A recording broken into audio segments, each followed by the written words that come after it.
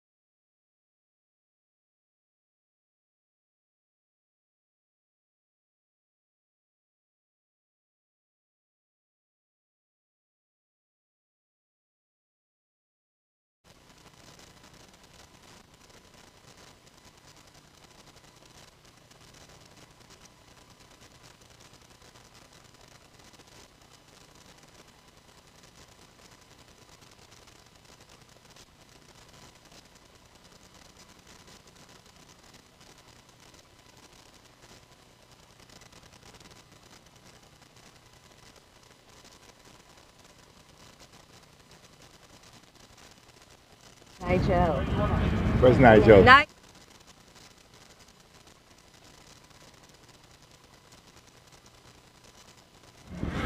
Good morning, ladies and gentlemen. Welcome to the Grenada Rugby World Sevens 2023. All our spectators, all our players, all our referees, everyone who's come from all over the world, welcome to the famous Kirani James Athletic Stadium. It's a wonderful venue, and we've got 2 days of action planned. We're looking forward to it. I'm going to introduce you, first of all, to Ms. Nikoyan Roberts, who is the Nautical Marketing and Sales Manager of the Grenada Tourism Authority. Nikoyan. Good morning, fellow rugby players, fans, everyone lovers of rugby, everyone lovers of Grenada. Thank you very much for being here. All of the teams, the new teams, we have 16 teams playing in this year's tournament, the second edition. And the new teams, we are welcoming you and we are thanking you for sharing our passion for using the game of rugby as hope and opportunity for many of our young Grenadian girls and boys. So as you enjoy yourself over the next few days in the hot, beautiful Grenadian sunshine and play the sport that you love, start to think about how you can infuse this passion in young Grenadians and start planning to visit Grenada again for the third edition of the Grenada World Rugby Tournament in December 2025. Thank you. I think she means 24. 24, sorry. Thank you, Nikoyan. Let me introduce next Nigel Lane. Nigel is the PR, the Public Relations Officer for the Grenada Greens rugby team. Nigel. Thank you, sir. Just want to welcome everybody to the Grenada World Rugby Sevens. On behalf of Greens Rugby Club, we want to thank everybody who made this possible. Sir Brian, Sir George, Minister of Sports, Sir Ron Redhead, Ms. Petra Roach, GTA. All right, we just want to thank everybody who made this possible. And we're going to go there, do our best, because from last year to now, the team have grown. We actually have identity, and Greens Rugby will be coming out and we'll be competing hard. All right, we want to shout out Coach Benjamin. He been exceptional. I want to give a special thank you to him for helping us, getting all the players together and, make sure that we put out our best on the field as a unit. And that's what Rugby Sevens taught us, to work as a team and to unite and with discipline. All right, so I just want you guys to enjoy the event and welcome to all the teams. I want to thank them already for bringing them here safely, and we're just going to have a good time. Thank you so much. Thank you, Nigel. Next, I'm going to introduce you to a man who plays as well.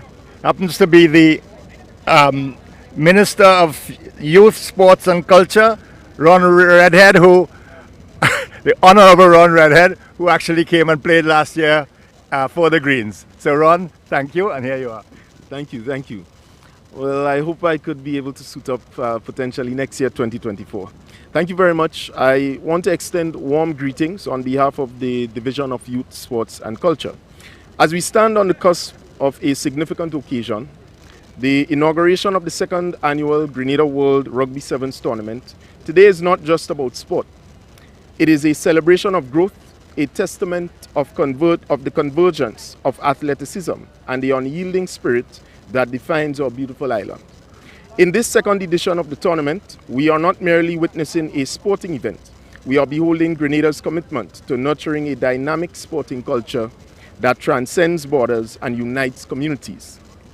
Rugby, a sport symbolic of discipline, teamwork, and respect, finds its perfect home amidst the vibrant landscapes of Grenada, reflecting the essence of our people and our determination to embrace new challenges.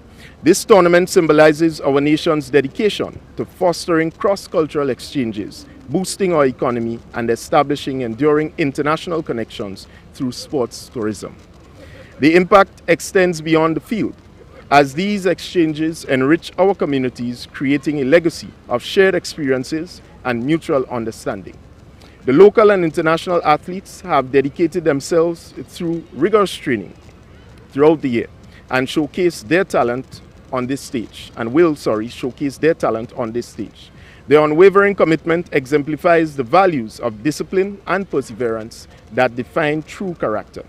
As they enter and play on the field or warm up on the field, we extend our heartfelt best wishes for success. Beyond the sport itself, the return of this tournament is an invitation to experience Grenada and the warmth of our hospitality, the rhythms of our music, and the flavors and taste of our cuisine. I extend my gratitude to all the sponsors, the organizers at the ministry level, and in particular, the Grenada Tourism Authority. Without your steadfast support, events of this magnitude would not be possible. Good luck to all the players. Have a great tournament. I thank you. Thank you very much indeed, and I think we all echo those sentiments so wonderfully well expressed. Thank you, sir. And finally, without whom, and again, all of these people, this tournament would not exist unless they supported it. So I want to introduce Alvin Clouden. Alvin's the Executive Officer for the National Sports Council Secretariat. So Alvin, to say a few words as well, please. Thank you. Thank you. Well, on behalf of the National Sports Council and the Division of Sports, we are glad to be here for this second edition. We know that it is an economic benefit to the country, and we look forward to more in this year and for future things. So we thank you and we welcome you to Grenada. Thank you, Alvin. Thank you, everybody. We're going to start at 9 o'clock, and so we're going to go straight on with the toss. If we can get the captains of Le Bleues OG and the Atlantis team, please. Thank you. Thank you, folks, again.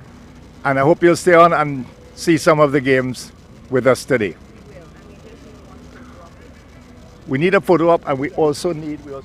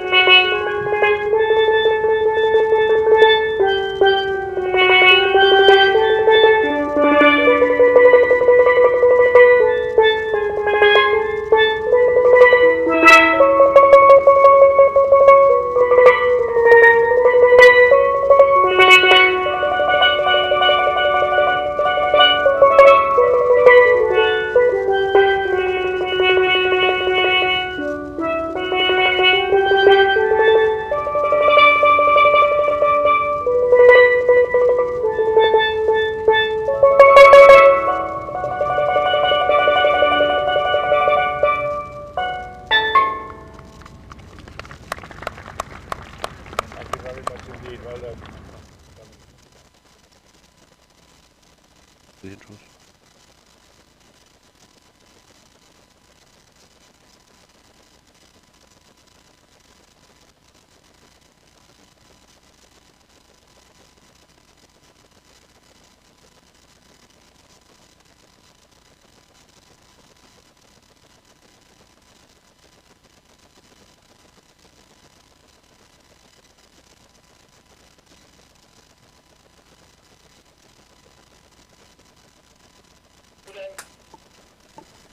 Good morning to you, rugby fans. Welcome to Kirani James Stadium. It is the Grenada Rugby World Sevens Day 1 action 2023.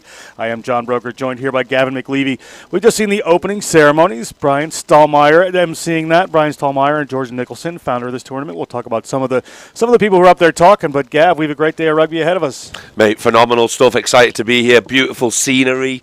Pretty exciting stuff out here, and there's a lot of the teams come back from last year to have another crack at winning that nice little prize money I saw in the brochure. I didn't realize there was so much. I didn't realize there was so much on the table. If I'd known that, I'd have brought a team myself. Bloody hell. Some good money in there. It's going to be a fantastic day. Though really impressive views out here, as you can see on screen right now, and starting off with the ladies. Couple of games for early on for them, 3 games in a row, and then we're moving over to the men's side of the tournament as well.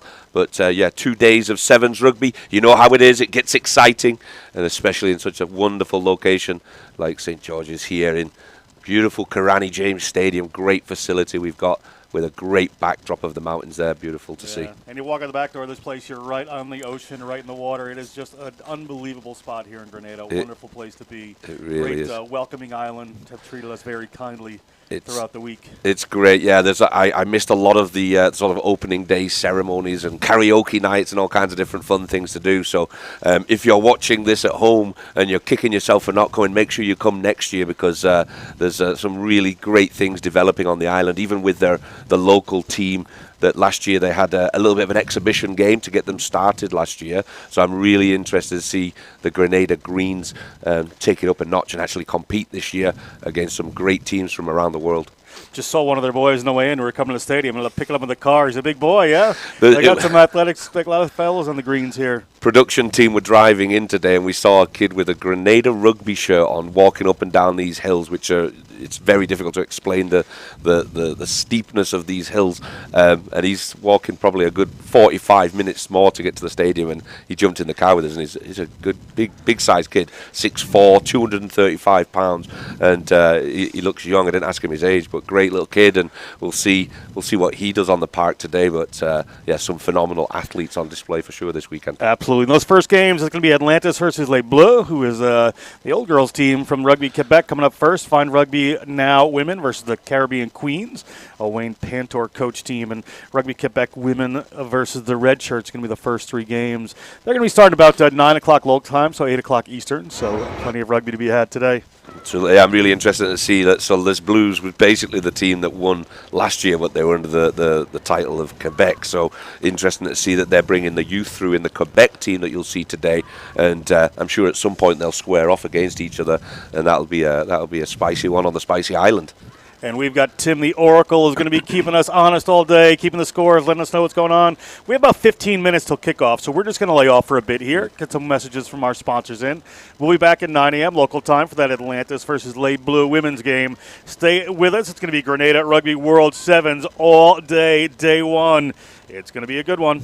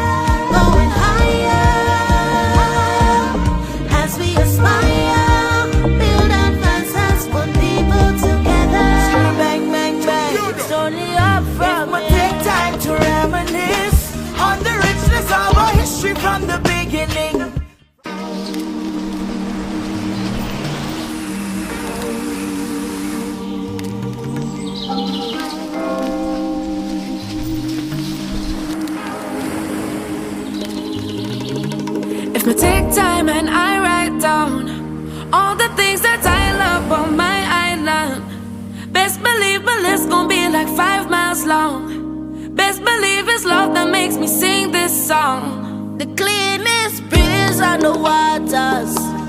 Friendly people meet in every corner. Togetherness and love is what we stand for. We stand for. We stand for. Oh, island in the sun. Look at how we've grown, how far we've run. 50 years we strong and more to come. More to come. More to come. We're going higher. 50 years we're blessed, we're forged in fire. Still reaching for more. Going up, going up, up, up, up, up. Going up, going up, going up, up, up, up. We're going higher. Going higher. As we aspire, build advances, put people together. Bang, bang, bang. It's only up from It take time to reminisce on the richness of our history from the beginning. From the people who came through sugar and change, emancipation through revolution. More than the speck up on the globe, more than the ice cream and gold, much more than the nutmeg and the clove. Tell the world we are Grenadians. Oh. 3 islands united as one, blessed with the strength to carry on. We're more than just that island in the sun. Tell the world we are Grenadians. Going higher. 50 years we're blessed, we're forged in fire. Oh, you mean? We going up, going up, going up, up, up, up, up. Going up, going up, going up, up, up, up, up. Aspire, build advances, want people together. Going up, going up, going up, up, up, up, up. Going up, going up, going up, up, up, up, up. Really and truly, can't find the words to describe what my country mean to me. So much things we take for granted, but so much things they give to me. Peace and tranquility, family, community. It no matter where we go in the world, just know that the women's where my heart For 50 years, as you shake for 50 more, as you shake to reach your goal, like you're only bring the goal. I can see the vision clear. Sing it out to let the people hear. Look at how we've gone and how far we've come. 50 years we strong and more to come. More to come. More to come. It's only up from here. More, more, more. Higher, like that. higher. I know you. I know you. It's only up. We're going higher. 50 years we're blessed with forged in fire. Still reaching for more. Going up, up, up, up, up. Going up, up, up, up, up. Going up, up, up, up, up. We made the curry pity matnik.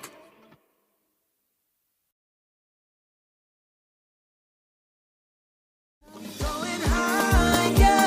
50 years we're blessed with forged in fire. Still reaching for more. Going up, going up, up, up, up, up. Going up, going up, going up, up, up, up, We're up. going higher. Going higher. As we aspire, build advances, put people together. Bang, bang, bang. It's only up from It take time to reminisce on the richness of our history from the beginning. Welcome back to Karani James Stadium, Grenada Rugby World Sevens Day 1 live action coming up. We are just a few minutes away from the kickoff of the Atlantis women versus Les Bleues, the first women's game of the day. Let's take a look at some of the wonderful sponsors that are putting this event on for us. Great event here at Karani James. Wonderful sponsors are absolutely making this day happen. We'll talk about them all weekend. We'll have some of them up here in the booth to have a chat with us. As we take a look at Les Bleues having a warm-up there. A lot of these players would have played on the Rugby Quebec side that won last year, Gav. Yeah, so it's going to be an interesting one. The Bleues there, they've got some phenomenal players. You look down the list and there's Canadian caps left and right. So you're gonna see some spectacular rugby from them. They're considered the older crowd, but they're really not. They're working hard in Quebec to develop the youth, so that Quebec team's gotten the youth as priority, which is great to see. I love the fact that they've consciously done that, and this Les Blues team is going to be excellent. I foresee maybe a Quebec final. You never know. We'll see how that goes. It could be very interesting. I think Atlantis will have something to say about that. There's some good teams out there with the Caribbean Queens as well. But let's talk through a couple of these sponsors as we wait to get going here. We have the presenting sponsor is the Grenada Tourism Authority. Official beer of the Grenada Rugby World Sevens is Stag Beer in conjunction with the Carib Brewery, Grenada Limited. We have the official rum of the Grenada Rugby World Sevens, Wester Hall rum. You've had some of that, haven't you, Gav? I've done a bottle or two over the years, that's for sure. Our friends at Umbrella's Beach Bar, the official home of the Grenada Rugby World Sevens. We're going to have the owners up here to chat a little bit. I need a recipe for that rum punch. It was fantastic. Broadcast partner, Viral Media TV. Kevin, the man with the rugby plan seal, taking that one up. A great producer for us here. Car rental partner for the Grenada Rugby World Sevens, Enterprise Rent-A-Car. Ice provider, Island Ice Company Limited. Special events partner, the Grenada Golf and Country Club. Wonderful time there last night. Great place. Lovely spot for something to snack on and a bit of a drink. It was a great place to be. You didn't get to try the nutmeg ice cream. It was amazing. I didn't. Yeah. We had it the other day. Do you know how much of the world's nutmeg is produced on Grenada? No idea. It's 40%. 40% of the world's nutmeg is produced here. Yeah, so there you go. Fun fact. It's the Spice Island. So it makes sense. Things you have to know. The insurance partner, the Netherlands Insurance Company Limited. The entertainment partner, Mount Cinnamon Resort. Lovely place. Did a bit of karaoke there the night. Well, I didn't. I kind of just watched it, more of a speaking voice. Our internet provider is Flow. And hydration partners for the Grenada Rugby World Sevens are Dasani and Powerade in conjunction with the Grenada Bottling Company. Those are a few of our sponsors. You're watching some of our teams warm up here. Again, we're going to be coming up in the hour with day one in just about 6 or 7 minutes. So we're going to rerun some of our spots here. We'll be back with the first game of the Grenada Rugby World Sevens in just a few minutes.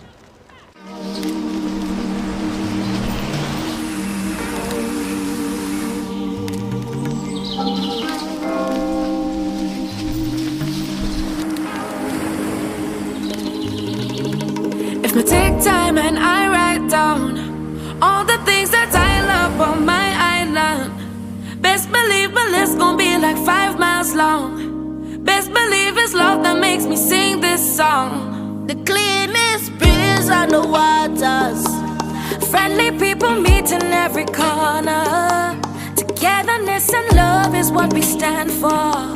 We stand for. We stand for. Oh, island in the sun. Look at how we've grown, how far we've run. 50 years we strong and more to come. More to come. More to come. We're going higher. 50 years we're blessed, we're forged in fire. Still reaching for more. Going up, going up, up, up, up, up. Going up, going up, going up, up, up, up. We're going higher. Going higher. As we aspire, build advances, put people together. Bang, bang, bang. It's only up from If we take time to reminisce on the richness of our history from the beginning, from the people who came through sugar and change, emancipation to revolution. More than the speck up on the globe, more than the ice cream and gold, much more than the nutmeg and the clove. Tell the world we are Grenadians. Oh. 3 islands united as one, blessed with the strength to carry on. We're more than just that island in the sun. Tell the world we are Grenadians. Higher, 50 years we're blessed, we're forged in fire. Oh, you mean? We going up, going up, going up, up, up, up, going up, going up, going up, up, up, up. Aspire, build advances, want people together. Going up, going up, going up, up, up, up, up. Going up, going up, going up, up, up.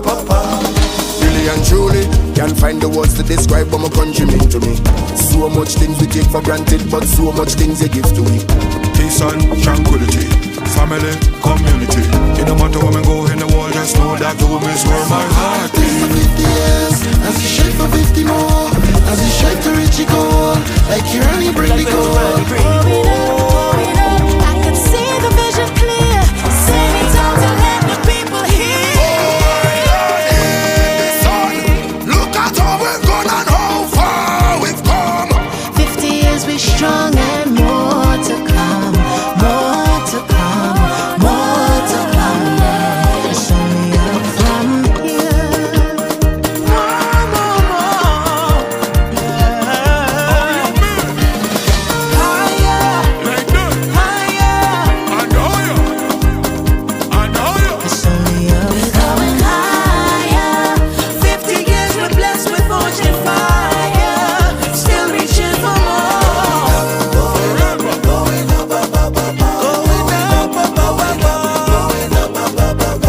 We make the curry pity matnik.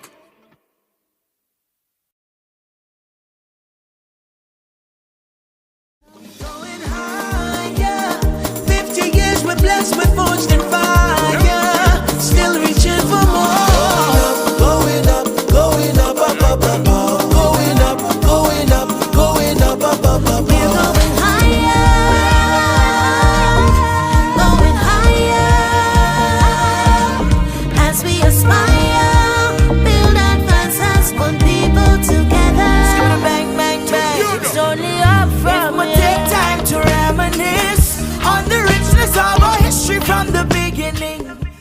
Thank you for coming back to join us at the Karani James Stadium, Day 1, Grenada Rugby World Sevens. John Broker here with Gavin McLeavy, the man with all the rugby knowledge, bringing you game number 1. Les Bleues is going to be in the dark and light blue stripes, and Atlantis in a very multicolored. Their aquamarine teal color is certainly there, but a great team, very athletic, this Atlantis team.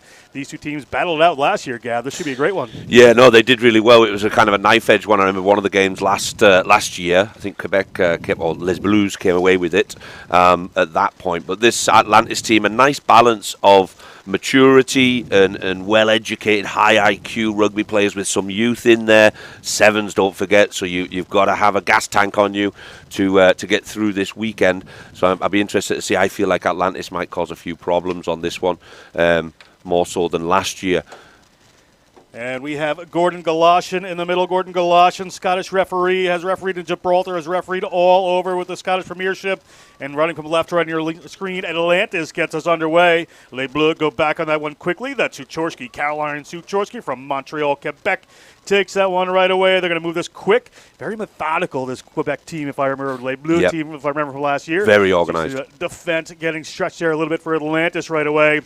Competing right at the breakdown. They've got some width over they can, but there's a knock on there. Referee Galoshan spots that one, so Gogs, as they call him, going to set down the first scrum of the Grenada Rugby World Sevens. We are underway here in Grenada, in St. George's, for a wonderful weekend of rugby. Yeah, Atlantis early got squeezed in there, and you could see the minute that Atlantis started to squeeze across, Quebec immediately spread themselves, and they've got a game plan in place, and they're going to look to get around the corner, around this near side. Here comes Atlantis right away. A first starter move here, going right in the middle. A wrap around there. Will the space open up? Has not, but they're going to the corner there with Sienna Jordan. Sienna Jordan gets taken down. Moving back across, the space opens up just a little bit there. Sorry, that might have been sending a friend that took that one in.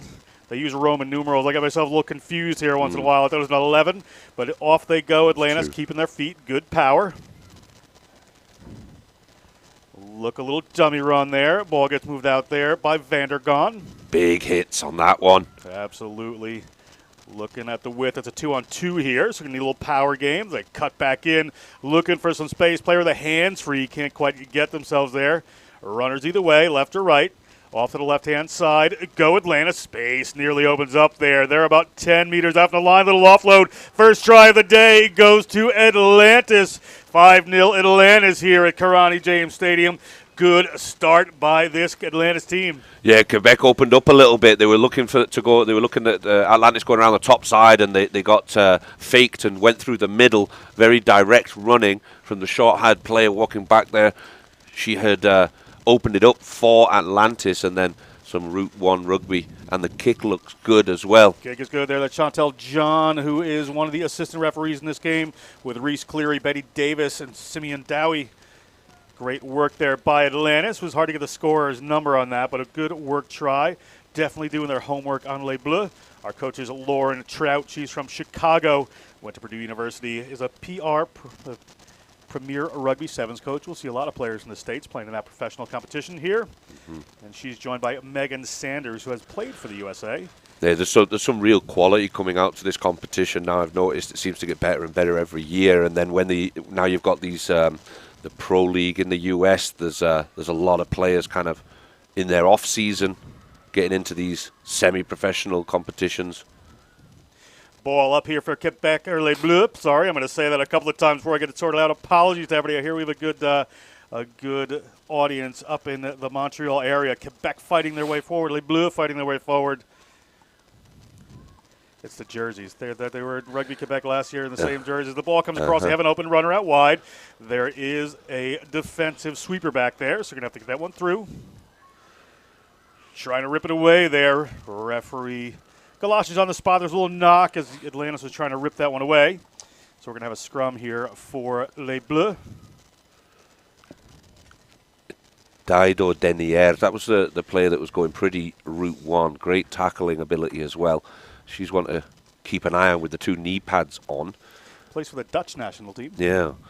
Yeah, she looks handy. She looks like she could cause some problems for this Les Bleues team. Les Bleues putting the ball in there. That's Frédéric Rayot. Call her Freddie. A little room opening up there. Trying to spin through the middle is Leon Sanamor. Ball comes back. Good contest again from Atlantis to the breakdown here. But players in too quickly according to referee Galatians. We're going to have a penalty here. First penalty of the day. First penalty of the tournament here at the Grenada Rugby World Sevens. Well, I thought it was. They've called it back in. It looks like it's going to be a scrum, or else Les Bleues has called for the scrum to try to open up some space. Yep, Ronnie Hook. She comes up early. Marks her spot to take this scrum. Interesting, they're coming on this near side. They've left that whole side of the field open over there.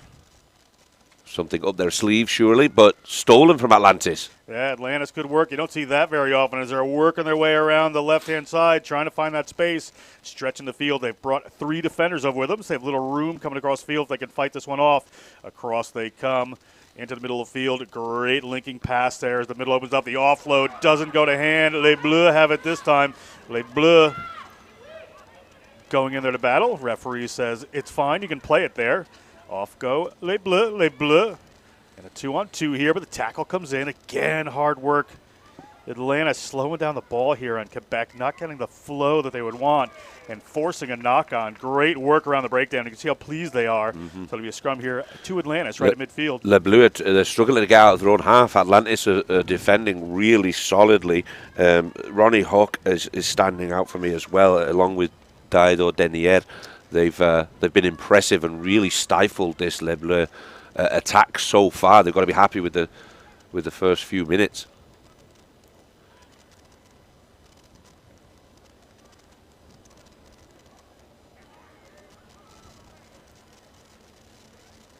Ball out from Atlantis. Good work in the middle of the field again. Space opens up. They're running an outside runner back in, trying to draw on some defenders and wrap around. But they're going to go back to this left-hand side. They do have an overload. They have a 4-on-2 here with a sweeper. They're going to cut that one back in, however. Atlantis still on the move. Ball ripped away by Les Bleues. They've got a runner out wide. They've got some space. Can this speedster get there? But we're going to see if she can take the corner. Has done it. It's a foot race right now, an absolute foot race. And working the way over there for Atlantis is a great defender. They push that one off. Excellent, excellent work from Atlantis to push the player out. There's Seneca Friend making that, causing that problem down on this near corner and taking her out well, just ushered her into the sideline. Seneca Friend went to Stanford University from Elkridge, Maryland in the States. Atlantis takes that one a little messy. They're going to come around and take it. Atlantis into contact. First time they've really, you said they've been in the Les Bleues end of the field. first time Atlantis has really stuck down their own end. As Speedster looking for the corner, but it doesn't quite appear. Good work to keep her feet and take that into practice, but a high tackle. Referee Galoshin whistles. Going to go quick here, our Atlantis. Referee very particular there, Gav. Going to bring him back in and have him take the penalty right from where he'd like. So, yeah, they've been ushered back to that 22. Atlantis looking to get that half-time whistle. That's what they're looking for. Take away that pressure as they can. Halftime right there. Just one try in at 7-0. Atlantis leads. We're going to take just a minute break. We'll be back with the second half of this first matchup in just a moment. Okay, so that's halftime in this game. Atlantis.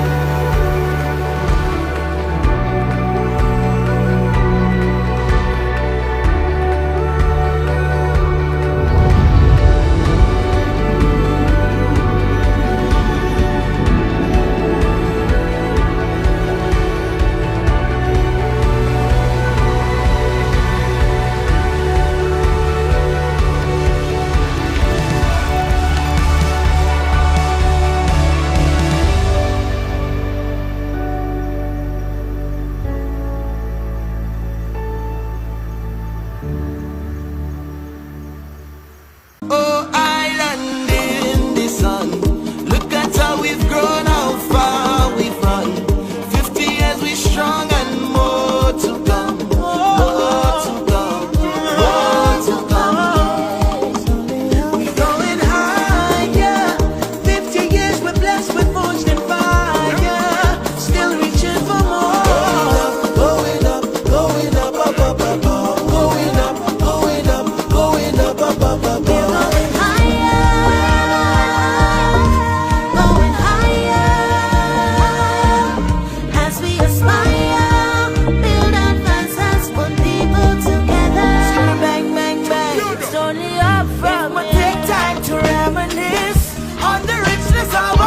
From the beginning.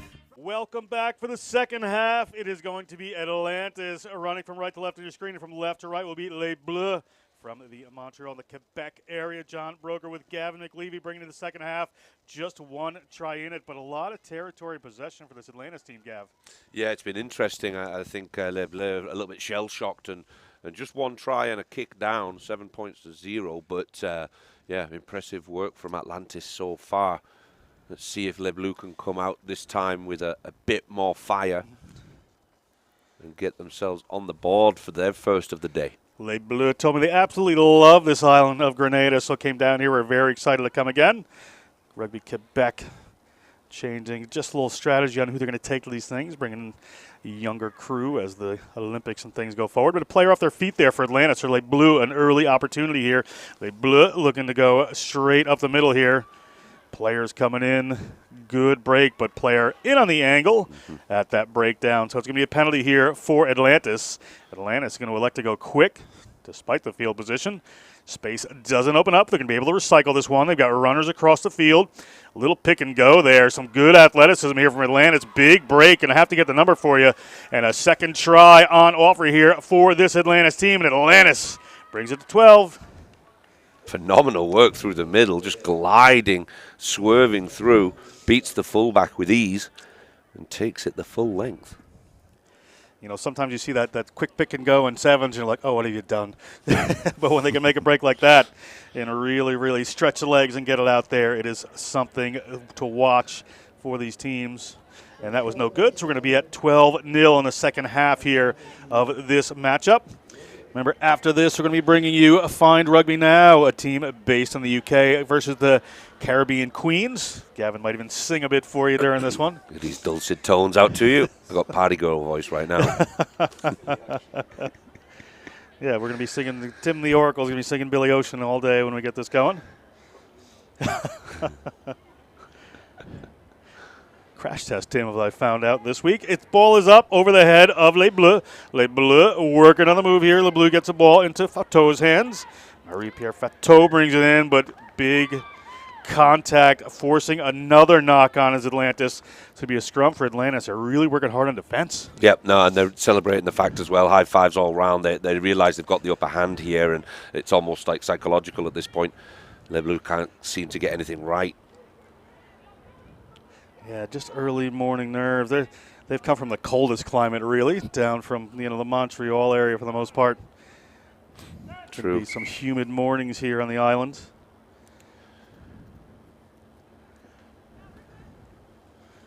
Nice temperature out here, though. It's not too hot. Bit of a cold snap up in the north. In the States, it's pushed down here a little bit. You can feel it fresh.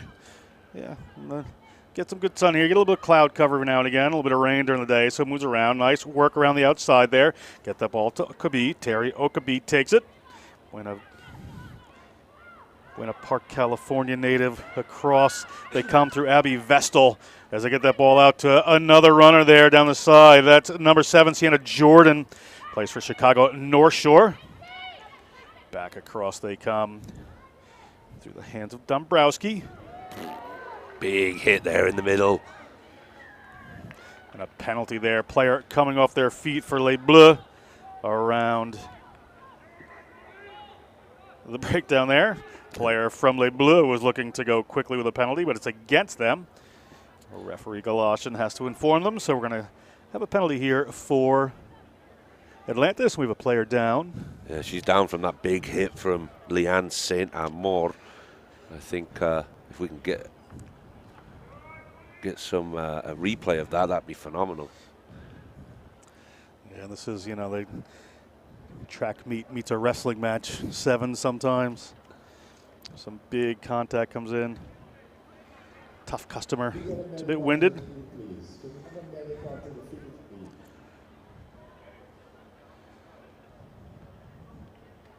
Seems we have been good to go. 12-0 we are here. Atlantis in the lead in this first game. Coming off holding her stomach there, and it was a big hit to the midriff. She'll see more of her later. Ooh, still holding there. But a penalty for Atlantis. So Atlantis are right at halfway. Opportunities either side. Great attacking position for them as they make some changes. Bringing in number 11, Kimberly Mendoza, onto the field. Off they come to the left-hand side. Mendoza into action early here. Just puts a switch back in to Sienna Jordan. That ball slips out of her hands. It's a knock-on advantage. Wet ball in this early morning humidity on the island, so it's going to be a scrum for Les Bleues just inside their own half. Another Atlantis player just a bit slow to get up. There's injuries or the tiredness is kicking in already. It's a fast-paced game, but it's early. If you're struggling at the end of your first game, imagine what you're going to be like tomorrow. Yeah, it's very early for these teams. See how it works out for them.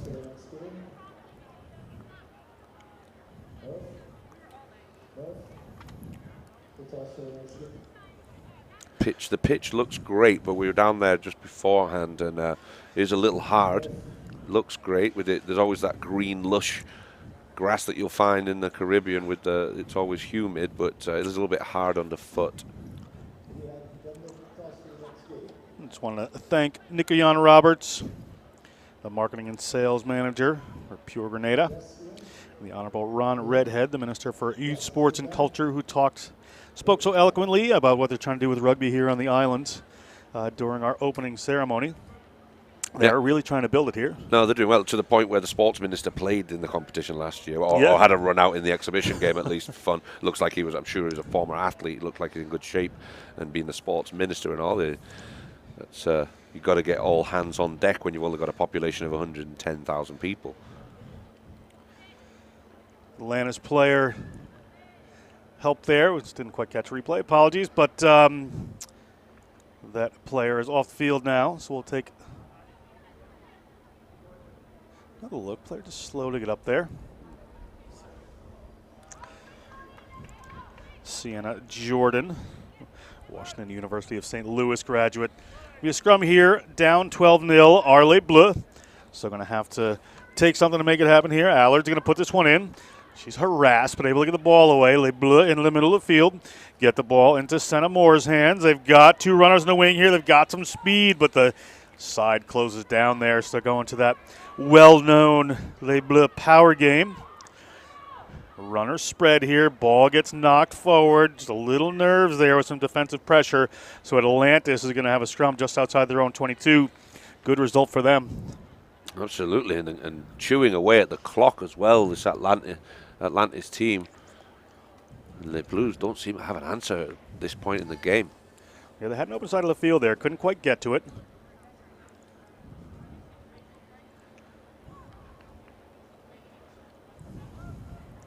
And there's been some good competition at the scrum as well, winning against the head. Big push coming in from Les Bleues. Atlantis able to get a hold of that one. They're going to have to push that ball away. They go out to the lone runner on the wing here. She's got a couple of defenders. Going to have to cut back in, looking for some friends, and finds them. Again, just working around to this left-hand side. Just playing some keep ball while they can get their shape back together. They're right at their own 5-meter line. Across the field they come. Atlantis now mired inside their own 22. Ripped away there by Les Bleues. Les Bleues, a good opportunity here to put some points on the board as they're within 5 meters of the line. A big pick and go. Big run from Les Bleues, but they can't get to the try line that time. And a penalty against. Great work from Atlantis over that ball so quick, and they're going to go. They're going to go quickly. Referee Galashin, however, is going to ask them to come back. Yep, good tackle, very clear hands and a separation before she went in to strike on the ball. She got it cleanly. The Blue protesting, but Atlantis were in the right. Galashin from the Borders in Edinburgh Referees Society. Some athleticism in his family. Yeah, apparently, his cousin? His or cousin. He's a football player and kicks for, which team is it? He's a punter for the New York Giants. Punter for the New York Call him the Scottish Hammer. That's right, the Hammer. Yeah. He had long hair for a while, didn't he? Before. Wears a kilt once in a while, too. Yeah. He's kind of obviously Scottish there. Lannis to put the ball in here. That's Henning. They've got most of their team. They've got 6 players within about 15 meters here, does Atlantis. Now they're starting to spread things out just a little bit. Across the field they come. Some big contact in there again. Absolutely. Penalty against Atlantis this time. Atlantis seems to only have 6 on the field. Must be a bin here, yeah? Am I counting this right, Gav? Yeah, I only see 6. So they're down a player at the moment, is Atlantis. We're still getting some comms things sorted out here, so we think we have a player in the bin. Big run there from Les Bleues. Les Bleues looking for their first points of the game. Very important the way this pool works out to try to get those points on there as they have runners on the outside. Ball a little bit behind, a little show, and going inside. It's going to be 5 points for Les Bleues. Great try, just work to the outside there, trying to get the number for you of the try scorer. But what work as they convert that try. It is 12-7, an unconverted try in it. And that looks like it is it for our match. It will remain at 12-7. Atlantis takes the first one here at the Grenada Rugby World Sevens. You see them there in those beautiful jerseys. They have Emil Cygnus with them this year, the godfather of Sevens rugby in America, joining the team down here. Always a wonderful human being to see. Up next, we are going to have Find Rugby Now versus the Caribbean Queens. We'll be back with that action in just a second. Great first game. Oh, island in the sun. Look at how we've grown, how far we've run. 50 years we strong and more to come. More to come. More to come. We're going higher. 50 years we're blessed with forged and fire. Still reaching for more. Going up, going up, up, up, up, up. Going up, going up, going up, up, up, up. Going higher, going higher.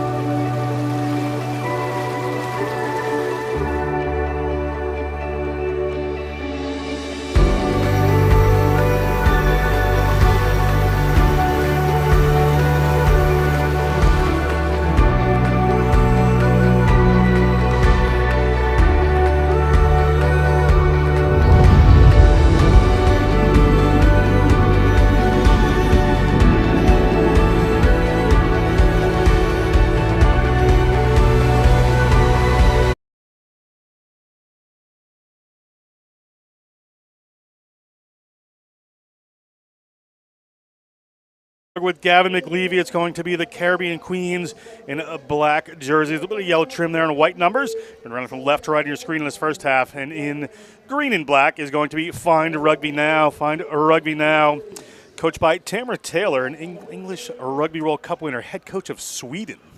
Random. Okay, we'll take that. There's some quality players and coaches. I don't think it's that random. I think it's pretty good. But it's Director of Rugby Elaine Gelman putting together a really, really good, interesting program there. Also founder of the Lit Sevens in the UK. Ball is underway here from Find Rugby Now. That is Charlotte Madula. She is the captain of Uganda Sevens. Seen her play before. Quite a tough customer. Very good quality player. Very energetic. Lots of verbal from her as well. She will communicate well with her Caribbean teammates. Queens, coached by Jerry Davis, trying to get the ball loose here on the outside. Caribbean Queens have some absolute talents. We see that ball go to the outside.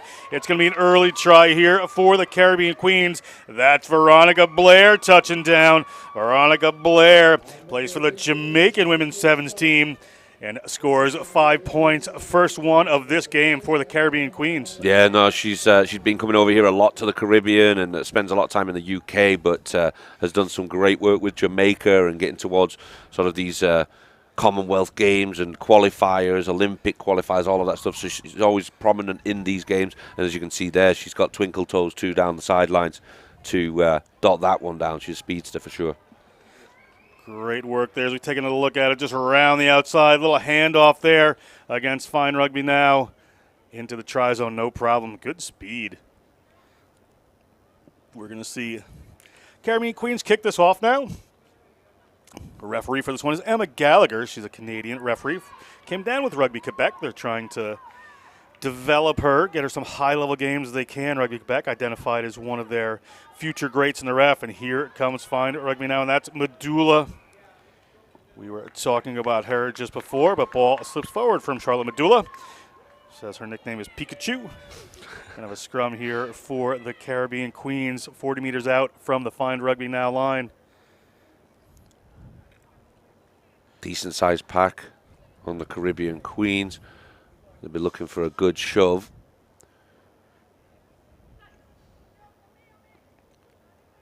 Putting in from the tight end side are the Caribbean Queens. Ball loose there. Madula just being a menace. Goes in there and takes it away. That's what Charlotte Madula brings to your team. Ball picked up by Fine Rugby Now. They're on the way. Get the ball out. Oh, splits them. Oh, big run up the middle here. Sorry, I was just looking for a name. Comes up. Big runs here from Fine Rugby Now. They want to answer that try as quick as they can. Players on side. Referee Gallagher making sure everybody's in the right spot there. A nice break up to the left-hand side. Can't quite get there is Davey, but gets the ball off to Joanne Smith. Joanne Smith in a contact, but it slips forward, and referee Gallagher is going to call for a scrum here. Lots of work from Izzy Hem. She's staying really busy. Broke through the middle, and then later on she's involved in two or three other phases down this near side. And, yeah, she's turning it on. Referee Gallagher joined on the refereeing team here. Kanisha Vincent, Scott, the Scottish Cubit. Elgin Williams and Malcolm Reed working with Emma for this game. Ball in there from the Caribbean Queens, but inside their own end comes straight out. And you can see Madula right there again. They're going to have to deal with that. She's causing Fredericks a lot of problems. She's right up her backside and on her, trying to steal that ball and just be a general nuisance. Fredericks can't get a second of peace. Again, gets it away finally. So they're in the middle of the field. Here's the try scorer. A little run around the outside. And just slips off the hands. It's an advantage there for Find Rugby Now, but they knock it on as well. We'll go back to a double knock on. I think they were trying to get it out to Mary Roberts on the wing. That looks like Mary Roberts on the top side there, yep. With the blue sleeve on. We will talk about her as she gets into full flight. Mm-hmm. Interesting, that blue sleeve's the colours of St. Lucia, her national team. Yeah, they are coming out a good mix of Caribbean countries represented on the Caribbean Queens. Yeah. No, there's a good St. Lucia in there, Jamaica, Trinidad and Tobago. Nice little mix. Madula takes it around the right-hand side. Madula has to take it into contact. Find Rugby Now, still going, pushing the ball forward. That's Kintiba, Trinidadian player on Find Rugby Now. But ball comes out to the Caribbean Queens. Oof. Big break up the middle of the field coming. That was Naomi Dodd. Does she have the gas to go the whole way? She usually does. Looking at it, she is separating herself from the defenders. She's going to get there no problem. While some time in their own end defending was spent by the Caribbean Queens, they're back down the other end of Kirani James Stadium, and she is waiting to touch the ball down. You have, about 30 seconds to do so. Mm-hmm. Referee Gallagher says, time to touch down. So another 5 points. We're at 10-0. Caribbean Queens over this Find Rugby Now team. Yeah, they look strong, don't they? They do. They've got the wheels. It was a great breakaway that she came through the middle. I mean, that was a hell of a run. She did that was 90 yards or more. The kick is good. So we're at 12-0. Caribbean Queens. Should I pull out sharing the same dream on the field yet, or just not yet? We're going to leave that one for a little later? Okay. It's after the beers. After the beers kick in, Yes. we got dancing shoes on. Got it. It's going to be a kick here from the Caribbean Queens to kick this one off. Referee Gallagher in the spot. A couple of nice chats with Emma this week. Lovely person. Very excited to be here. Caribbean Queens is Wayne Panter that's coaching them this year. Wayne Panter is the director of rugby. They got Jerry Davis coaching them. Dula takes it. You're going to hear her name quite a bit. She tends to get involved in the action. Stays very busy. Yeah, Fine Rugby Now ball pops up over the head there of Elodie Davies, London, England-born player on this Fine Rugby Now team, but it gets knocked on in pressure again. Caribbean Queens in an incredible attacking position right in the middle of the field, about 27 meters out from the line.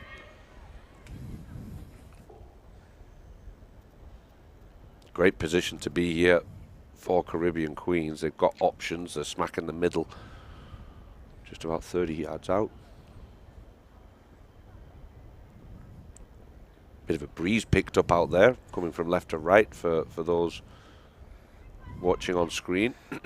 Now, here come the Caribbean Queens. He's working this right-hand side, and a little offload there. Doesn't go to hand, but we know this player can make something out of nothing.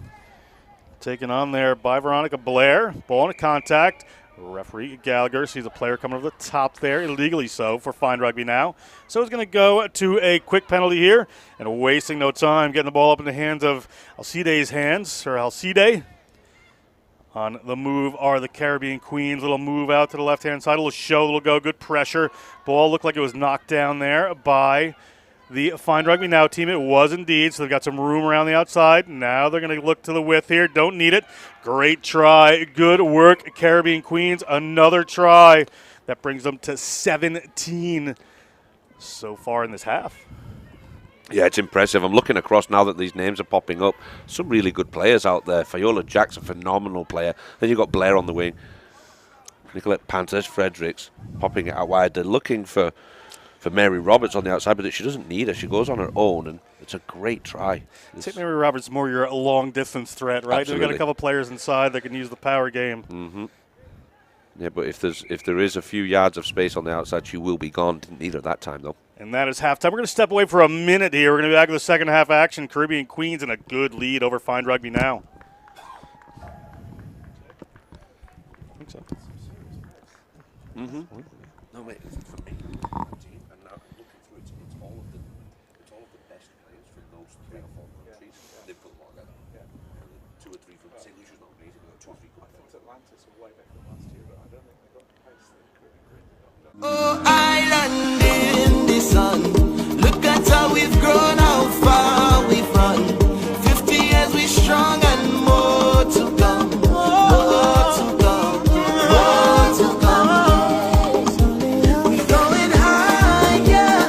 50 years we're blessed with fortune and fire. Still reaching for more. Going up, going up, up, up, up, up. Going up, going up, going up, up, up, up, up. Going higher,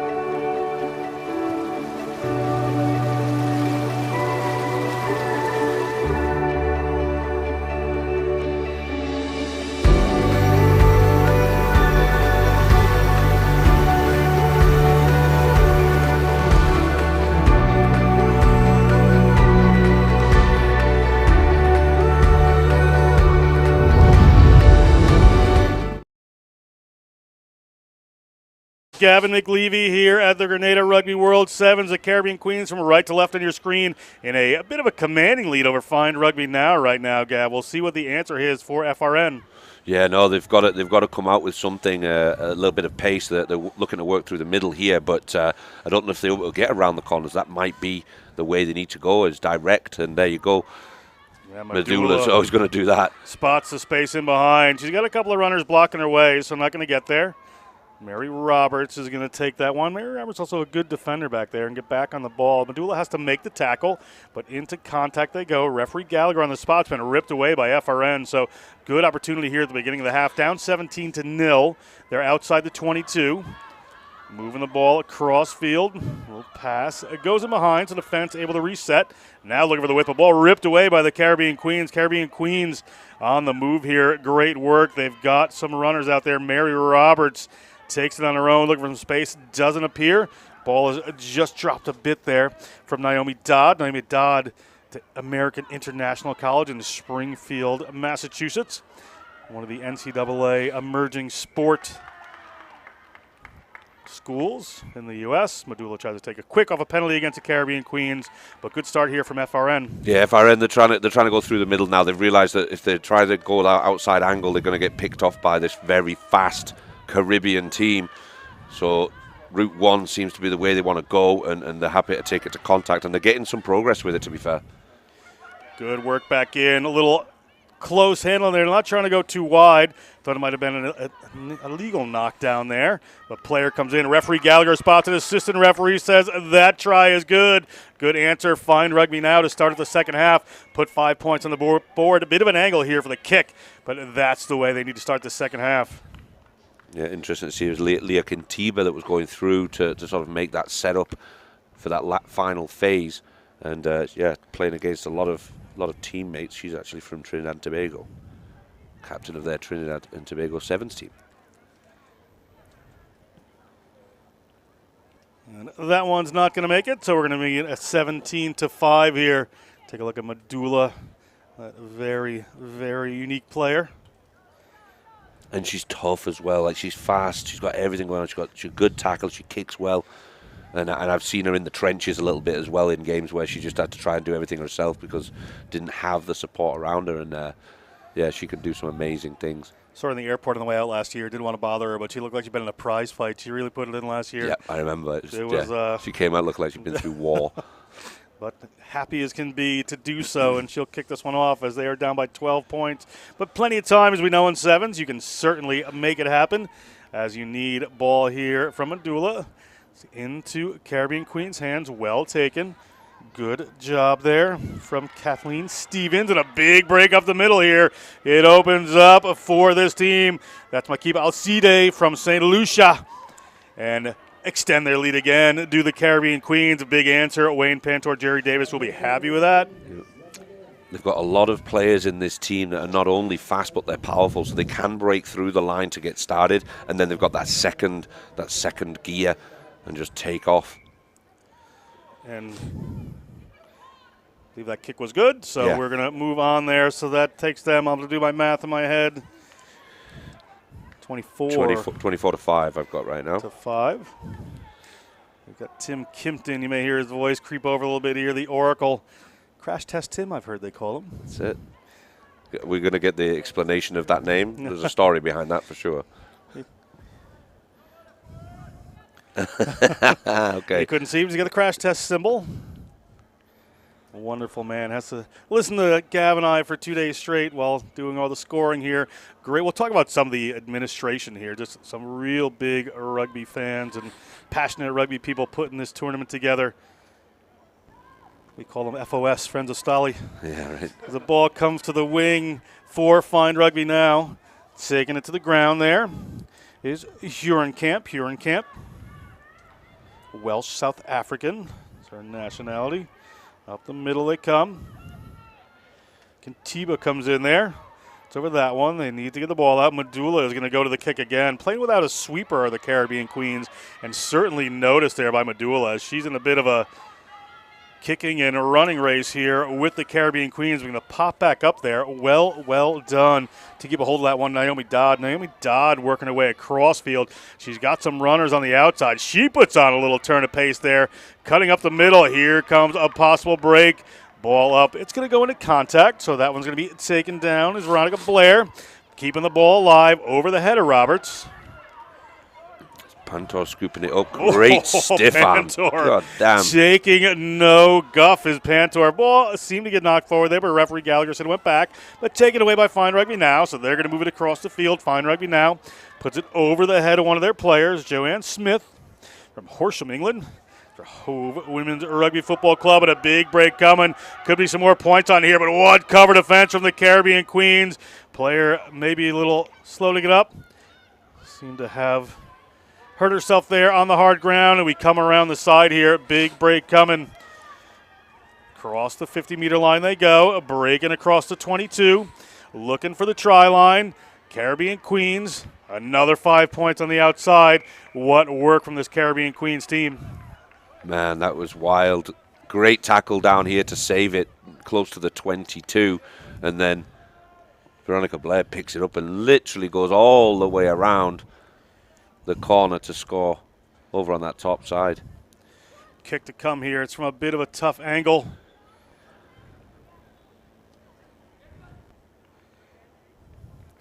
We'll wait and see here. Looks like Pantor out there to try this kick. She's got a decent boot on her, but looks a short one. It's going to fall a bit short, but another 5 points on the board there as Fine Rugby Now player was down, but is up and running. Good to see from FRN. 29-5 we are at right now. Plenty of highlights in this game. It's been a great one so far. Certainly has been. Highlight reels galore. We're only 2 games into this, Kevin. Yeah. Hopefully we can keep up. I know, right? We'll get that coffee coming up here soon, hopefully. As long as the coffee gets here before the beer, we'll be fine. Yes. Kick in there from the Caribbean Queens. Caribbean Queens on defense now. Moving it across our FRN. FRN moving to the right-hand side. Big hole opens up, but closes down.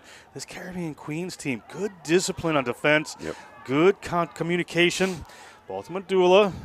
Now they're playing with a sweeper of the Caribbean Queens, so the back kick wasn't opened up for her. Katiba tries to come across field. They switch it one back in. Ball just gets rolled to Medulla. Medulla just heaving it across field, looking for the right runner. Ball gets put up, a little pop pass goes right into the hands of one of the Caribbean Queens players. So they decide to go with this. A little break around the outside. She's got Mary Roberts. She can get it there. And Mary Roberts, as they call her the Lamborghini, you see her stretch her legs for the first time today. As we said, she's your long-range threat. She can put some pace on that ball. And Mary Roberts from St. Lucia playing with the Caribbean Queens, another 5 points. And they are looking strong early on. Yeah, she always makes it look very easy. She always seems to take the opportunities when there's a bit of space. And she never really gets out of second gear sometimes. It's really impressive. Because when she does, there's very few people can chase her down. So people give up pretty early, unfortunately. And that kick is good, and the game is over there. It is done and dusted, and a good showing right out of the gate there from the Caribbean Queens, 36-5. Coming up next is going to be a Rugby Quebec versus Red Shirts. We're going to hand over the play-by-play to Gavin McLevy for this one, and then we'll go into the men's competition. But we're going to step away for a minute as we look at the Mary Roberts try there. We'll be back with the next matchup in just a second.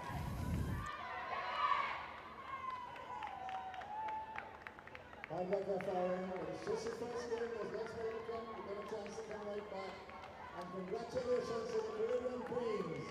First game together, really well played. Fabulous start. Congratulations.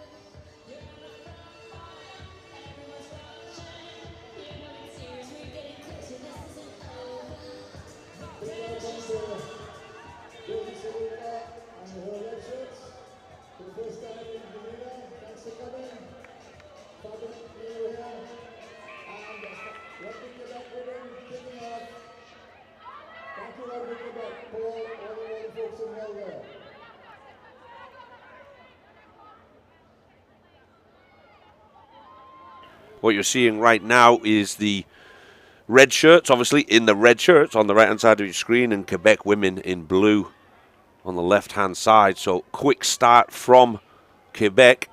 Red shirts with ball in hand currently, just inside their own 22. There's like a knock on there. Referee Charles in the middle. Scottish native for the first scrum, just inside the 22 of the red shirts. Red Shirts, Gav, coached by Josie Zaluka and Holly Abrams. They coach together at Princeton University in the States, have coached for the Premier Rugby Sevens, so really know what they're doing here. Yep, lots of university level players on the field. Looking to go to that top side, but door got closed, so they'll come back this way, hovering around that 22 for a while now, the Red Shirts. This Quebec team, younger squad from last year, out there testing themselves. So Red Shirts looking to come this way. Probing, looking for a gap. Stiff arm there, managed to shrug her off. And finally brought down, but again, no yards gained. Look at this top side, there's a space. Can she take advantage of that? She's gotten away. Great covering tackle though. She gets back to her feet, and that's good, says the referee. Moves it along nicely. Great work from Red Shirts. Looking to stretch this Quebec team one more time. Big tackle coming in. Bodies over the ball. Good contest there. Yep, works out well. Quebec come away with it. Bit of a surprise there. I thought there was a Quebec player on the wrong side of the ball, so the penalty might have gone the other way. But referee Charles Sampson on the spot. Real great high-flying stuff here. Good competition over the ball again this time. Quebec come away with it again. Quick tap. Looking for some assistance. It's not coming quick enough. Red Shirts up on them, and every time the ball goes to ground, there's a competition over it, and a fast pace. There's an extra person over on this near side. Can she scoop it up? Yes, she can. Brought down well. Try-saving tackle there, surely. Going around the corner. This is going to be a hard one to stop, and that's a great try. Quebec get themselves started. Elisa Comtois. I didn't want to make a mistake with that one, but a great try from Quebec, and Red Shirts giving into the pressure. You know what I really love about this entire movement, for taking a look at it, it's just the Quebec players are running between the defenders, right? They're just owning that space. So forcing the outside defender to come in or have a couple of second thoughts there about staying a little wider, it's making a huge difference to pull it and create that space for them out wide. And it's at pace. Yeah, that's absolutely the key as well. No good on the kick.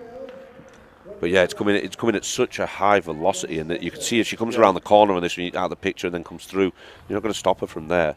Yeah, great try. We just saw the try there, but before there was a series of runs with just some excellent work there from this Quebec team. So the Red Shirts really have a lot to work on here. It starts with the depth, though. When they're coming from deep like that, you've got lots of options. You can change direction and find those spaces. So Quebec get themselves underway. Red Shirts receiving that ball, let it bounce. It's all the way back to the 22, putting themselves under pressure now. Another good stiff arm. Just strong, that one. It's the number 11. Keep an eye on her, Camille White. Being in the gym, doing those bench presses by the looks of it. The Red Shirts looking to the top side, the inside switch. Nice little offload there. Stutter step. This side looks inside. Someone gets their hands on them. Comes across here. They've managed to keep the ball alive, Red Shirts. They look lively. Running sideways, though. The Quebec defence is just going to cover it. Brought down. Make some yards, though. Ball still live. And Quebec come away with it this time. Good hands. They're throwing the ball well into the space in front of the ball carrier. Knock on that time. Just a little knock on there, but you saw the difference you were just talking about. You know, the Red Shirts there are kind of running on an arcing run, looking to find a little space on the outside, where that Quebec team is just running really direct lines of pace in between players, forcing the defense to kind of collapse in there. And eventually the pressure just comes on there. It's going to be a scrum here for the Red Shirts.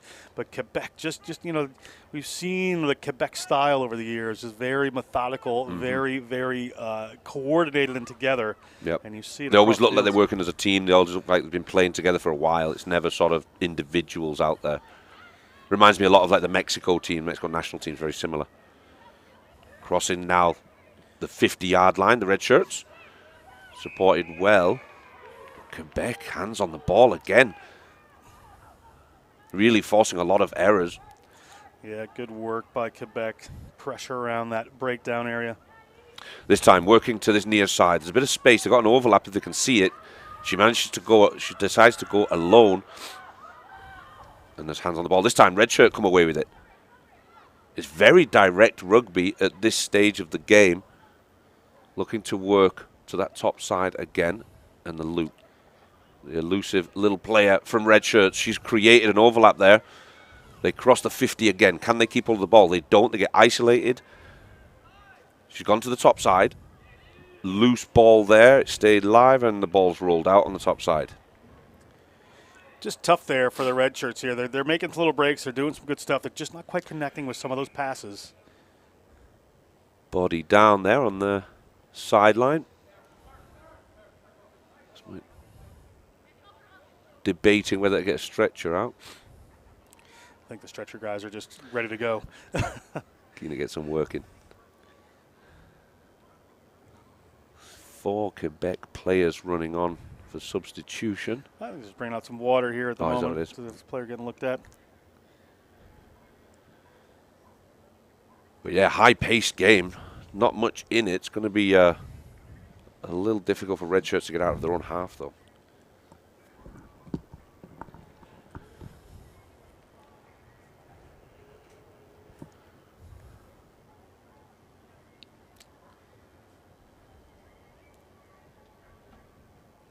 But yeah, looking down the age list here for this Quebec team, it is much younger than previous years. There's a couple of 18, 19-year-olds in amongst there as well. Gaudreau and Arvin Berod. So a much younger squad this year. It's great to see that they're doing that and giving the youth a chance to develop. Yeah, that's what they're trying to do in Quebec. That's what we've been told, is that they're really trying to develop their future Olympians and future national team players from Quebec, so they're concentrating on some of the youth right now. So we've seen so many great Quebec players, rugby Quebec women particularly in the last couple of years. The men are here as well this year, weren't here last year. So, we're going to see their level of play. But Quebec has brought some tremendous, tremendous players over the year, and now concentrating on the youth. Looks like we're going to be able to get back to the game here.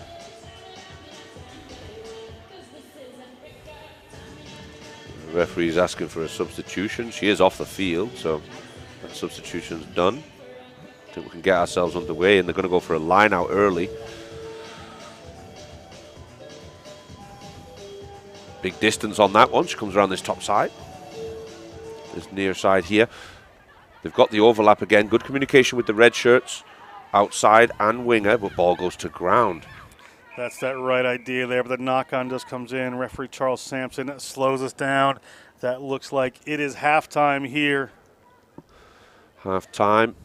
Yep. Was that a halftime whistle? I didn't see. Halftime whistle, yeah. Sorry, I started to slip into play-by-play. Go ahead, Okay. Kev. Yeah, no, so Quebec just with the edge, 5 points to 0 currently over the red shirts. They're going to come out strong in the second half. We're going to be back in just a few seconds for the second half of this game, and it's going to be a tight one. Don't go anywhere, folks.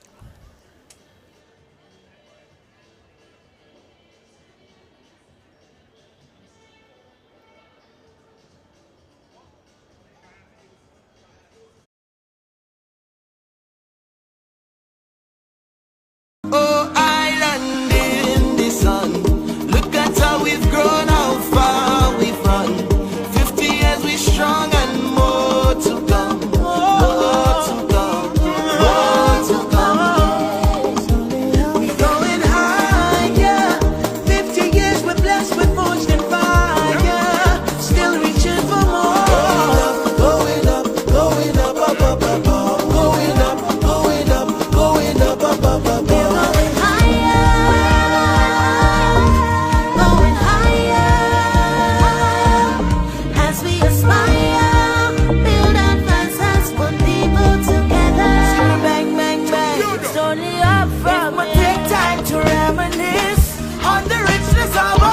From the beginning. Welcome back, ladies and gentlemen. We're in the second half. Just a few seconds. The red shirts against Quebec women. Just our third game of the day. Myself, Gavin McLeavy. Well, my sidekicks here, helping out with the commentary and keeping scores. Got a phenomenal setup here today at the Grenada World Rugby Sevens. Looking forward to the second half as the referee gets themselves out there to restart this second half. Wonderful location. You can see the backdrop in a few of these camera shots, guys. It's phenomenal. Feel very lucky to be here. And a cruise ship there in the background as well. Beautiful thing to see. One of these teams, Gav, has to just really, take control right now. I'd say both coaches at halftime are talking about how important this first couple of minutes are. So we'll see if Rugby Quebec can stamp their authority on this. Looking to go through the middle to get themselves started. They've gone on the far side there looking for some help, but it's a bit scrappy. Ball goes to ground a lot. A few hands getting involved in there. They've managed to get themselves up to the 40 now. Quebec on that top side. The lively 9 looks to step inside and goes into a red wall. Big contact over the ruck, and ball comes out clean. Pops off the ground. Steps, looks for the space. She's gone through the space. She's got covering tackle come. She stops and starts again. Nice little offload. Working to this near side. That's the number 1, Sargent. She gets brought down. Red shirts looking towards the top again. Blue cut them out. Good little tap tackle. And really scrambled defense from Quebec has been phenomenal. They come away with the ball. What work, what pressure on the breakdown. Out the back door offload and almost pulls it off. Knock on a little further back though. Was playing the advantage.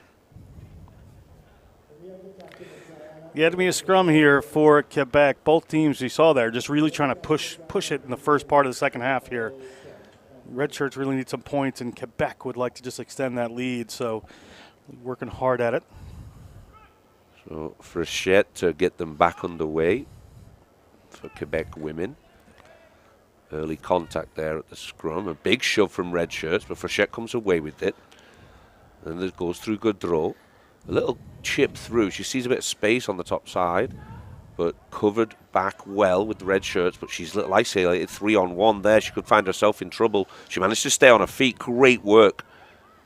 Powerful work to stay on her feet, realizing there was 3 players around her. All went back, says the referee. They'll keep going. Nice out the back door. She's got the overlap. Covering tackle comes along well. Hands on it and a good counter ruck. Red shirts somehow managed to keep a hold of the ball. They've got the extra player on the top side. Now it's a foot race. Who wins that one? Good stiff arm, good tackle. Manages to grab a hold of, slow her down till the help arrives. Red shirts did well to keep a hold of that again, making good yards. Progress up the field. Switching again. Another great offload. They're managing to keep the ball alive. Drops to the knee.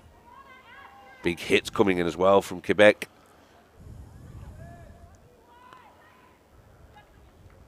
A little overlap. Loop themselves around here. Sargent again. She steps inside this time. Looks for the support and it comes. Another big stiff arm. Love that. She did it all on her own as well. Phenomenal try. All power. That one, I believe. Try to get the number for you. Legaspi, I think it is, 7. Can't see for that mane of hair. Great hair. Covering it. What was really impressive there to me, Gav, is that you saw Rugby Quebec just putting a lot of defensive pressure on.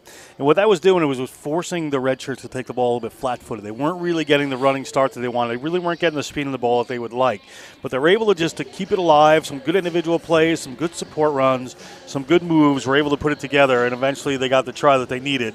But that defensive pressure was hard to deal with from Rugby Quebec, so credit to the red shirts. Absolutely, for getting around that. They stayed strong on their feet as well, just enough for the support to arrive each time. Otherwise, they'd have been isolated in 3 or 4 areas across the field. But managed to stay strong for that offload and kept the ball alive that way. And that one is good. And that is Erika Legaspi with a phenomenal stiff arm early on to get that try, getting themselves back into the game, the red shirt. So 5-5, are we on? 7-5. Assistant referee Chris Reedy took that conversion right to the face. That would be a highlight.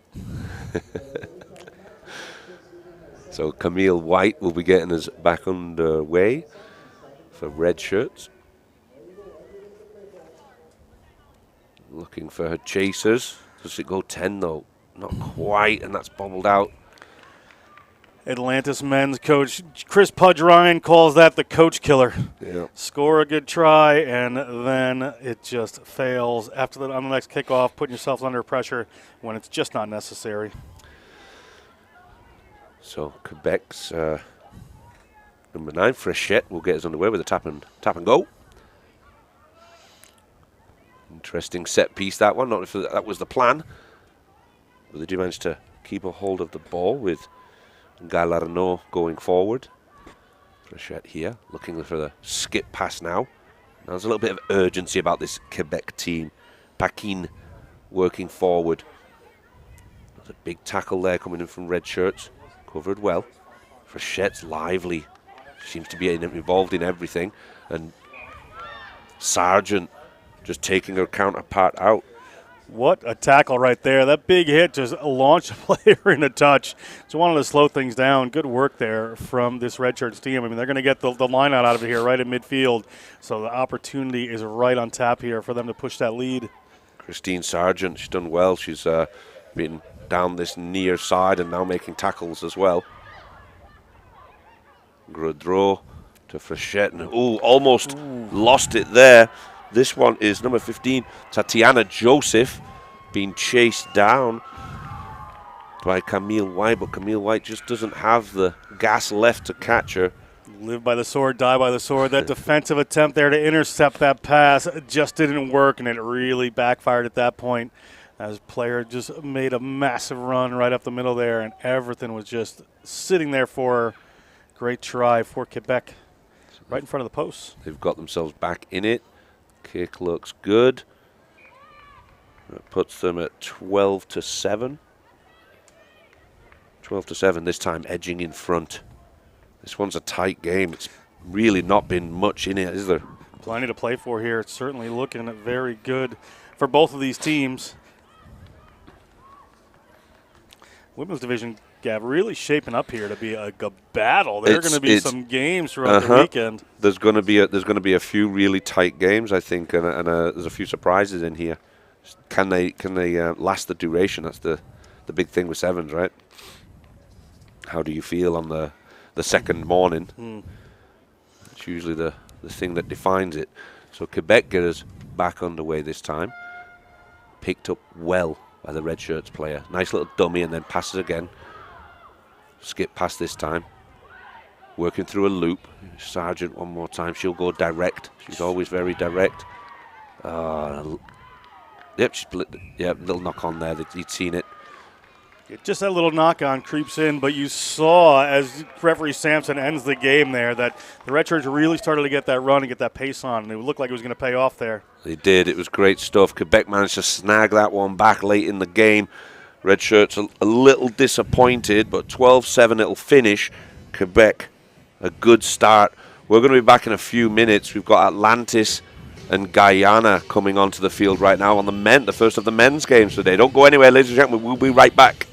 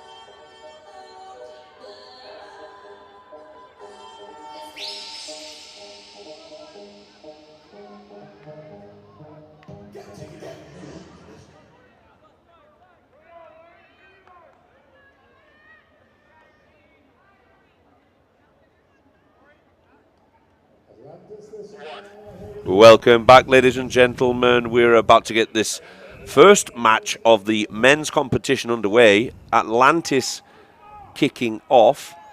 to Guyana, who are receiving the ball there in green. This looks like a younger squad. Nice to see that Guyana developing the youth. So they've got themselves underway. There's always a lot of speed from Guyana traditionally. A very quick team. So we'll see how these guys pan out. They've kind of moved past all of the aging Sevens team, the iconic Sevens team from Guyana that won many a championship. Aged them all out, and this squad looks like a bunch of 21 to 25-year-olds, which is phenomenal. Really excited to see how these guys do this weekend. Might see one of those other players a little later today, but start there. Guyana just puts the ball in behind them. So Atlantis here, great attacking position, Gav. This is where they want to be. Yep. Atlantis always come with a strong team to this competition. I think they enjoy these Caribbean trips. Offside there, surely, for Guyana. So Atlantis get to walk that one over. And Atlantis dot it down early. Easy steal for them. Good start for Atlantis there, right off the line out there. Corey Jones, key player for him right in the front. Took that ball, kept it moving, a little space opened up. No problem there for Atlantis. Always looking strong, always ready to play. Coach Pudge Ryan doing a great job with this team. The journeyman Corey Jones is always going to pop up. If there's a trip to be played, he'll be there. Corey Jones, wherever rugby is played. He'll turn up. I think he was in South Africa literally like 2 days ago. Yeah, he was. Playing in that 10s competition down there.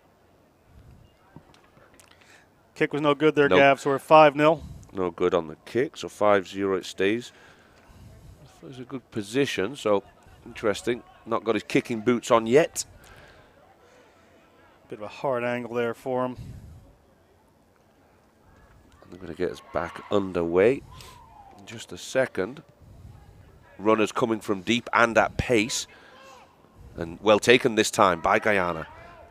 Ball was slapped out. Was that a knock-on? Yeah. They'll take it as a knock-on. Good work from Atlantis, putting good pressure on this Guyana team. They really haven't even been able to get hands on ball properly yet.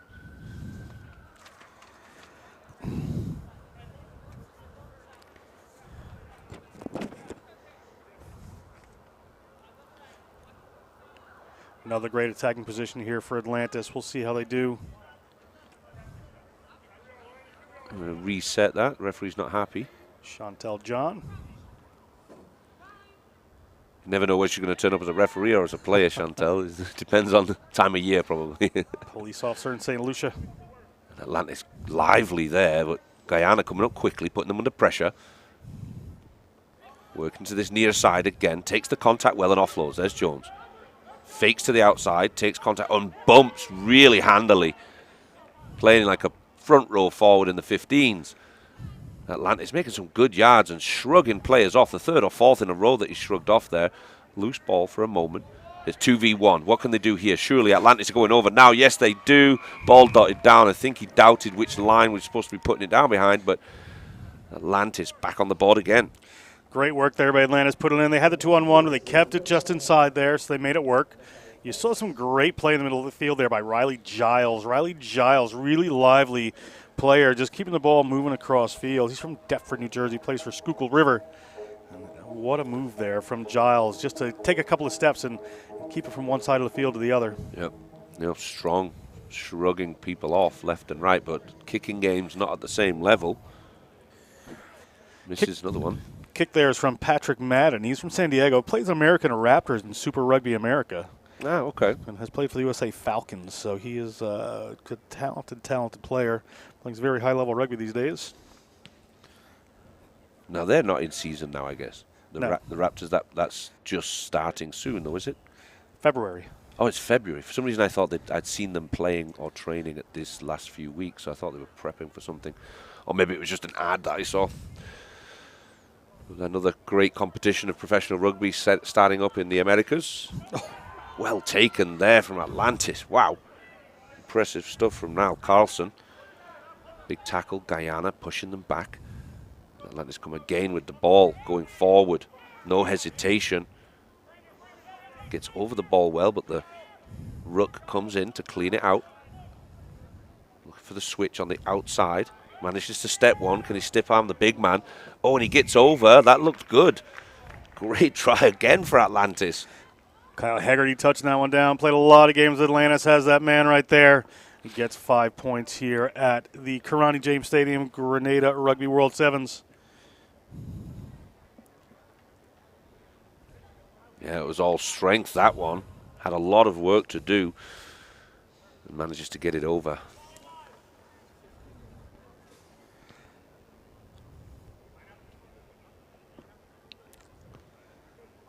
Using the wind this time.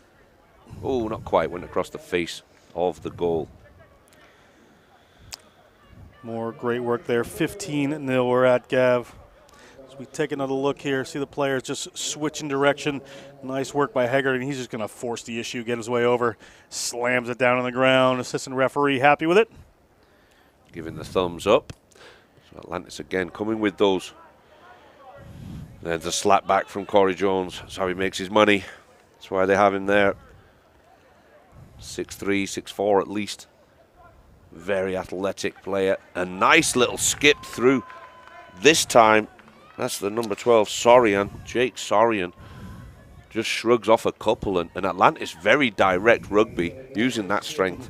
Soriano, another player that's played in the Premier Rugby Sevens, also played for the Beltway Elite as a club team. 2 great programs right there, and playing some professional rugby during the summers.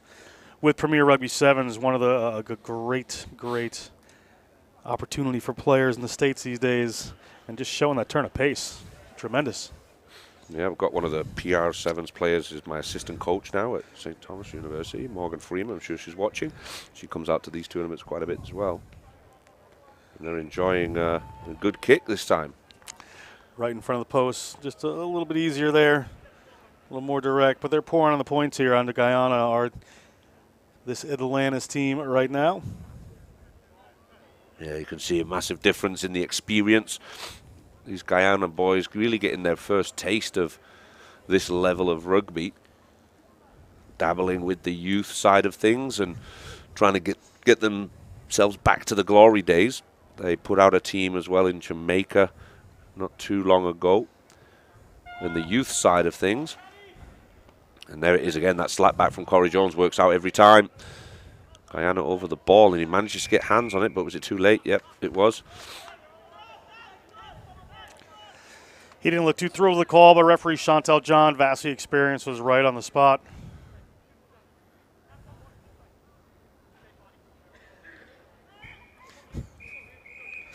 Corey Jones entertaining the linesman. He is a showman.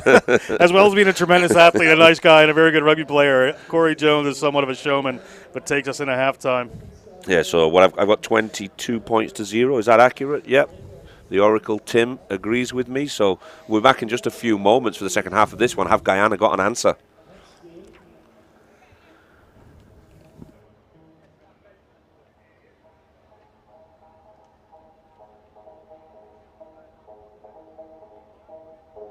Next game coming up.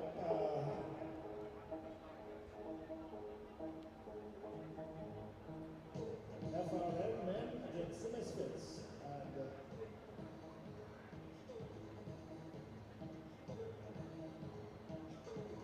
Scott is the referee.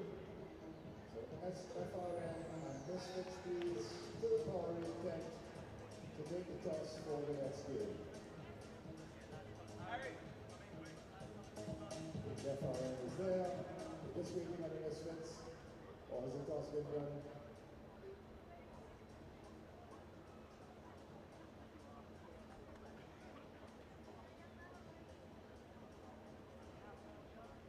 Okay, so we're going straight on. We're going to start the second half now.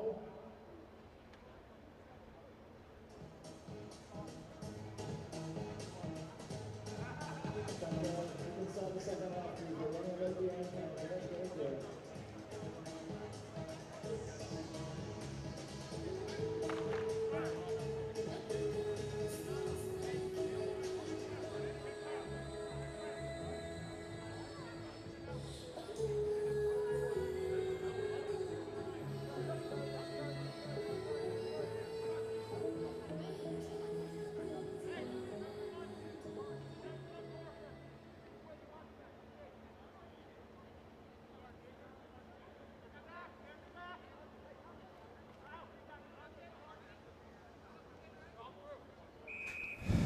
Welcome back, ladies and gentlemen. Just in time for the kickoff. Guyana in the green from your left-hand side, kicking to Atlantis. Dominant so far in the first half.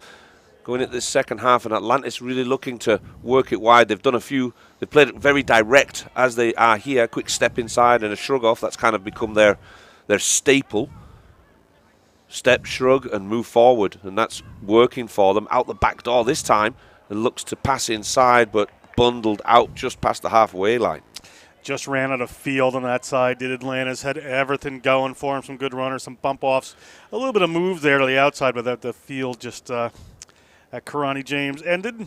Too close to the track. Be a line out here for this Guyana team.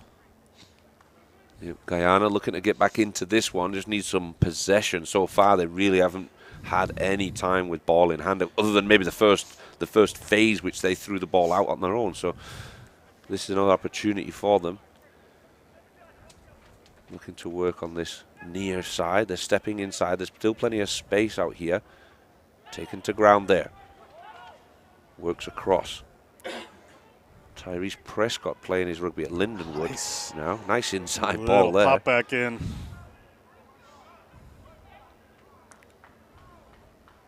It looks like Corey Jones was going to try and cut that one out, so the young'un goes on his own. Big ruck clean out there.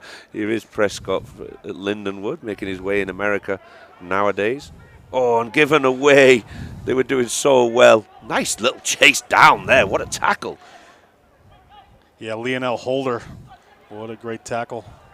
Yeah, great effort, and he really wants that ball. Give me the ball, Corey, he says. Want to make something happen and get this Guyana team moving. Good urgency. They call Lionel Holder, they call him Carter. From Georgetown, Guyana, plays for the Guyana Police Force Rugby Falcons. Yeah, I'm really happy to see that. Nice mix of youth and experience in this Guyana team this year. But they don't have much of an answer for this Atlantis team, and there's another stiff arm. This time from Nick Argy, the Atlantis player. Dots one down under the sticks. Both men's and women's Atlanta sides have come pretty strong here. They've got the athletic teams. They're really working it. So it's pretty impressive from both Atlanta sides. Atlanta's men right now just putting up the numbers against Guyana kind of at will. Yep, they've switched it on. They're here to play. They're looking maybe for the trophy and the prize money. They'll subsidize the end of tournament drinks fest, I'm sure. And umbrellas. We'll be there. Had a good time there last year, that's for sure. What I remember of it. Atlantis trying to do a quick one this time. Guyana weren't quite ready. They were just making a change there. Referee Chantel Johns is going to bring that back. But yeah, Atlantis look really switched on, don't they? Guyana a little shell-shocked. Not quite ready for this pace. They basically didn't show up until a few minutes ago. At the first half, they were daydreaming. Atlantis this time not going for the slapback, going for a slightly deeper kick, which gives Guyana a bit of territory to play with. Worked it through their hands well this time, Guyana, and this is what they want to do. Guyana needs to find the space on the outside because they've got speed. Holding on to the ball that time, so Atlantis will come away with it. Just becomes such a race to the breakdown. You know, first person can get there. It's got an offensive player can clean it out, or a defensive player can force that penalty. Sevens particularly. It's just a race to the tackle. Another good couple of shrugs. Again, Nick Argy.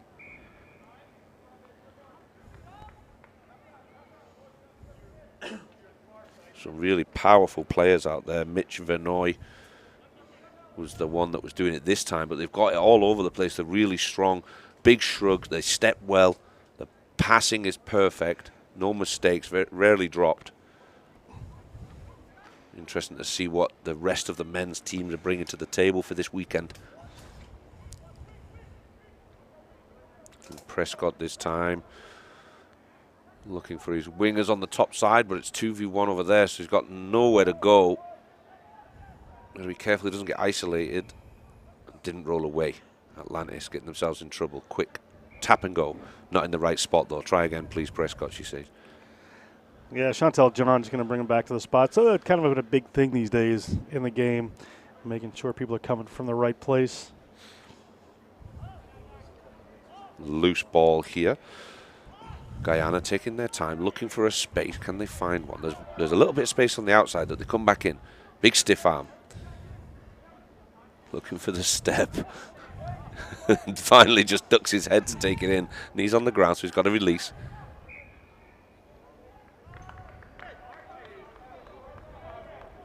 No, not happy with that one, but no arguing with John. Yeah, she's right on the spot there, so she sees it's going to give this scrum here in a good attacking position to this Misfits. Misfits coming up next to this Atlantis team.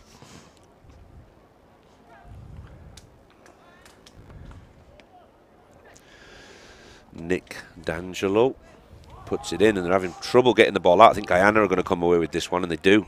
It's scrappy, but they'll take it. Nice rangy pass, looking for the inside ball, and they take it, and he's gone around the corner. This is a foot race. Look at that speed. Oh, and great work from the Atlantis covering tackle, just to change from tackle to slap down. That wasn't easy. He's knocked it into touch, so it's going to be, well, he knocked it backwards in the touch, really. So it's going to be a line out here for Guyana.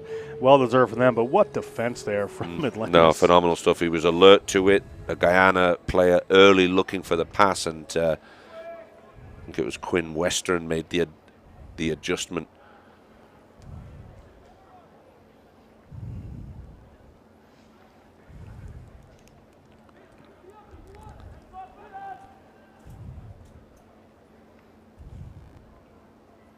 A fair bit of distance, and they've come on the short one. Corey Jones somehow scoops it away. So Atlantis steal this one. Allowing him with a bit of space there and not putting the pressure. Atlantis have got some depth here. Guyana look a little staggered in defence. A little disorganised. They need to reorganise their shape, otherwise they're going to get punished. A knock on there for Jones. Rare mistake from Jones. He knocks that one on. And that is the end of this one. That's the final whistle there. I've got 27-0. That Atlantis 29-0. We'll confirm that for you guys, but definitely Atlantis winning that one handily. Guyana have got to go back to the drawing board. Don't go too far, ladies and gentlemen. We've got a couple of other games coming up in just a moment or two, and we'll switch things up for you. Don't go.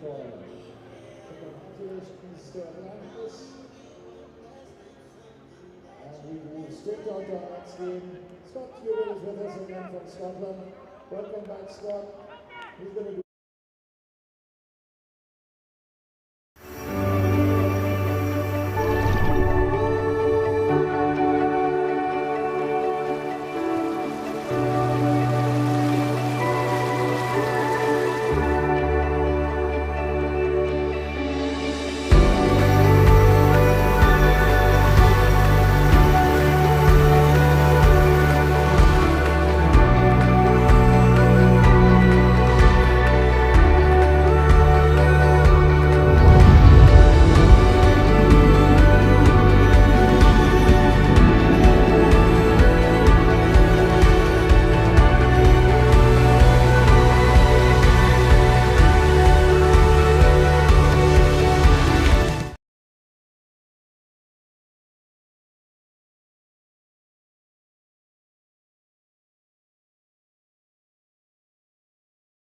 Scrum coming, or have knocked the ball on. It's going to be a scrum here for FRN. John Brooker with Gavin McLeavy. I'm jumping back on play-by-play for a couple of games here.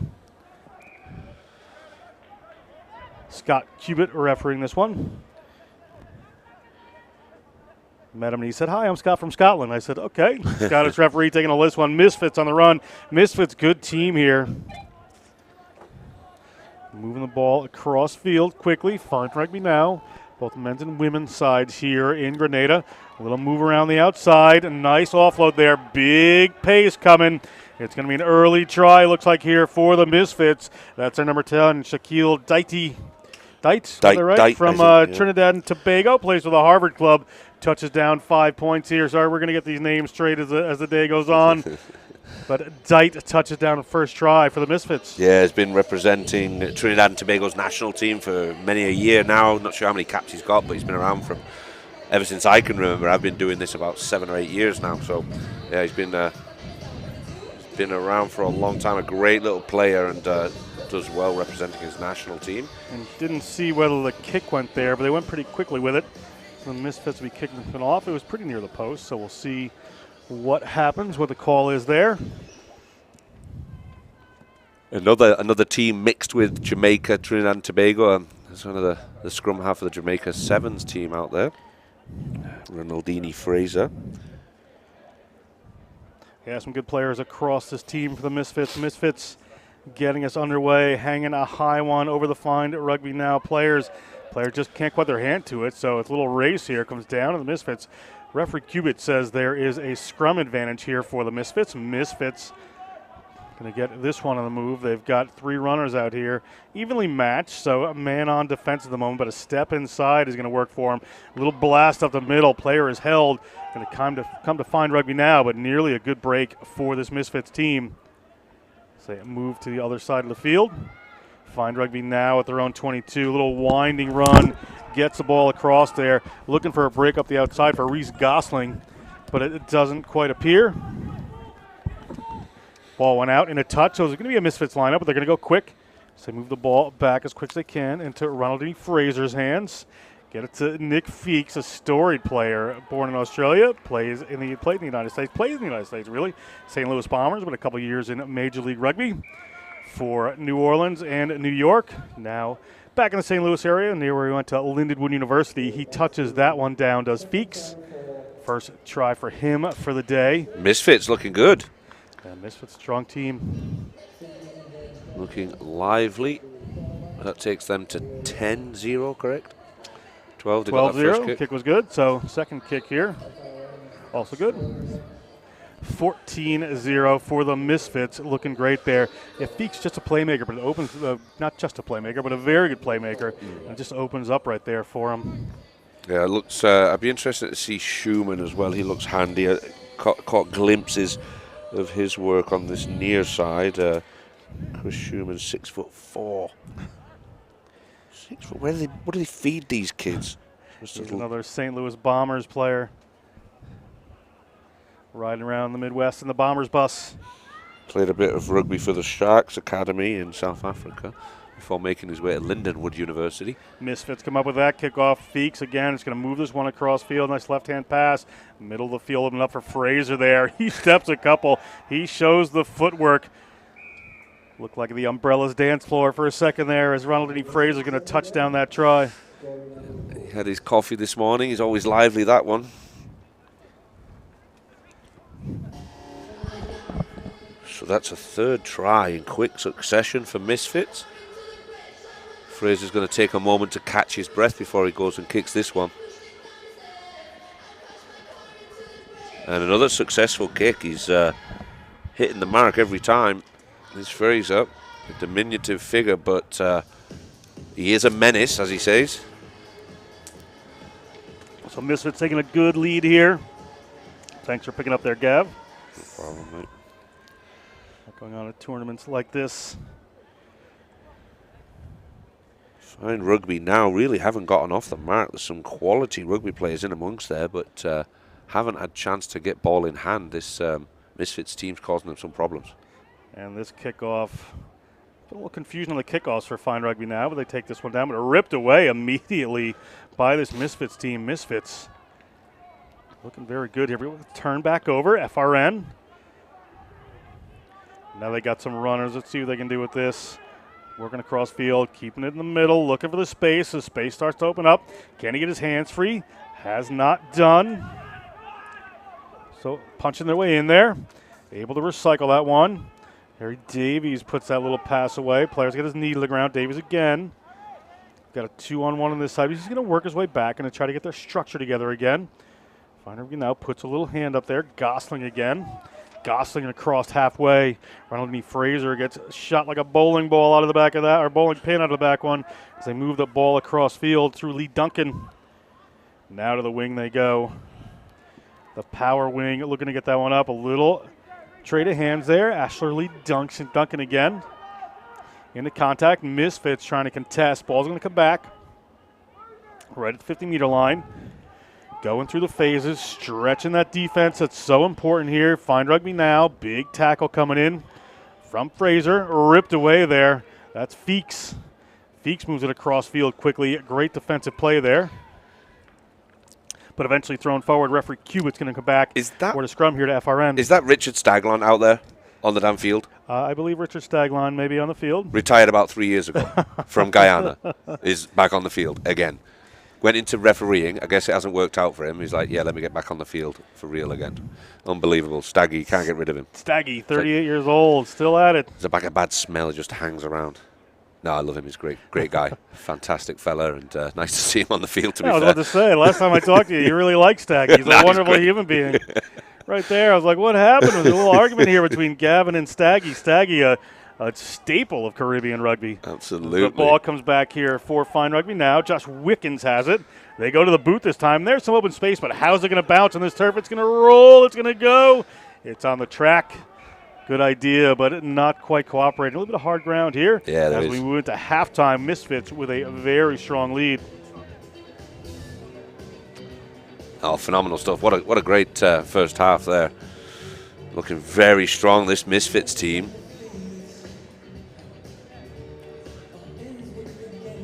We'll be back in just a moment. Ladies and gentlemen, don't go anywhere. Second half's coming up.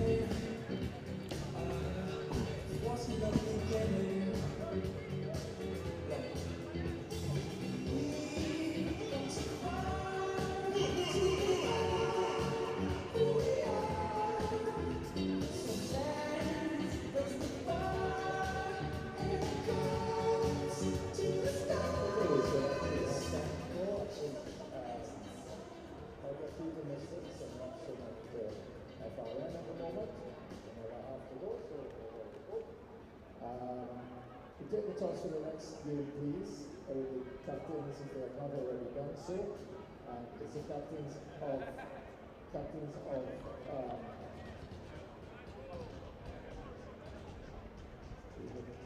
just get this next game right. The captain of Rugby Quebec and Barbados.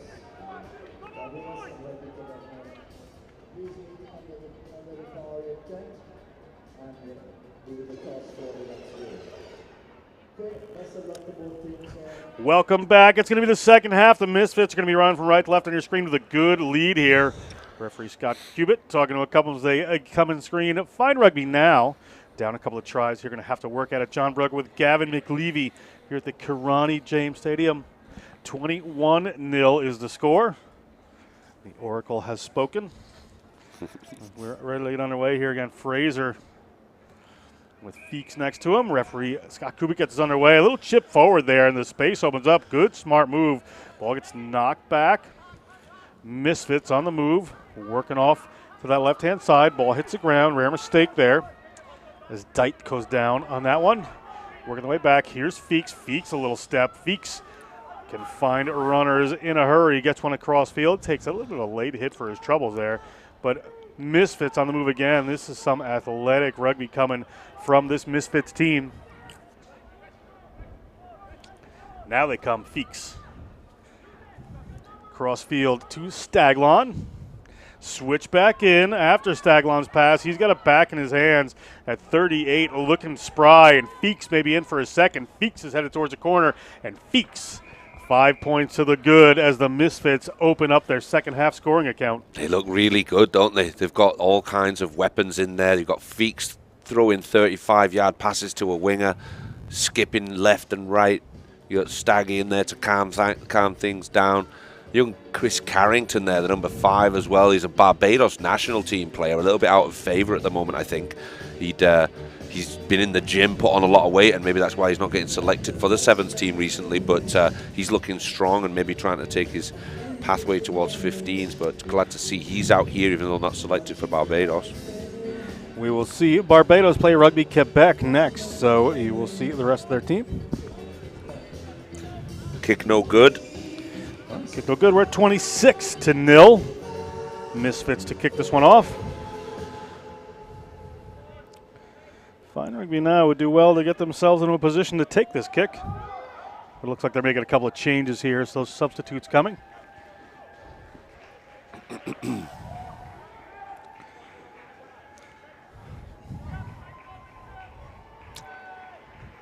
Fraser going to go to the right-hand side this time, looking for a sharpshooter kick in one of his players' hands. It winds up in Fine Rugby Now's hands, and they have a big break coming. Fraser kind of make up for kicking that one into somebody's hands and coming across field, makes the initial part of the tackle. Fine Rugby Now has some runners. Off to this right-hand side they come, putting it out to the wing, trying to get a little step in there. A little stiff arm, looking at the line. It falls forward out of his hands. Hard luck there for Dalton Thomas from New Milton Rugby Club. Ball's back in the Misfits' hands. It's a long way to go. But if there's a long way to go, this may be the man to do it as number 10, Shaquille Dite, crosses the 22. He's got one player coming on him, but he's going to get to the try zone, no problem. And Dite touches down. 5 more points for the Misfits, coast to coast to coast. He had a lot of work to do, didn't he? Phenomenal work down this near side for Fine Rugby Now to get into the corner, but great work. It was actually, I think it was Dite that ended up slapping the ball out of the hand for them to recover. He gets to his feet, he gets the ball back, and then he's off to the races. Wonderful try.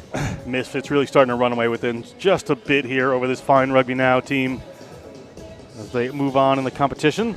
The pools here, Misfits and Fine Rugby Now, along with Guyana, Atlantis, and TNT, Trinidad and Tobago Defense Force. Pool B, we're going to see some players, some teams in the next game. Barbados Rugby, Quebec Maroons, IB Rugby, and the Grenada Greens, the hometown favorites. As that kick is no good. 31-0 here in the second half. Kickoff to come here from the Misfits. Misfits make a couple of changes. Good timing for that is Logan back from Calgary, Alberta, Canada. Fine Rugby Now just don't have an answer at the moment for this primarily Caribbean team with a lot of athletic ability. Doing phenomenally well. Back puts one up, rolls in a touch. Going to be a line out here for Fine Rugby Now, just outside their own 22, so still a long distance to go to get some points on the board. Referee Cubit looking for a rugby ball. Quite an important thing in these games. We'll need one of those. Yeah, maybe a couple. Keisha Vincent, assistant referee, is going to bring that one out. You see the front of the line out on your screen. Ball to come in here for Fine Rugby Now. Alex Spring to put this one in. Springer, as I call him, from Beaconsfield, England. Said he ran a marathon once and will never do that again. The ball gets knocked back from Fine Rugby Now. Referee Cubit on the spot. So we're going to come in. It's going to be a scrum here for the Misfits in a wonderful attacking position. They've made some changes, giving players like Feeks a break.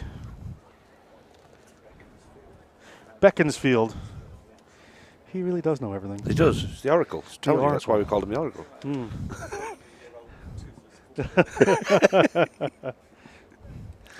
Crash Test Tim, the Oracle, just feeding us some information here as Misfits get ready again. Ronald Denny Fraser to put this one in. The Little Magician plays for Jamaica Sevens.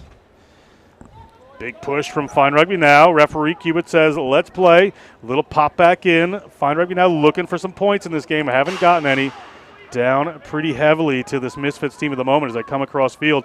Fine Rugby Now with their own 22. They've got a 2-on-2 here. Can they make something out of this? Slipping up the middle. To the ground they go. Coming back across, a little back up there, giving Misfits just that opportunity to put some pressure on defensively. Now there's 22. Cover defense coming. Cover defense looking to shut them down. Big tackle in there from Aaron Fowler. Call him Clutch. He's from Inglewood, California. And the ball gets knocked forward there. It's going to be a scrum for Fine Rugby Now.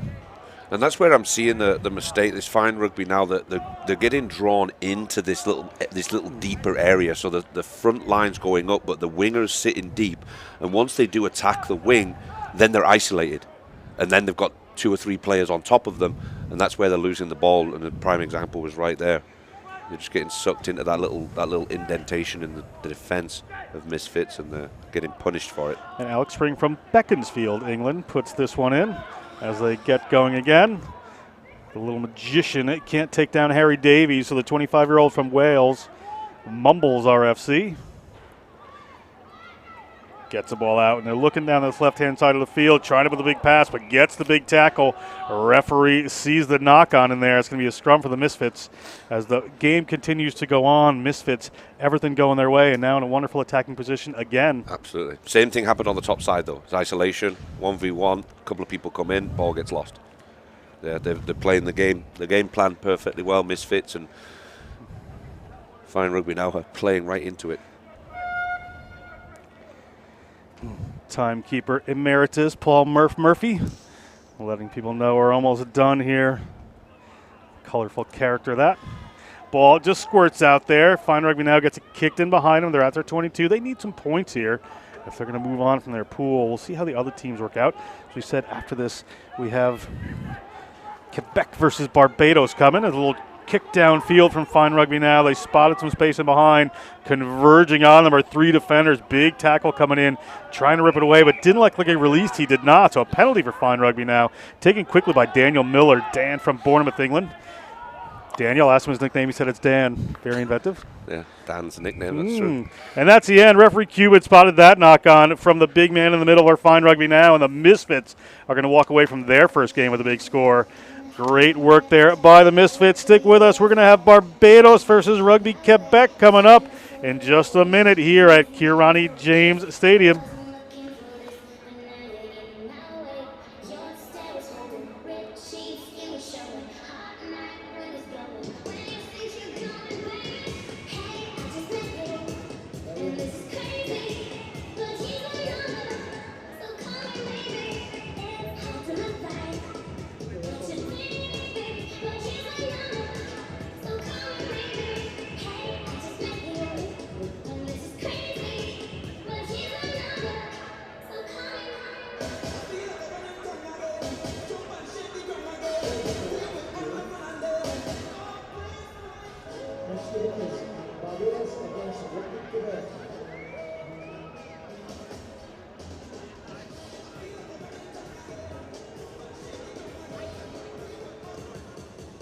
Fantastic, I'm sure.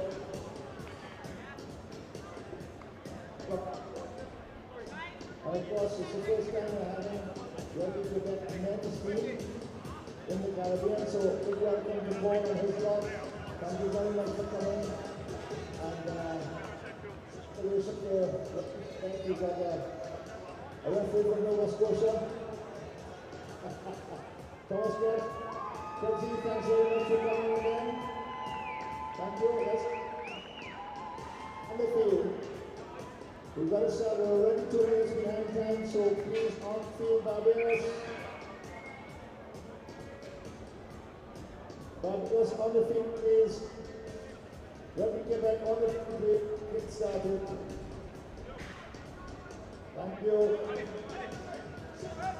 This should be a little longer now.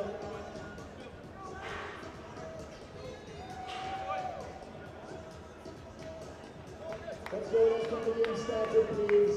Rugby Quebec.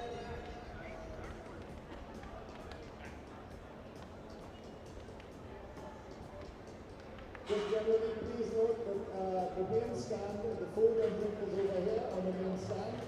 So as the sun goes down over here, the folks on the far side can always come over and set up over here. We've got lots of different choices of food. There's chicken and chips, and fish and chips, and hamburgers and hot dogs, all sorts of things, various types of food. Welcome back to the Grenada Rugby World Sevens. Thank you so much for joining us. Especially my mom, Anna Broker, watching us right now. Hi, Mom. Hey, Mom. Sitting home watching some of this incredible sevens. Mom, it's not as nice as I say here it is in Grenada. You're not missing too much. Don't worry. Anyway, we've got the next game coming up. It's going to be Rugby Quebec versus Barbados. So this should be a good matchup. John Broker with Gavin McLeavy. In the blue and white is Quebec. And in those great colors is Barbados. Love Barbados kit. I keep asking them to give me one of their shirts, and they always decline. Unfortunate. Just don't like me as much. One of the tournament organizers, head of the tournament here, George Nicholson, a big Barbados rugby name. As that ball comes up, gets knocked forward a couple of times. Referee Scott Thomas Krebs from Canada taking charge of this one, as that first knock-on is going to result in a Barbados scrum. John Howard came down a little bit awkward. He jumped up, got lifted, and landed a bit funky, but manages to get to his feet. Looks all right now.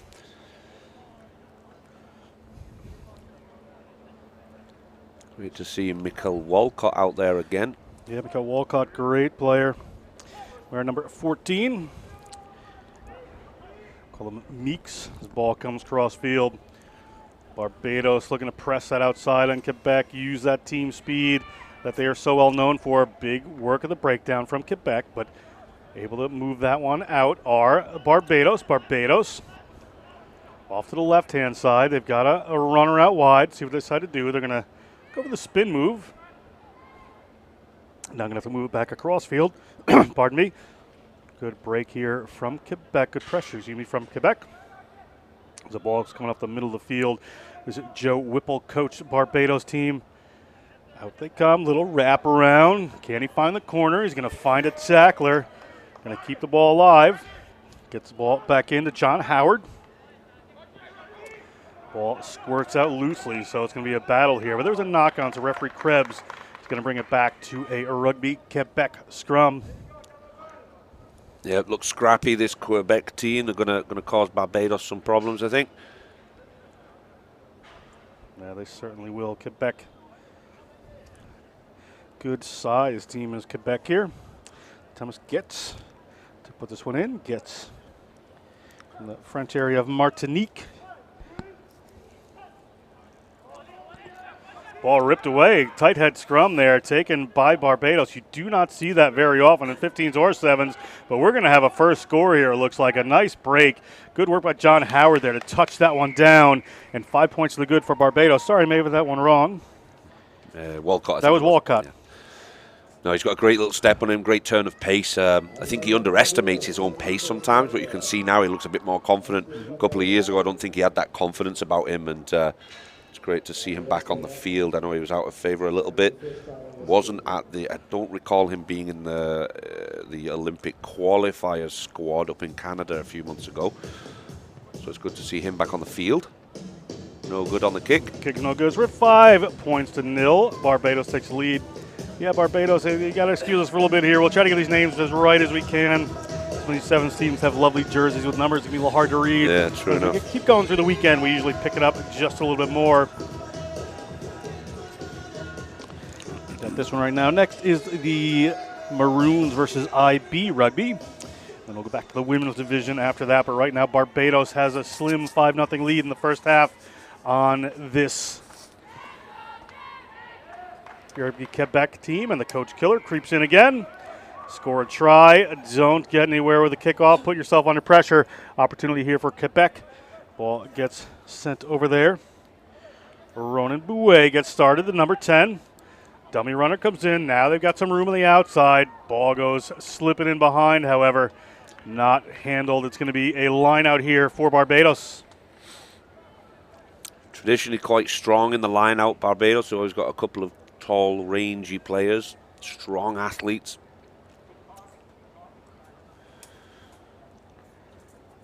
John Howard's in the middle of that one. I don't think they'll be lifting him.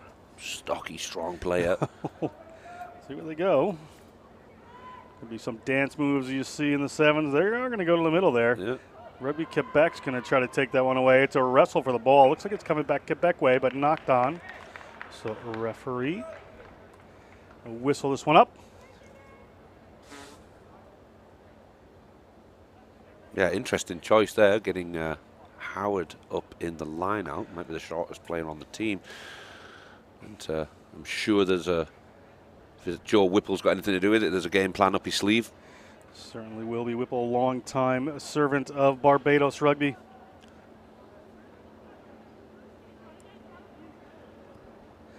Ball in, and again, around the breakdown, around the scrum and line out, been a bit of a battle for these teams. That ball is rolling oddly here on the turf at Grenada James Stadium, so Quebec really has to work their way back on it. Referee Krebs spots a penalty here against Quebec, so it's going to be Barbados ball. They got players moving into space already, but player said, let's just slow down, be a little smart about this. Get a set move going here. Yeah, I think Barbados maybe sniff a chance that they might win this game and want to take their time and get it right. If they can slow the game down, they will. For so many years in 7s, it was a go fast, Gav. Now they're really slowing down here, taking the scrum, trying to condense some players in the middle of the field, get some of their runners. They really would love to get that ball to Walcott. Yeah, I think that would be smart on Barbados' part, just because they do have speed in all areas. It's one of those countries that just churns out sprinters every year. Like Kirani James. Just like that guy. Ball comes across. Kirani James has won a gold, silver, and bronze medal at the Olympics. The stadium's named after him. Look, kicking behind from Barbados, and they follow it up and get the try. Assistant referee says it's good. Referee Krebs says absolutely, and a little defensive error there from Quebec as Barbados just pounces on that kick. Yeah, just didn't slow down on his chase, and Quebec were daydreaming a little bit. I think he thought he had more space and time than he really had, and he's got exposed there by Barbados. Was it Walcott in the corner? I couldn't quite see. Hopefully we'll get another look at that. He was shifting, whoever it was. It was a blur of blue and green. Kick to come here. That one is going to just ride across the face of the post. No good. But 10-0 now for Barbados. Interesting. I was expecting big things from this Quebec team, and they look a little bit, coming down from that winter weather down to this heat. It's probably warm out there. We're sitting in the AC with our feet up, mate. It's a little different. Barbados obviously used to the temperatures here as a neighboring island. Can certainly make a difference. Ball back in play here. Rugby Quebec has a hold of it. They're just down 10-0, so this is sevens. You can score pretty quickly if you need to. Ball's going to come across here. Here the halftime whistle goes, so we're going to be done soon as the ball gets moved out there. They're working their way backwards. A little tough right now for Quebec. They need to find some space. They've got some runners here. Can they make something happen? A held pass. Thought it went forward there, but it's gone back. The hands of LeBerge. Michael LeBerge. Nice little break up the middle, little handoff there. We're going to end the half, it looks like, with a try from Quebec. He's got 4 players bearing down on him, a little work to do. But across the line he goes for Rugby Quebec. Thomas Getz Marti, they call him, come from Martinique. He has scored a try here at the Grenada Rugby World Sevens despite 4 Barbadian players chasing him down. He looked like he was about to run out of steam. I think his legs were getting scared by the Barbados boys chasing him down, getting really close. Looked like he insulted somebody's granny the way they were chasing him. 4 guys bearing down on him. Running for his life, but we're going to have a kick to come here. And this will change things going into halftime. Now we're at 10-7, so we're just 3 points away from it. We're going to step away for halftime here. We're going to come back with the second half action to what is now shaping up to be a nice, tight encounter between Quebec and Barbados.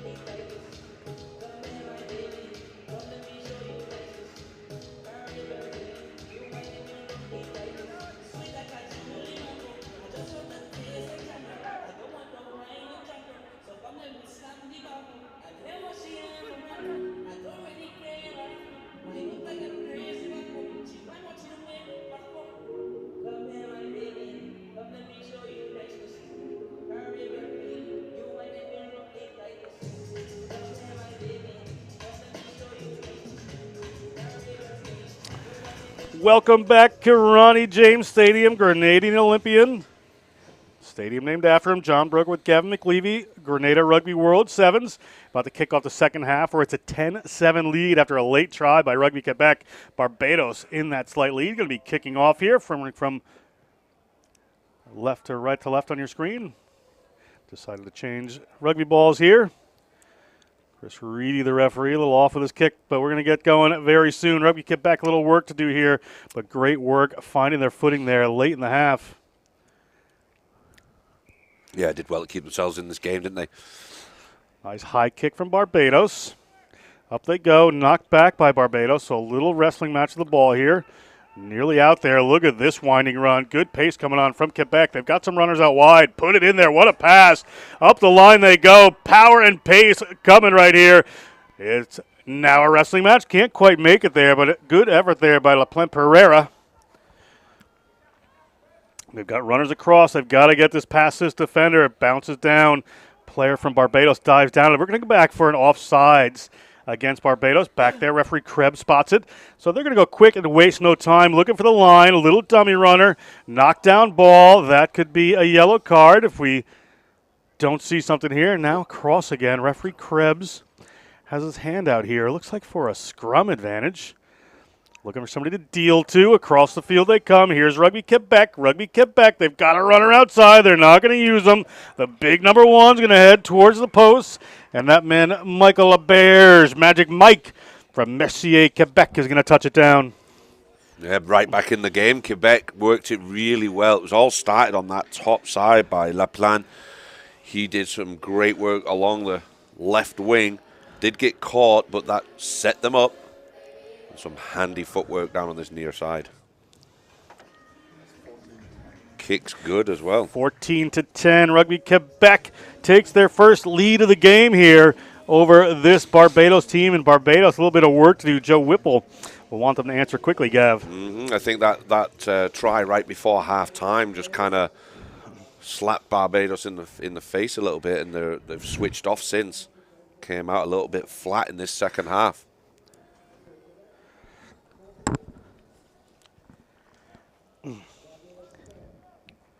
Again, just waiting for a rugby ball to appear on the field.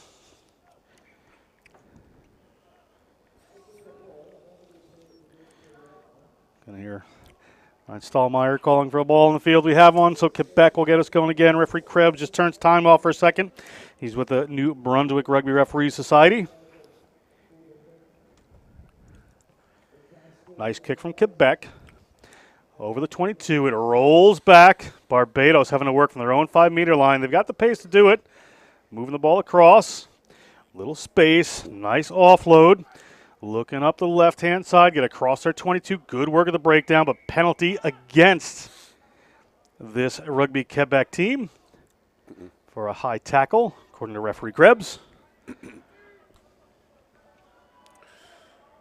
Yeah, nice little offload there from the Barbados player to release the winger. He got caught well, but hell of a body angle to get that offload away.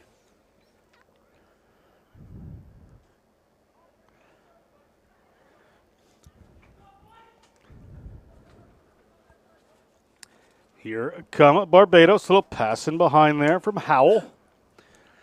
Double tackle in sevens. They're just driving this player back. He's able to get away with it. Put their team under a bit of pressure. They're at their own 5-meter line. Going to have to get something done here. A little bit of a tussle going on off the ball there. Players taking it and scored a try. Nice quick ball. Quick tap there, and extending their lead is Rugby Quebec. A little confusion around the field there, but he's able to just see that and spot it. Referee Krebs says, that's fine. You can take it quick. Yep, no, the couple of isolation spots for Barbados. They're finding themselves gang tackled, and then all of a sudden there's Walcott finds himself on his own with no support around him, and then 3 Quebec players over the top of him. The ball gets stolen and just walking through. And Quebec have really switched it on. 21-10. They've woken up as Quebec just came in a couple of days ago. So Quebec really a bit of long travel from the Montreal area for their men's, women's, and Les Bleues. And that first half it showed, didn't it? It looks like they were still sitting on the plane. But they've definitely shown up. And there's that sort of isolation of Walcott. And he couldn't do much about it. He was on his own. Quebec just run through, simple rugby. Good smart play there. See the penalty. Referee Krebs going to get us going again here. Rugby Quebec extending their lead a little bit. So Ronan Bleues There's Och in France. Offside. Offside on the kickoff. Interesting calls. We're going to come back. It's going to be a free kick here for Barbados. Barbados down 11 points, so need a couple of tries here. At least one of them converted.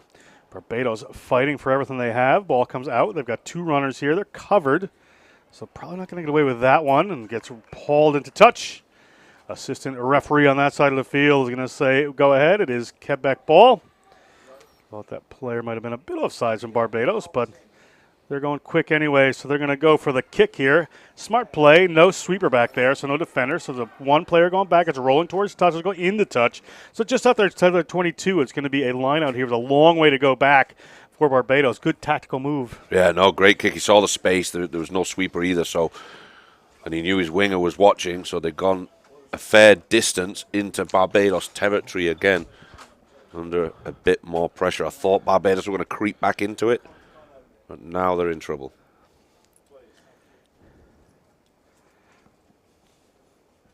Can they retain possession here and make something happen on that top side?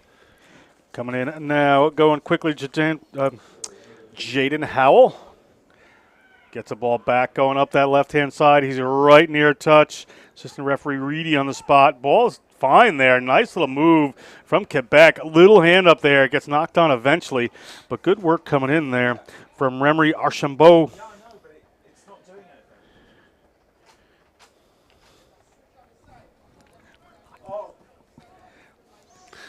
Going to be a scrum here for Barbados off the knock-on. So Barbados, time working against them in this half as things just keep rolling.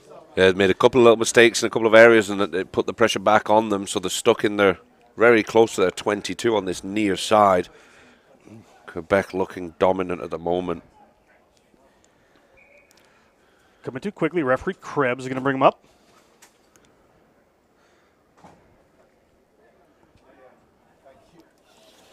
.21-10 lead here for Quebec. Clock winding down here in this matchup at Kirani James Stadium, Grenada Rugby World Sevens. The Spice Isle, a beautiful part of the world. Little dummy run pass going outside. Here come Quebec. He's covered, but a little step trying to work his way outside. The offload doesn't happen. Barbados an opportunity here. Guarnier couldn't quite handle that one. Yeah. Seemed to have an advantage coming from referee Krebs, a bit off the ball there. If it had got that one to hand, I think they were in the corner. It would have been game over. I think we hear the horn for the end of the matchup at some point. Murph, our timekeeper, Paul Murphy. Legend in the Twickenham area of England. Apparently. He's told me that once or twice. He tells everybody. Murph. Anyway, we're back. It's going to be a penalty here for Barbados. If that is the end of the match, really, if this is the last play, they cannot win, but they can cut the deficit here as they want to go forward from their pool, as we have a run up the inside there from Barbados, just trying to create some space for their runners. Now they've moved it wide, little stutter step. Can he get it around? Defenders have kind of cramped in on that one. Good tackle coming in from La Plante Pereira. So his nickname is Prison Mike. I'm not sure about that. Ripping it away. Advantage according to referee Krebs. It looks like to Barbados. Barbados player held up. Going to come back for that penalty. Yeah, the number 8 not rolling away for Quebec.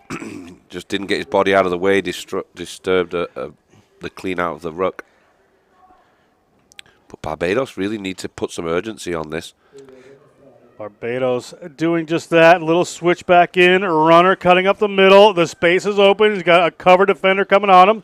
Who can get to him? That's Stout. Hands off the ball. Hands to a teammate. He's in the try zone. So they've got 5 more points. 21-15. They can get it to 21-17, but that'll probably be the end of the matchup here.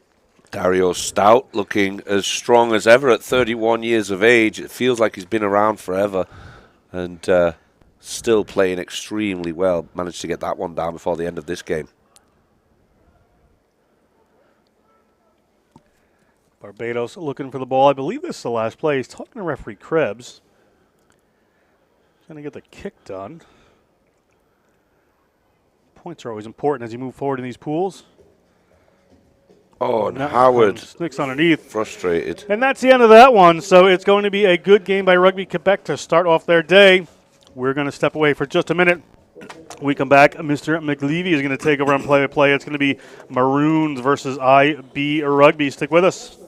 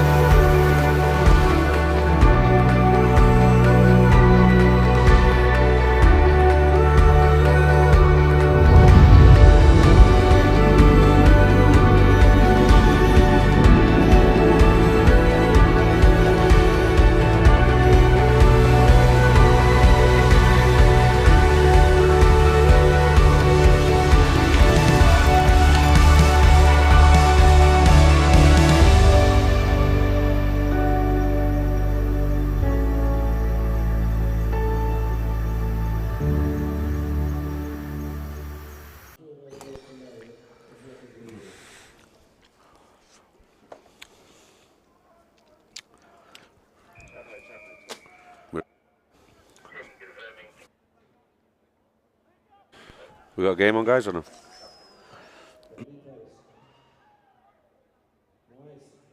All right, welcome back, ladies and gentlemen. Next game up, you can see us just starting here. IB, a lot of players from on both teams from Trinidad and Tobago.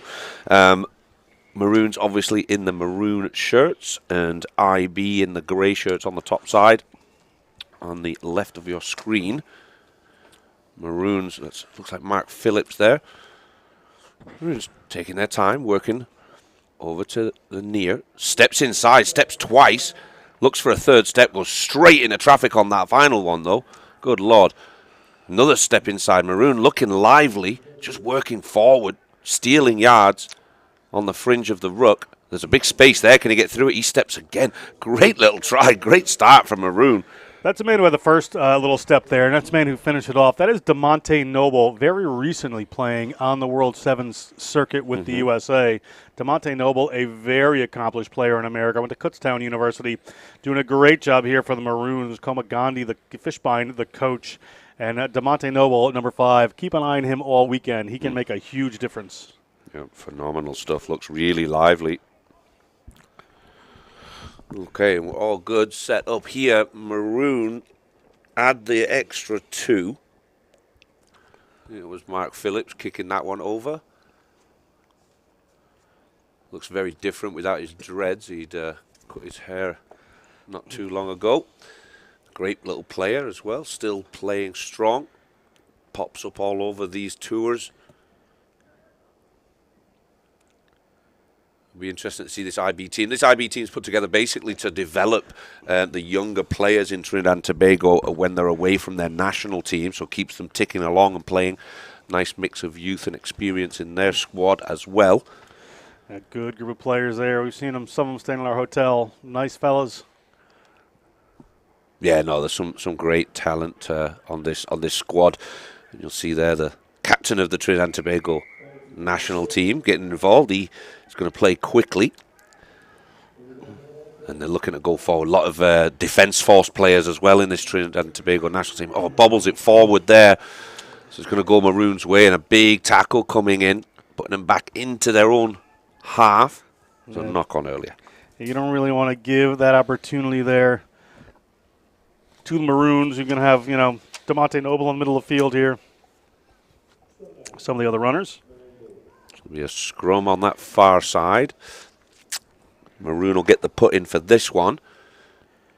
And another interest, I feel like a lot of these teams are just kind of pulling, sort of making themselves a small all-star team to get together for these tournaments. It's phenomenal to watch because you get a mix of players that you would never normally see together. Phillips goes quickly.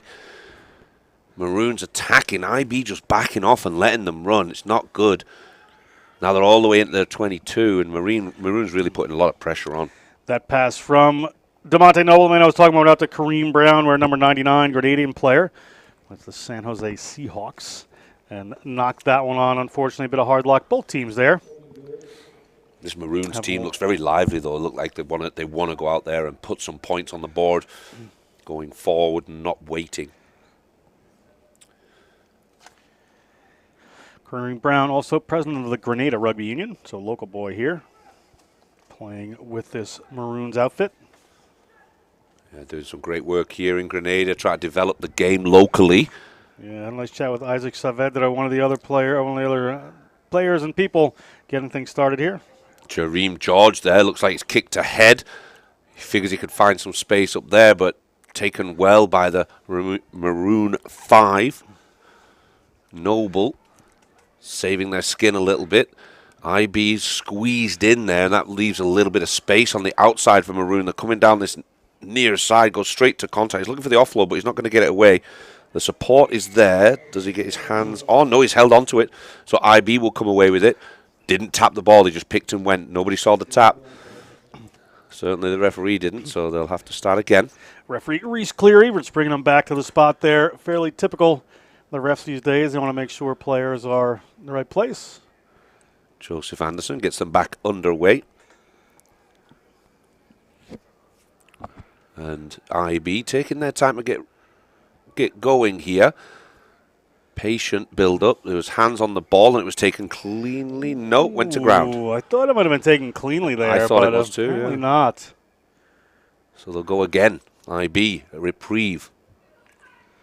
Slower movement forward, less aggressive, being a bit more patient than the Maroon team are. And again, another steal.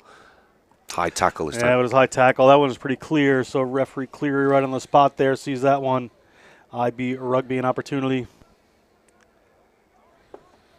Okay, and they go again. This time they are making yards, but it's Route 1 Rugby, and he bashes through a couple. He's still going. Nice little offload.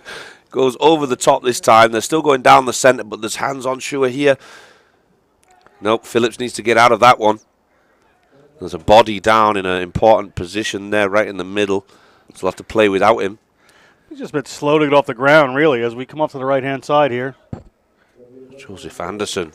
Nice little offload there for Seachin. Seachin, another one that's been around for a while, developing player. Just keeps getting better and dots that one down. So IB on the board with 5 points. Good work there for IB Rugby, really getting themselves on the board. You saw just how threatening that Maroons team is. So to come back, put together some good phases there and put in the try, very good for IB Rugby to get started. Yeah, IB looked decent. They were a bit more patient, and that patience paid off.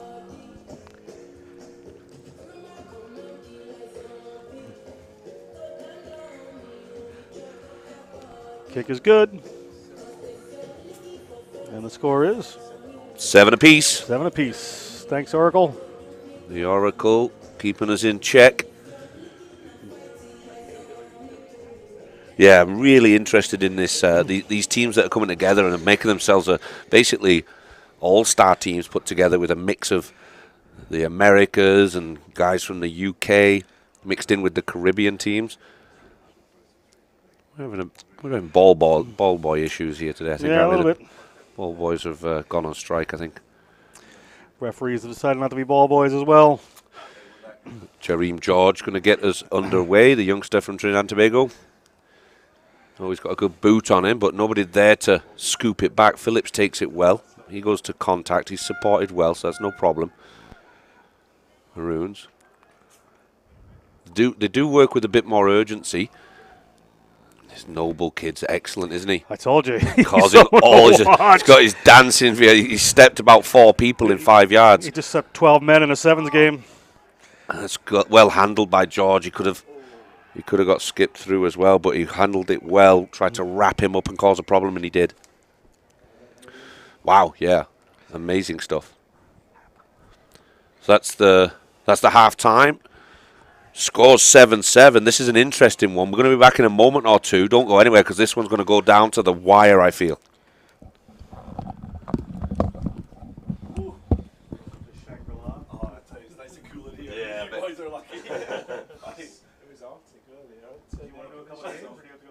I could do a half if you want. I could jump in for a half. Just a half? Or I could do a one. I mean, you can do 2 weeks. How long do you have? I could do the next one if you want. What's the next? You want me to take a break for the next one? Will you do?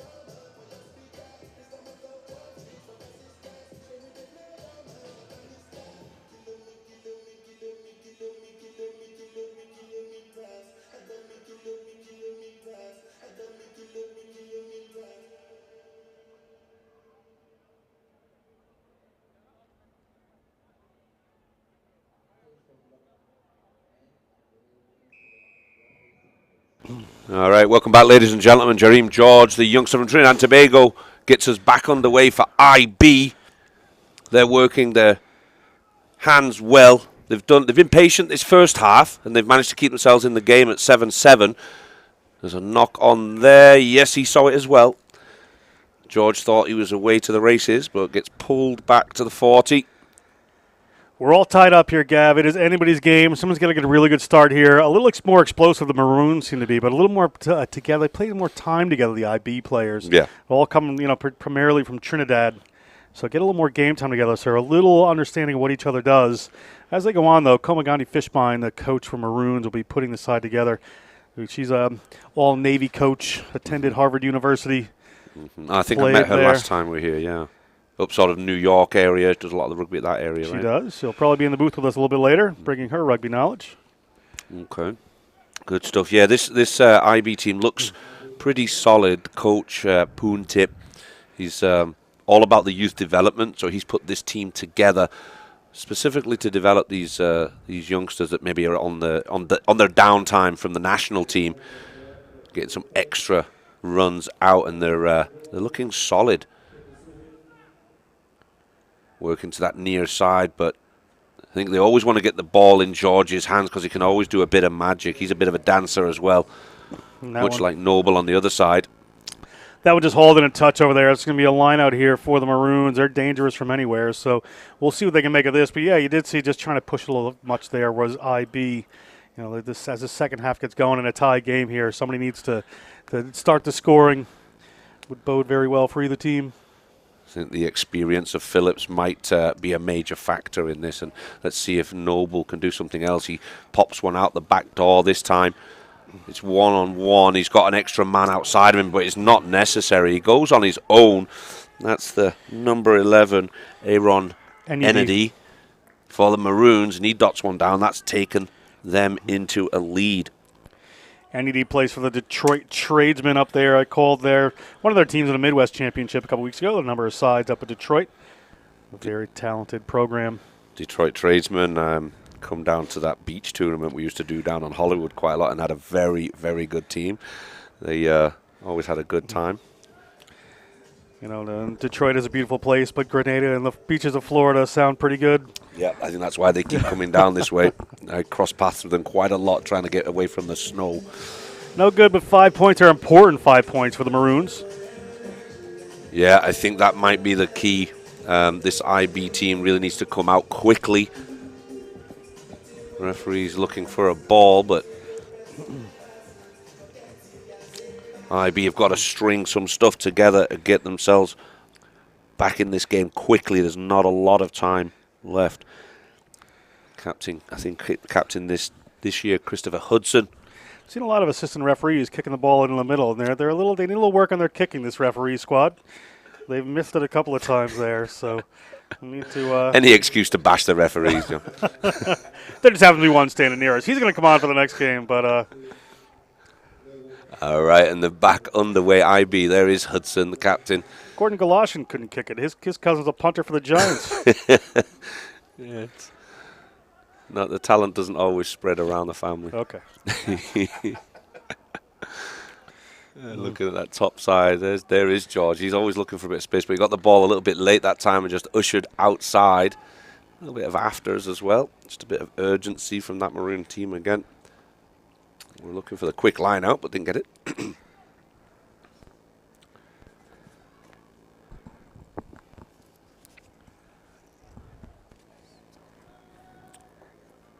Looking for the short ball and gets it.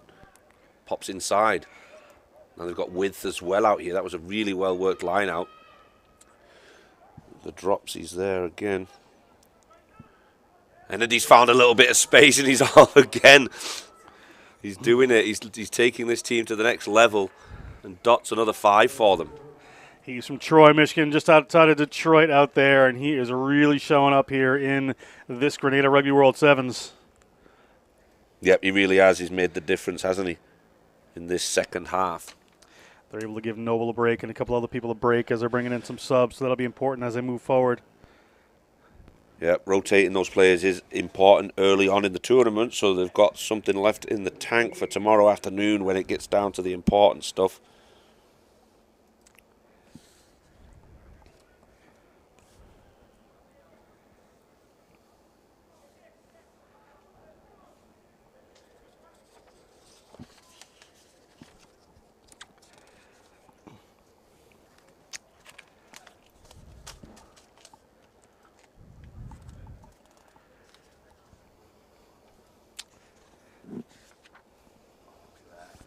Better effort that time from Galoshin.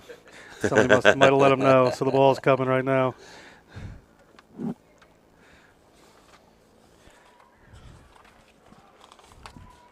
Okay, so Phillips is going to get them back underway.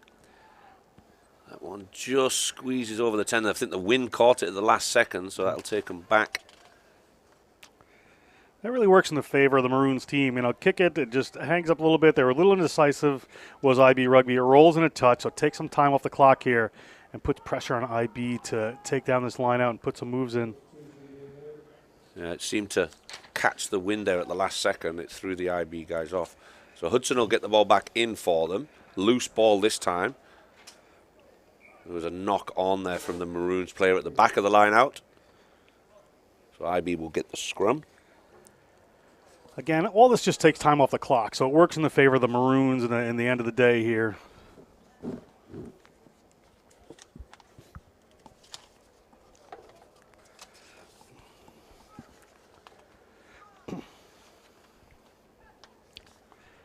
Christopher Hudson putting it in. Oh, and it's gone ugly in that scrum. Phillips comes away with it this time. Maroons looked for route one, got stopped. Not much space out there. Hudson ushers them back inside. Bit of contact in that one. Phillips stuck at the ball, and there's the man again. He's gone through that gap. They've left that gap open for him 3 times in a row. And they're really controlling the game now.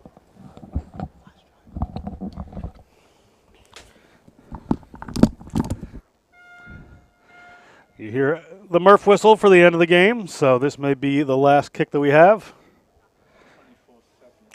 24-7 kick to come here from Maroons.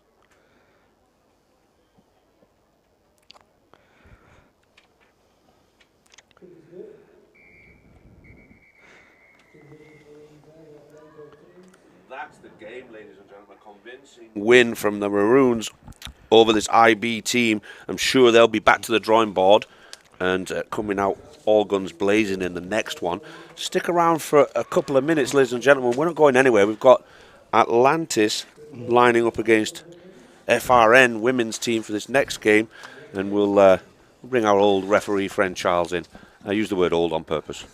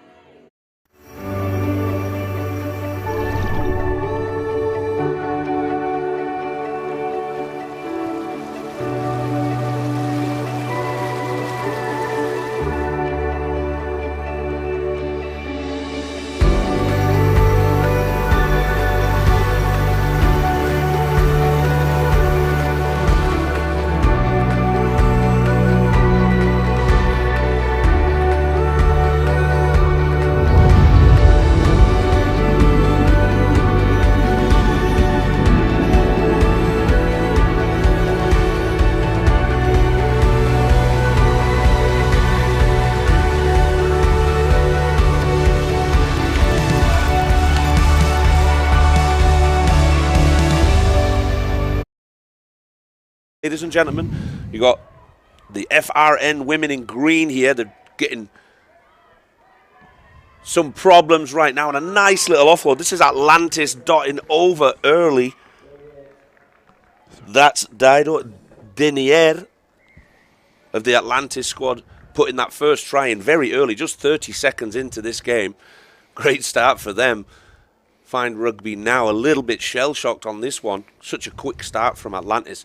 Alongside me is the wonderful Charles Sampson, all the way from Scotland with the referees group this weekend. Thanks for joining me up here, mate. How's everything going? Yeah, all good, Gav. Yeah, nice to be here, isn't it? You know, the Grenada James Stadium looking very good. It's a beautiful location, mate. Good to see you over here and all your Scottish crew coming down for the trip.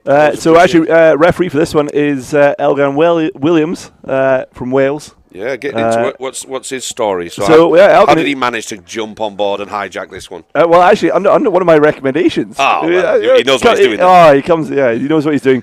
So no, Elgan, he's actually referees in the URC back home. Okay. So yeah, he does professional rugby back home. So legitimately knows what he's doing then. Yeah, he's not bad to be fair. Although he's Welsh, we'll let him away with it. No, excellent. No, there's always the referee squad that you guys bring over is always phenomenal. We always have a good time as well as being ultra professional in the game. Indeed. Love it. Well, let's have a look at this. Atlantis looking very dominant in this game so far. Find Rugby now really not getting much time with ball in hand. A little bit scrappy there at that ruck. But with Atlantis coming away, there's space on the top side. Find Rugby now being split there. Powerful legs, just driving, keeps on her feet, looking for the offload, still moving. Can she scrape through there? Oh, that's a wonderful offload. Beautiful stuff. Loving that. Atlantis get another one down. And again, that girl, Daido Denier, doing the work with the double knee pads on. Yeah, it was just the strength and the power there, wasn't it? Staying on the feet and then the offload round the corner. In for the try. Yeah, no, phenomenal stuff. This Atlantis team played really well earlier as well, so I'm thinking they might be one of the stronger teams for the weekend. They blow a little hot and cold. Some years they turn up and they're 5th and 6th, and other times they turn up and they're in the final. Yeah, I mean last year, missed that one. Last year, well, the men started off very well this year, didn't they? Yes. In that first game, they were looking pretty good. They pretty look strong, dominant. It's a shorter, stockier team this time on the men's side, and they'll have some problems against these Ranger athletes from the Caribbean, but definitely look strong early on in this competition. The girls as well. Yeah, girls as well. They're looking pretty good. Did that kick go over, Tim? Missed. No, it was missed. I think that one. So Atlantis, where are we at? 10 or 12? 10. 10 to 0. 10 to 0. Fine Rugby now need to do something with this. Keeping some ball in hand would do them wonders at this point. Big contact in the middle. Yasmin Elliott with the collision there. Atlantis have stolen that ball, not released, so they're going to come away with a quick tap and go. Elliott's offside there, surely. He's let her get away with it. There's no arm out, so they'll continue. Atlantis. Yeah, they're looking to play quick, aren't they, Gav? Absolutely. Can they scoop it up? Yes, they can. Good pressure from Fine Rugby now. Nice pass there. Hint of forward. Nope. She skipped past. That's a great tackle. Phenomenal work from Madula. Try saver for sure. Atlantis again staying on her feet. Yeah. Trying to get around the corner. Can she? What strength. Great work to get around the corner there. Abby Vestal dotting it down. Excuse me. No, that is Brittany Royce. Yeah. Good strength there, just to be able to stay on the feet, power through over the line. Yep, you've got to have that temptation to run sideways stopped quickly. You've got to get around the corner or cut it short and straighten up early. And manages to get there on that time. That's them up to 17 points to 0 there now. Stretching out the lead before half time. Almost on the kick, not quite. So 17-0. Is the score. Find Rugby now not got the answers so far. They've got a sprinkling of talent out there, but a little discombobulated. Maybe the cohesion. They're not a team that play together often. A mixed match of players from around the UK, Trinidad and Tobago, Uganda, Wales, Barbados. Even Pauline Eugene is on the squad. Yeah, I mean, I think they were on the same flight as us when we came over, Gav. And so I mean, they've had a bit of time together, but not enough time to get to know each other. There's a knock on there. Advantage being played. A bit more space. And another one in the corner. Again, Daido Denier. That must be her third of the 4 tries, I believe. Wow. Yeah, she's looking very strong. She played well in that first game as well. Atlantis coming out here serious this time around. Just fine rugby now, just can't get any time on the ball at all, can Nothing. they? Absolutely not. No joy You whatsoever. know, even from the restart, couldn't gather the restart, knock it on, play advantage, here we go, bang, another try in the corner. And that's what happens with sevens, isn't it? It's one of those games where if you just can't get your hands on the ball, it's... Oh, what a kick! That one just Wow. sneaking over. So, 24-0 there. I think it's Sienna Jordan, if I got the numbers right. These Roman numerals really kill me. I know. I try my hardest, but my eyes are getting old as well, so it doesn't help. And then I got to do the calculations of converting it from Roman numbers. I hate to tell you, Gav, it's not just your eyes that are getting old. It's the rest of me. Damn it. Medulla's off to the races, though. She's going sideways, though, right now. She looks for the offload. That's always going to be a problem, putting themselves under more pressure. Oh, and Atlantis here we look go. like they've dotted another one. God. The wheels are falling off it for Find Rugby now. They can't find anything. They just can't, They just can't keep hold of that ball. Yeah, Medulla is one of those characters, though. So if she sees things aren't going well, she'll try and do it all herself. But that's obviously always going to create more problems if you're trying to do it all on your own. She is a leader and will pick up the slack. Yes, conversion's in. Another good kick. There we go. There's a halftime whistle. That was a very quick first half, non-stop for Atlantis. Find Rugby now are going to have to find something in the next few minutes to come out in this second half to get anything out of this game. We'll be right back in just a moment.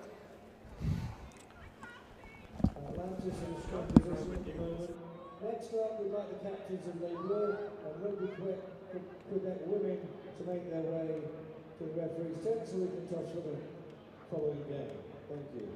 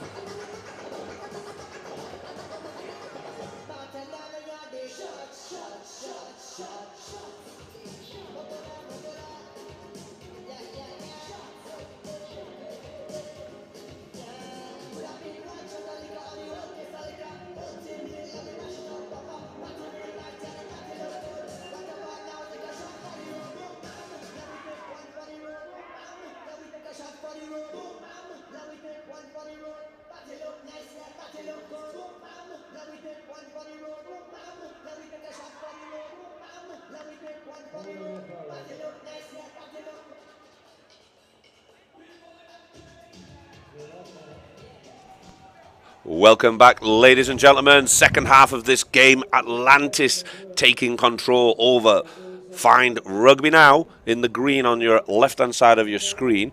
I'm joined here for this game by Charles Sampson from the referee group. Are you actually going to be on the field refereeing, or are you just supervising from a distance? You mean you didn't see my first game, Gav? Oh, you were. That was true. You did get one. You did get on one. I probably switched off at that point. I do that a lot if I'm not doing play-by-play. So I think I was colour on that game. You might be right. Fair enough, mate. It was just that good. You didn't know. I was just exactly. Nothing was an issue. If so you guys are not talking about it, you know there's no issues. Exactly. 100%. Find Rugby now, though, taking a big hit there at the 22.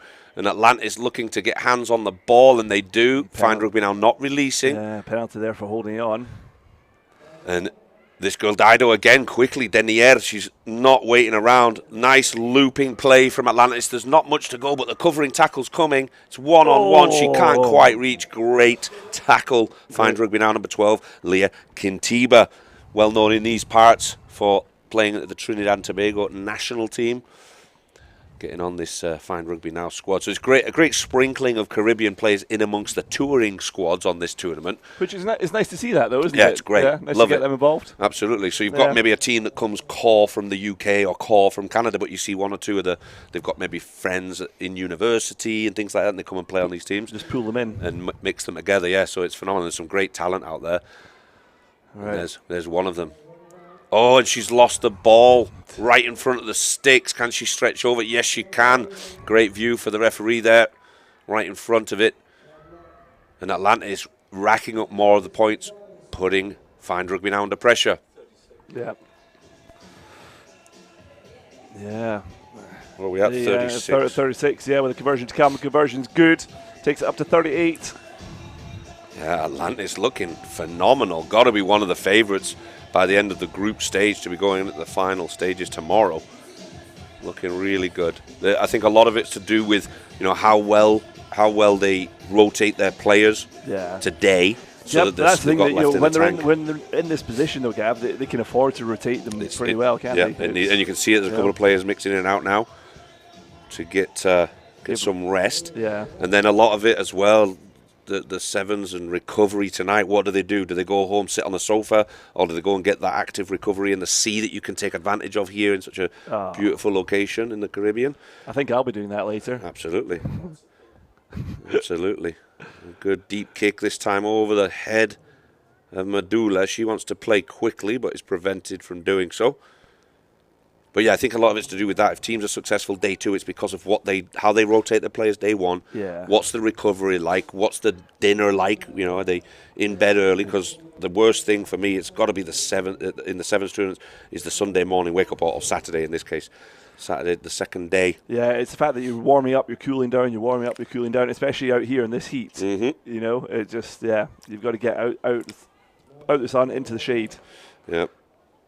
Yeah, I noticed that Quebec team came off a little bit cold. The Quebec men's team earlier on, they started slow in their game against Barbados, I think it was, and took them a little while to get warmed up. Here we go. Nice step. Oh, great collision as well in the middle there. Is that Kintiba? She does like the contact. Oh, here we go. Hold on a minute. High, shoulder in the face, I think. Yeah, it's a yellow card. Is that the first yellow card of the tournament? That's the first one I've seen, mate. Yeah, it's the first one I've noticed at least. Oh. Was it? You think? Yeah, I saw yellow. I think it was yellow. Yeah, I'm pretty sure it was yellow. And I'm assuming it must have been for high head contact. Yep. Yeah, so first yellow card of the tournament to. I feel like they may have mixed up. I think they may have yellow carded the wrong person. Oh, well, we're coming off here. I think it was the taller player with ball in hand that actually made the contact. See, that's the thing. They got similar hair. Yeah, at these tournaments, we don't have the benefit of going to TMO to get any replays on it. So it's just a case that you've got to kind of deal with what. So then we just have to rely on the referees. Imagine that. I know. Don't worry, they're that good. They will get it. They'll get it spot on. I'm all about the refs, man. I'm all about the positive talk on the referees. It's all positive vibes. Exactly. I haven't screamed at referees in a few years. I've learned to stop. Bite my tongue. I've only got half a tongue left. Right, so that's going to make life a lot more tricky for Fine Rugby now, isn't it? Yeah, it's going to go downhill quick here. They've got to really dig deep in the next few minutes to stave off this Atlantis team. We've looked solid all morning. Another good step. She really does like to take that step before the offload. Oh, a little scrappy there, so there was a knock on. That's going to go the way of Fine Rugby now. Good for them. They've got a little bit of a reprieve there and a moment to gather themselves. They just need to get a bit of ball in hand, don't they? They just haven't had any ball in hand, been able to do anything, get some phases or anything. It's Atlantis is just looking very good at the moment. Absolutely, yeah. They've been phenomenal so far. What are we at? About 5 minutes into the second half. Although not so many scores in the second half, only that one try at the beginning of the second half there.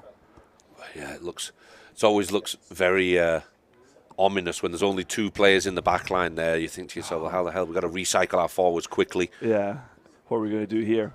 Medulla will always try and do something on her own and make some magic, but... Yeah, coming around the corner there, but not much room, is there, Gav? No space in that 5-yard channel for her now. And going direct into this strong Atlantis defence. Looking for a loose ball. There's Kintiba coming away with it. A rangy number 12. And she's at the back of this one as well, playing scrum half now.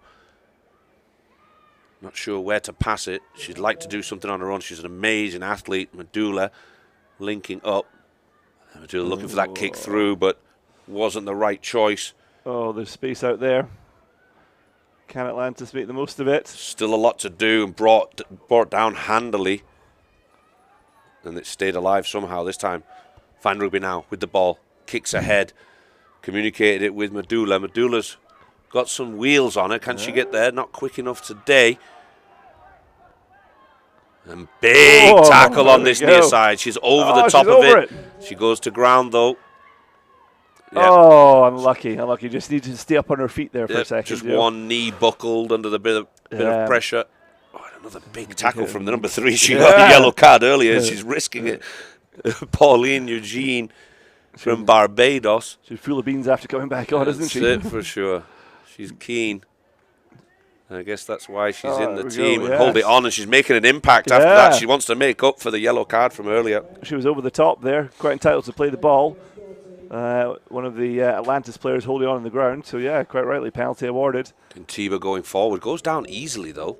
Unlike her, there's a big contact. This time Eugene Paul taking a little bit of her own medicine.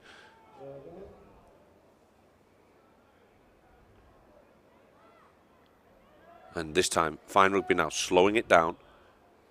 Another big contact. Atlantis really still looking for this ball. Contiba again in at scrum half. Yeah. Eugene. Inside ball. Medulla can't pull it in. Oh, here we go. And it's a great race there. There's nothing on for Mackenzie Wood to be stopped.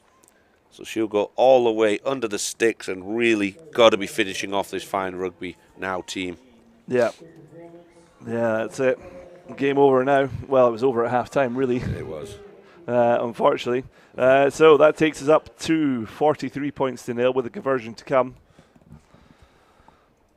Yeah, very impressive from this Atlantis team. We'll have to see how they line up tomorrow.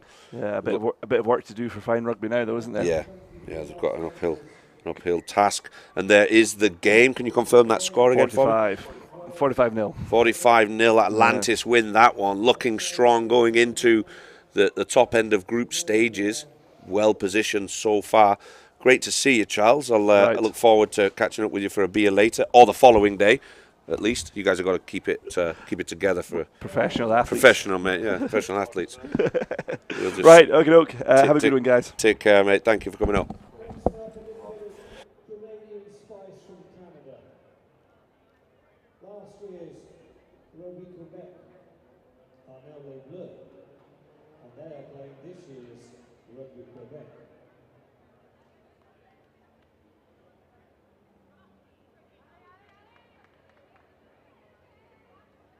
John Scott will be refereeing that.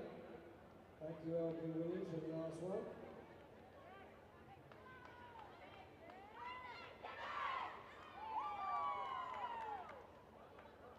Here we go, then let the party begin.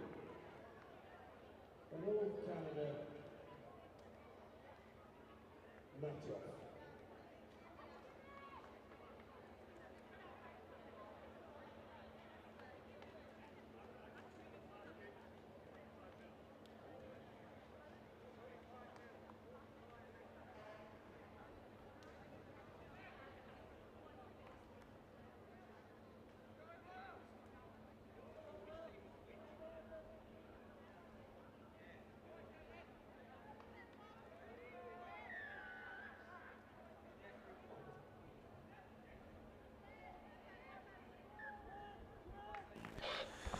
Welcome back to Kirani James Stadium, Grenada. It is a Grenada Rugby World Sevens. We're having a battle here.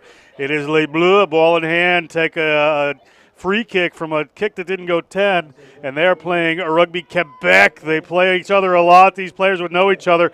Good run by Les Bleues to get started. Frédéric Rajot. Rajot gets the ball back. They're going to keep this one moving. Basically, slightly more veteran versus slightly younger players from the Quebec, from the Montreal area. Les Bleues move this ball out. A little wrap around here. Looking to the wing. Can they find the space? It's going to close down on them. They're going to come back in. Both these teams will play very similarly. Be very methodical about the way they play with good skills, good handling. Run up the middle from Quebec. Quebec step one. Les Bleues. I'm going to screw that up a couple of times. I do apologize. Quebec was wearing these striped jerseys last year. Run up the middle from Les Bleues in the bluer colors, and in the white shirts is Rugby Quebec. A big battle for supremacy here. They're right under the post. They've got runners either way. They're going to come to the right. Is it going to close down? Player might have stayed wide and been fine there, trying to wrestle her way to the try zone. It is a try for Les Bleues. They get 5 points on the board. Referee this one is John Smith. John Smith from Scotland. He is a police officer in Edinburgh with the Edinburgh Rugby Referees and Borders Rugby Society. Storied referee there, but we are Les Bleues 5. Kick to come. Early score against the younger Rugby Quebec. John Broker here with Gavin McLeavy on the beautiful Spice Isle of Grenada. And a good start from Les Bleues. In charge over this younger Quebec team. I'm sure this one's going to get interesting. There's a little bit of politics, I'm sure, involved here, and a little bit of, I'm sure they're all very, very close, but basically the Les Bleues is the last year's Quebec team and kind of got bumped out based on age, looking to develop the youth in Quebec, so coming with a younger team this time. Both teams enjoying the beautiful sunshine here as we're 5-0 Les Bleues. Les Bleues to kick off.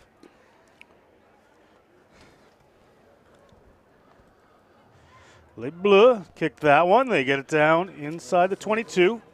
Rugby Quebec on the move now. Rugby Quebec spill that one forward. It's going to be a scrum advantage here for Les Bleues. Ball initially taken there by Adele Sampson.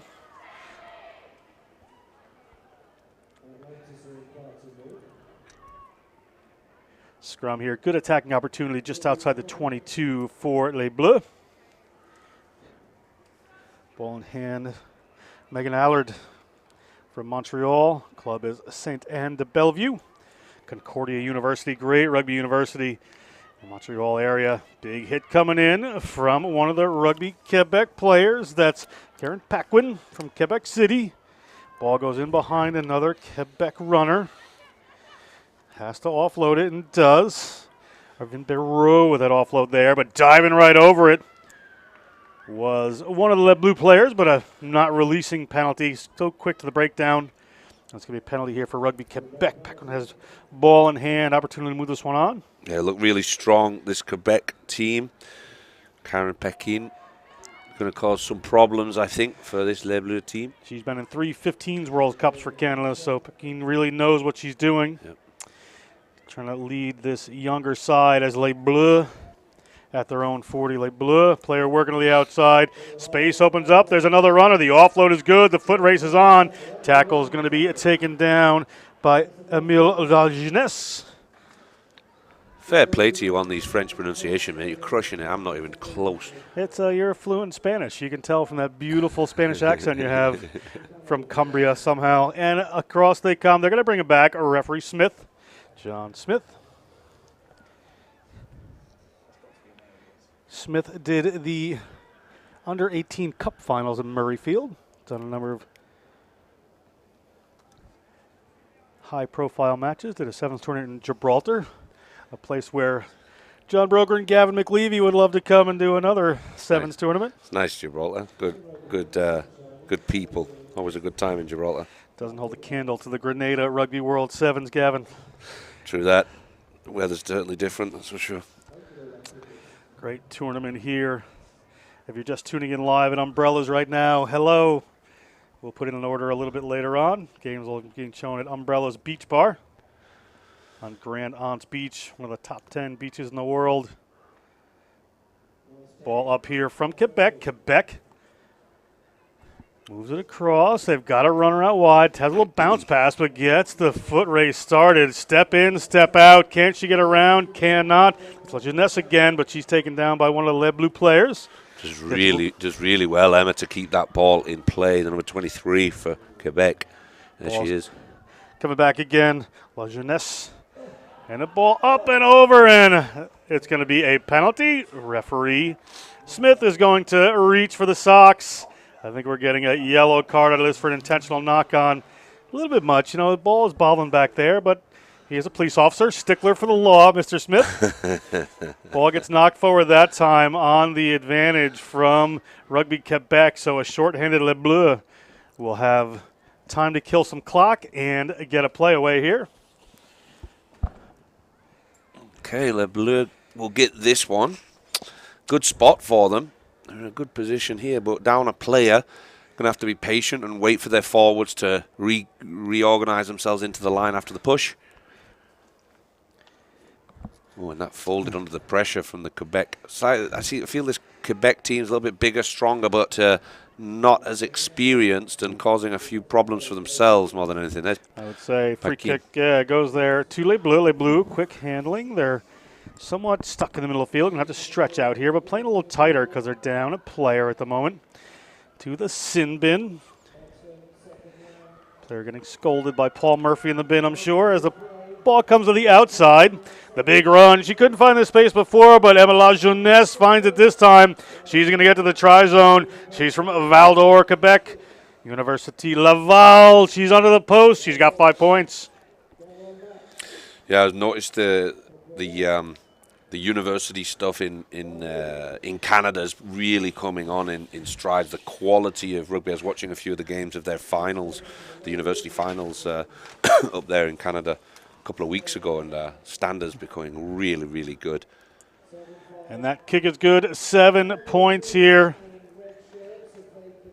as we go to halftime, and the score at halftime is 7-5. Rugby Quebec over Les Bleues.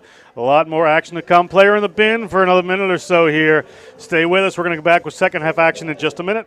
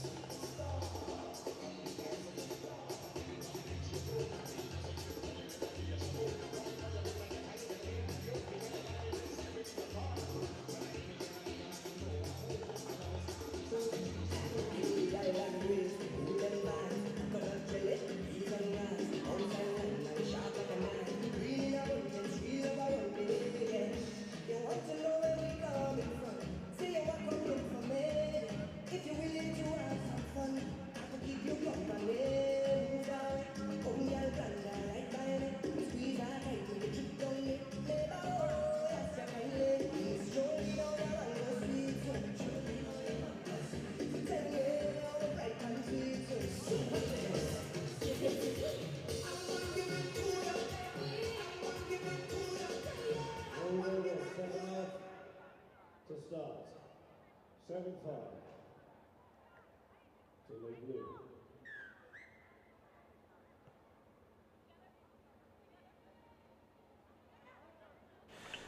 Welcome back at 7-5 Quebec. The young Quebec team against Les Bleues. Les Bleues in the blue and darker blue stripes are on right to left on your screen. Rugby Quebec trying to wriggle away. They're across halfway. Good work by Rugby Quebec. Adele Samson, Rouge et Or Rugby Club, fighting the way upfield. They're just going to continue to go here. Referee John Smith in there, making sure everything's going to work out. There's going to be ball coming out the back. That's the try scorer, Emer La Jeunesse. She was also the MVP of the Canadian National University Sevens. You can see quite a talent there. Another knockdown. A referee may go to his sock again, and he does. Another player, a little more cut and dry this time, is going to go to the bin. So I believe they may be down to, well, no, there's a player coming back in. So one player off, one player on. They're going to remain at 6. Oh, Quebec got the card knockdown. Sorry. At some point, I just lose my mind on these days, and the Oracle is here. Crash test Tim to let me know. So that is 6 players down for Quebec, and Les Bleues will be back to full strength. Just switching sides there. So you see the lovely hair of assistant referee Chris Reedy, wonderful fella. Welsh referee, assistant referee for this game as Les Bleues going to get the ball in through Frederic Rayotte. Concordia University, 10 caps with the Canadian national team. Some quality out there, isn't there? Look Absolutely. at that. She's a talented player. She's a great player to watch. Ball comes across in the middle field. Little diving pass there. Here's some space, but the ball gets knocked forward. Rugby Quebec shorthanded. Big tackle coming in. I think no love lost would be a good phrase for what's going on in this game. Might need an air ambulance to take this lot back to Canada afterwards. Yep. Going to have to learn no love lost in French. Change coming in for both teams. Quebec turn to kill the clock. 7-5 is the score in this second half. It's tight, isn't it? Coming up after this one is the Caribbean Queens, looking strong in that first game versus the Red Shirts. Talented team as well. Great rugby action coming away all day. Kirani James Stadium, the Spice Isle Grenada playing host to this wonderful event. Ball's going to go back to Les Bleues, but did it get knocked forward? Referee says indeed it did. A scrum here for Rugby Quebec. A little more time to kill some clock. Yeah, this Quebec team is really putting in the fight. I think both of these teams are really hungry to outdo each other. I think this is, if they didn't win the tournament, this would be the one that they'd want to win, this particular game. There's a lot of ladies out there with points to prove. Quebec get the ball in the middle, well handled there, looking to close down some space. It'll switch back around, and good work to keep that ball alive from Emmanuel Lejeunesse.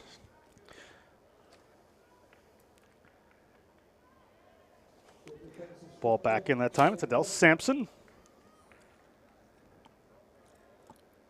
Les Bleues are going to have a hold of this one. They are at full strength. Player trying to be held up there, but get the knees to the ground. Ball gets turned over, so it's in the hand of Rugby Quebec. Rugby Quebec, nice pass in the middle, good handoff, working their way across the line.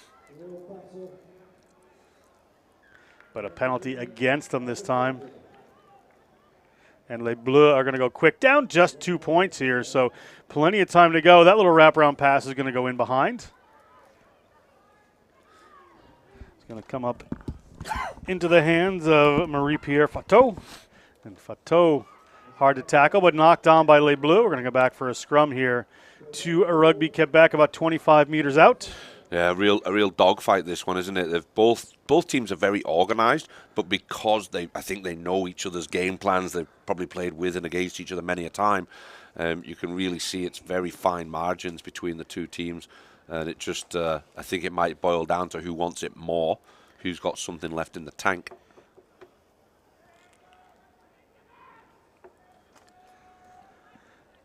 Full strength again is Rugby Quebec.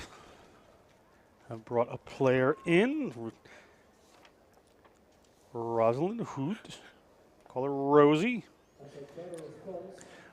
Coming around. Good on-rushing runner there. Little step back in from Frechette. Coming to the outside, ball to the outside, just on the field, headed into the try zone, but not going to get there. Great tackle, Les Bleues on that far side of the field. Battle for the ball, referee on the spot. It's a penalty against Les Bleues. They're on their own 5-meter line. They're down by 2 points right now, but referee Smith says, let's take that one from the mark, folks. Yeah, Les Bleues did well to cover the tackle there, playing the defensive game plan really well. Quebec, a little show to the outside. They're going to keep that one coming back. Little forward-oriented play right there, just trying to crash it in from in front. They're going to keep this one alive. Looks like Tatiana Joseph. She's been busy since she came on. She has. Very good player. Little pick and go around the back there. Referee on the spot. Can't get there. Quebec, they've got a runner out wide if they can get it out. She steps back in. That width was opening up for her, but she's there, and she's going to score that try, and it's going to be Caroline Lariviere, from Montreal, plays for Town of Mount Royal. Fantastic. And that takes them a little bit further ahead. It's been a tight one. So 12-5 will be the score here if she gets the kick. Take it to 14 potentially. And it's good. Nice work. Good work as they extend their lead. That is 14-5.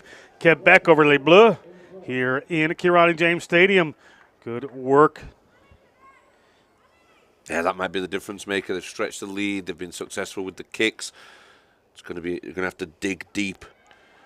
This Les Bleues team going forward.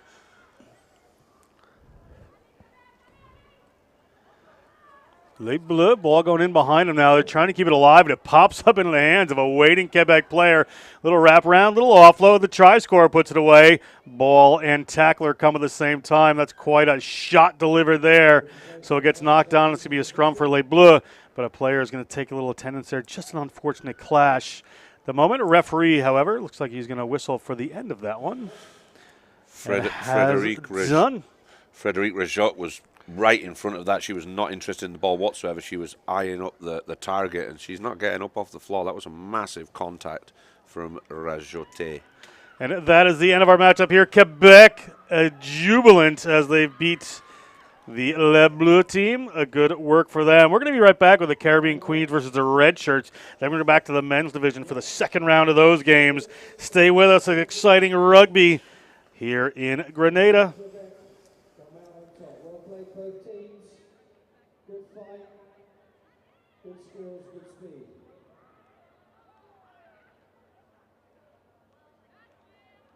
Next up, the Caribbean Queens. Oh, island in the sun. Look at how we've grown, how far we've run. 50 years we strong and more to come. More to come. More to come. We're going higher. 50 years we're blessed with forged in fire. Still reaching for more. Going up, going up, up, up, up, up. Going up, going up, going up, up, up, up, up.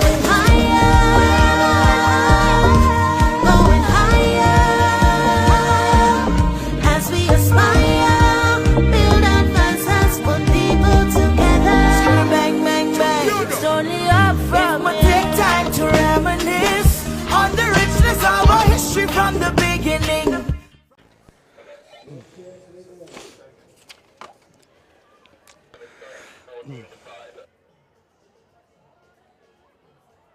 ladies' game before we move back to the men's.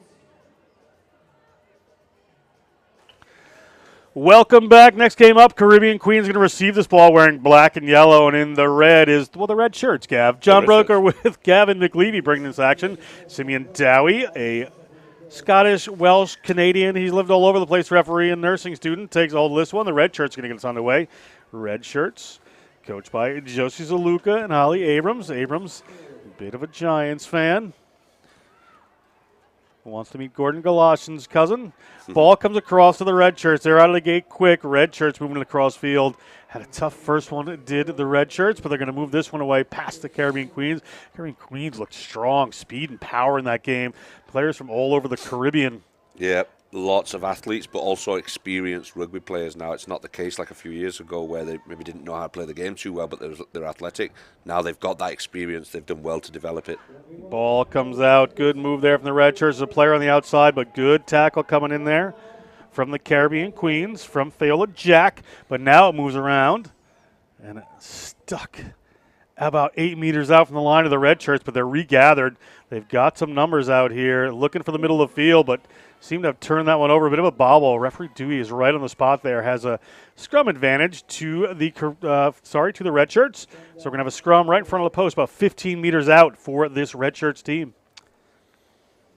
Interesting. Red shirts putting a bit of pressure. The Caribbean Queens doing well to absorb it. Can they turn it around? Really interesting mix. I love the fact that these teams are all from different places. They've never crossed paths with each other, many of them. So it's a real great experience and get some different exposure to different styles of play and different types of athletes. Red shirts, ball in and out really quick, putting the ball in from the tight head side. You see that a bit in sevens these days. They'll switch back in, looking to get the run here. Power coming in from the red shirts. Their numbers a little hard to read, so we do apologize not being able to tell you each and every player that gets a hold of it, but we'll get it better as the weekend goes on. Red shirts to the ground. Move that one. Gets dropped in the middle of the field. So they're going to have to regather. Big tackle coming in there from Renata Fredericks. Struggling at the breakdown here. The red shirts getting a lot of pressure on them. They have a scrum advantage there, it seems. That ball was knocked on. We'll come back to a knock on against the Caribbean Queens initially. So it's going to be a scrum here for the red shirts. See what they can do from a set piece. Yeah, they've got the firepower. We know that. But can they break down this Caribbean Queens defense? It's just a lot of experience in there. I'm looking across this back line right now. You've got Nicolette Panter, the captain of the Trinidad and Tobago team. You've got Mary Roberts, St. Lucia winger, real firepower there. And then Veronica Blair here on this near side. They just all know what they're doing. There's just no mugs there. They're all very good rugby players. Going to have to defend here as the ball winds up in Roberts' hands. Mary Roberts takes that one on the ground. They're going to come over. Ball is in Caribbean Queens' handle. Miscue on the starter play. We're going to come back to the initial knock-on. It'll be a scrum here for the Caribbean Queens. So an opportunity to get some of those dangerous backline runners moving, as Gavin told you there. So they did the defensive pressure job that they need to do. Now this is their opportunity to they can shine. Interesting that they put Roberts inside with Blair outside. That would be a good competition, just them racing against each other. I don't know who'd be quicker, honestly. It's phenomenal. Maybe Blair a bit more power than Roberts. Ball in, ball is up, moving to that right-hand side. Mary Roberts doesn't get it on the run, but she can make something out of it. Gets the pass away. There's some room outside. Ball again goes up over the back there. They just have to clean up some of those passes. Naomi Dodd there. We're going to come back for a not releasing against the red shirts. So the Caribbean Queens at their own 22, an opportunity. Okay, interesting. Panto asking for the scrum. Feeling confident, wants to take away the space, knowing what she's got outside of her with Blair Roberts combination, St. Lucia, Jamaica. That's a great back line. That certainly is. Yeah, it's just it's a rarity to see Mary Roberts in the center. Yeah, it's just because she's We're so used to fast. seeing the speed. We saw her first at an Olympic qualifying tournament Gavin and I did together years ago on an island not as beautiful as Grenada. They come around the outside. They're trying to isolate Mary Roberts out there, but they don't quite get it. Ball goes to the ground. Now Roberts has to come in and try to battle for it and loses it. So that little gamble doesn't pay off because the red shirts are at the line, and the red shirts are going to go over. They are not going to go over. It's going to be a knock-on at the line, or referee Simeon Dowie spots it. So out of jail, free Caribbean Queens in their own 5-meter. Just figured out what it is they're trying to do with that Panter Roberts Blair combination and Roberts looping. So Roberts does actually end up on the outside if Blair can release her. Interesting. Change coming in here.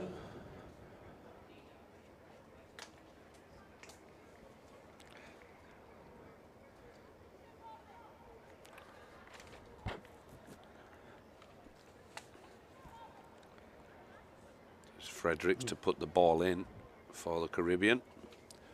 They're going to kick that one from inside their 22, put a little pressure on there. The ball is rolling down across the 50, near the 40-meter line of the red shirts. Only one player back there, so some pressure on. A lot of work to do for this red shirts player as they work their way back. Good player kind of diving in there, but it comes back to the red shirts. They're on the way. Pass gets knocked on there, went a little forward, so it's going to be a scrum advantage here. But scooped up, no problem there from the Caribbean Queens. They'd like to play it. That's Veronica Blair. Referee Dewey, however, is going to bring us back for the scrum. Yeah, interesting. Great kick from Panto to get there. I mean, it really was on her own try line almost and ends up inside the 40 of red shirts. And then some good pressure, putting themselves in a nice position. Little rugby action brought to you here on Viral Media, the broadcast partner of Greater Grenada Rugby World Sevens. Westerhall Rum, the official rum. Stag Beer, the official beer in conjunction with Cara Brewery for today's event. Thank you to some of our sponsors. Mary Roberts gets that one outside. Mary Roberts looking to get around the outside. The space opens up inside this time. Just needs to straighten up a little more before they get it to Roberts there and might really release her. Veronica Blair just kind of runs that outside angle. They could come back in. There she is, however, showing the power game that she has. Now they get the ball to Roberts on the outside. Roberts would have a little work to do there. Shows the outside, goes back the other way. Blair's down. And a little interplay here. The Caribbean Queens. An advantage now to the red shirts. Red shirts player gets driven into touch. Players are getting up. It's going to be a scrum here, according to referee Dewey. This time, deep in their own end are the red shirts. Yeah, interesting. They were keeping the ball alive really well there in Caribbean Queens. Looks like there's a couple of bodies down. That's Roberts that's not getting up. She looks like she's in some kind of pain there.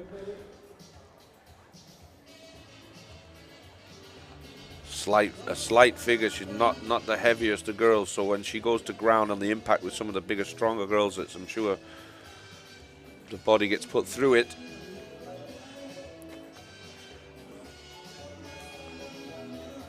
Referee looks like he's asking for a substitution. Yeah, Leanna Silva's going to carry Mary Roberts right off the field here.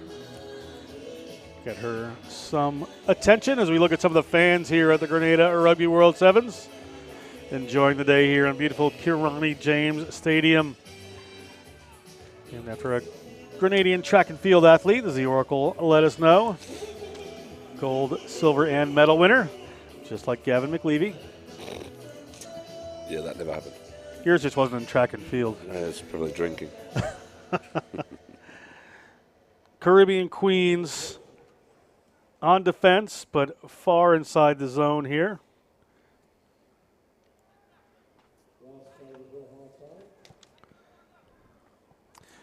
Ball into the red shirts. They're at their own 5 meter. Let's see what they're going to cook up from here. Big tackle comes in, so they're not going to get too far. Naomi Dodd put in that tackle out wide, but breaking through the middle of the red shirts. Looking for that space. Ball gets knocked forward. Unfortunate for them. Red shirts aren't going to get away with that one. Referee Dewey is going to whistle us there for halftime. So 7 minutes gone. The score is 0-0, 0-0. We're going to come back with second half action here at the Grenada Rugby World Sevens. Stick with us.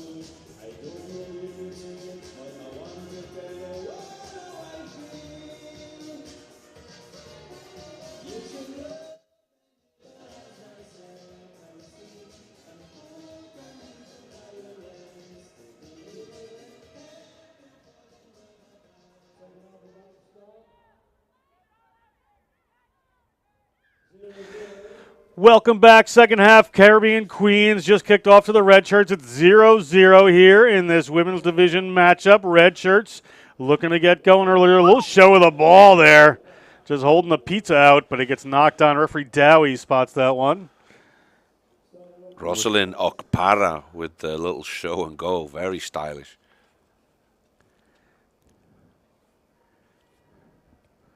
It's the old show 'em the pizza, but you can't have any. Exactly. Take it and keep going, but it's going to be a Caribbean Queens scrum here. Mary Roberts is off the field. Unfortunate little knock in that first half. Hopefully she'll be back for some of this great event.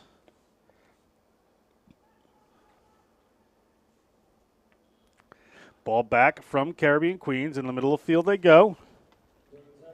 Little show there. Same tactic, but can't quite find a way around. Good defense from the red shirts. Red shirts still defending. Red shirts having to defend a lot here because that's a big break there from Naomi Dodd. And she's going to give the ball away, and that ball is going to go in under the near the post. Excuse me. And referee Dowie says it's good. So those are the first points of the game, Gav. It's been a tight one, but it is the Caribbean Queens putting in some tries. Yeah, it takes some Naomi Dodd's skill to open this red shirt's defense, and she's been spectacular for Jamaica over the last couple of years and really becoming an impressive rugby player in her own right. Still very young, but definitely making an impact in this part of the world. That kick is good, and we are at 7-0. Red shirts are trailing and will receive this ball from the Caribbean Queens. Caribbean Queens won their first one in good fashion. Mm-hmm. They look impressive so far. Keep an eye on Fayola Jack there, the number 4 as well. She not the fastest of players, but very strong, powerful, good offload, a great tackler. So makes a big impact in any team that she plays for. Going and chasing this ball now. Red shirts take this one. Have to get some points on the board. A little indecisive there, so you want to get that one moving. That was Garcia. Now they're moving the ball a little wider. A good show here. A big break across the 50, across the 40. This player doesn't look like she will be caught. Headed towards the corner. A little serpentine run, but loses it forward. Referee Dowie on the spot there, and unlucky for the red shirts.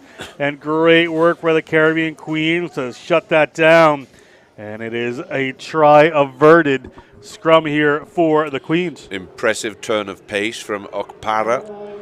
Phenomenal pace, but couldn't dot it down. Great covering tackle from the Caribbean Queens.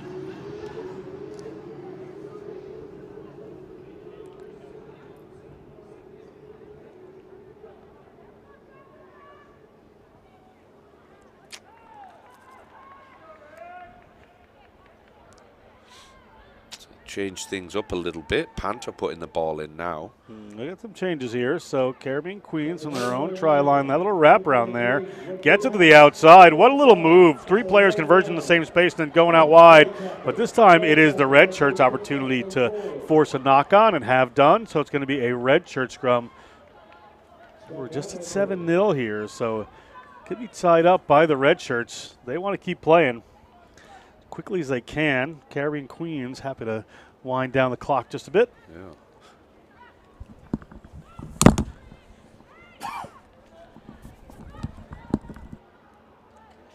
Switch up there, putting Panther in at scrum half, and then Fredericks was first receiver and then winger. Very interesting way of doing things, but Panther out now for Blair coming back in. And send Blair into the middle of the field, into the center there. Red shirts put this one in. Defense needed from the Caribbean Queens to maintain their lead. Ball is in, ball is out. They are on the move. Can they get it in the middle here? Just a little bobble knocked on, so a scrum advantage for the Caribbean Queens. That will come to pass. Give me a scrum here from the Caribbean Queens. Can't be much time left in this game here. Yeah, it's been ticking along quite quickly with all of the scrum resets. And the substitutions coming in and out. I think Caribbean Queens are wanting to run this clock down. This red shirts team, they know it's a dangerous team. They've managed to stifle them so far. You get 5 subs. You can take people on and off, so you can put people back in the game that were there before. Ball in this time from the Caribbean Queens. They got stacked runners here, but good pressure around the scrum there. But too early, so referee Simeon Dowie is going to award a penalty to the Caribbean Queens. Caribbean Queens are going to get on the move. Caribbean Queens just inside midfield. A little close to the line. A little offload gets knocked forward, so knock-on advantage for the red shirts. Red shirts have a hold of it. Red shirts trying to go forward, but referee Dowie's going to bring it back for the scrum just inside the half here. Renetta Fredericks has really been busy. She's been a phenomenal player today, really guiding this team from St. Lucia.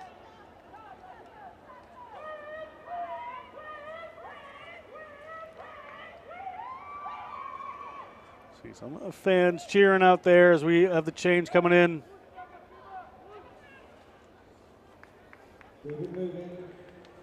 Red shirts.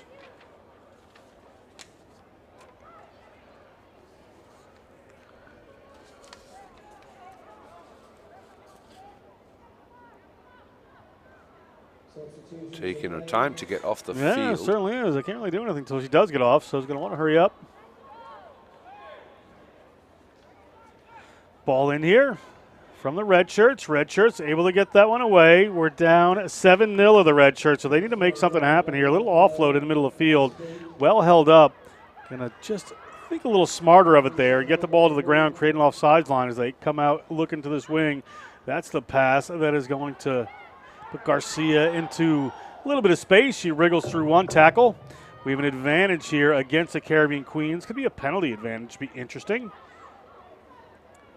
Red shirts get to the 22. Working their way to the ground. They've got lots of width here. If they can move this ball, I need to straighten it up just a bit. Player running cross field, just taking away some of that space. That show and go. She needs to make this pass and doesn't go to hand. So we're going to come back for an advantage. The Murph whistle just went off.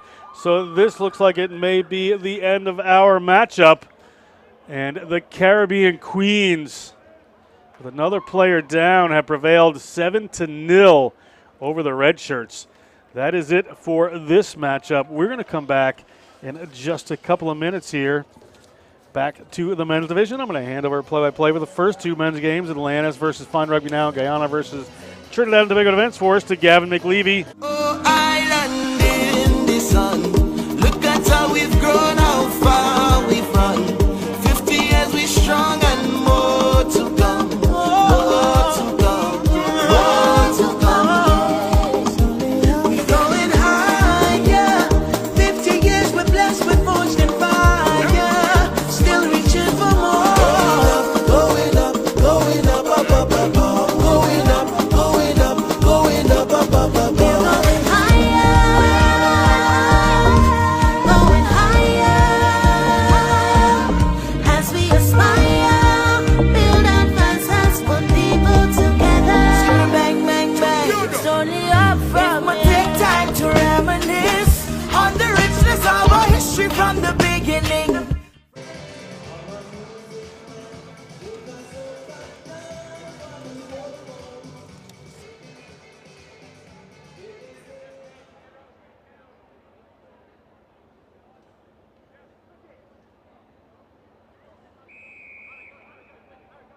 All right, welcome back, ladies and gentlemen, back into this one. No time to turn around, no time to wait. This one's Atlantis against Find Rugby Now on the men's side of the groups. Atlantis have been strong early on. Find Rugby Now struggled in the first half of the previous game, but managed to pull it all together. Let's see what these two teams can do. Taking their time currently, looking for width. There's that man Corey Jones directing traffic out wide, looking for the loop around. There's a bit of space, jockeying him into the corner. And Fine Rugby Now regather well. Skipping out of that one, and they've split them again. Atlantis did this a lot in the first game. They fake to go out wide and then score through the middle. Phenomenal work. Nick D'Angelo on that one, under the sticks. He'll be taking his own kick. No, he's going to give it to Corey. See if he can sport his footballing skills. Quick one from Atlantis. No playing around with these boys this weekend. Yeah, they're here putting some pressure on. Corey Jones, not typically a kicker, adding to his repertoire here. Do a little bit of it all. Great all-round athlete. Shame he never really made it to the USA. I'm sure he was right on the fringe of it for a few years. Great player, great lad, excellent personality too.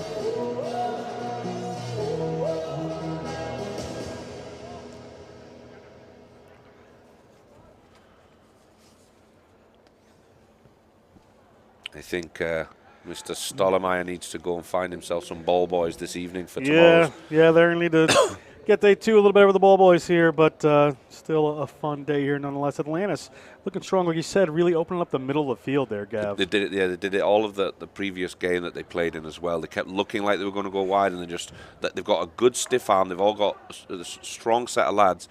It's a good stiff arm and then a good step through, and they go down the middle there. And their restart work has been tremendous. They've taken back most of their kickoffs. Oh, and Fine Rugby now stealing this one. That's the number 6, Harry Davies, going to that top side and bundled out over on the next to the AR there. Going for a quick line out. They're going to let that one go. Yes, they are. That's what Fine Rugby now has to do, is to take their chances, really make some things happen here against this Atlantis team. Yep, agreed. Held on to the ball too long that time. And they're getting frustrated, Fine Rugby now. You can see the frustration creeping in towards the end of the last game. And there's that step again. Second one goes through and then just outpaces the covering tackle to once again get under the sticks. And Atlantis has been found, and it's right here in Grenada. Sorry, I couldn't help myself. Oh, the lost city of Atlantis right here in Grenada. Love it. Good try there again. Just, taking their time, playing smart, transferring the ball back and forth. Just find a hole, break right through it, stay on their feet. Good work, Atlantis, to touch these down. They are really lively through the middle. Very impressive through the middle. And it's not bash down the door rugby either. It's stylish, it's steps, it's a stiff arm, it's a loop pass. And the kick's good. Kick is good at 14. Yep, they're looking solid. Atlantis maybe one of the favourites for this tournament this weekend here in Grenada as the music gets turned up and we're having a good party. It'll get better tomorrow. If you're watching the game and you're in town, make sure you get down to the stadium later today or tomorrow and enjoy the atmosphere. Atlantis kicking off again. And there's a variety of players that are working on that slap back. It's not all Corey Jones. They've got plenty of athletes out there that can do the job. It's just been tremendous. I mean, they have just taken that down. Jim Rosato dotting that one down after the slap back from Niall Carlson. Sonny Jim, they call him, on his 6th tour with Atlantis. Touches down 5 points right here in Grenada.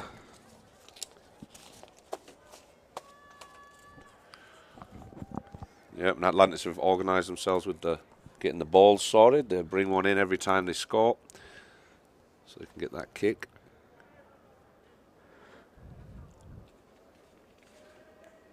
And the try scorers are making it easy for the kickers by getting it under the stick straight every time. Certainly does. Brings it to 21. If there's any point differential, Atlantis certainly will be fine at this point, Gav. Yep. Looking solid. Yeah. They have scored 50 points so far in the tournament, Atlantis, exactly, if my memory serves me correctly. And conceded none. Well, Tom Brown leading the squad out there. He's trying to get his boys fired up for Fine Rugby now. He wants to make that a little bit of a difference here and get some points on the board. But again, Atlantis just clinical in their kickoff tactics and then working to the middle. Looking to the outside and a dropped ball. That's twice they've lost it in that area. Yeah, rarity. Maybe a weakness on that top side. And Fine Rugby now might be able to squeeze something out of this Atlantis team. Looped pass. Out the back door. Big contact. That door got shut. You'll feel that for a few days. The number 8. Knocked on in there. Tough one, referee Malcolm Reed right on the spot, another Edinburgh Rugby Referee Society player. Was a DJ at Edinburgh for 14 years. Multi-talented, mate. Finished 3rd in the golf tournament this week, the charity golf tournament here in Grenada.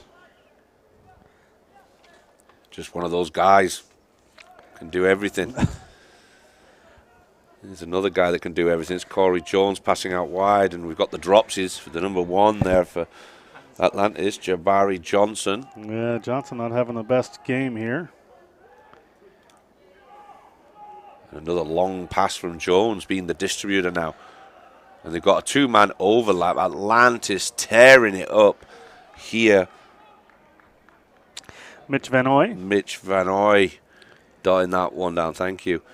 With the skull cap multicoloured to match his kit. I wonder if they made the kit based on his hat or he went and got the hat to match the kit. It's excellent. Yeah, it was amazing Van Ooy could find a scrum cap that basically matches that kit. Maybe not sure how he pulled that off. Custom made, maybe. Guess they can do that now. Yeah. Van Ooy from Newark, Delaware. Plays for Schuylkill River. Went to the University of Delaware. Was a Blue Hen. No, and that's half time. I didn't see the kick, my apologies. But Atlantis certainly in a commanding position. I'm going with 28-0 so far. And Fine Rugby now walking off to the sidelines and really need to turn it up a notch if they're going to get anything out of this game and this competition in general. I think they're a little shell-shocked and weren't expecting this level of talent. There's the last one finishing off here with acres of space. We're going to be back in just a moment for the second half of this one. Don't go anywhere, ladies and gentlemen. It's been turning out to be a fantastic day here in Grenada.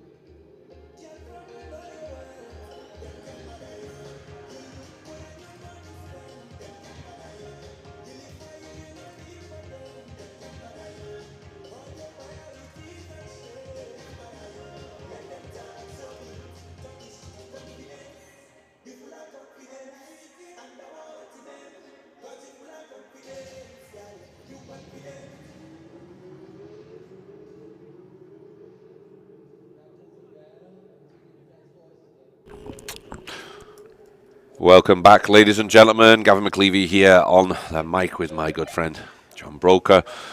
We are going into the second half of this game, Atlantis against Fine Rugby now, primarily English lads and a few others mixed in.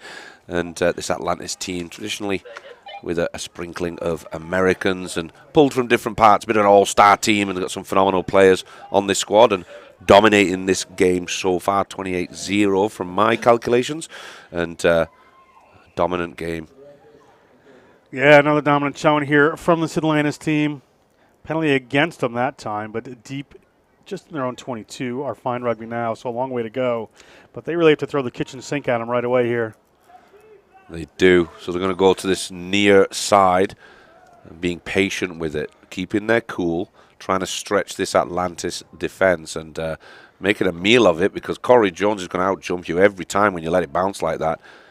And acres of space on this top side, right over in the corner. That's got to be demoralizing for Fine Rugby now at this point. I didn't see who scored that one, but it came from a Van Ooy pass out to the wing there. Good work, Atlantis. Yeah, Fine Rugby now trying to keep their cool, stay calm, and sort of play the game correctly. And even that's not working out for them. The patience game is not working.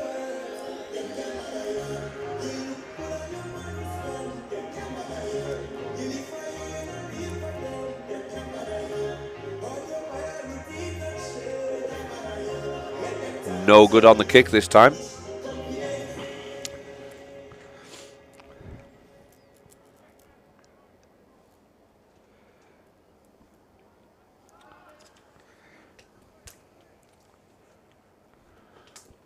So just one missed kick then for Atlantis. So in a really strong position. I guess they're at 33-0. Fine Rugby now. This time coming clean with the ball. Looking for some space. Ball in two hands. Goes to ground. Looks to come back inside, and support's there for him, but massive pressure from this Atlantis team, really squeezing them, trying to intercept the ball. They've got a bit of space now. There's a three-man overlap over there. This covering tackle may not come. There's a real foot race on. This is going to be close. Can he make the reach? No, he goes to the tap tackle, and Fine Rugby now finally get themselves on the board And Find Rugby now dots one down, finally getting on the board. Got to be happy with that. They've been working hard, got frustrated, but finally found their spot. That's the number 4. Josh Wickens is going to take a moment, catch his breath before his kick. First point scored against Atlantis all day. There are 2 games. Yep, there was a lot of pressure on within the 5-yard line on Find Rugby now, and that pressure finally, with patience, Find Rugby now got a bit of space down that top side. So Atlantis is, they are human. They can make mistakes. We're beginning to wonder.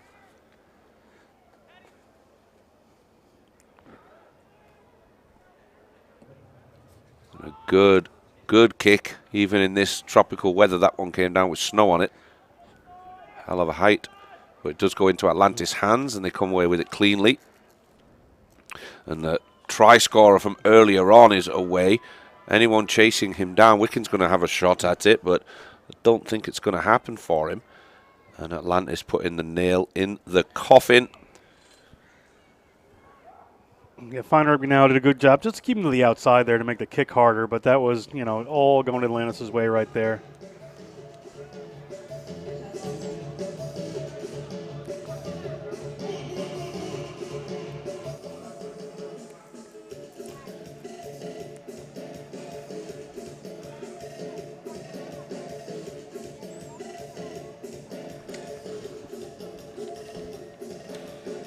So what was the deal with Find Rugby now? Was set up originally as a website for people to find rugby teams around the world? I heard some story about that last year. Well, Elaine Gelman set it up, and she's found it in a couple of sevens tournaments, and to bring some rugby players together. I think she was doing some work helping players to find teams.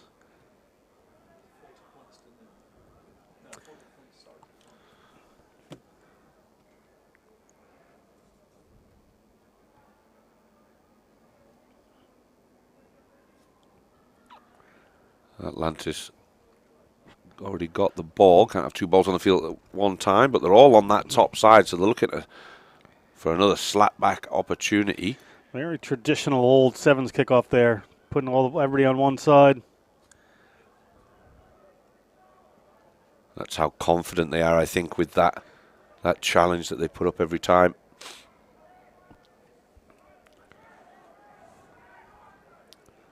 Ball comes out eventually. Took a little while that time. There's plenty of space over on that top side. One of the front row forward type players could have been exposed, and they didn't give it early enough, Atlantis. Looking for the cross kick this time.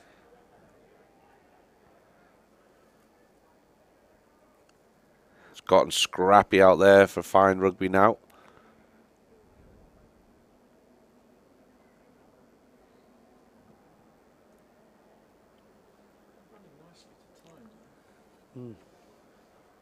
So Atlantis will get the scrum at the 5. Great position to be in. They've switched out a few players, give some rest, and being in this position with some fresh legs, it's not looking good for Fine Rugby now. No, they're having a challenge here with this Atlantis team. Atlantis really showing their strength in this tournament. I think they're going to be one of the teams to watch as we head towards the championships tomorrow, certainly when we get to the medal rounds. Absolutely. So acres of space on this side. He goes around the outside, delivers a salute to the defender as he goes past him, maybe for the cameraman. Soriano there, touching down 5 points.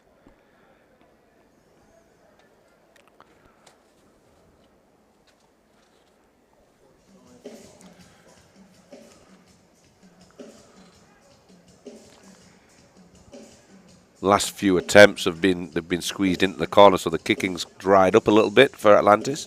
We'll see how this one goes.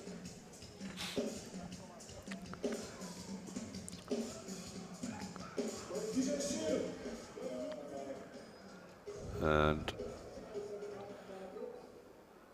3 in a row missed, but still very dominant.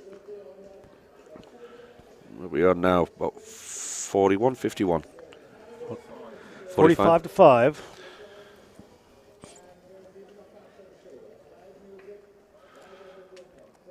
Don't imagine there's much left on the clock for the referee, but they will get a restart. And again, you see that Atlantis team sits really deep, looking for that good timed run, but not 10 yards this time. You heard the Murph horn, so probably the last play of the game here. Okay, fine rugby now, looking to put some pride in the name. Try and keep it alive, get an extra 5 points.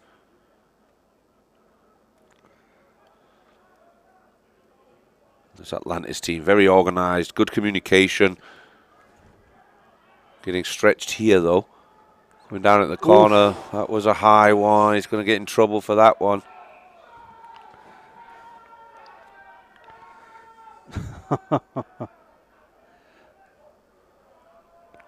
Yeah, I've got to be frustrated. Taking a beating like that and then getting a slap in the face. Don't think it was intentional. There wasn't much malice to it, but yeah, did look ugly, didn't it? Didn't look good. Bit of a high tackle. Nothing really in it there. So the 2 players at the end just said, it's okay. Shook some hands. Working this near side. Pops one out. Nice little pass. Good step inside there. There's a bit of space for him. Another high tackle from Atlantis. Gets really into the corner there. Looking to dive over in the corner, and he does. Successful with that one. He's got to be happy. Alex Spring in the corner, the 28-year-old from Beaconsfield, England. Beaconsfield? Beaconsfield. Beaconsfield. But he got over. That'll be the end of that game. They got a kick to come. Put some points on the board. The only team to do that so far against Atlantis, to be fair. Josh Wickens. It's a long one. Not bad. No, too much. So Atlantis coming away with that one very strong. They're looking like the team to watch going forward. In just a few seconds, we're going to have the Trinidad and Tobago Defence Force coming out here to play against Guyana in just a few moments. We'll be right back, ladies and gentlemen. Don't go anywhere. This will be a great game.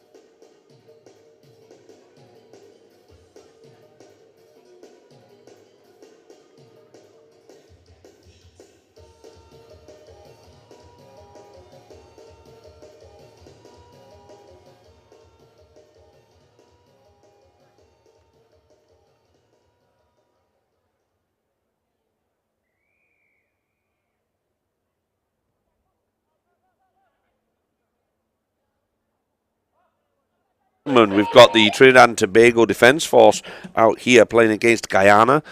Defence Force in blue and yellow. Guyana with ball in hand there, green. That looks like Tyrese Prescott, impressive young player doing his rugby at university in the USA, Lindenwood University, and really come on leaps and bounds last couple of years as a player. A nice big stiff arm from the Guyana forward, number 1 on his shirt. And there is that man, Prescott, becoming quite a talent. Little pop over the top, but doesn't manage to pull it off. Defence Force wraps it up somehow. And here they are, Defence Force, working patiently. Big collision there, but they managed to let him go. Referee says offside there, Guyana. Defence Force playing quickly. Good step, some real talent in this Trinidad and Tobago team. Big bump, trying to get held up there. They managed to creep inside the 22. Working across. Somehow lands in the hands of Guyana as they work forward.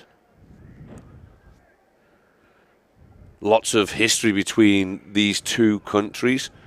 Although it is the Defence Force, not the actual national team. But he's managed to skip through there and dot it down. That's the number 11 for Trinidad and Tobago's Defence Force. It got pulled back, though. I think there's... No. My bad. It's a try, so they are going ahead with the kick. Good work by the defense force there. Really, these teams, as you said, know each other very, very well. Played, many, many times against each other. But defense force able to just find their way up the middle there, take it away. It was a penalty, so Guyana was not reacting quickly enough, and it worked out in favor, eventually, of the TNT defense force.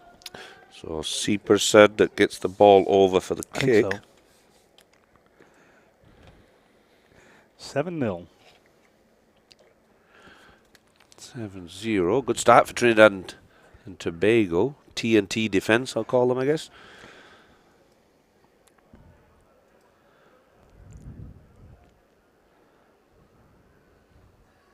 And they'll kick off. They're looking down this near side for the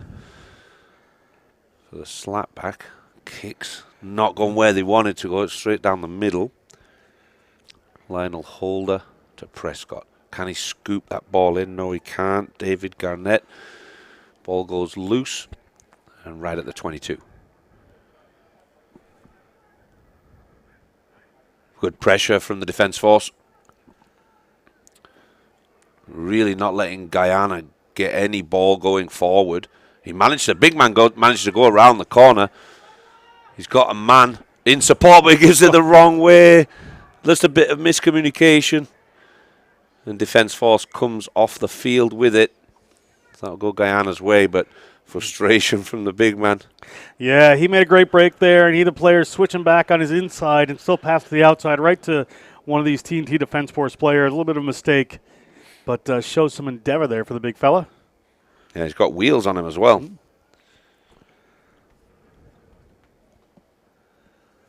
So going to the back for that line out. Bobbles. Referee manages to catch it. Still wants to get involved in the game. Referee manager down there taking this game. So he shows the mark for a scrum. Guyana really struggling to get out of their half, which is all a testament to Trinidad and Tobago's defence force. Defending well, imagine.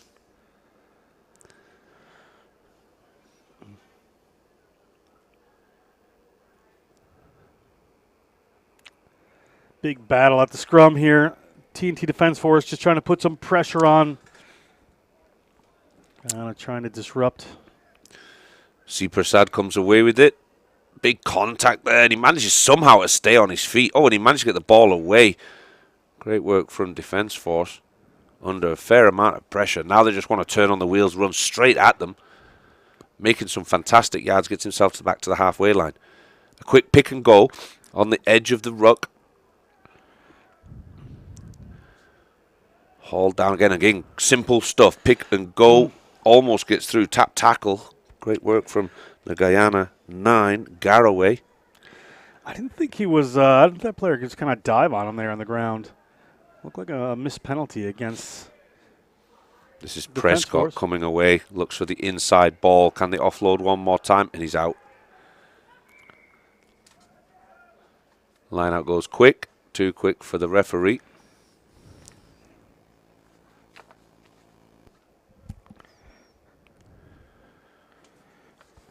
A lot of hands on hips out there already. Halfway through our day pretty much at this stage. First game for the defence force though. So they're fresh legs for sure. Guyana already got one under their belt earlier. Sepersad to throw in. Good height on that line out, but Guyana came away with it. Dominant there.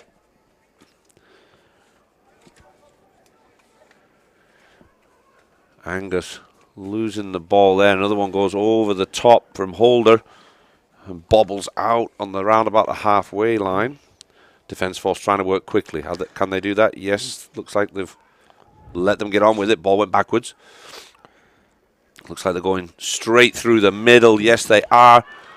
Defence force being chased down. He gets to his feet. That ball's collected correctly. And he will finish it off. That's the number 15. Dante Hazard for the defence force. Good work, TNT defense to score that try. It's been a bit of a a messy game here. Balls are kind Scrappy. of flying all over the place. Very scrappy. Probably how much like these teams know each other. But a good break there at the end from the defense force to just put that away. And really, it's it's coming down to a lot of sort of individual efforts here. With the scrappy play, someone's got to pick up the ball and have a go, and they have done that. Yep, defence force pretty much going route one. They want to go straight down the middle. There's nothing too overcomplicated with their game plan. They're just relying on that speed and alertness and looking for a gap. Kick was good. No good on. No, I'm not sure. Sorry. It was good. Yes. Yeah. So we're at 14 for the defence force, and that's the half. So we're back in just a moment or two. 14-0 up for the defence force over Guyana currently.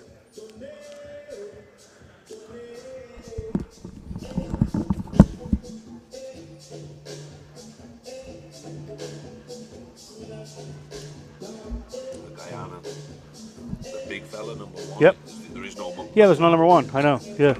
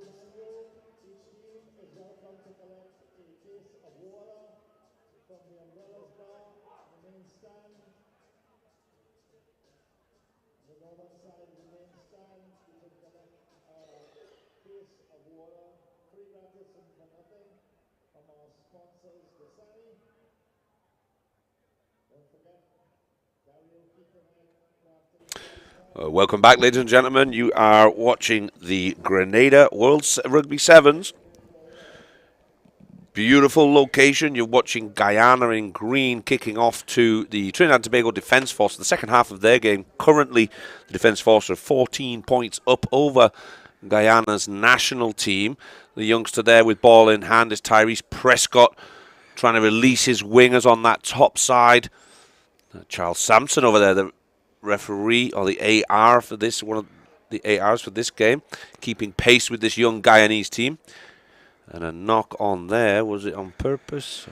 Ooh, good call there by the ref. I thought he could have issued a yellow card, but good thing he didn't. Keep the players in the field. Just a bit of an unintentional knockdown. Yep.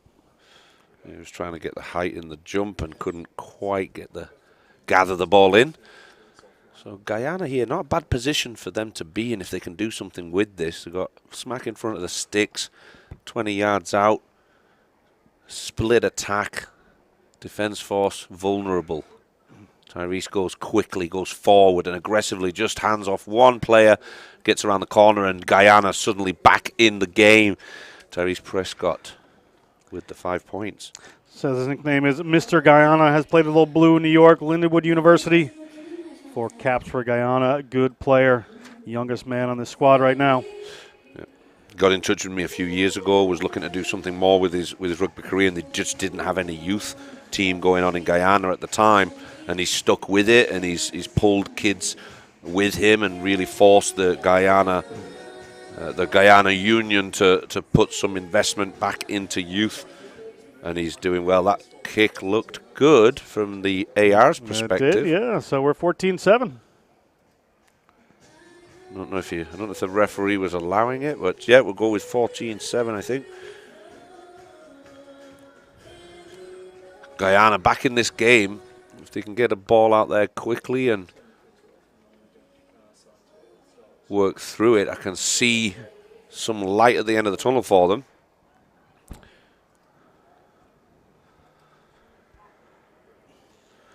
Looking for Jamal Angus to get some height here, but the big man gets it. Jamal Angus can't quite gather it in. He does finally.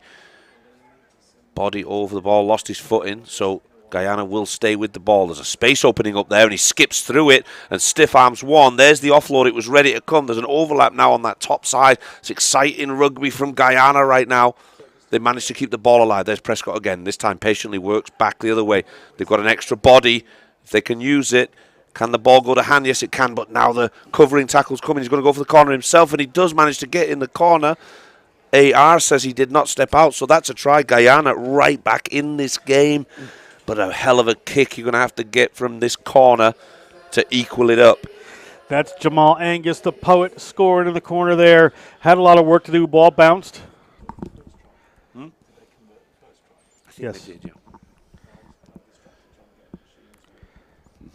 yeah. I believe the first kick did go over. So if they get this one, it's all equal. Sneaking a little yard inside, because that ball, they went over and didn't matter anyway. He didn't get the kick, but trying to steal a few yards inside to make it easier for himself. And so it'll stay, I believe, 14-12. Defence Force have got a nose in front, but Guyana definitely took control of this game. There's time left on the clock. But they have to be very conservative with it. That's a good kick again. Can they come away with it? Defence Force gather it in well. Trying to drag him out. Just didn't quite get it to ground. Sapper said Defence Force going direct. Good defense. Good pressure by Guyana. And they've come away with the ball somehow again. And it's back the other way now. The scrum half takes it. Defence Force kicking ahead. Ugly bounce for the Guyana player. And managed to somehow come away with it. It's number 5, David Garnett, making some good yards. Can he deliver the ball? Yes, he can. The support services arrive. Guyana keeping it alive again. 3v2. Jinking one way and the other. And he scored in the corner. Can he do it again? Yes, he can. Angus gets another one, and that is going to be the game, surely, because there can't be much left. Guyana really crawled back from a 14-0 deficit. And some epic rugby from Guyana. Yeah, Guyana there just really put it together in the second half. Starting to get a little more patience, a little more, structure around the ball, moving the ball into their different groupings there. And Angus certainly happy to oblige with the tries. The kick's no good again, and Holder couldn't get over.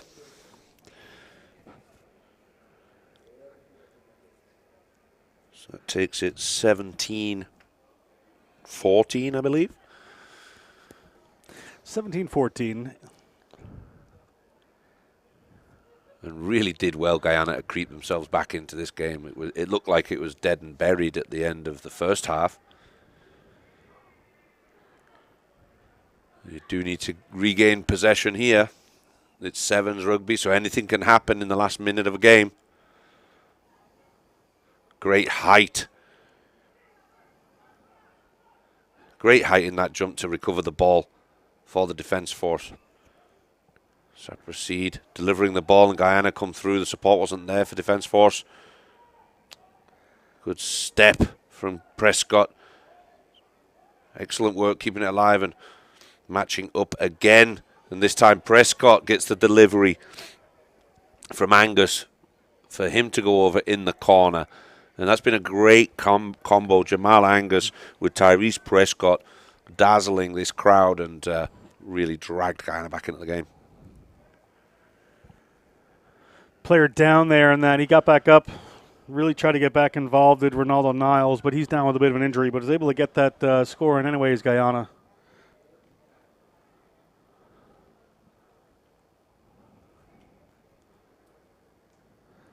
Got to get the bodies out of the way if he's going to make this attempt at a kick. Yeah, Niles just moving a little slow here.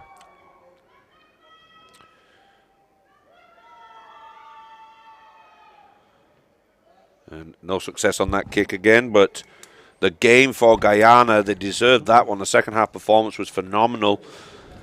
And they get away with a win 22-14, that one finishes for Guyana. Great start for Defence Force early on, but scuppered by Guyana. They come away with the spoils from this one. Don't go anywhere, ladies and gentlemen. There's plenty more rugby. I think we're only about halfway through our day. More games coming. Stick around. Oh, island in the sun. Look at how we've grown, how far we've run. 50 years we strong and more to come. More to come. More to come. We're going higher. 50 years we're blessed with forged in fire. Still reaching for more. Going up, going up, up, up, up, up. Going up, going up, going up, up, up, up, up.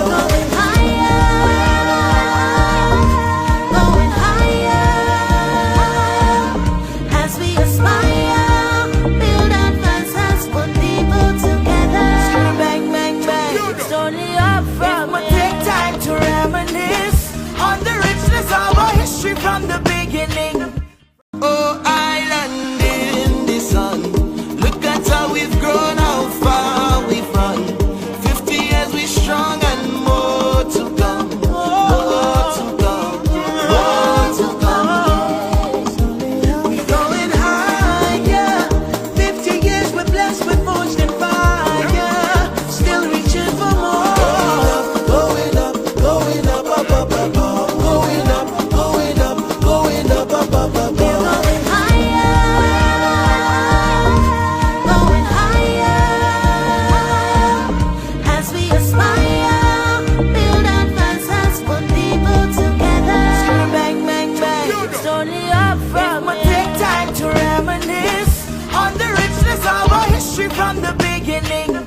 Welcome back. We are back, and Barbados has ball in hand, going across midfield, but taken into touch. So it is going to be the Maroons. Maroons running from right to left on your screen are going to have the ball at halfway. We're just a second into this one. It went into touch. We are here at the Grenada Rugby World Sevens Kirani James Stadium here in St. George's, Grenada. The beautiful Spice Isle. John Broker back on play-by-play with Gavin McLevy joining me to bring you all of his wisdom. More than just 14 minutes we need for that. But we'll keep going here as referee Emma Gallagher from Rugby Quebec takes the call here. Maroons, pardon me. Go off to the right-hand side. Maroons. Ball back across. It's in Ty Elkin's hands. Man out of North Carolina. Very good athlete. Played a lot of sevens in his time. Looked like that tackle was just a little bit high. It was. Referee Gallagher says yes. Stay off. It's all about safety. Nope. Nothing intentional there, so just a penalty. And the Maroons look like they have chosen to go to the corner here. Maroons launch that one out. Good kick from Phillips, that. Spiral kick. He knew where he was going with it. Very intentional. Brave to go against Barbados with the lineouts. They're usually pretty strong with their lineouts.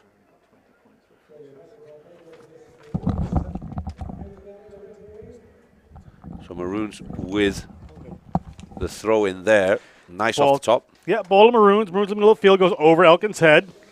Off to the right-hand side here. Looking for some runners. Maroons on the move there. John Howard, or sorry, wrong, number 11.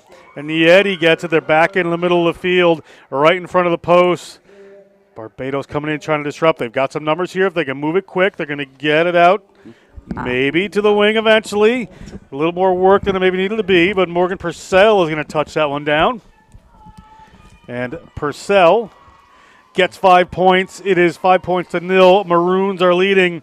And we have the pleasure of Charles Sampson, referee, joining us for this one. Refereeing, commentating, doing it all.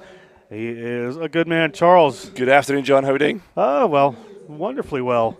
Could be better than being on the Spice Isle of Grenada. Oh, I know. Look at this. It's been a good week so far, and the rugby's making it even better now, isn't it? It certainly is. So we've kicked to come here from the Maroons. Mark Phillips is going to push that one wide, so we're at 5-0.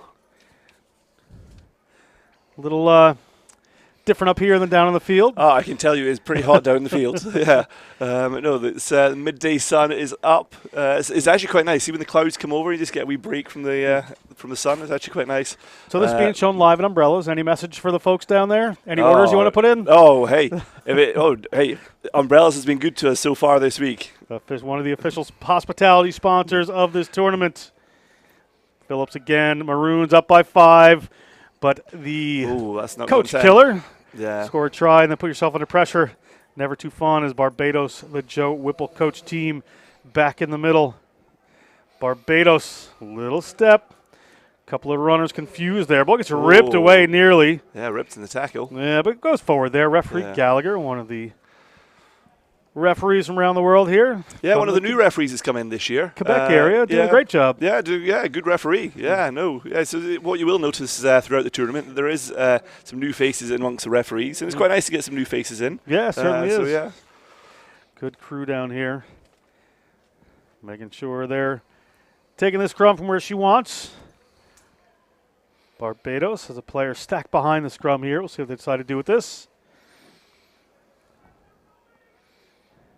Around the side they go, but that one is going to be a little bit tough there. Having to put it back in. They got a number of players converging the ball, so they want to move that out quickly if they can, Barbados. Big break around the outside. Here's some speed. Barbados cross the 40. Barbados, that last tackle comes in. Player gets dragged in a touch. Assistant referee shuts it down, so Maroons up 5-0. Have no problem with that one. Yeah, there was a good bit of space on the outside there, wasn't there? Good turn of speed. Just run out of room, running into touch. Field's only so big. We get so far here as going to go to a knock-on first, referee Gallagher says, so we'll have a scrum here for the Maroons. Going to put it in from the tight head side, something you see in sevens a bit these days. Yeah. It just means they get the ball in and out a bit quicker, away, depending which way they're playing.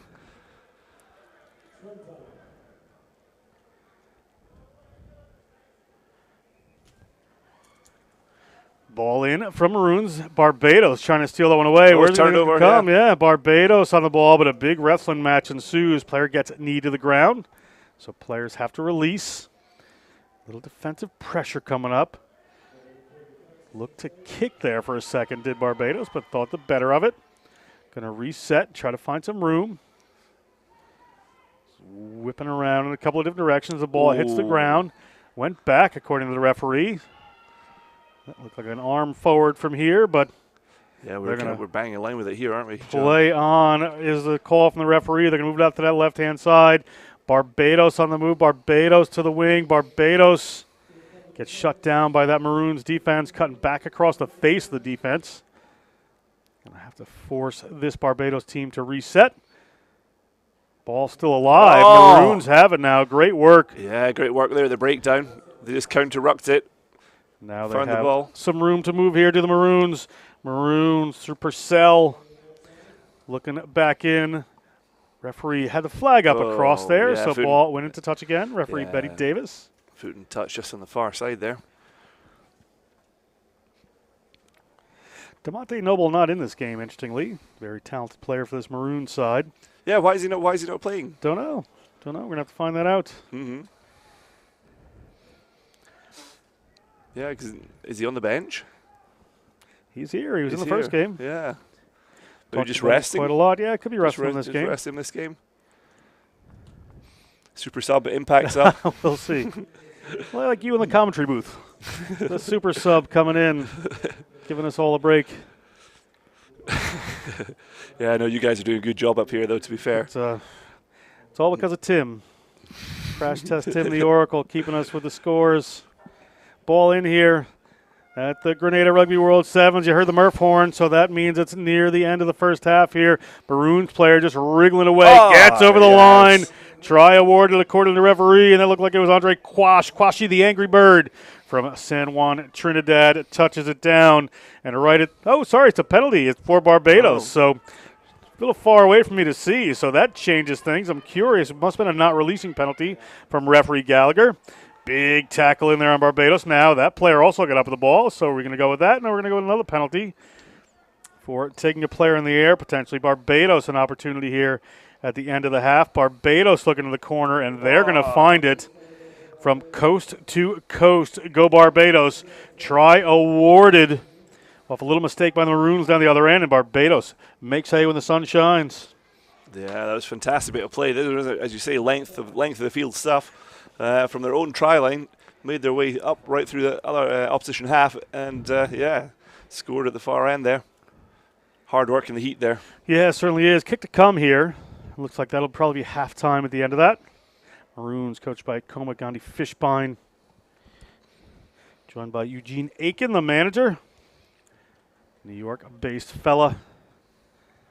Both New York-based. That one doesn't make it. Wide, so at halftime, the score is tied up at 5 here at Kirani James Stadium. We'll step away for just a second. We'll be back with second half action after this.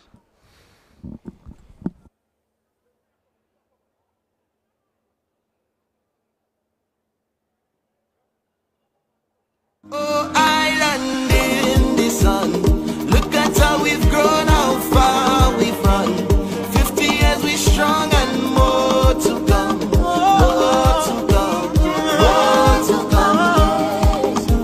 We're going higher. 50 years we're blessed with forged in fire. Still reaching for more. Going up, going up, up, up, up, up. Going up, going up, going up, up, up, up, up.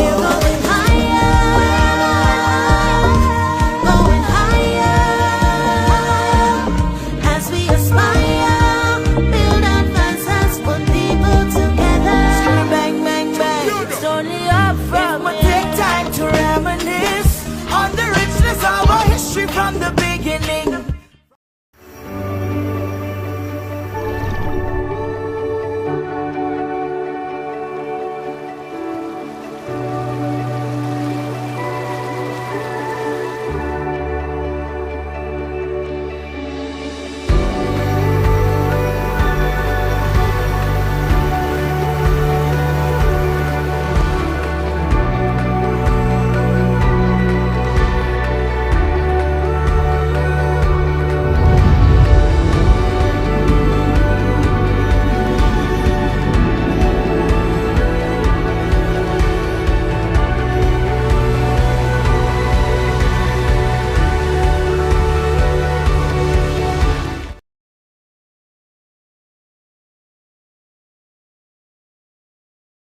We're all tied up here at 5. Ball comes down to the, almost to the Maroons, but Barbados in the blue running from right to left of your screen takes it down.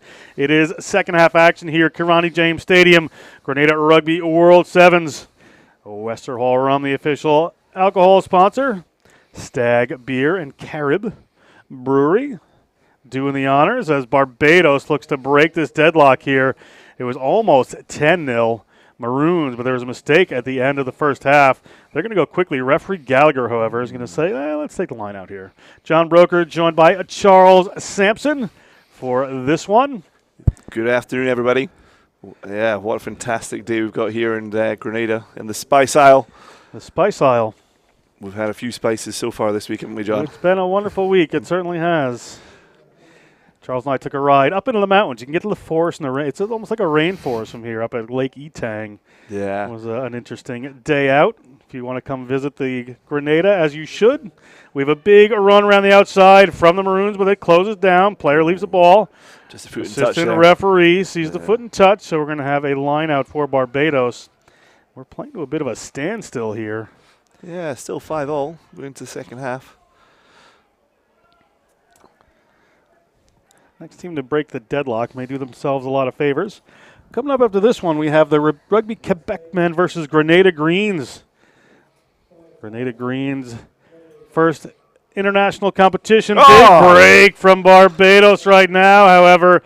And slotting under the posts are these Barbadian national team players, and they take the lead 10-5 over this Maroon side. Yeah, there was just a gap in that defence there from the Misfits. Hadn't quite numbered up properly.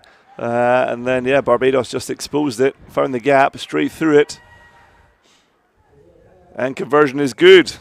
This could put it to 7 points, and it does. Conversion. So it is 12-5. 12-5. Yeah. To Barbados. Maybe a couple of changes coming in here for the Maroons.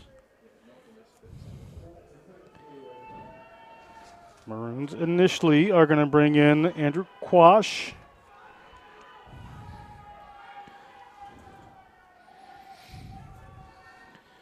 As we wait for the next ball to come back on there, John. Not kicked by referee. Yours was the best kick I saw. Well, no, did you see it? Referee Gallagher's was pretty good. Yours right up there. There's a wee competition amongst the referees going on at the moment. See who's closest to the centre spot. Get the ball back in as quick as we can. Ball taken down by Barbados. This could be a good result for them. Little pass inside. Big hit comes in from the Maroons, but the space is open. Can this player make it through the post? And does. Another 5 points there at 17-5 over the Maroons. It's going to make a big difference here. A lot of work to do for this Maroons team. Yeah, that was just a great angle of running there, wasn't it? From where we are up here in the commentary box, you could see it straight across. And the conversion is good. Yes. 17-5. 19-5, John. 19-5, pardon me. Conversion was good, so 19-5. Barbados extending their lead. Good work here. We're taking a look at it. Just a little pass. Couple of look at that angle there. Coming on.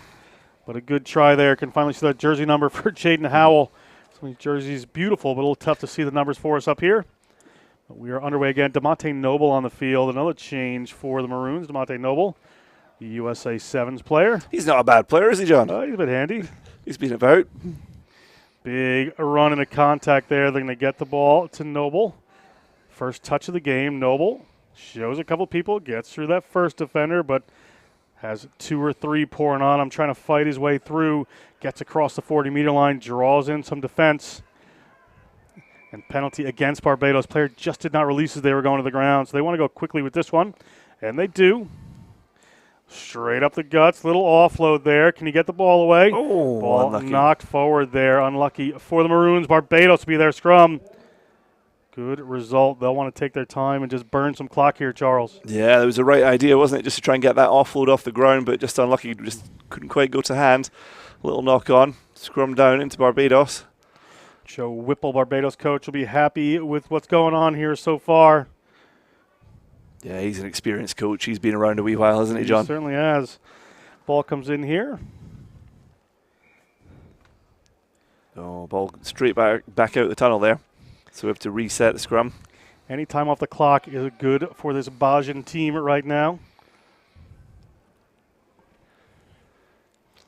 These Bajan men, I hope I'm using that word correctly. Bajan. Although they should be used to this midday sun, shouldn't they? Yeah, this is right up their alley as the ball comes out for Barbados. Another line opens up for them. A big run. Can he get the ball away? Has done. Tackle comes in. Maroons trying to get in and rip that one away. Penalty against Barbados now. Yeah, it was a good chase back there.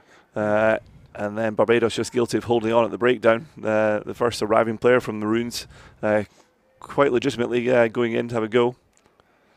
Maroons need to take this one quick and make something happen here as the ball comes out to Noble. He's going to go back in the other direction. Oh! Big hit from Barbados.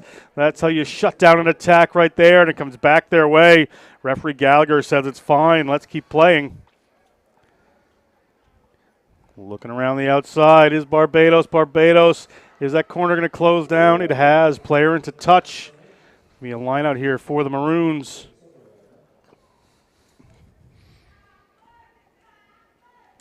Referee and the assistant referee conferring.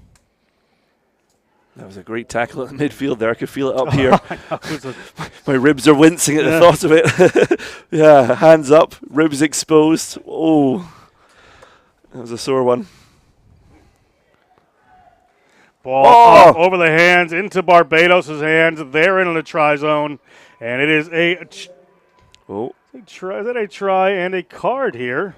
Yeah. For a player taking them high, and it looks like DeMonte Noble's going to be off the field.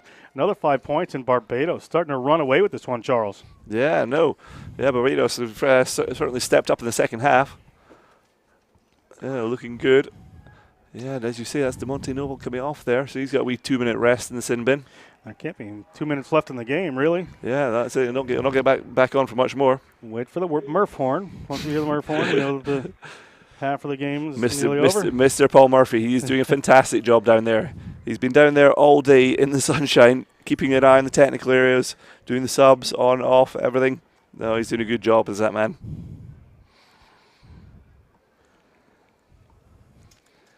Back underway from Barbados. Barbados in a good lead now. Ball comes down to a short-handed Maroon team. A little spin move. A little show in the middle of the field, looking for somebody to pass to. Ball out.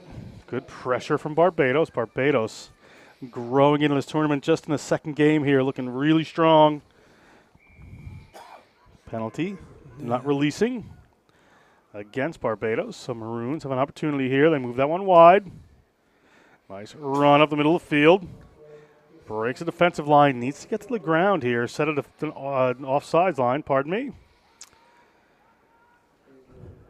Bounce pass to the outside. Little kick in behind. The space opens up. There's no one else there. As long as he can grab this cleanly, should be a Maroons try. But that fickle bounce of the ball makes it a little harder. But he is in. He is over. Everything looks good. That is Zeb Garza from West Palm Beach, Florida. Plays for Boca Raton RFC. Went to Western Michigan University. 5 points here at the Grenada Great bit, World yeah, Sevens. it was a great bit of play that there, John, wasn't it? You know, just found the space down there in the 22. There was no sweeper back there covering it. Found it, caught it, able to have good strength over for the try. Kick is going to be no good, but that is going to be the end of that one. Barbados takes it over the Maroons. And almost the moment you've all been waiting for. See hometown Grenada Greens going to take on Rugby Quebec. We're going to step away for a second. We'll be right back with that one.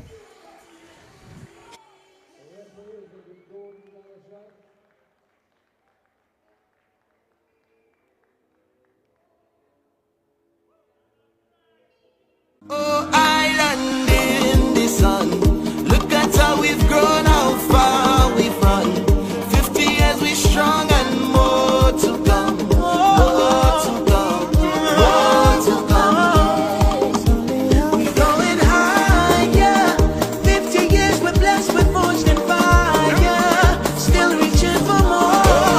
Going up, going up, up, up, up, up. Going up, going up, going up, up, up, up, up.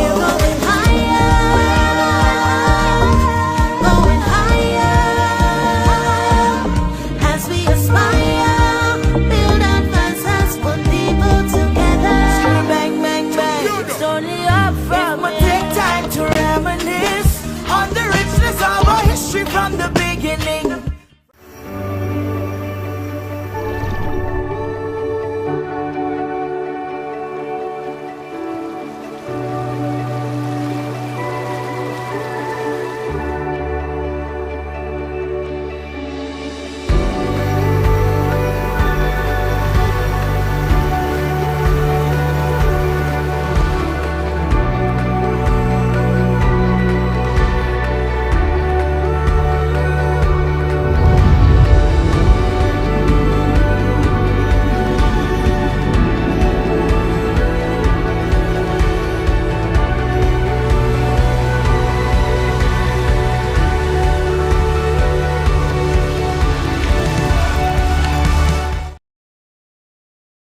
To Kirani James Stadium, the hometown team, the Grenada Greens, are getting ready to kick this one off against Rugby Quebec. They are in green. It's going to be fantastic. I am John Broker, and I am joined by a former Fife schoolboy rugby legend, Charles Sampson, for this matchup.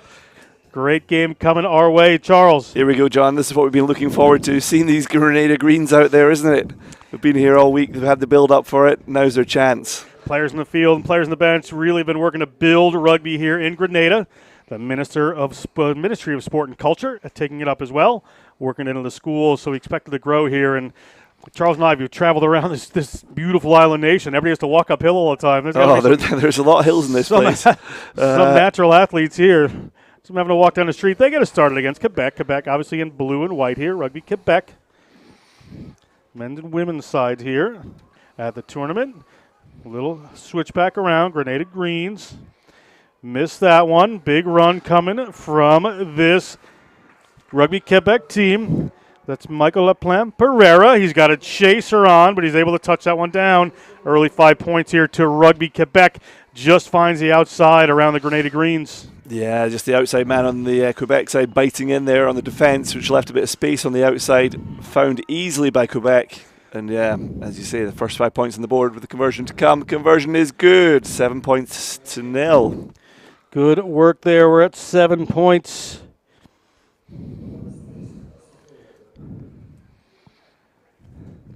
That Gogs. Refereeing.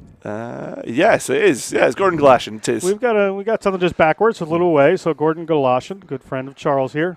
You may tell us some stories about him if we try. Oh, I'm sure you could twist my arm. Go on, twist my arm. Best refereeing moment. Where should we start? So actually, I was lucky enough. So Gordon I refereed his first Premiership game last season. So I was lucky enough to run touch for Gordon in his first Premiership game down in Jedburgh. The heartland of the Scottish borders. There we go. So yeah. Grenada getting the ball away. Their guys need to get a little bit onside back there. They got the ball in the middle of the field. A couple of big, strong players. Royce right there took that one down. Ball bounces in behind them. They're inside the 22. Referee Galashan spot a little bit of a knock on there. So we're going to come back. We're going to have a scrum here for the Grenada Greens. Oh, I haven't quite realised that we were having a scrum there. Yeah, well, they were just getting ready to go. Rugby new on the island here.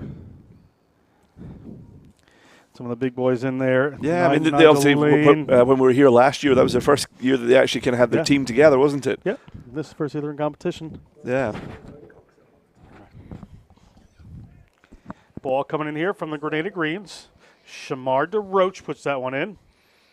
Trying to look for a break here. Get the ball back across. Winds up into the hands of Rugby Quebec. Rugby Quebec passing the ball back and forth. The lane opens up. Rugby Quebec adjusts a little handling there. And Guillaume David is going to score that one. Guillaume David plays for Town of Mount Royal. Yeah, just a wee bit too easy that for Quebec, wasn't it? Finding the space in the defence, opening up. They're getting rugby here going in Grenada, but it is making it a little bit challenging just in terms of not playing against competition like this. At this high level. There is a difference in the standard, isn't there? But, it's great to see them out on that field, At least they're here, they're having fun, they're enjoying themselves, they're taking part in the competition. That's what it's all about. That was the whole idea of bringing rugby to the Caribbean, especially here in Grenada where they hadn't really had any rugby. Yeah. So, it was fantastic to see. Another sport here for the Grenadian people. Karani James Stadium, nice location for it. Ball goes up, picked up there by Quebec. Off the kickoff, they're going to move this one wide.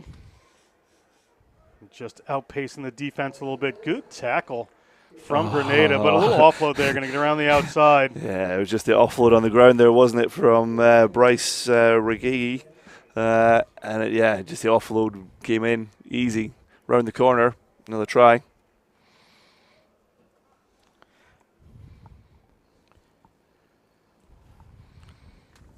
Taking us up to 19 points to 0 here. A little bit of a tougher angle for Ronan Bleues. Bleues, however, what a kick. Good effort. Nicely done off the left there, so adds more to it. Yeah, that's... Extend the lead, taking a look. Look at this. There we go. There's that offload I was talking about there, John. Just, somebody on the shoulder, aware to it. It's all about the communication, isn't it? You're the player on the ground. You've got to pop it up. You've got to know who's coming around the corner at you. And, they could got it off and then in for another try. Taking us up to 21 points to 0 now, isn't it? 21-0 first half. Grenada Greens in one of their first real competitive games here against Quebec. Quebec showing the rugby nature in that country. Player gets in and through and scores. Best efforts there by Grenada. Can't stop him. That's Leplan Pereira again. Calls himself Prison Mike. We're not sure why. Sounds ominous. Yes, it does. Well, they have a Magic Mike on the team, so I'm wondering, if he just decided to give himself a different name. We'll have to find out at Umbrellas. There we go. Conversion's good. Taking us up to 28 points to 0. 28-0 in the first half here. Grenada has some players on the bench they can bring out. Had a nice chat with their coach last night. Born in America, raised in England, played rugby there. His parents didn't let him play American football when he was a kid in America, and then they moved to England and he took up rugby, but he loves it. He's at St. George's University here, studying the medical school. Yeah. Wonderful medical school here on the Spice Isle. Yeah, it's got a great reputation, doesn't it, as a medical school? It does. Nice views. Nice location as well. It is, isn't it? We were lucky enough to be kind of down that way. Down Grandad's Beach, that kind of way. Everything's nice around here, though, John. Yeah. Ball just slightly forward there. Referee Galoshin could have just let that one go for the Greens, but a little pedantic, would you say? Maybe a little bit, yeah. Come on, you got to give these guys something to go on, don't you? Rugby Quebec.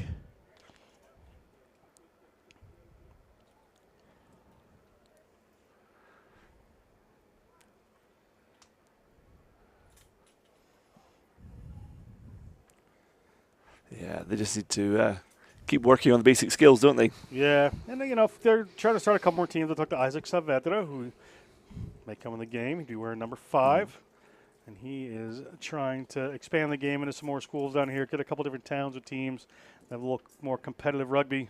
But out here, giving it their all, the Grenada Greens in the first half here. Quebec has the ball, looking to go wide. Quebec moves it to the wing. Looking at a runner coming around. Little dump pass back there. Doesn't quite go to hand. Trying to be a little too fancy. Yeah, but brings it back in. Does the number 11 there. That is Maxime Perrault-Briere. Ball up over the top. Runners coming around the outside. Quebec players just trying to line it up to do it on their own here as we hear the Murph horn. So that may be the end of the first half. But that is going to be another try for Quebec, pushing us to 34. 33, yeah. 33. Yeah, 33 points to nil. Boy, my math is really off. Again, it was just they kind of ran out. Grenada just ran out of ideas there, ideas and numbers. Another kick here, and that one is going to look good. We'll stay at 33 as we go into the half, I do believe. Yeah. It is halftime here at Kirani James Stadium. We're going to step away for a second. We'll be back with the second half of this Grenada Greens matchup in just a minute. Oh, island in the sun. Look at how we've grown, how far we've run. 50 years we strong and more to come. More to come. More to come. We're going higher. 50 years we're blessed with forged and fire. Still reaching for more. Going up, going up, up, up, up, up. Going up, going up, going up, up, up, up, up.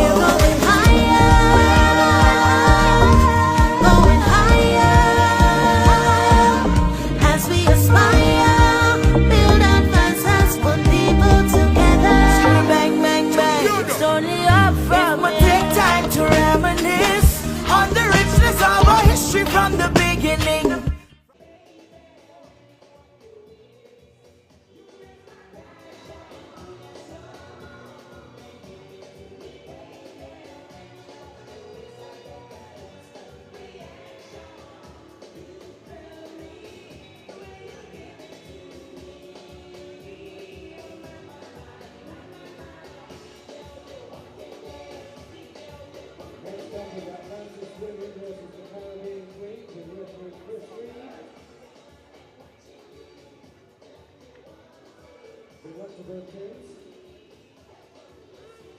Come on, the Greens.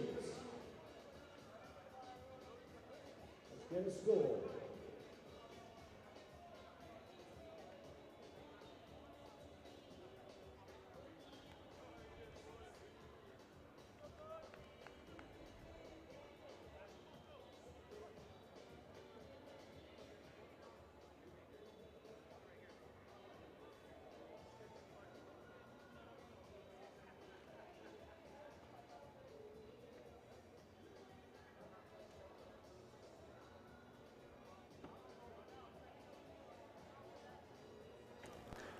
Welcome back to Kirani James Stadium. The Grenada Greens are trailing in one of their first ever international competition matches against Rugby Quebec, who's in blue and white here.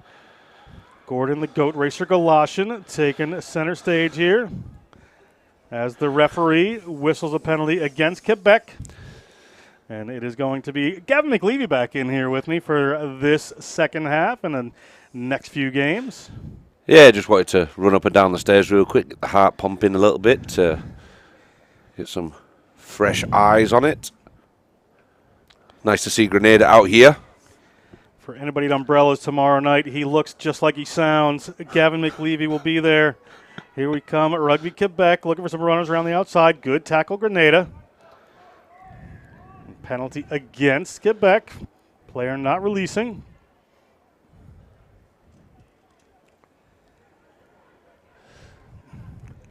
Yeah, love to see this with Grenada out here for the first time. Last year we got a glimpse of them in the exhibition game that they did, and then basically spent this year building a bit of a squad to compete this year.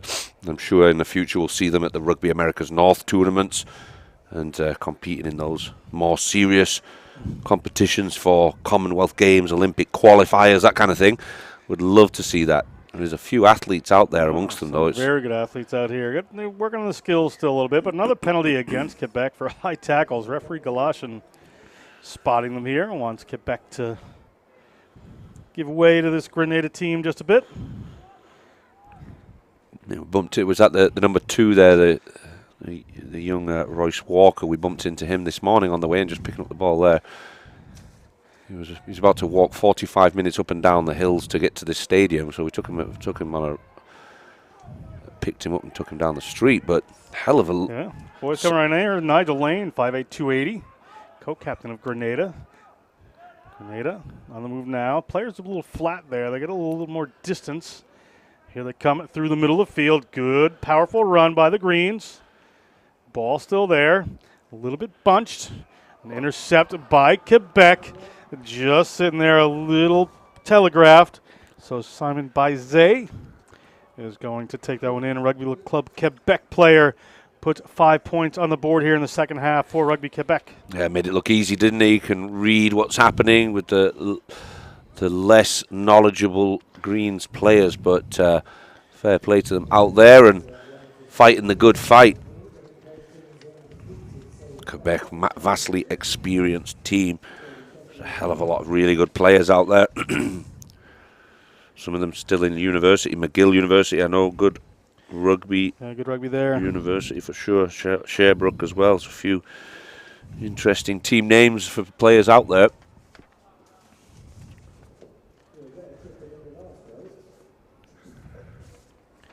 Kick to come here again from this Rugby Quebec team. After this game, we're going to move back to the women's division. Be Atlantis versus the Caribbean Queens in the first matchup. Should be an interesting one, although the Caribbean Queens have lost a couple of players to injury. Little step there from Grenada. The Greens make a break. The Greens, he's across halfway. He's looking for it. Quebec has pulled up a little bit. Nice little offload there. Big break headed towards the try line. Yes! And a first try in international competition for the Grenada Greens. You can hear the fans in the crowd here going wild. Gavin McLeavy, what a try. Puts his name in the record books, doesn't he? First person to score an international rugby try for the country. Not bad at all. Got to be happy with that. He had a lot to do as well. He had a hell of a lot of work to do to finish that off. 5 points. Would love to get the number on that try score right there. Just a big moment for Grenada. Rugby Quebec defense just opens up a wee bit. Was it the 11? I think it was the 11. Shaquem Lord going through to finish that one off. One of the co-captains here.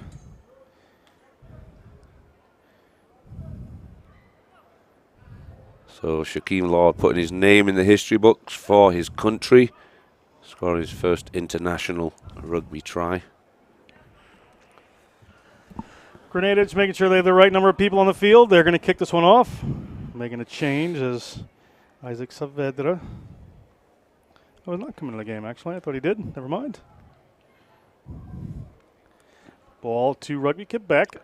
Bounces at their 22.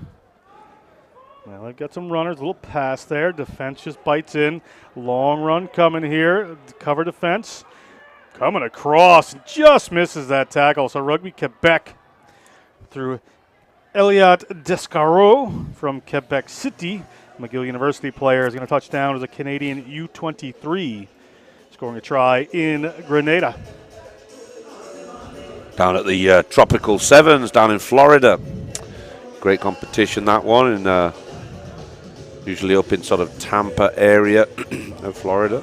Good social competition, but representing Canada there at U23 level.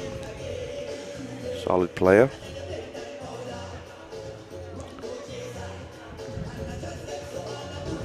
If you're in the area and you're watching this on our live stream, Grenada playing here today and tomorrow, come down and support your local boys in the stadium, the Karani James Athletic Stadium. Great place for rugby it is. The second half is winding down here. Referee Galashin gets us underway again as Rugby Quebec hangs a beautiful one up.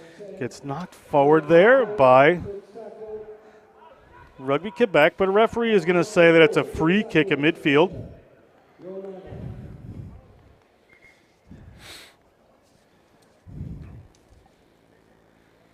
Grenada just trying to figure out what's going on here.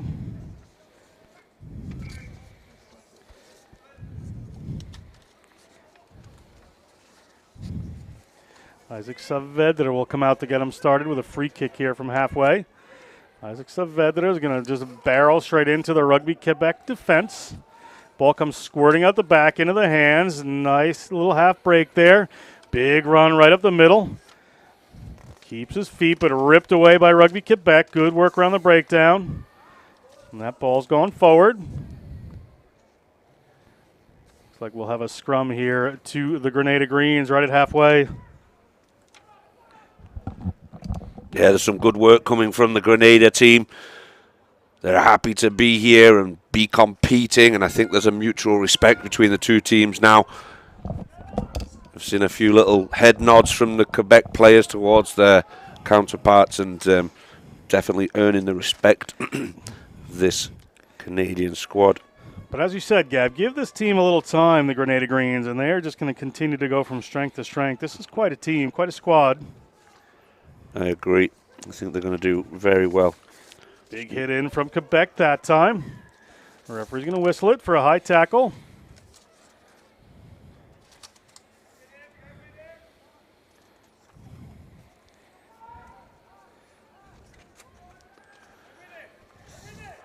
Isaac Saavedra, about a minute to go, offloads that ball. Another little offload there for the Grenada Greens. Grenada Greens, good run, just drawn in some defenders there.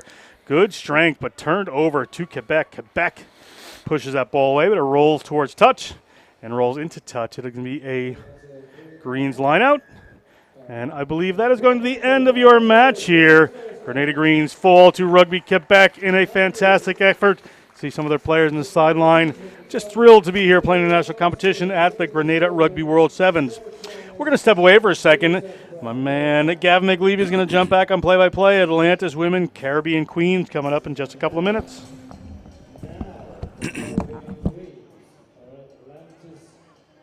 Oh, island in the sun.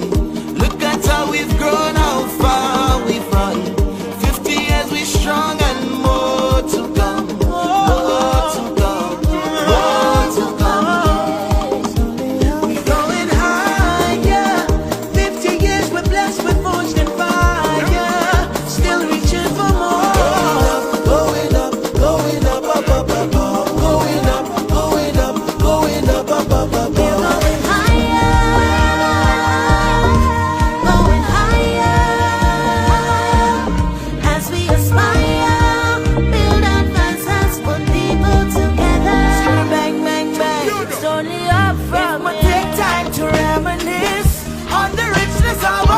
From the beginning.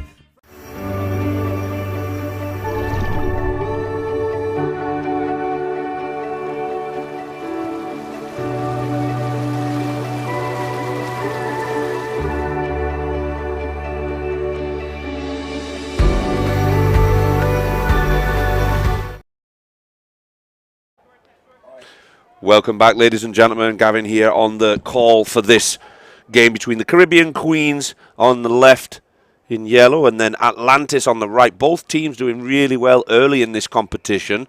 We'll see who's got the lasting power for this game 3 for both of these teams.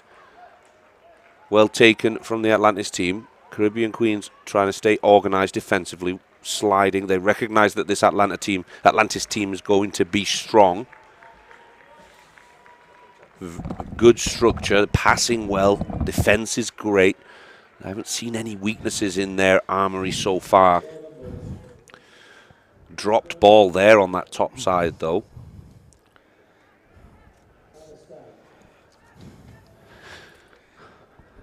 So a scrum, it's going to be for the Caribbean Queens.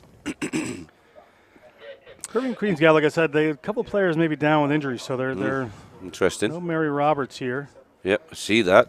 So Fredericks to Panther. Looks like Naomi Dodd off to the races again. Always strong. Jessica Durrell on the field as well, mixing it up. That looks like Sweetie Pie. Number 10, Onika George. A very well established Trinidad and Tobago national team player coming into the fold. Nice stiff arm there from Naomi Dodd. She's been dangerous all day. And these are nicknames they give us. This isn't just Gav calling somebody Sweetie Pie on the Yeah, field. I mean, that's known her for years, and that's why everyone calls her. Friends, I suppose. You said it, I just thought somebody's going to hear that and say, what? Why does he call? Yeah, didn't think about it. No, it's all good. No, but she's multiple sisters, the George sisters. There's 2 or 3 of them that get regular game time on the Trinidad and Tobago national team. So another player down here for the Caribbean Queens. Is that Naomi Dodd, another key player going down there? Might have been the one that was off at the end of the second game, at the end of the last game. So this could be a major factor for this team if they've got multiple bodies going down. Let's see.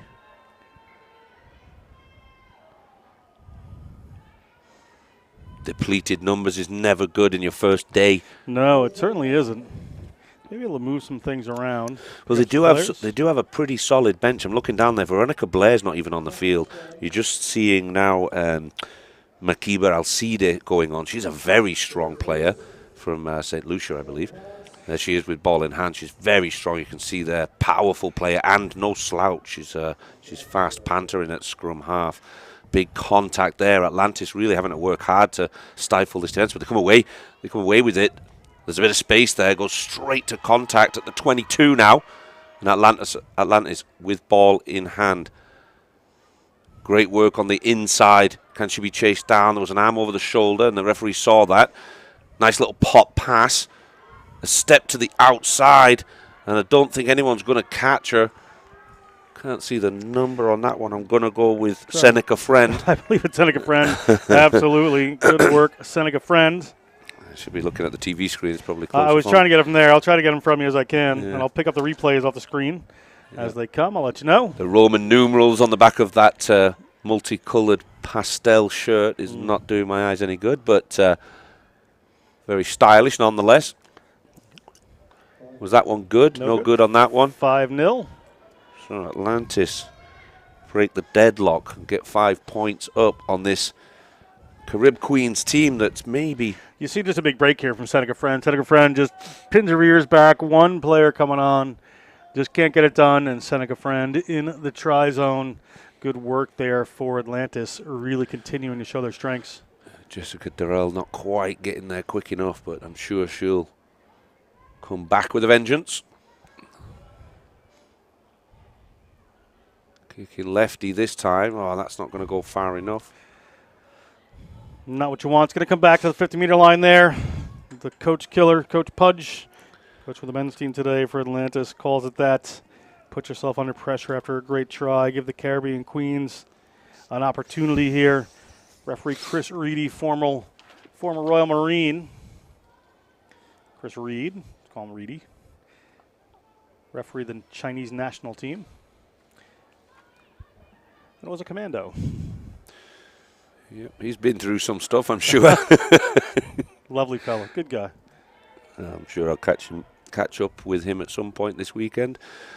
So it's number 10 there. Annika George going into contact, and a nice little pick and go up off the floor from St. Justice. She's a powerful player. I remember last year making a lot of big tackles, or maybe it was in the Jamaica tournament for her country a couple of months ago. But now, Atlantis breaking away into Caribbean half. Ball bobbles to the ground and pops up nicely. This time it doesn't, though. There's a knock on there. She scoops it up, and that'll be a Caribbean ball.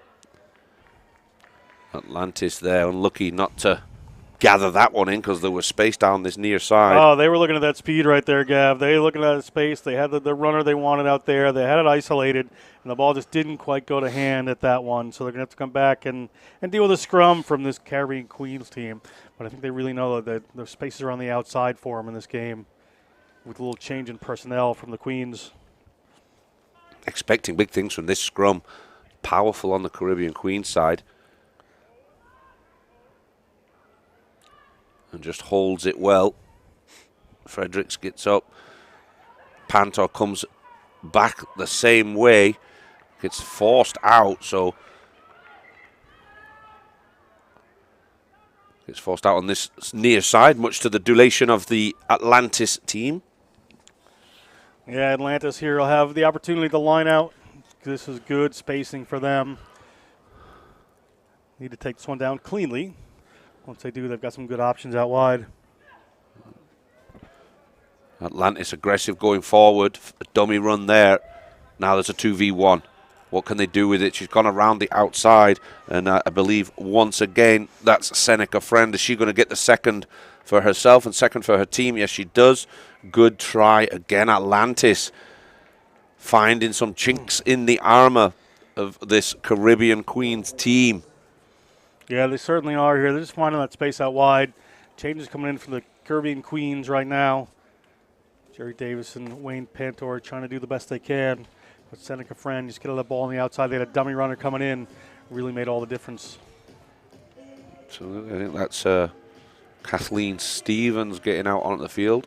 Very good player from the Police Rugby Club. That one's good. Great kick. So Atlantis stretching the lead now.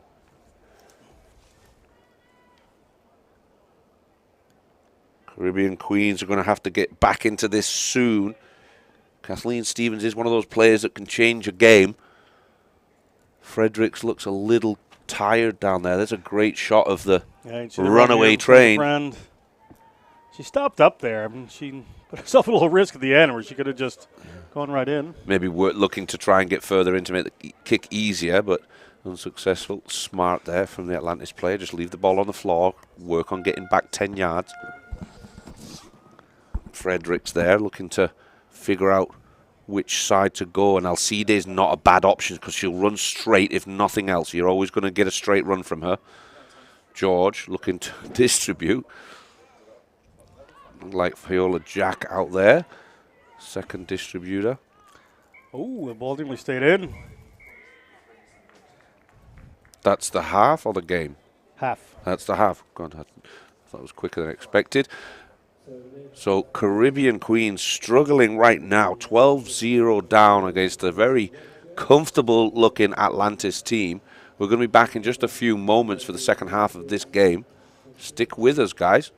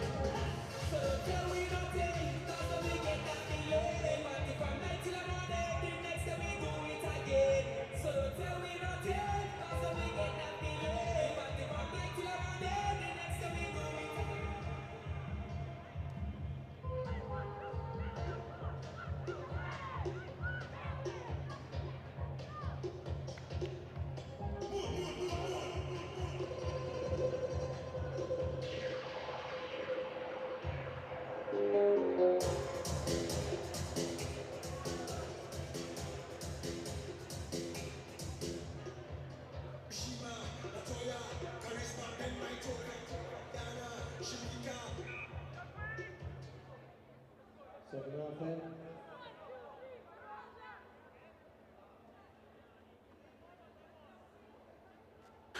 Welcome back, ladies and gentlemen. We're getting the second half underway in just a moment or two. Caribbean Queens making their way back out onto the field.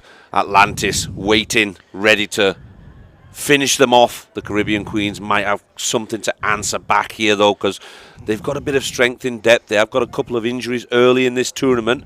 We'd love to see the likes of Mary Roberts back out there and Fiola Jacks back out there already. So Kathleen Stevens could make a big influence. Annika George is always going to make an impact, and she does there with her first tackle of this half. Jack being a nuisance, as she always is.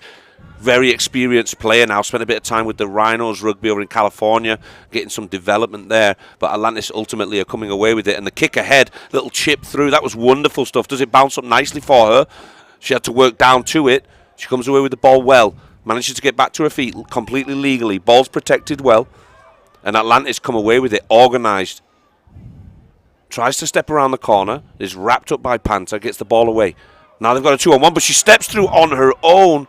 Jack just let it go through. She'll be disappointed with herself for that one. Abby Vestal. Nice little step inside to get under the sticks, John. Great work there by Vestal, the Lawrence, Kansas native. Just comes out, steps inside there, does great work to get that 5 points down. And this Atlantis team, you can just show they've just got patience and weapons across the field. So they just work it and get it to the right place, find where that mismatch is and get through. It's paying off very well for them as they hit that kick. Yep, that was slick stuff from Vestal. Looked very comfortable on that.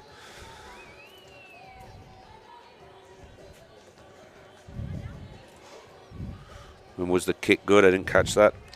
Yeah, good. Another look at it here. The ball just gets popped up to Vestal. Vestal looks to the outside, hangs onto it, just heads towards the back of the post. She's in, no problem. Good work, Abby Vestal. Absolutely. Fantastic stuff. So, extra ball on the field. We have to get rid of that. And then Atlantis kicking again to the Caribbean Queens. Some good height on that one. How do they handle it? Well, is the answer. Big dump tackle there, but Frederick somehow manages to hold on to the ball. Comes back inside. Nice little step around the corner for Alcide. She's got one more to beat. She's going route one. Skips right past. There's yes, nice little offload. Can she get away? No. Ball pops up and that bobbles forward. Hard luck there. Good work by the Caribbean Queens. Finally get a little break around the outside. Little glimmer of hope there, and it's always tough when that last pass just doesn't quite go to hand. Jessica Durrell looked like she got away with it, but ball bobbled. There's Blair coming in for the Caribbean Queens. Annika George going to take a break.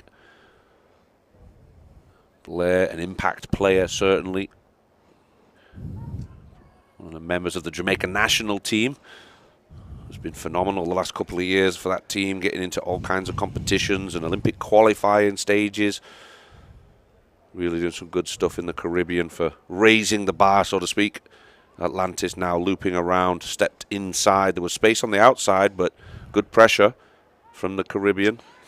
Panther gets bumped off that time. Working the fringe and around the edge now. And Atlantis are off to the races. Don't know if Jack's going to catch her from there.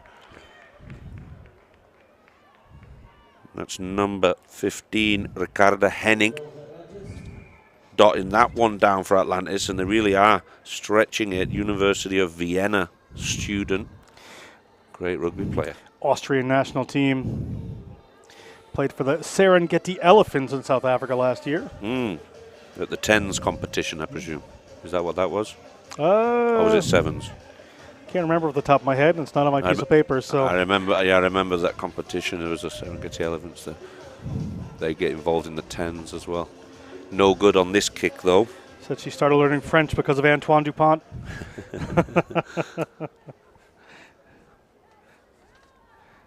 Yeah, a lot of the Central European folks, they will speak multiple languages. It's always interesting getting in that part of the world because French, English, German, Spanish is common. Italian as well. This ball goes to Panther. She lets it bobble though, so it's inside her 22. Communicating well. She's got Blair there, going to the inside line. Nice little pop up to Jack. Jack skips past one, skips past another. She's got a hand free to look for the offload, but she prefers to go to ground. Safe. Wait for the support to arrive. Stevens gets it to Pantor. Alcide now going around the corner. Nice straight line from Frederick. She got one to beat, taken down handily by the Atlantis fullback covering tackle. And now she's got ball in hand and a bit of space in front of her. Stevens chasing down, looking for the inside ball now. That was Seneca Friend again. And a looping pass. Again, deep, organised, this Atlantis team going forward. Can't get past Panther. Brought down at the 40. Again, looking for that top side to try and attack. Patient build-up from Atlantis. Kathleen Stevens with the big tackle. Looking for the short side. No space there. She comes back in. And again, Atlantis working across. They seem to get about 2 passes deep, and then the Caribbean Queens cut them off. So they have to track back inside. Frederick's looking for the steal. It's not on. Good hard yards from the Atlantis forward. And again, this time stepping back inside directly. A big bump. Put down her backside. Loose ball there. Alcide comes away with this one. She picks up quickly. Drags a couple of bodies with her. Is stopped. Scrappy around the balls. Lots going on over the top of that ruck line of scrimmage.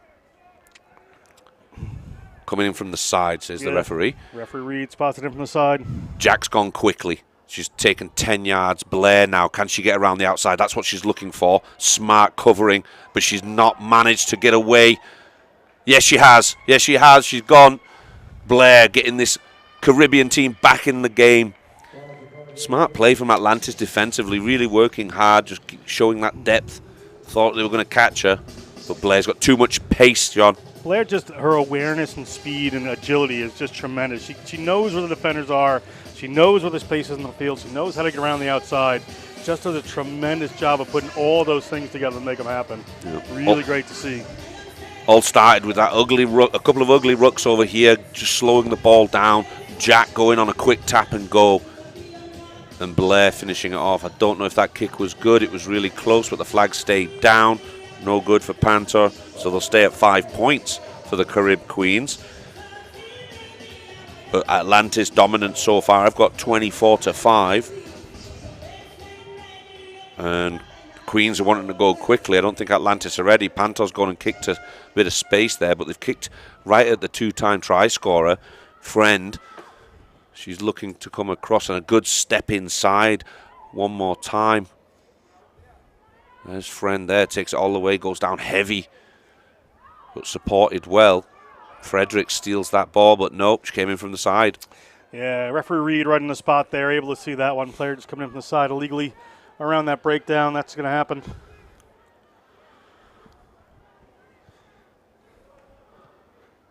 And the kicking out presumably feels like it's the end of the game, and yes, it is. Good result for Atlantis. Caribbean Queens tried to claw back into it, but just didn't have enough in the tank.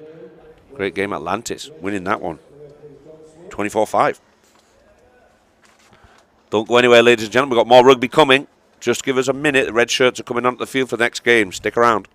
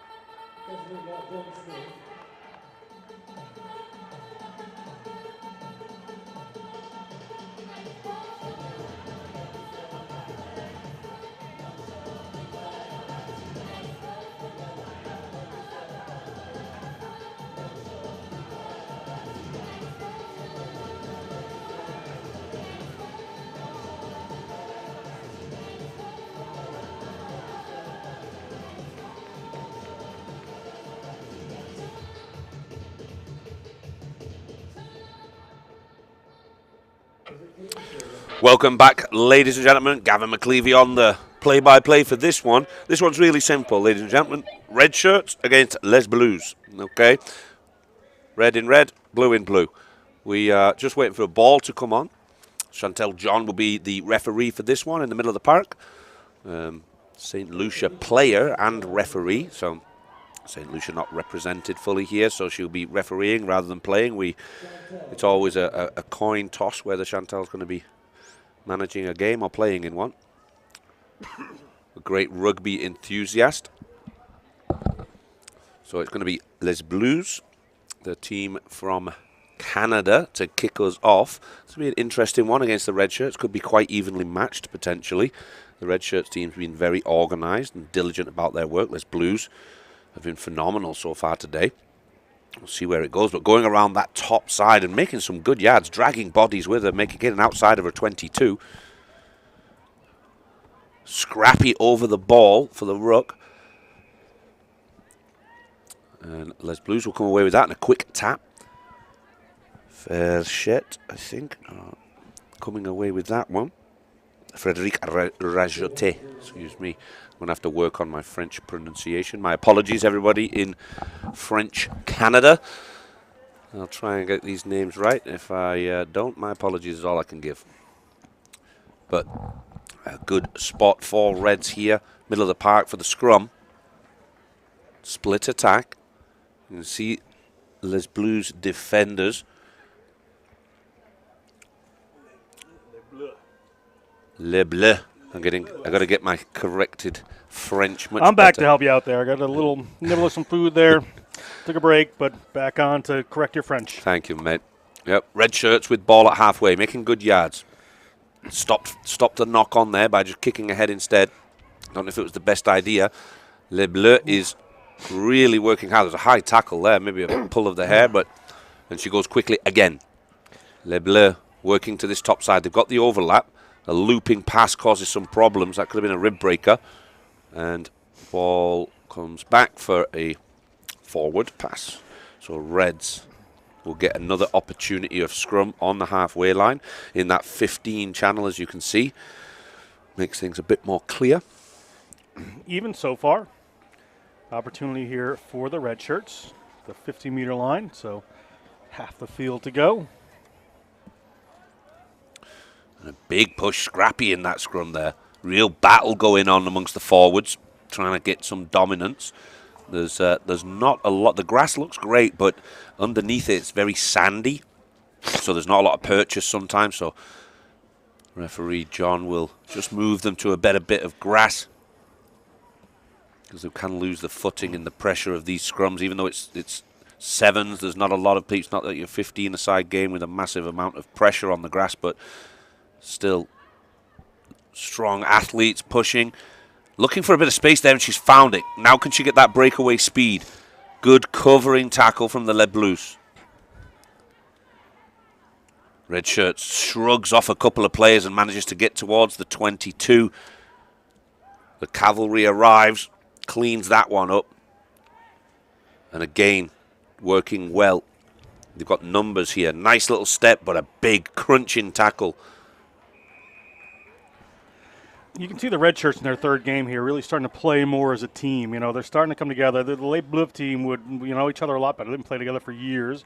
Red shirts, and a lot of them are fairly new. So they're starting to get their stride, starting to get their structures. Yeah, exactly. Good job by Coach Zaluka. They're finding some structure, you're right. So just a couple of yards out. She's looking to go on the short side there. Is she getting over that line? She's over the line. Does the ball go down clean? No, it looks like John feels that it's been held up. Good defense from Les Bleues. No goal line, dropouts and sevens. So they've got a scrum right there on the 5. Pressure position. There's space on the short side. If they decide to go that way, that'll be all the scrum half's work to clean up. Very scrappy to set the scrum. Bit of a breeze picked up again, so Les Bleues are running into the wind. So they're probably not going to want to kick it. They want to run this out. I'm seeing a bit more kicking coming into the game nowadays for sevens. but not against this wind. I don't think it'd be smart. And running looks like it's going to work out for Les Bleues. They've got the space. Fakes one inside. Doesn't take the fake. Bodies over it. Gets her hands on the ball. Yeah, great work from the red shirts. Race to the ball for the red shirts. They get this penalty right there. Good work by them. Opportunity now to move it downfield, but good defense against a Les Bleues offense. It looked like it was going to work its way around the outside.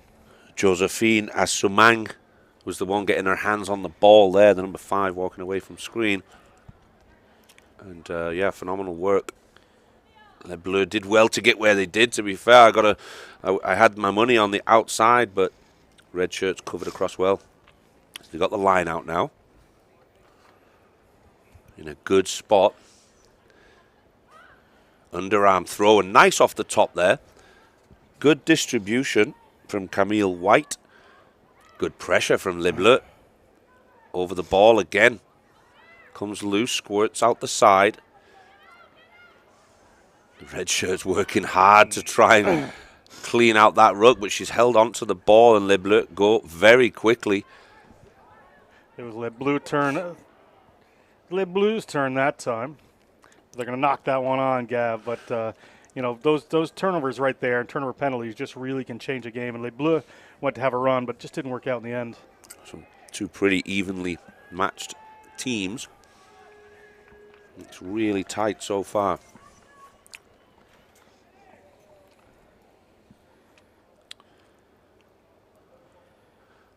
Red shirts come away with it. Les Bleues' defense coming up. They loop around.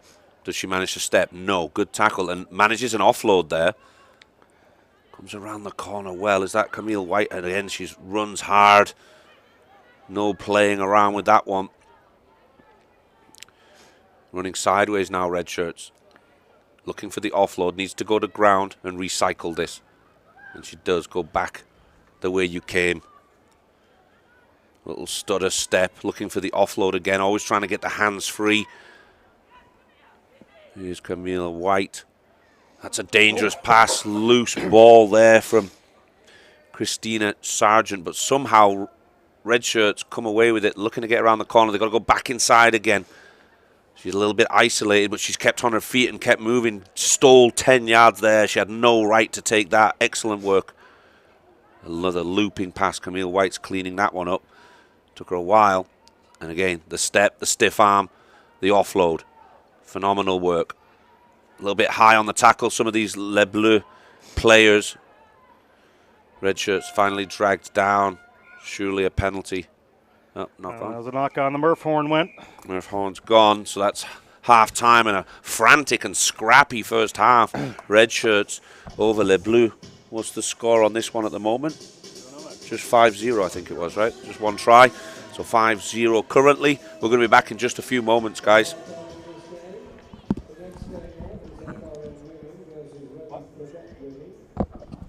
What's up? Thank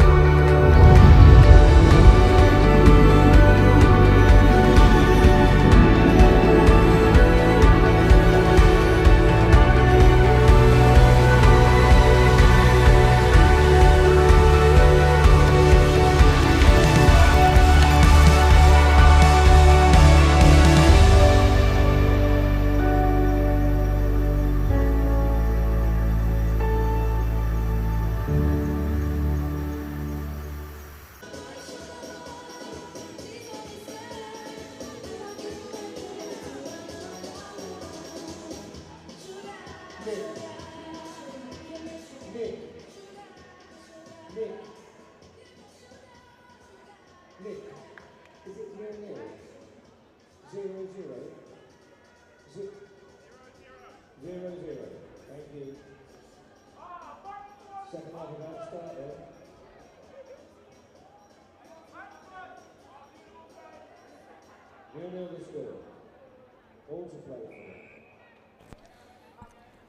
Welcome back, ladies and gentlemen. I want to correct my earlier comment.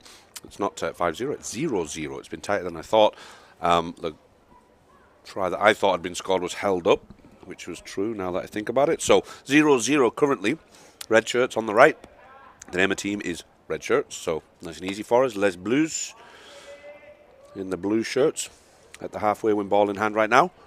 They're going to get us underway again. A quick tap, fakes one way, goes the other. Keeping it alive. Direct running from Les Bleues, as we'd expect. They've been pretty direct the whole time. They're patient, though. They've got great ability passing through the middle as well. And they've got a bit of speed on the outside.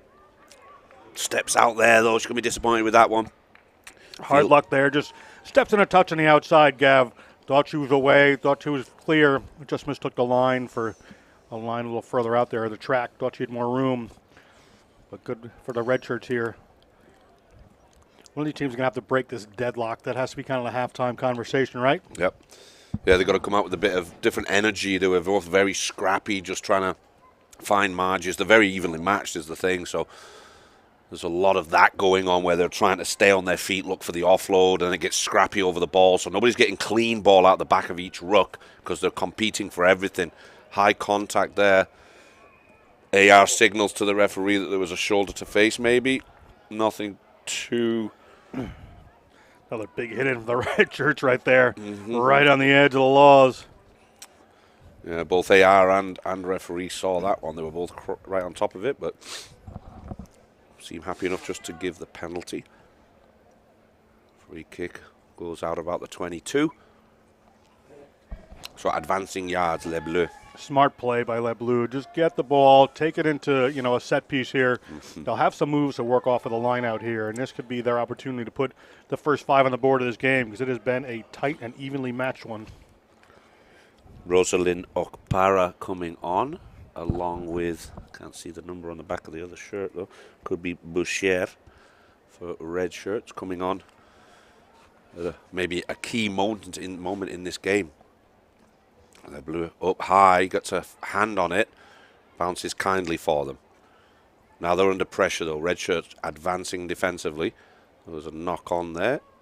Referee Chantal John. I didn't see if the referee spotted that, but she certainly did right at the tail of the line out here. So another attacking opportunity, maybe better with the scrum than a line out.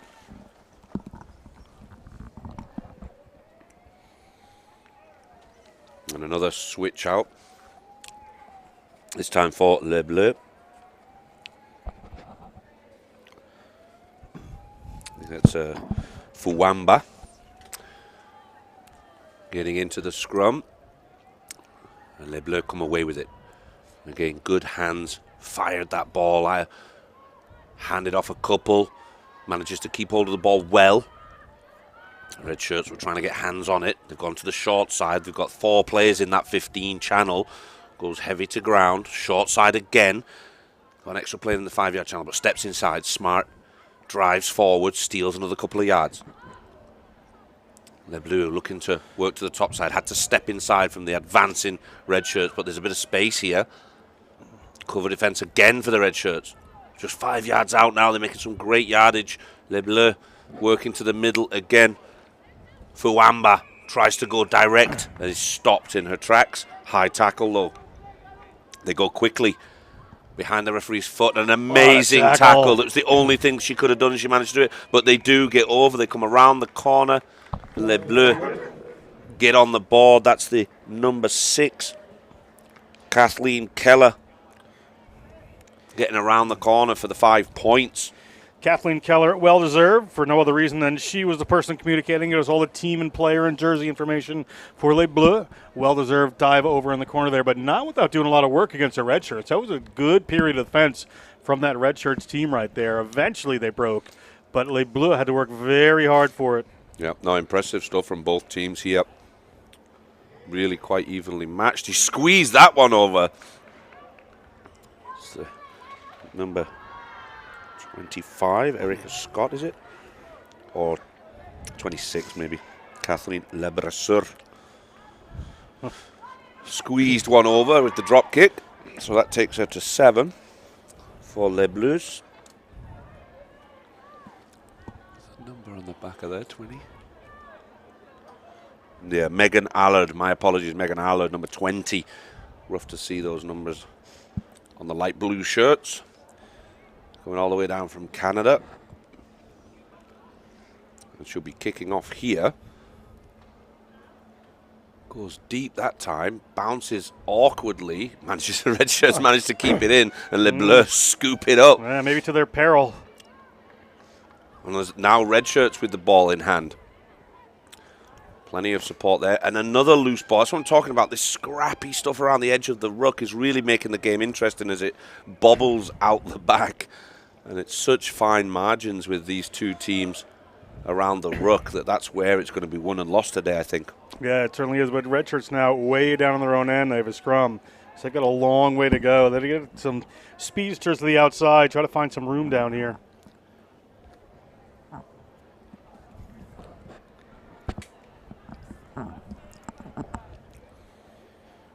Okay, so just 5 yards out from the try line.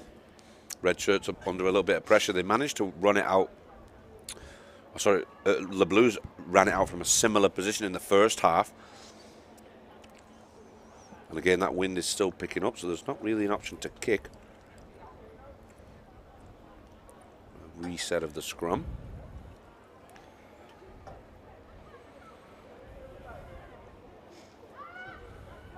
Working deep into the try zone and does get the kick away, but it doesn't go far. Held up in that breeze, but they've somehow managed to scoop the ball up. Caught it themselves on the 22. Didn't know what to expect there, but it's back in their hands. Good result here for the Red Shirts on that kick. Not bad at all. It's Okpara. She's been strong through the middle for Red Shirts. A little space here and knocked it on. Got to be disappointed with that one. Camille White. That was a critical moment there for the team, and it looks like we're going to walk away with a late blue win. That's it. It was tight, so just 7 points to 0 for Les Bleus. It was a very tight game, two very evenly matched teams, and a good result for Les Bleus, grinding one out. They're not always glamorous. Sometimes it's got to be a little ugly to make it happen. Don't go anywhere, ladies and gentlemen. We've got more rugby coming up in just a few moments. Stay with us.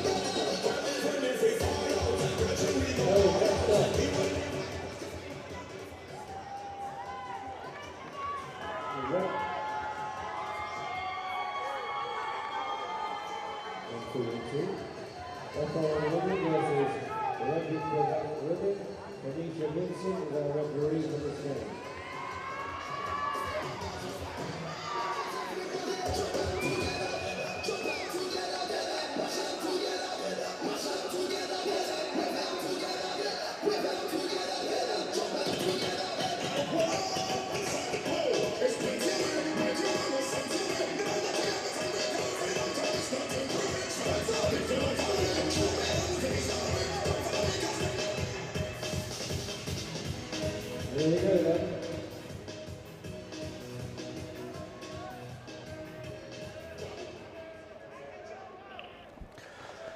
Welcome back. We are in Grenada James Stadium in St. George's. We are on the beautiful Spice Isle of Grenada. No better place to be. John Broker with Gavin McLeavy bringing you this women's matchup. We'll switch back to the men's division after this one, but Fine Rugby now is receiving the ball in black and green, and in white with the blue shorts is Rugby Quebec.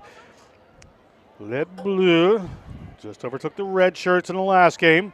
Right now we're looking at Quebec in the white. Quebec on defense. Ball comes out for FRN. Fine Rugby now. Lane Gelman's programmed.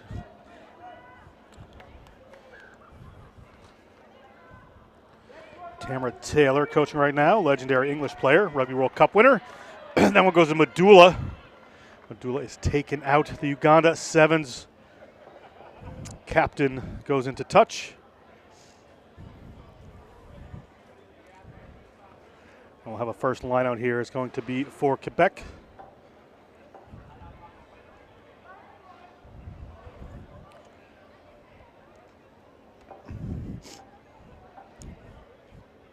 Quebec go a little bit of a long line out here. Ball comes back down to the hands.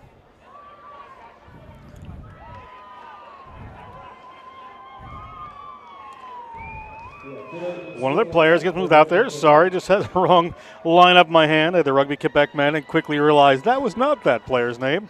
So it's going out wide for Quebec, and they scored a try. We'll try to get you that number in just a second. My sincere apologies. But 5 points. Kick here is going to not make it across the posts. So Rugby Quebec up 5-0 early in this matchup. Again, this is Fine Rugby now in the black and Rugby Quebec in the white. Coming up in the men's is going to be Guyana versus the Misfits. Atlantis versus Trinidad and Tobago. Rugby Quebec versus IB Rugby. And Barbados versus Grenada Greens. And 3 more women's games to roll out today. Then it'll be stag time.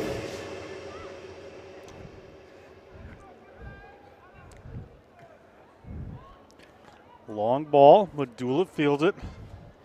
Key player for this team, Charlotte Medulla. She makes a big break there. Medulla, Pikachu. Again, this is the nickname she told us she has. Little break from Fine Rugby now. They're trying to find some space and tight before they move it wide. Players going to the ground there. Medulla feeds that one out. Into the middle of the field they go. They've got some speed. Ball stays a little tight. Up and back around. Player driven into the turf. And penalty not releasing against Fine Rugby now. So Rugby Quebec up 5 points. Penalty, ball in hand inside the 50-meter line. Good work here. Here comes Quebec. Quebec moves it to the wing. Ball just drops off the hand there. Unlucky. So it's going to be scrum here for Fine Rugby now.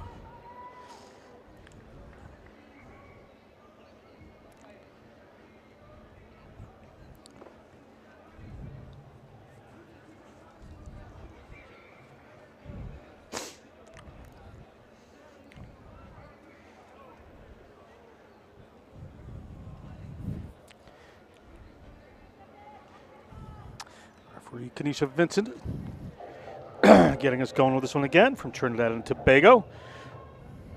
Has done Rugby America's North U19 men's and senior women's 15s, Commonwealth Youth Games AR, Rugby America's North Paris Olympic Qualifiers AR. It's in the Capgemini Women in Leadership Development.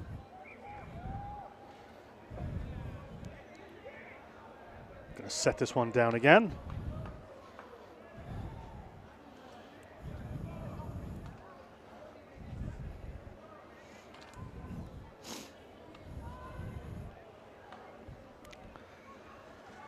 Ball this time from Fine Rugby now. Fine Rugby now nearly turns that over to Quebec, or does turn that over to Quebec. Ball squirts out. Quebec comes in, ball in hand. A couple of players converge on him, but they sort it out, so one of them becomes a receiver. Wraparound play here. Good catch, good handle of the ball. Looking to come a little wider. There's some space. Can they get it out there? Ball is whipped by the winger. Going to have to do a lot of work to get back in. Good run there. Good break from Rosalind Hood. Hands the ball off. They're right 5 meters out right now. 2 meters out right now. Stepping back in the distributor role now is Hood, and it comes back into La Riviere. Little pop to the outside there. They're going to work that one to the try line, and it is good. A referee, Kanisha Vincent, says that's fine. Emma La Jeunesse has scored before today, and she scores again. Great work by the National Sevens MVP champion of Canada Universities. A lot of good work there from Rosalind Hood. She was involved in at least 6 of those 8 or 9 phases to finally get over in the corner, doing a lot of the dirty work out there on the wing for Quebec's women. Kick is short though, unfortunately. Kick doesn't make it, so 10-0 for Quebec. Fine rugby now. Going to have to find some rugby now. Get themselves going.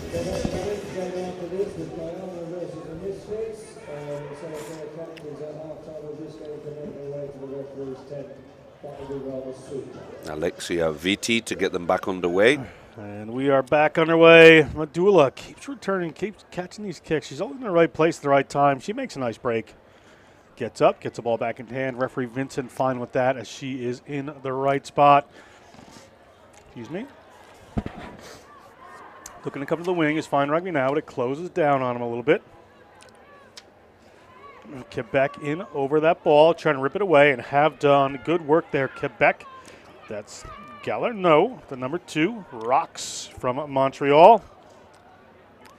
Ball swings around, winds up in Madula's hands. She is tenacious around everything she does. Kintiba gets the ball away, looking for the corner, a little stop, a little stutter step, going to break towards the line. It's going to be points for Fine Rugby now. Fine Rugby now through their number 6, Gary's Urenkamp from the Nelson Bells, touches down. Great try for Fine Rugby now. Yeah, it was all started with Madula just being a pest in the middle, steals the ball. Some good work from Leah Kintiba in the middle, and then working it wide. And she had a lot to do here in camp. She it wasn't open space there. She had to skip by a couple and manages to get it down. Great try. Madula is not going to be able to that one. So we're at 10-5 right now at Kirani James Stadium. First half here, and that looks like it is going to be halftime. So we're going to step away for just a second. This match is heating up. Join us. We're in Grenada. Wish you were too, but you can come back for the second half in just a minute.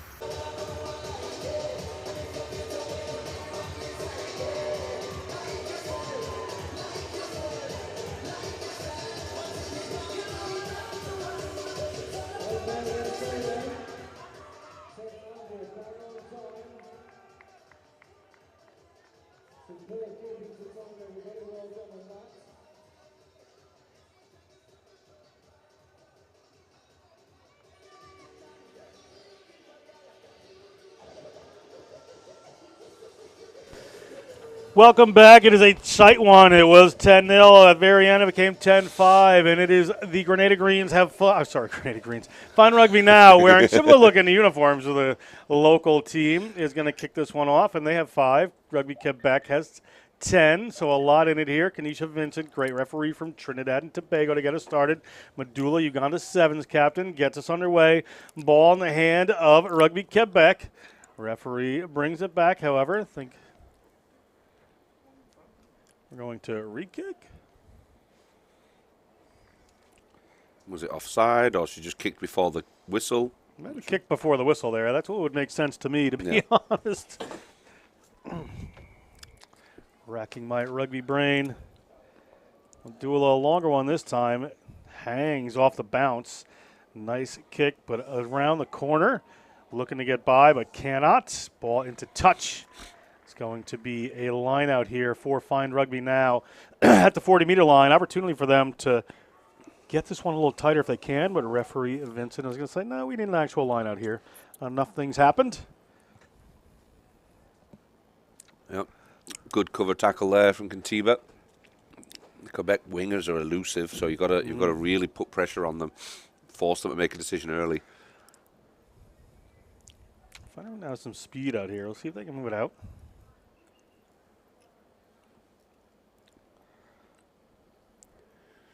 Goes all the way over the top. Ball over the top there. It's going to come down to Fine Rugby now, so they're going to win it, but a little more pressure on them. A little winding run around the side. Big, powerful player coming through. Gets to the 40-meter line. Quebec coming over that one. Ball ripped away nearly, but they're going to hang on to it. Going to have a little stutter step. Looking to get through. Ball is clear there. Scooped up by Quebec. Good work. Just a little error and having not one less person there. Ball back inside. Good work. It is Rugby Quebec coming through. That is number 15, Tatiana Joseph. They call her Tots. Montreal University. Great try for the Town of Mount Royal player. Great work from Adele Sampson, though, to set that up. She was just paying attention to where the ball was. It squirts out the back. She was awake, ready to pounce. She jumped on it, didn't just drop on it, managed to scoop it up while she was running. Great athletic ability to do that. My hamstrings would have snapped just thinking about doing that. And off to the races she went. Recognised she didn't have the wheels for it, but handed it off to the best player on the park that would finish the job for her, in the form of Tatiana Joseph. Take a look at this one. She was running out of steam right there, but looks inside, and Joseph turns on the afterburners to finish it. Great job. From Val-d'Or, Quebec, another University Laval.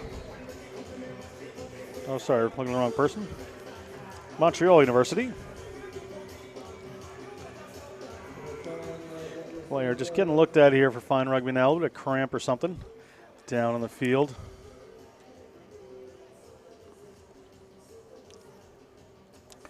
Hot down here. Yeah, I think we're very lucky to be in the AC today. It was nice and fresh this morning, but it's definitely heated up in this stadium. It's kind of surrounded by hills on three sides as well, so there's just a bit of a breeze off the sea, and that's about it. So it gets warm down there, I'm sure, in this sun. Quebec kicks that one off. Fine Rugby now. Working their way upfield. Yasmin Elliott, Yaz, from Bournemouth, England. Penalty. Medulla quickly, always happy to go. Gets a little pass in there. Big dump tackle comes in. That didn't feel so good. Elliott again. Players up from the tackle, no problem.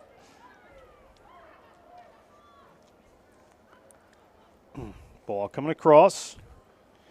Harvey put the initial pass in there. And coming around the other side here. Let's see if they can make it. Scooped up by Rugby Quebec, but referee Kenesha Vincent spots it. Going to come back for the knock-on against Quebec. It's going to be a scrum here for Fine Rugby now. Some exciting stuff down there. There's a lot of back and forth between these two teams, really desperately trying to both stay in the game. Quebec seem to be just getting the margins. It's Joseph that stayed down this time, after putting in the big tackle earlier.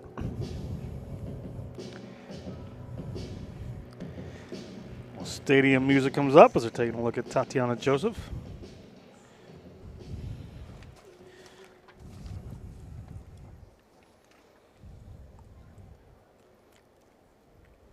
And she's been a big impact player as well today, so it'll be a shame if she walks off. Just landed awkwardly. Someone landed on top of her, I think. She was holding the middle of her chest there. Hopefully it's nothing too serious. Here comes Emma Lajeunesse. I've mixed a couple people up for her so far this game, so glad I'm going to finally get to call the right person here, Gav, here on the Spice Island. Yeah, it's getting to around about my Miami coffee time. That's why we're fading fast, and I need. We'll be okay. We'll get a little bit of lunch. Need my 3 p.m. Cuban coffee, I think, mate.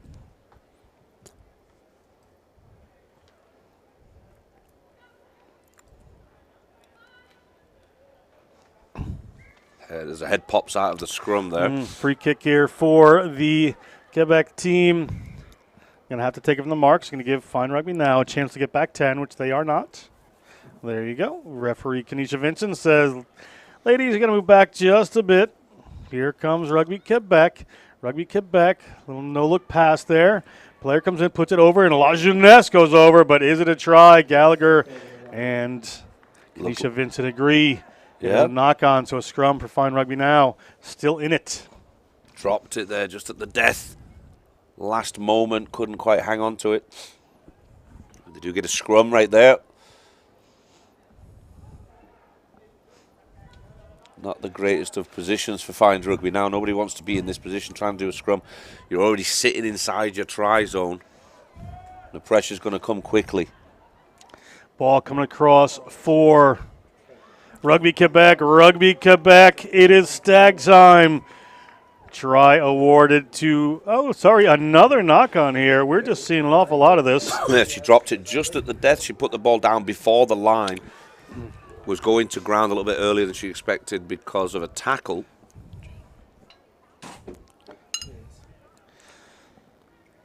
Official beer partner of the Grenada Rugby World 7 Stag Beer in conjunction with Cara Brewery. Just like to give out some more thank yous here. Enterprise Rent-A-Car, Island Ice Company, Grenada Golf and Country Club, best nutmeg ice cream around. Keep getting told about it. Nobody brings me any, though. I know, Lauren the Legend. We got to get her back up here. They should serve it at Umbrellas. The official home of the Grenada Rugby World 7s. Ball in. They're at the 5-meter line. They've got a lot of room to go. They're going to go to the boot. Is Fine Rugby now. There's a Rugby Quebec player streaming back on that one, so she's going to be able to scoop it up and get going in the right direction. So they're looking at good here is Rugby Quebec. Big handoff. Second handoff. Can they keep this one alive? Well, it's pushed out by Fine Rugby now. It's going to come back to Fine Rugby now. They've got lower numbers. They're going to have to work some players around if they can. Ball into contact. Izzy Hems.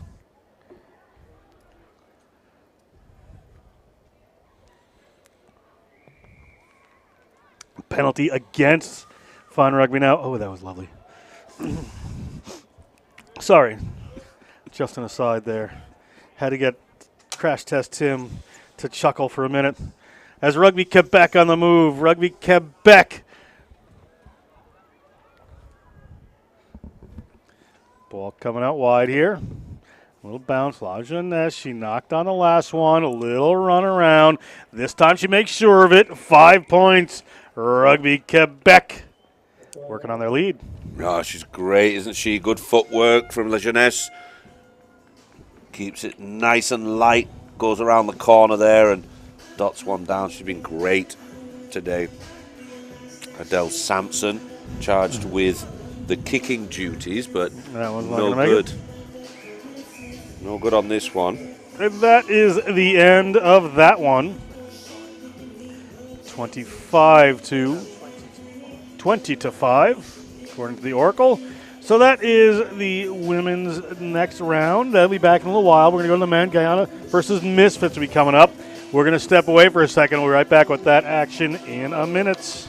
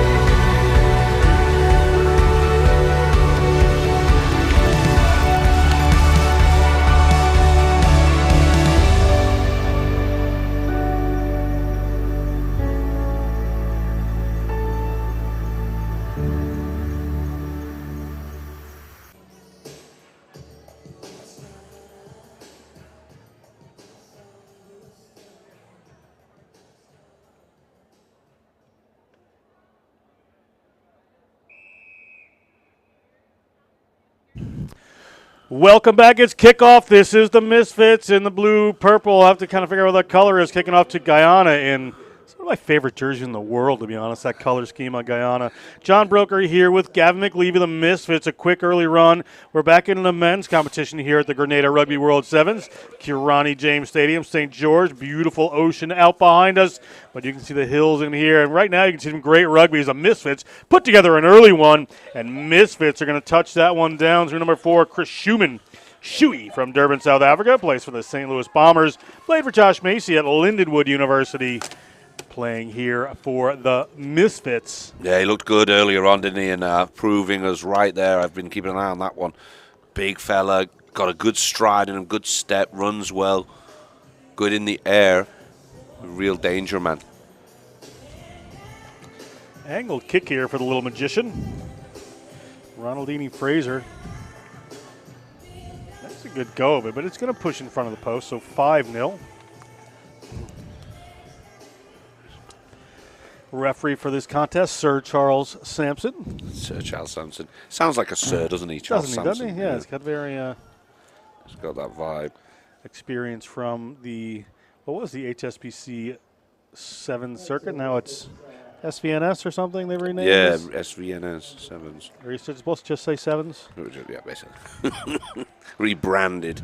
Not necessarily renamed, I guess. But there's 7s in Grenada, and that's more important. Ronaldini Fraser hangs one up, and it doesn't go 10. So putting some pressure on themselves after a great early try are the Misfits. Guyana ball running out there to grab a hold of that one is Scott Garraway, a little boulder they call him, from Georgetown. Little boulder is going to get us moving. He looks to the left, goes to the right. Little double switch move coming back around. Defense holds pretty well. Nick Feeks holding him up in the tackle there. Penalty against the Misfits for not releasing Guyana ball. They're going to go quick. Guyana got some runners wide here. Getting it out in the middle of the field, looking to put some pace in. Here's the big boy. Yeah, he's actually handy. Unfortunately, we don't know his name because there is no number 1 on our sheets here. So I'd like to find out his name. If anyone knows it, send us a message. And I'll add it to the list. Prescott's been playing well. That's him distributing the ball. Prescott there, yeah. Wonderfully well. Ball to 22. Guyana looking to answer here. Good pressure. Misfits ripped this one away. Referee Sampson, although his eyesight may be going, is in the right spot for that one. On the move, the flat player is one of the 7's tactics these days. Nice pass up in the middle of the field. That one bounces up, but knocked on. Hard luck there for Shaquille Dite. Shaquille Dite from Trinidad and Tobago, plays for the Harvard Club. Couldn't hang on to that one, so be a scrum for Guyana. Yeah, normally a regular on the on the 7s team. Interesting to see this mix of Guyana players, Jamaican players, Trinidad and Tobago players. Wonderful mix of talent from all over the place. But Guyana to get us restarted for this one with the scrum. And again, the menace. Well, it's Valon Adams, number 1. Just wasn't on our list. Valon Adams, the big Guyana number 1. Okay. You can get that one down. Apologies. You've been a fun player, get Valon, so we want to see. But here's Nick Feeks. Feeks steps a couple and gets across to 22. Former Major League Rugby player for Rugby New York. And NOLA, New Orleans. Now playing for the St. Louis Bombers. Moving on to the next phase of his life. Touches down that try. Kick to come from the little magician.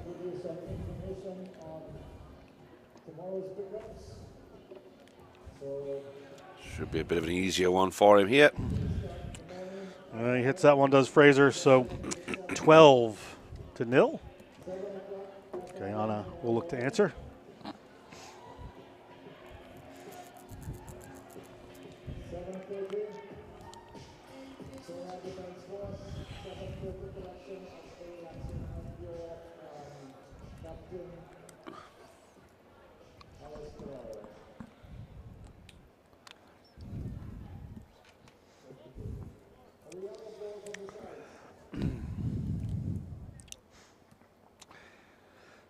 Couple of balls in the field. You wait for 1 and 2 come at the same time. Score with both, you get 15 points.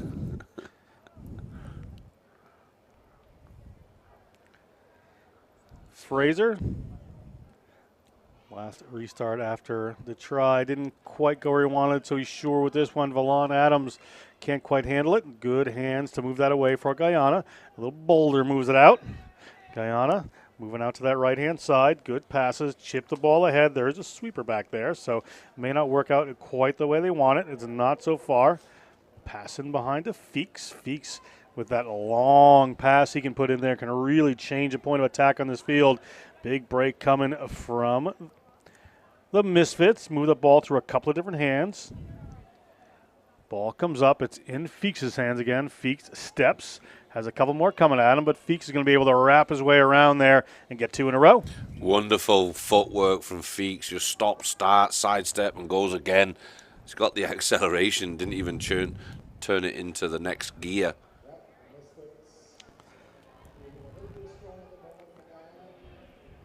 But yeah, they're looking impressive. This Misfits squad's just got good experience all over the park.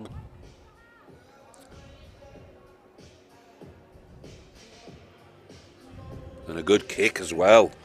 Kicking there from Ronaldini Fraser. Jamaican Sevens team player at the Caribbean Maritime University. Quite a character himself. Was working as an AR in the youth tournament in Jamaica. So he's starting to get his referee certificates and things like that as well. Oh, wooden kick right there. And he's about 50% on his restarts right now. Ball just has to get pushed forward there by Shuey.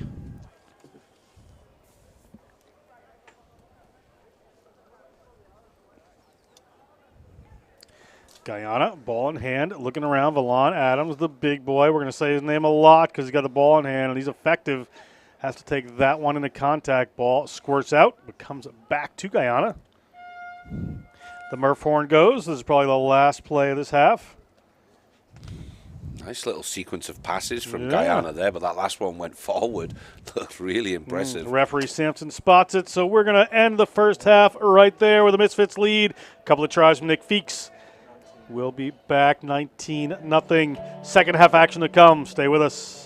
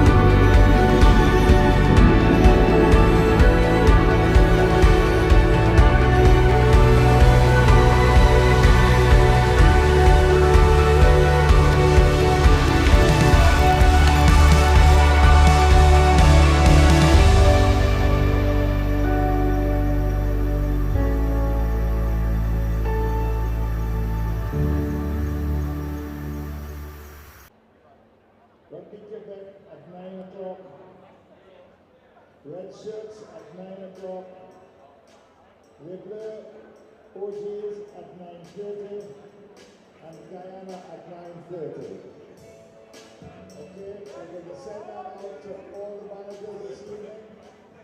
But take note anyway. Let's get the second half going here. Charles. Let's start it. Thank you.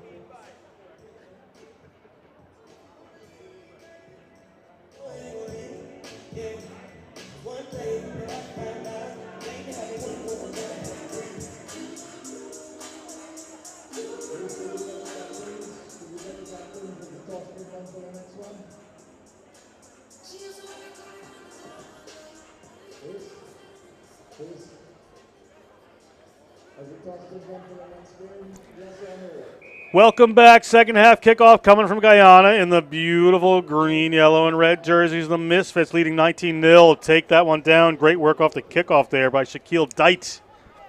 Ball into contact, fight for it. Ronaldini Fraser has to go in there, but working hard at the contact area is Guyana. Guyana takes that one away, trying to turn it back over. Was the Misfits, but it's going to stay to Guyana. They're down 19-0, so need to get some points on the board quick here. And the pressure on defense tells, but the ball went back according to referee Sampson. So it is still in Guyana hands. They're going to have to reset their offense. Have done. Looking to press some room against the line. Feeks is able to turn that one around. Seems to be a knock-on. Assistant referee Chris Reed lets referee Sampson know. So it's going to be a knock-on. It's going to be a Misfits ball here.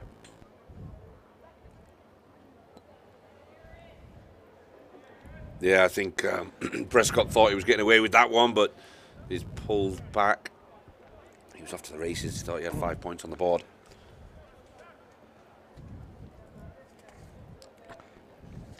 Stay tuned after this. It's going to be Atlantis versus Trinidad and Tobago Defense.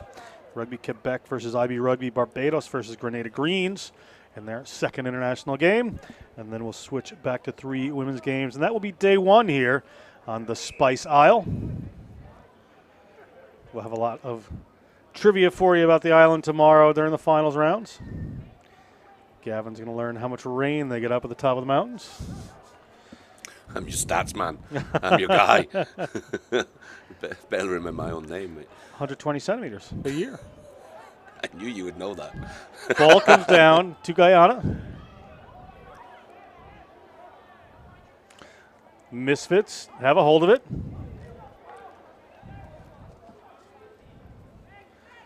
Running around the outside. Dite loses the ball.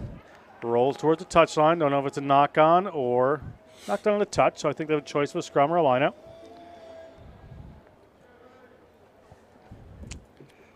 Staglon gave the ball early to Dite, giving the youngster the opportunity to do the yards, and ball was dropped at the first sign of contact. He'll be upset with that. Looking for that inside ball, a bit of glory for the old man.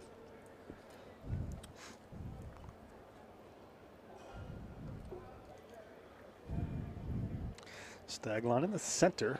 See him just there in your shot. 38-year-old from Guyana. Playing against his home nation we played for so many times. Wrestling around the ball. It's back to the Misfits. They're going to give it to Feeks. Feeks has Staglon with him. Feeks finds Staglon. Staglon does look pretty nifty for a 38-year-old. Ball comes around. Looking to get that one. It looked like it went forward, so it's a scrum advantage here to Guyana. Scrum just about 7 meters out from their own line. A lot of work for Guyana to do down trailing here in the second half.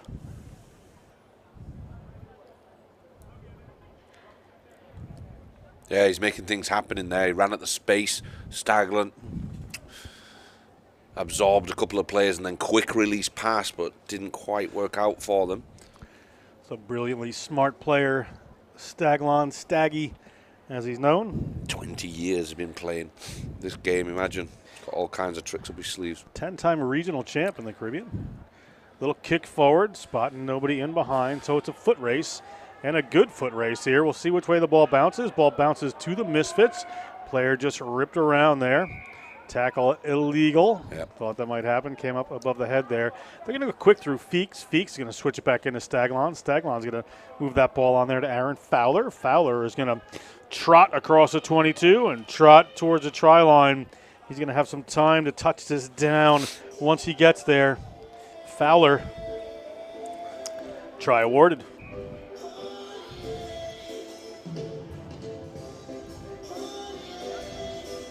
Yeah, they've been impressive, this Misfits squad. They look good in all kinds of areas of the park. The bench looks strong too. We've got to be potential finalists. Yeah, Misfits will be up there. And to be fair, this Guyana squad doesn't look bad. They're very young, but they look solid too. They've got a sprinkling of talent in amongst there, and they've got some solid just guys that are doing the basic work, which is what's a great way to start.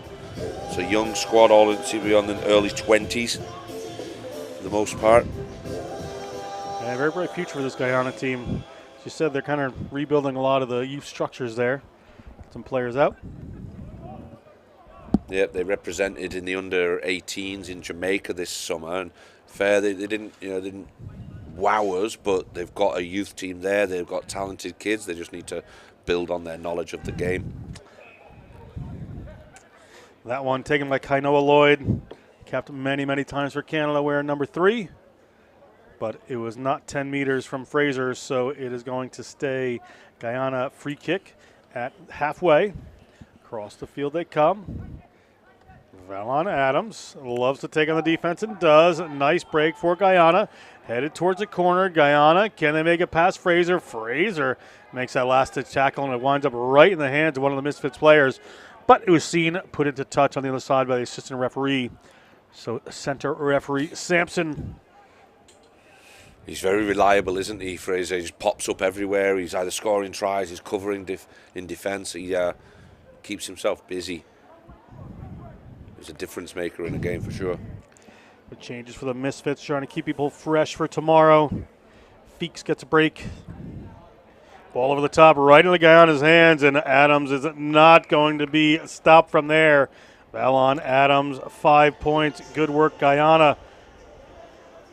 Getting some points here against the Misfits. Yeah, big, raw athlete, Adams. Glad that we've found out what his name was. The only man who didn't have a name for in the team sheet. But he's been an impact player for them. Blowing a lot of wind right now after working hard in multiple phases in that last set before the try. That kick was no good, so the score is 26-5. The Misfits lead Guyana.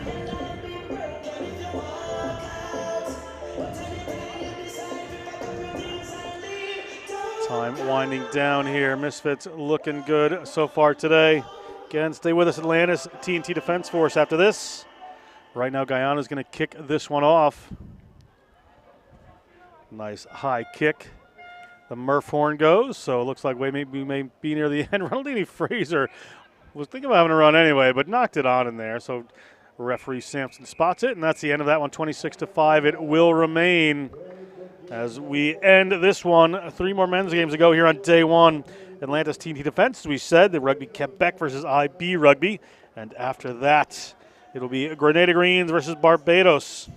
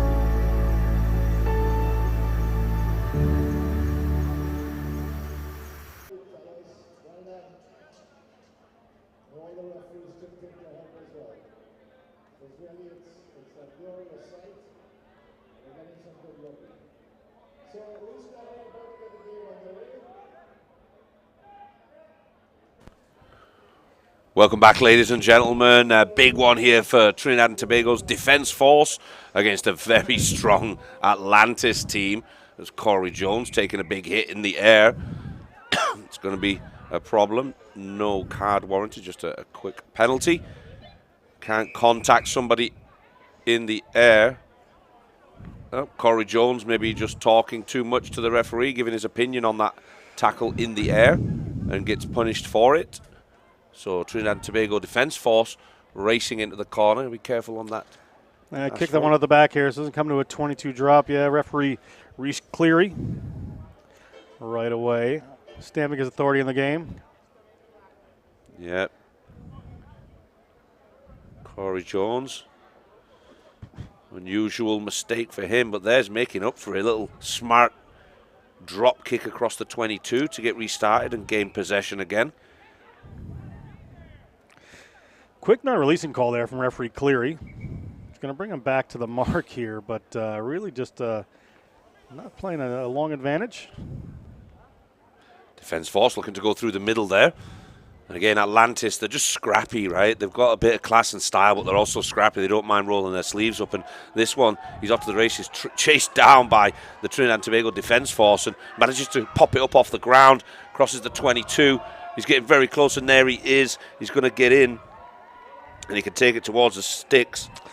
Quinn Western, Q-Baby scores that one from Ellicott City, Maryland. Beltway elite player. Ends off a good try. Just like you said, scrappy players here from Atlantis. They can find a way to get it done. They were down on their own end, got penalized on the bad side of the ref a little bit there early. And there are the points they need. Yeah, they don't mind just finding a way, though, do they? They'll roll the sleeves up, get whatever needs to be done. It all doesn't always have to be the glorious stuff. They'll do the dirty work, too. Patrick Madden hits that one. Good kick from Atlanta. 7. So Madden, Super League America's player.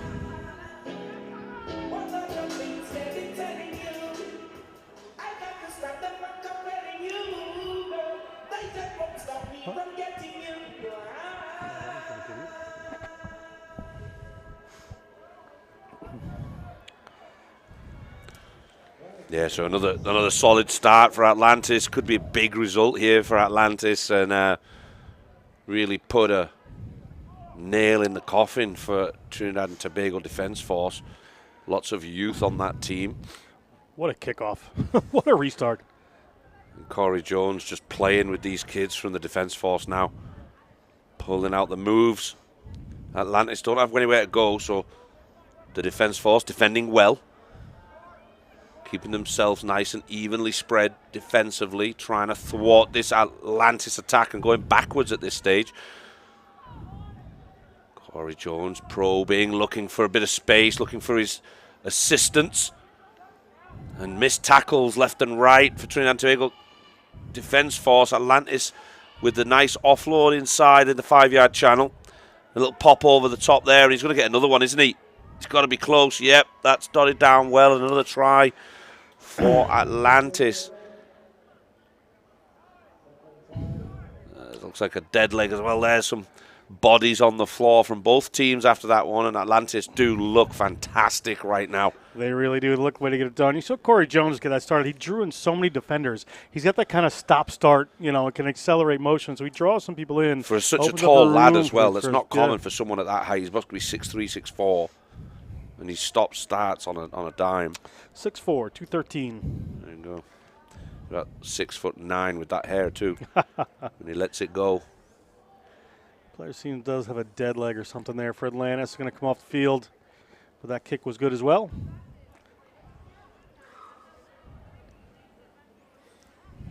Yeah, but I think Atlantis look like the favourites for me. Them and the Misfits.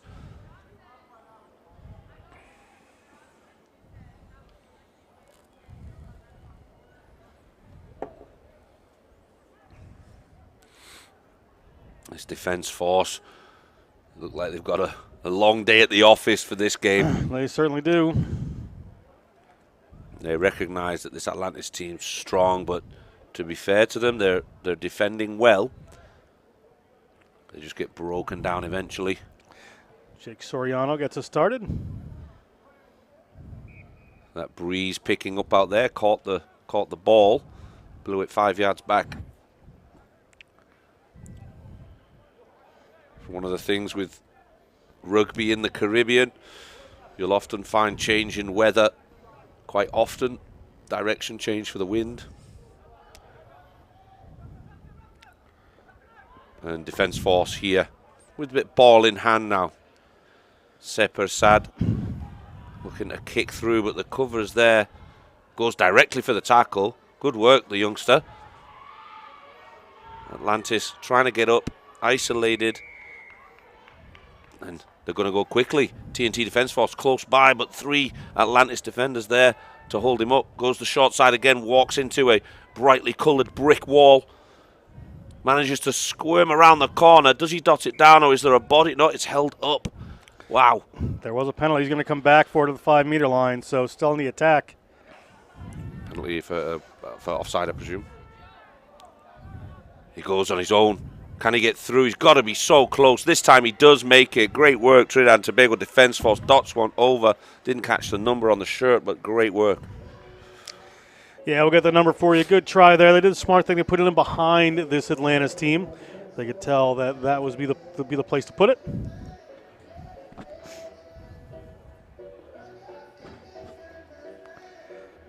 Yeah, great work from Seprased. That's him taking the kick. Now, a little bit blustery out there. You can see the ball changing direction once it's in the air. Yep. No good.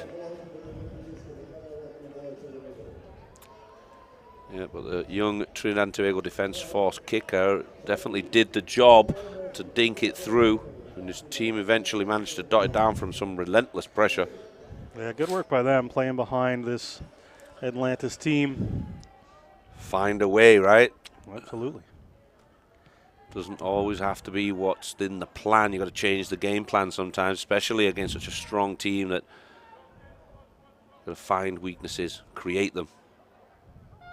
Again, over the top pass. I've seen a couple of those passes from the Atlantis team. Little basketball pass over the top. Again, they changed direction so quickly. Made it all the way to the halfway line, almost untouched. The TNT Defence Force working well together, covering across, forcing Atlantis back inside. There's Corey Jones, who's straight through the middle to pick and go. Creates a bit more space again. He gets the ball back on the loop. Manages to stay on his feet and get the ball away. Atlantis, this is how they regroup. But the ball squirts out there. It goes forward. And that's the half. Some tired bodies out there, but this Atlantis team looking good. Defence Force keeping in the game. Current score update for me. 14-5 currently to Atlantis. We'll be back in just a few moments, ladies and gentlemen. Don't go anywhere.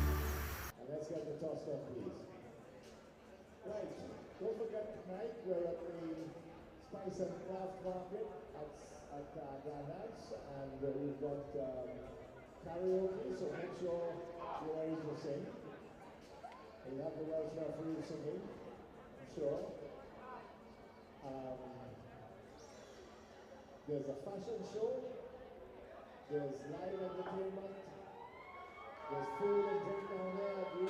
Very reasonable. Welcome back, ladies and gentlemen. We are here in the beautiful location in Grenada, the Kirani James Athletic Stadium. You're getting into the second half of this game. Atlantis on the left-hand side of your screen once we go to middle picture. Right there, thank you. Production staff doing an amazing job. In blue and yellow on the right-hand side, that's the Trinidad and Tobago Defence Force. The military from Trinidad and Tobago have got their own rugby team. Quite often they'll have their police team come out to these kind of tournaments as well, and fending themselves quite well against this very strong Atlantis team. Current score is pretty tight, 14-5 at the moment. It's not completely off the cards for a Defence Force upset. They've got some talent and speed out there. This kid's played really well, more of a tactical player, kicks when appropriate, passes well, the young Seprased. And you see the speed now, Trinidad and Tobago. They do work well, little pop-up off the ground, good work. He managed to keep a hold of it. It's like a ping-pong ball in there, bouncing around all over the place. Atlantis managed to get their hands on that one. Is it legally? No, it wasn't. Defence Force want to go quickly. Taps. He's looking for support. A wayward pass out the back there. Little mistakes. He's frustrated with himself. Seprased wants to do it on his own. There's the support coming for him, but he's lost the ball to Corey Jones, who's really lively with the ball and pops it out. Perfect timing, always in the right place at the right time, Corey Jones. And throws it through to Kyle Hegarty.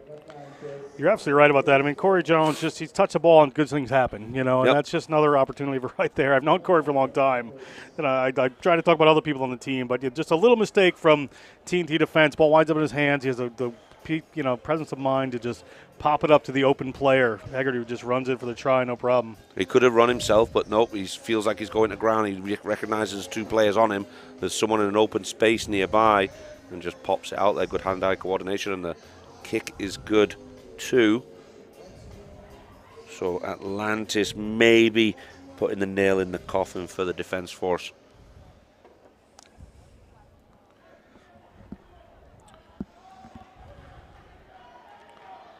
Getting the ball to center, a restart.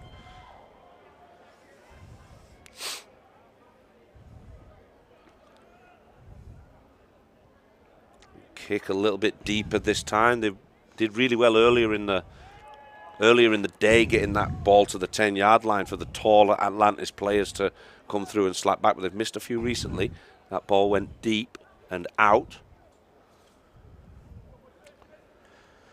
Lineup way down here for TNT defense. So this is, the second half good for Atlantis. TNT defense, a long way to go to putting points on the board here.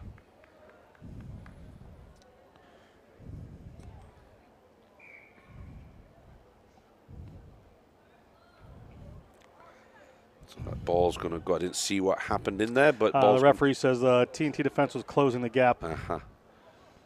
Looking to go at that short side, and some big contact there. They must be close to the line, surely.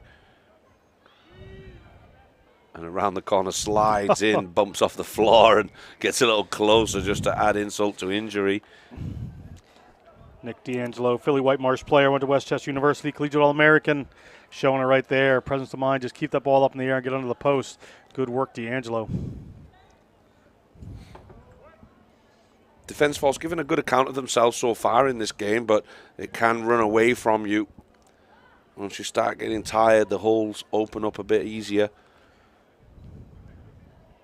And the kick's good as well.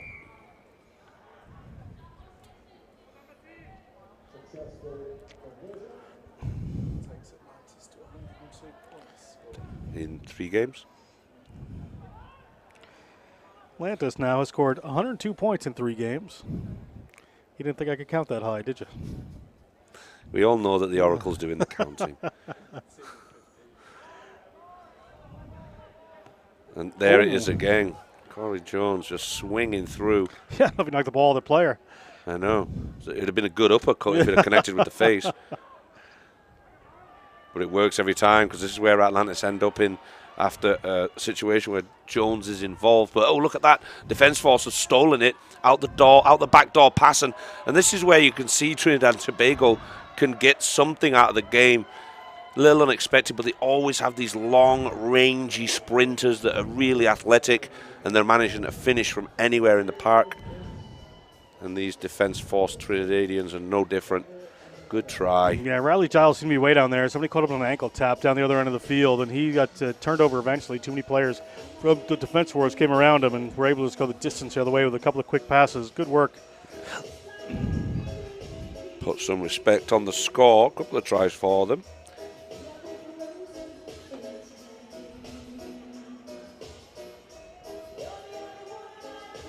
It would be nice to see this defense force team start filtering players to their national team. I'm sure they will in coming years.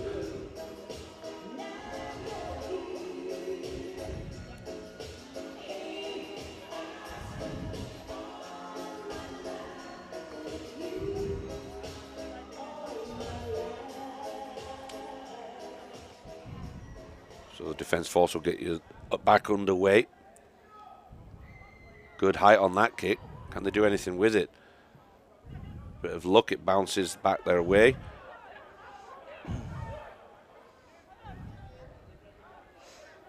There's not much space over there. Seprasad got some luck with that earlier in the game, so he's trying it again. It rolls nicely into the corner. There's a lot of pressure. Can he get away? He can. He skips away from 2 defenders. Great work from the Atlantis fullback. Battle over the ball there. Atlantis going to do the same right back at you, but this time there's no sweeper, so it's just 1 against 1. That ball's rolling on a very hard surface. It's going to roll all the way out the back. This ground is quite hard, so the ball bounces and rolls quite a lot, especially with a little bit of a breeze behind him. Trying to give him a taste of their own medicine. The defence force almost squeezed him into the corner for isolation. Yeah, all the way down there. So it doesn't come all the way back, and then it's a 22 because we're in a 7s game.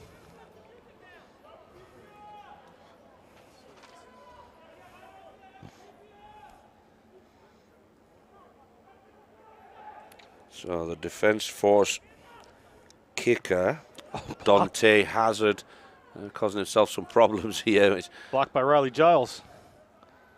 Slipped now. He's having a nightmare, but his supporters arrived. They can reset themselves.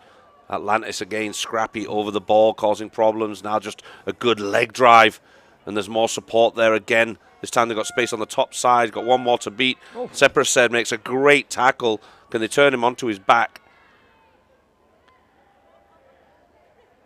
Ball still live according to the referee.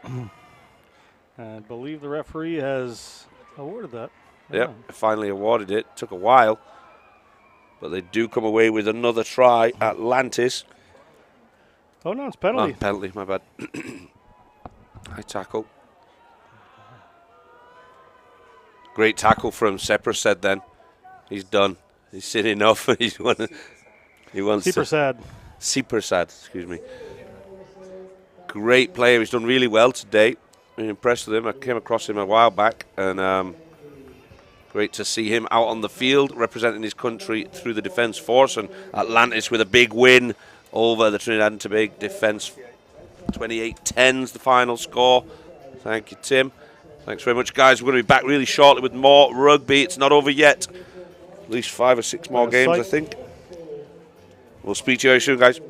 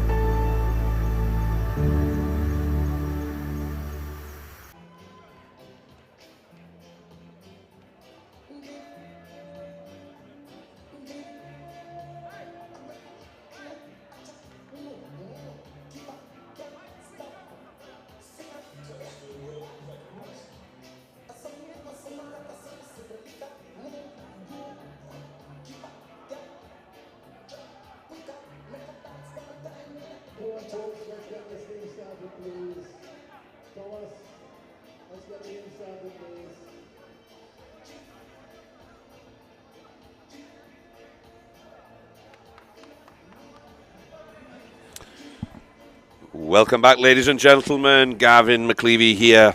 We're in Grenada for the Rugby Sevens. Out on the field currently.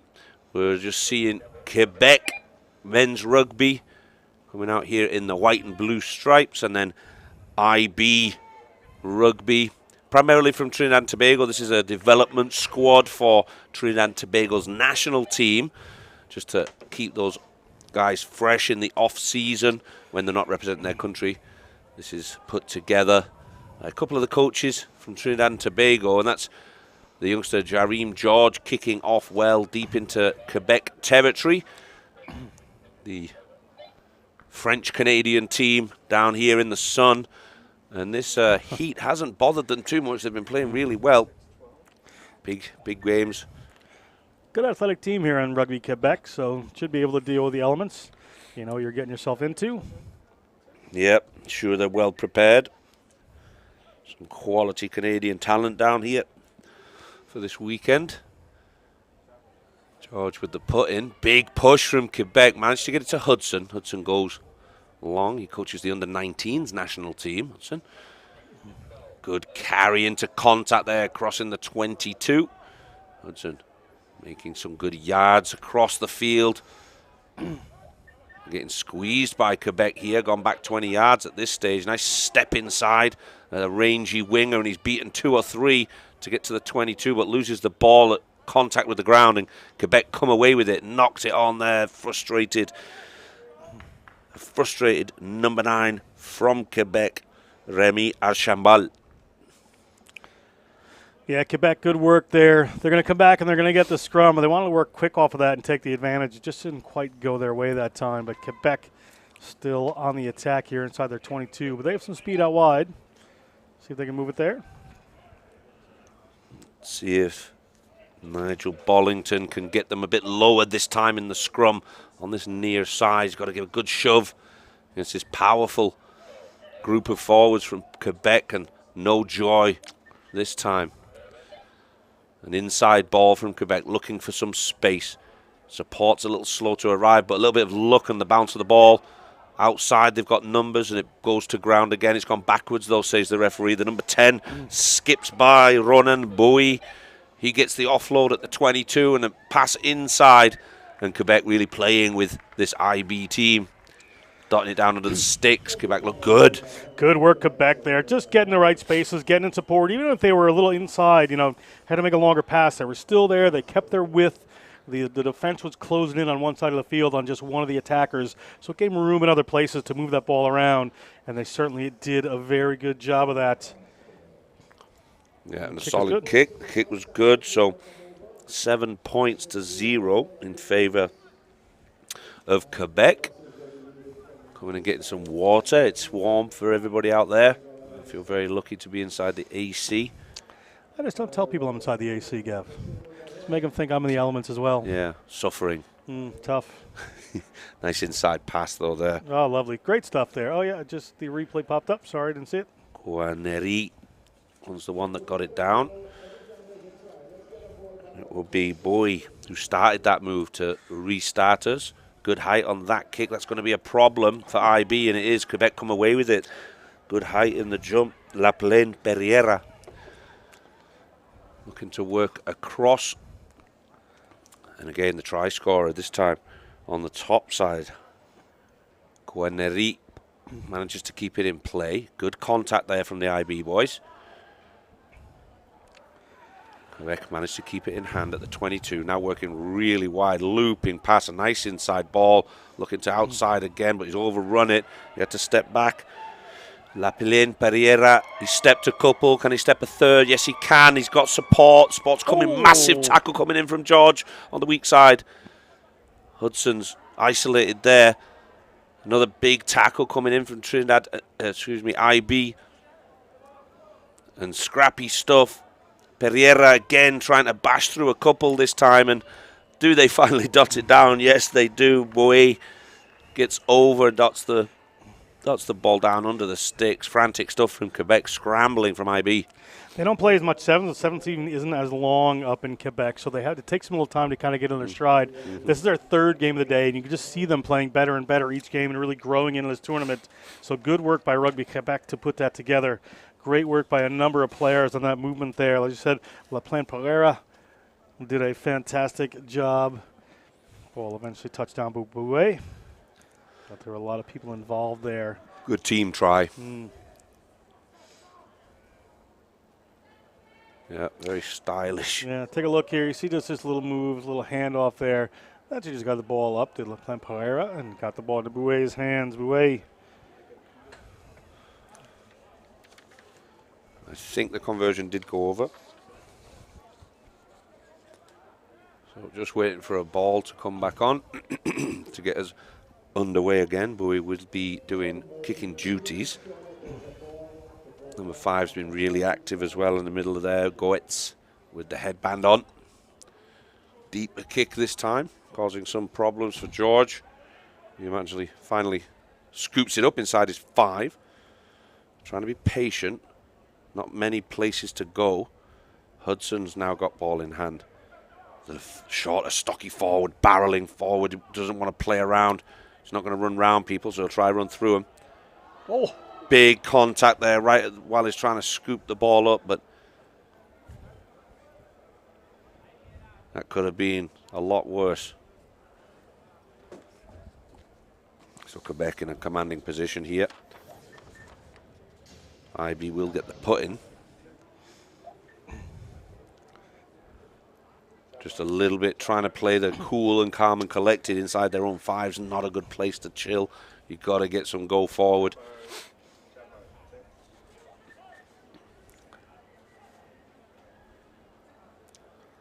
Another big push from Quebec and stole it this time. IB trying to keep it in and they don't. And he's gone around the side. Hudson can't reel him in and he's powerful. La Plaine Pereira again gets over in the corner, just driving the legs. Trying to find out a little bit more about La Plaine Pereira. He's been instrumental in this game, really forcing things, really a power there. Powerful, stocky fella, just making big inroads into the defense here of this IB rugby team. He was part of the National University Championship All-Star team back in 2019. So still young, in the prime of his career. Kicks no good though. And that's going to be the half. Quebec dominating so far. We'll be back in just a moment or two to see how the second half pans out, see if IB can get back in this game. That's Atlantis Defence Force game. The referee says the score is 26-12 and 28-10. Huh. All right. Tapper 28-10 as well. Oh, that's going to be the argument.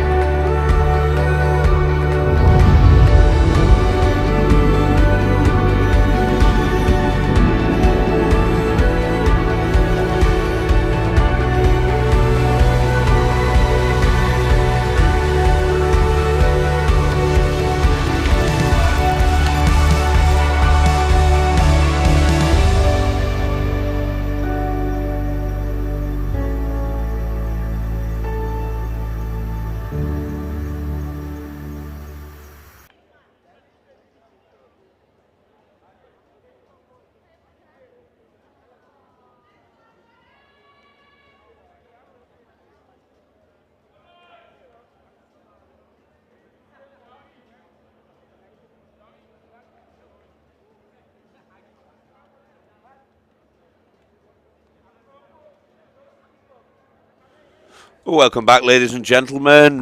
Quebec about to get us back underway on the white and blue kit out there. Number 10, Bowie, having a great first half. Want to kick us off. Kicking to the right in grey is the IB team, primarily Trinidad and Tobago's development squad. Giving themselves a great account so far today, but not winning this one at the moment. And a couple of changes were made out there. I see the double try scorer, Pereira, on the bench now, so giving him a break. This IB team looks lively. Wants to step up the pace a little bit in the second half. Big contact coming in from aggressive, great work. And managed to get themselves the ball for their trouble and their efforts.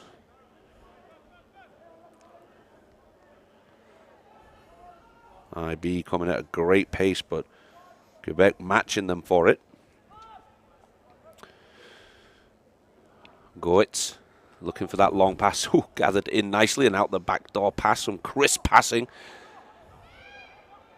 Hudson pulled up shortly. We're holding his hamstring there.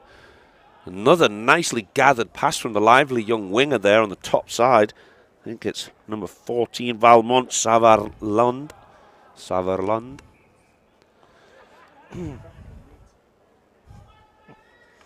Hudson looks like his day is over. Another little mistake there. A little knock on. Creeps in.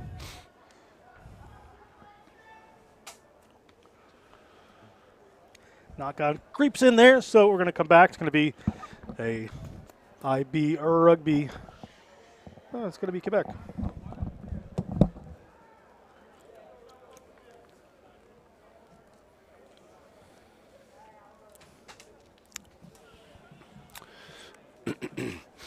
So IB get the scrum here just inside the 22.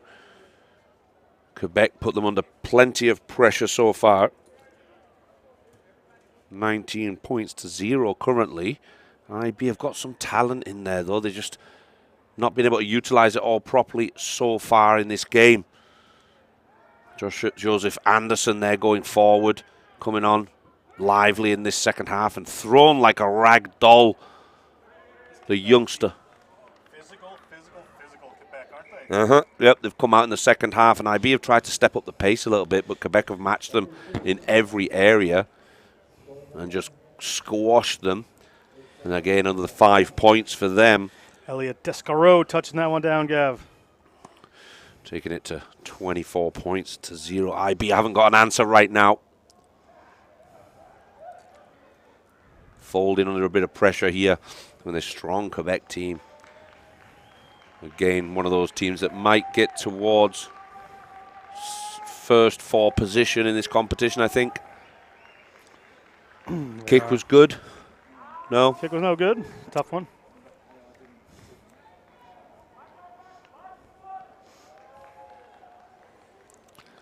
And IB are out there. They still look fresh, don't they? I guess it's easy when you're winning.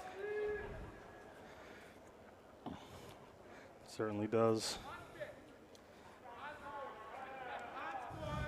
Another good kick there from Quebec, putting pressure on the IB youngsters. And ball comes out, working across. There's Jerome George. Can he do everything? Can he do anything? There he goes. He's found some space for his teammates. One more, and it goes to ground. Unfortunately, I feel like he would have gotten away with that if he'd have just managed to reel it in. That guy inside. We're going to come back there. Dream George is the same thing we were talking about Corey Jones for Atlantis before. He has a kind of stop-start motion that brings in a lot of defenders into the middle of the field and opens up players around him, and that has the wherewithal to get it there.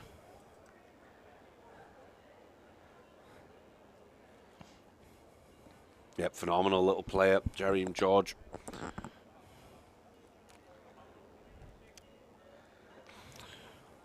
Spent a lot of time under the wing of the Pantor brothers years ago when they were in the youth system. I think he was maybe 15, 16, and the older Pantor brothers were sort of 19, 20, and very similar style of player. Now doing well. Jaron Pantor, I believe, is in Life University. Yeah, Life University. I've called a couple of his games over the years. Quebec now on this near side. Lively at the wing. That's the number 11, Perol Brieri. I know I'm destroying these French names. No, you're just doing it with a Spanish accent. I'm know. loving it to death. It's fantastic. That's all I got, man. Descareaux takes that. I'll work with you here. Yeah, thanks, man. IB managed to pick that up now, just about 20 yards out from their own try line. Finally got the ball out the bottom of that one. Looking for a bit of space, and you might find some here. He steps inside, accelerates. Tackled there, driving the legs, gets beyond the 22. Good work from the youngster. Massive counter ruck coming in from Quebec. Scooping it up, play on. They've got numbers, nice offload. Got one more to beat. Not the right choice, should have gone wide on that one, I feel. Well, they have plenty of support there, but this made it very hard for themselves. And does he dot it down eventually? Yes, he does. Just drives the legs, makes it simple. And crosses the line. Quebec, another 5 points, looking solid. going into day 2 tomorrow. They've got to be one of the teams to be reckoned with. As I said, though, they don't, Quebec, they don't play a ton of sevens up there. The 7 season is short, so you see them, they get into a situation like that, and they kind of divert to a little tighter tactics there. Mm-hmm. Good kick for the points. We're starting to rack them up a little bit here, Quebec. Maybe haven't managed to answer it. 31-0.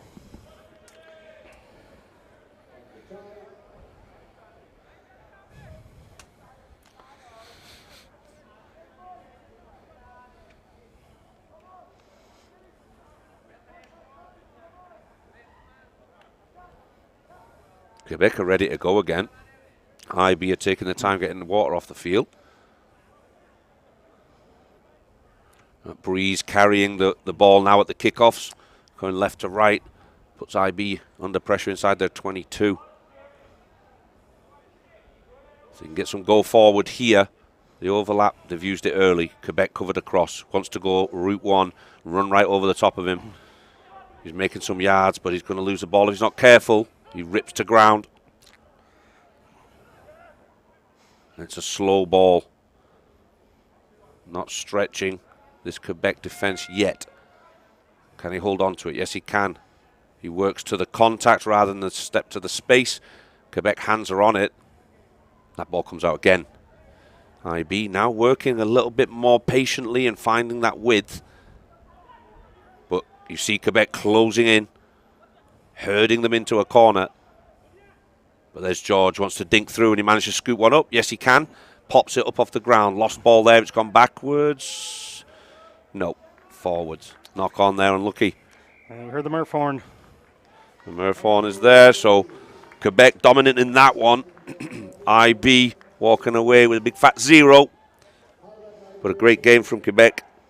We're going to be back in a few more minutes. Ladies and gentlemen, don't go anywhere. The local boys are getting on the field. We'll be right back.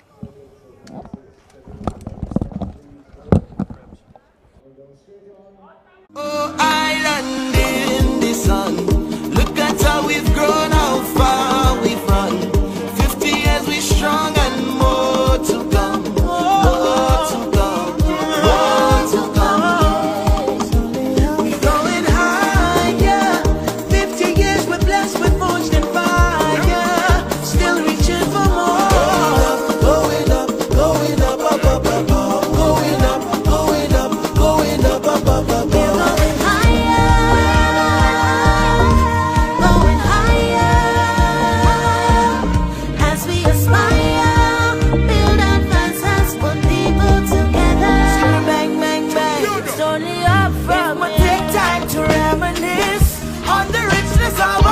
From the beginning.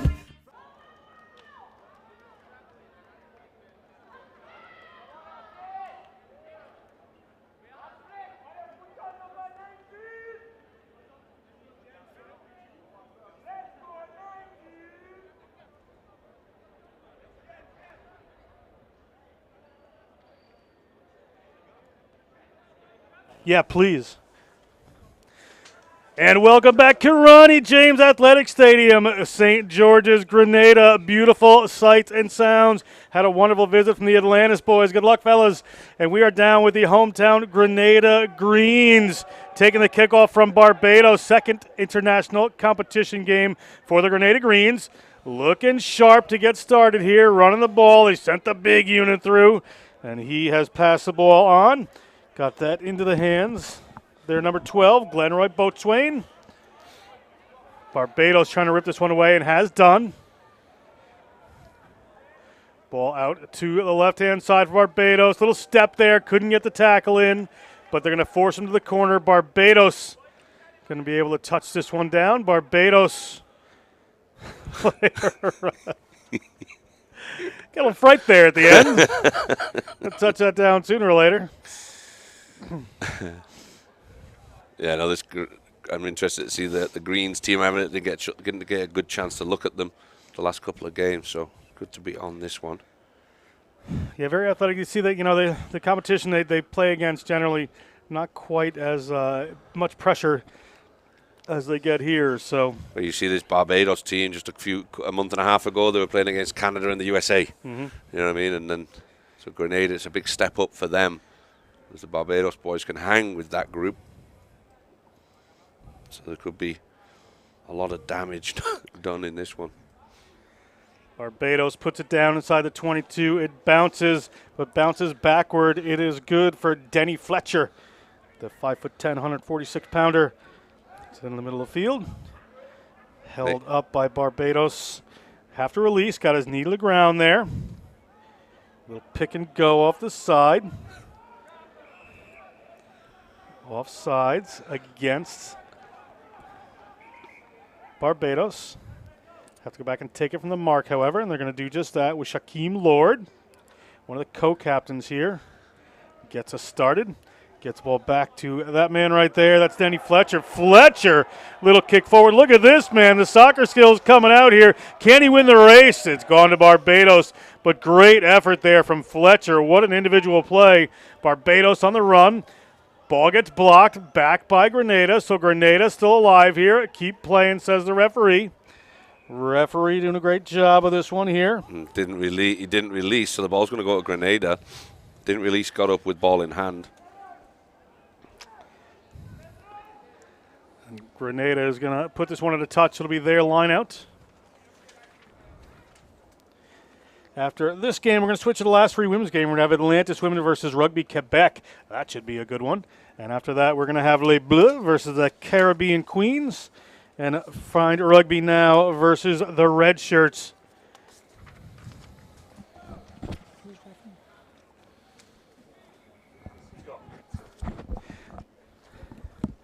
Scott from Scotland is refereeing. So he introduced himself to me. Mm-hmm. Wonderful fellow, however, Scott Cubitt. It is a line out here to Grenada. Ball comes back. Grenada. Ball in a big boy's hands. He can't get those hands free. So we're going to keep playing here. Barbados has ball in hand. Nice little step there. It is put out the back, and it's going to be an easy coast home. Grenada player on the heels, however. Grenada playing aggressively. Want to make something happen here for the team, for this wonderful island nation, the Spice Island. Look, great nutmeg here. I heard a bunch of it. Yeah. Like 40% of the... 40% of the world's nutmeg from Grenada. That's what I was told. I don't know who told me. But Yep. No, a wonderful place. Great to be here. Yeah. Grenada doing their country proud out there on the field today for the first time in the country's history, having a representative national team out there playing sevens rugby. Scott Cubitt gets the ball back in the middle of the field. It's going to be a kickoff here from Barbados. Grenada to receive. Spread themselves out. Can see they're getting some good coaching here, doing everything they can. Ball comes down there to Fletcher. Fletcher had a good kick and run. Gets rid of that one. Ball gets knocked forward, but into the hands of Barbados. Tackle coming in from Grenada. Little pick around the outside here, and the space just opens up for him. He's going to get through. Going to get by the big boy Royce Walker, who's been so good. Fellow we met this morning, and Barbados going to touch down another try. Barbados racking it up now, aren't they? Serious about what they're doing, getting it right. And that kick is good, so they're going to get another 2 points on top of that.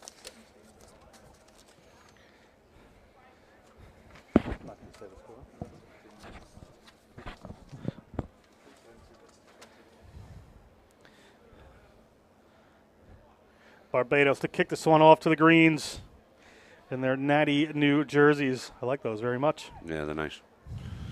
Walcott, good kick. A little too deep for anyone to get to it, though. Ball up, taken by Grenada. That's Shaquem Lord. We've seen him run a couple of times. He's one of the co-captains here. Big run up the middle. This is the big boy, Nigel Lane. Nigel Lane, another co-captain on this team. Wrestles his way out to the 40-meter line, gets to the ground, so Barbados going to have to release. They have ball in hand. Here's the big man, Royce Walker, one more time into contact. Penalty not rolling away against Barbados. Fletcher's going to take it and go. Referee says go ahead. Fletcher puts in the pass, and the big man gets it back. Nigel Lane, they scored one in their first outing as an international team into the last game. Let's see how Grenada does in this one. Fletcher has to unload the ball.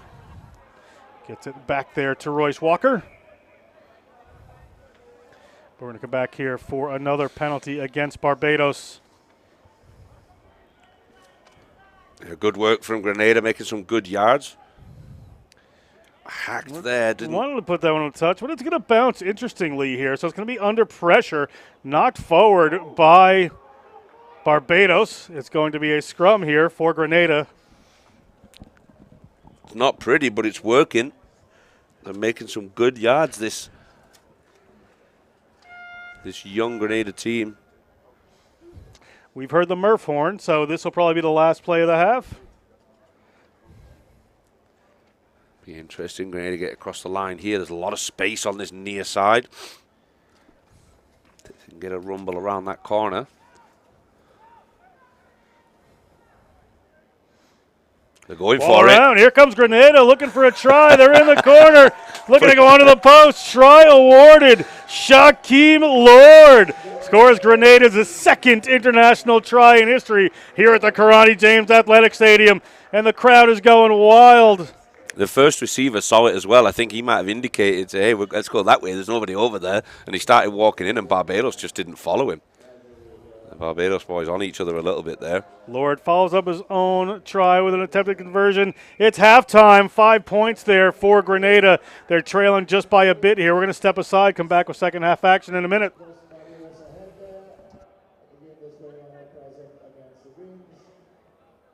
Next up will be Atlantis women against Rugby Quebec women. Oh, island in the sun. Look at how we've grown, how far we've run. 50 years we strong and more to come. More to come. More to come. We're going higher. 50 years we're blessed with forged in fire. Still reaching for more. Going up, going up, up, up, up, up. Going up, going up, going up, up, up, up, up.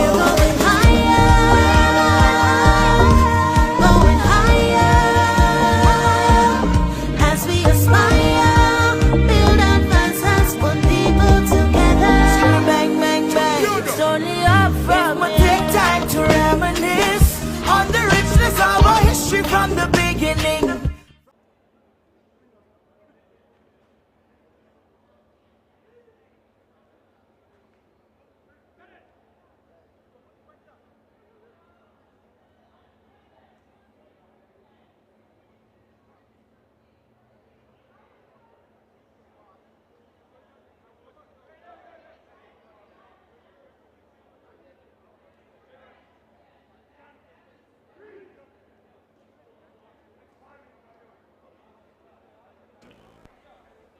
Welcome back to Karani James Stadium, the Spice Island. It is Grenada. We are at the Grenada Rugby World Sevens. This is the last men's game of day one. Tomorrow we're going to have lots of playoffs. We're going to hand out some championship medals. It's going to be fantastic. Some teams looking good and some teams looking great, like this Grenada Greens team really developing here as they play Barbados. They trail 17-5 at the moment. Plenty of time to play, bringing some new players in for this second half. Referee Scott Cubitt gets us underway again. So it's going to be Grenada, the Greens in green, kicking off to Barbados. Another lovely jersey, some great Caribbean colors down here. As they break away quickly, does Barbados. Just put the hammer down, headed towards the try line. It's going to be the first try of the second half, and Barbados gets away.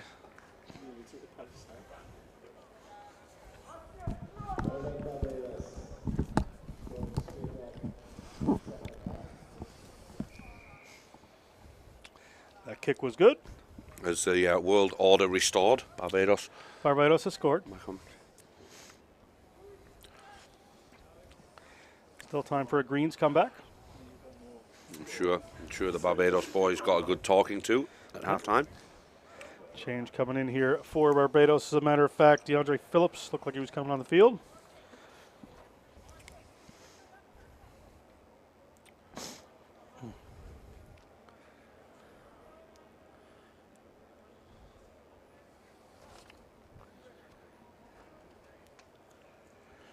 Coming up after this, we're going to have Atlantis women versus Rugby Quebec. That one is going to be a great. And then 2 more games after that to round out the full day 1. Grenada can't quite hang on to that one. Player takes a little tumble, nearly hung on to that one. That was number 19, Claudson Samuel.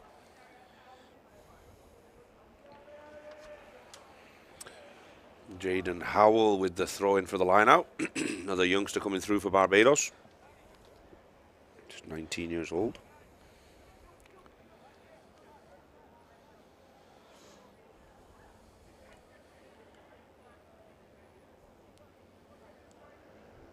Ball to come in here. Barbados has the line out. Go up.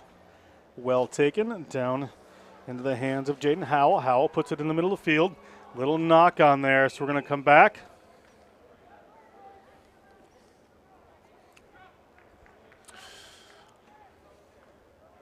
With a penalty here. Looked like an intentional knock on.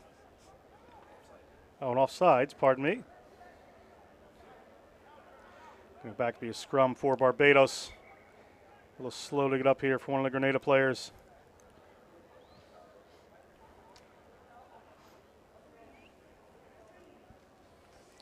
Yep, getting up a little gingerly there. Hopefully he's okay. Line out, signalled by the referee. It looks like Barbados took the foot off the gas a little bit here. And they did that late in the first half, didn't they? And they ended up having a try scored against them. Ball comes down to Barbados. Move it out to an on-rushing back line, looking pretty strong. Out to the wing they go. Can he make it? Can he get the corner? A tackle is there. Well done, Grenada. Good tackle to bring him down. It was Joshua Redhead made that tackle. We're going to come back here, and there's going to be a card, it looks like. Must be against Grenada for a high tackle there. Punishment comes in the form of 5 points. Yeah, that's where it happens.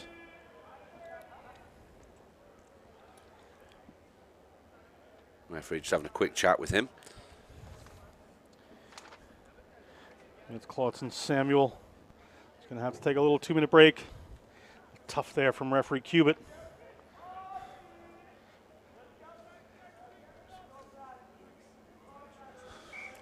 That kick is good. Barbados extends their lead with 5 on the board for Grenada here. Their second international competition.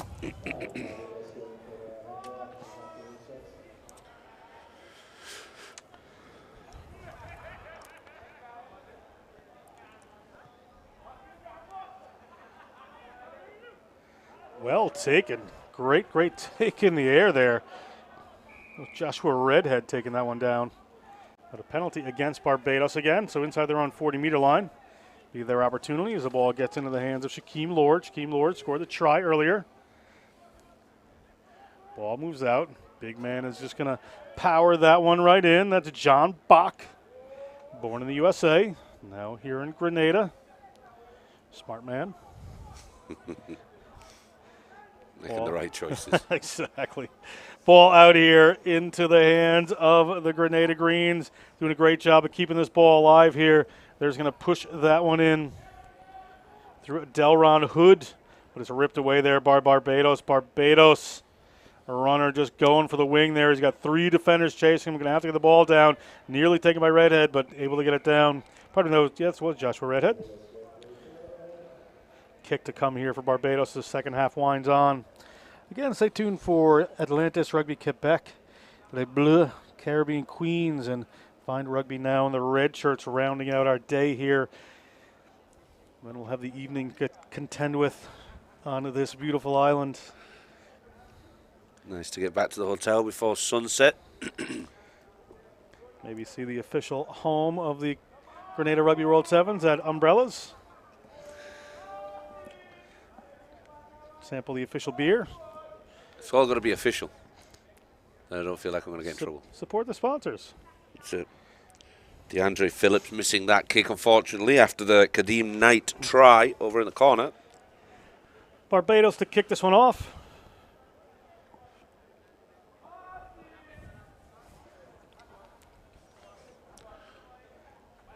Grenada need a little bit of spark in this one to get themselves back in the game. Hanging one high, trying to come down with that were the Grenada Greens.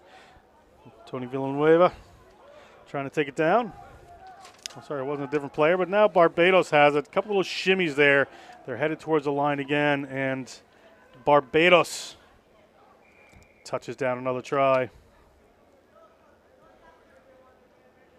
Just trying to make up for those earlier mistakes. I think Barbados put this one to bed early in the second half.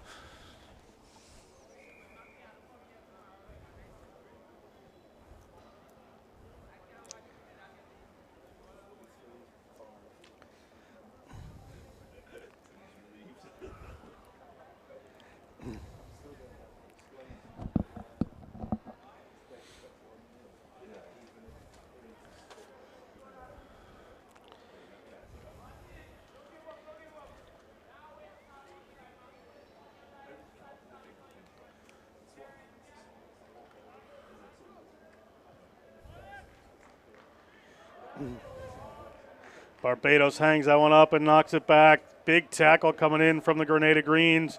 Player trying to rip that one away. It was just slightly in the wrong place. But they're going to play on here. It's going to be Grenada Greens ball. Big tackle coming in this time from Barbados. Barbados scoops that one up, sends it back, but penalty against. Player not releasing. Penalty for the Grenada Greens.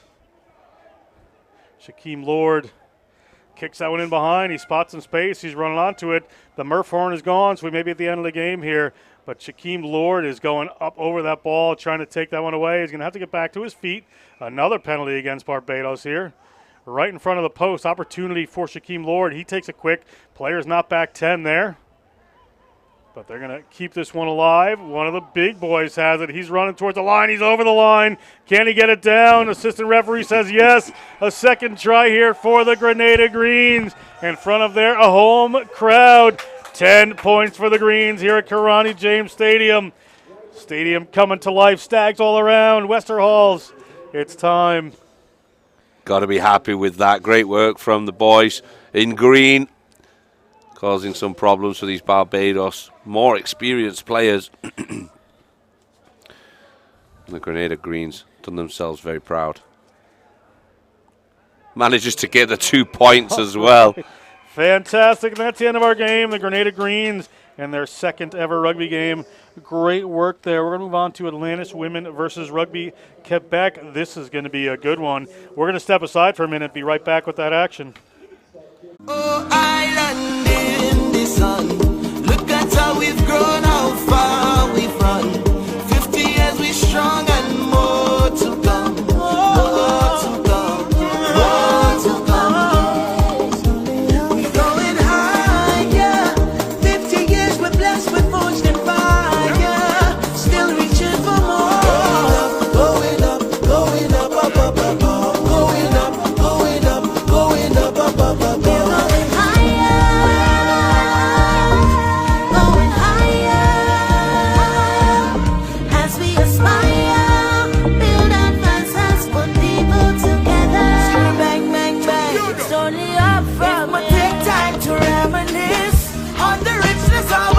From the beginning. Start missing bits out that you don't think is important also.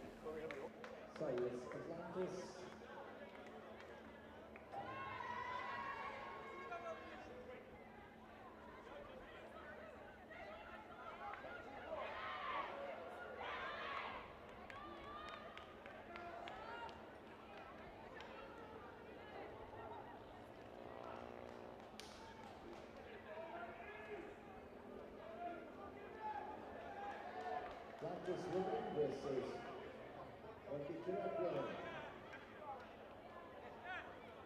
Big welcome, Simeon Hewitt. Simeon, welcome to the referee's panel. Thanks for coming.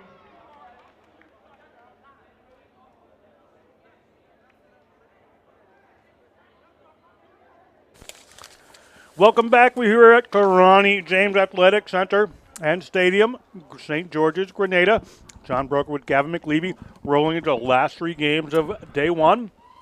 All women's matchup, starting with this amazing one. 2 good teams here, Rugby Quebec and Atlantis. Yep, this will be an interesting one. I'm looking forward to seeing these two go at it because Atlantis have been phenomenal. Quebec are really holding their own. And Yeah, it's a bit of a battle of the Titans, in my opinion. For maybe this could be the final tomorrow at some point. Could be, as Rugby Quebec is in white, and in the Atlantis jerseys is Atlantis. In their teal or aquamarine going around the outside. Football was thrown forward, so we're going to have a scrum here for Atlantis inside the 22. Simeon Dowie claims to be Welsh, taking a hold of this one. Student nurse in Edinburgh, not in Wales.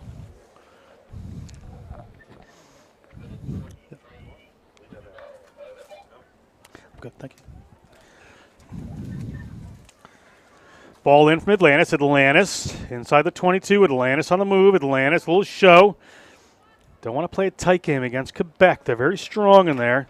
Want to use that width a little bit more, and they come around, moving the ball to the outside. Switch back in, but the ball doesn't go to hand. For Seneca Friend. Quebec up into the hands of Arani Hauk. Big battle for the ball coming right here. Players everywhere. Atlanta scoops that one up. Right near the touchline. Assistant referee in this touchline doesn't see it go down, so Seneca Friend moves it across field. Get it out. A little chip through. A little bit wider, yeah, a little chip through there. Going for it around the corner is Atlantis. That's a great little kick there. Let's see if it sits up, and it does. Atlantis, good moves, good way to get it wide, good individual effort in that kick forward, and 5 points to the good for the Atlantis team.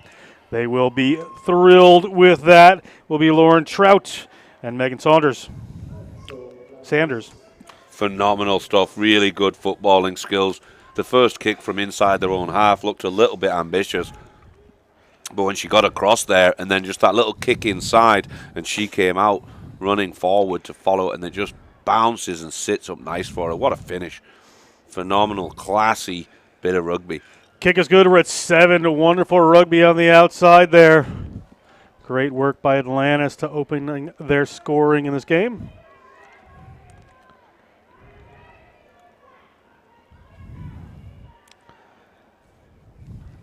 Get kicked off real quick. Atlantis want to play here. Rugby Quebec. Ball well taken. Collision.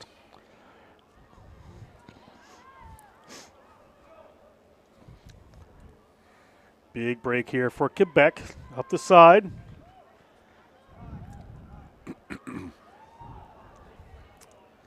Ball coming across. Good work. Quebec has players lined out here, but a big tackle comes in on La Riviere. Stuck in the middle of the field. Atlantis players piling over that one. Ball's fine. Referee Dowie says keep playing. Here comes a big crashing run from Rugby Quebec. Rugby Quebec gets the ball back to La Jeunesse. Penalty against Atlantis. So 7-0 they're up, but they're playing a lot of defense right now. Little offload comes in there from Arvan Barreau. Nice pick up there. Good run. They're just using this power game there. La Riviere. Ball across, little bounce. Went off the foot. So referee Dowie says that's fine, but penalty this time. It's going to be Atlantis ball for not releasing. A lot of possession there for Quebec. Goes to naught. Yeah, Comtois really working very hard. She's got doing some serious hard yards. Number 8 for Quebec, and unfortunately ends up in Atlantis' hands and kick it out for the line out. She got through some serious work, 4 or 5 phases out of maybe 6.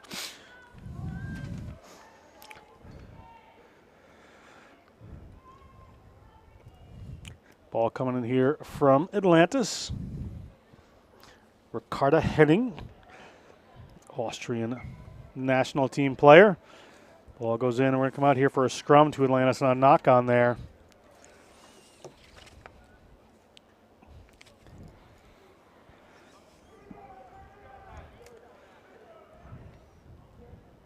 So they'll go into the 15 for a scrum for Atlantis. with Ricarda Henning to put in.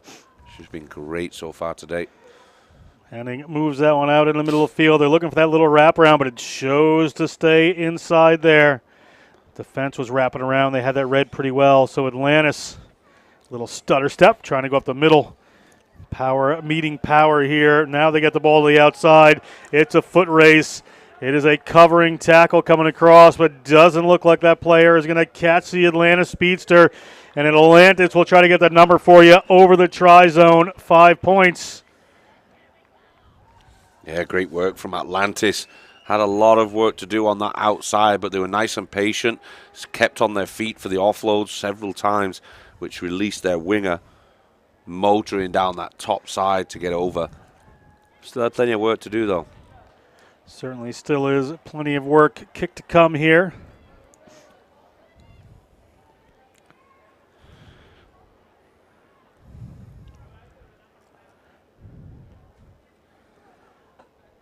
Well, that one is good. Great kick. Yeah, wonderful kick there. So that moves up Atlantis' lead to 14-0. Yeah, they look really good, this Atlantis team. I think this Quebec was going to be the test for them, and so far there's no test.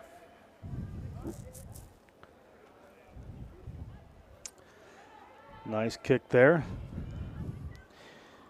La Jeunesse into contact. Rugby Quebec clearing that ball off, not without a couple of visitors on the Atlanta side. Looks like that try scorer was Ronnie Hauk. Finally got that number. That ball slides forward from Quebec. You hear the Murph horn, so this is probably going to be the last play. It's going to be a scrum to Atlantis, about 25 meters out from the Rugby Quebec line. One last shot at it here in this half, Gav. Yeah, you've got to feel for Quebec. They've been doing everything right. They haven't really made many mistakes. It's just great offloading ability, just great patience from this Atlantis team. They've got to get up in their face and see if they can turn over the ball and keep it live. It'd be nice to go in with a couple of points on the board for Quebec. 14-0. Players streaming down the center for Atlantis. Puts up the offload. It doesn't go forward, so they're going to keep running. Players a bit bunched. They get it out to the wing there, and on the run they are. Looking strong is Atlantis, and Seneca Friend going to touch that one down. Try awarded there. Yep, Seneca Friends getting better and better as the day goes on, isn't she? She certainly is. A little nervous in the first game, but just kept progressing. Very impressed. Gonna deserve a little dip in the lovely ocean around here on the Spice Island. Absolutely. Left-handed kick from Atlantis. That one is going to be no good. Referee Simeon Dowie's going to whistle us for halftime. It is a 19-0 lead here for Atlantis over at Rugby Quebec. We'll be back with the second half in just a minute.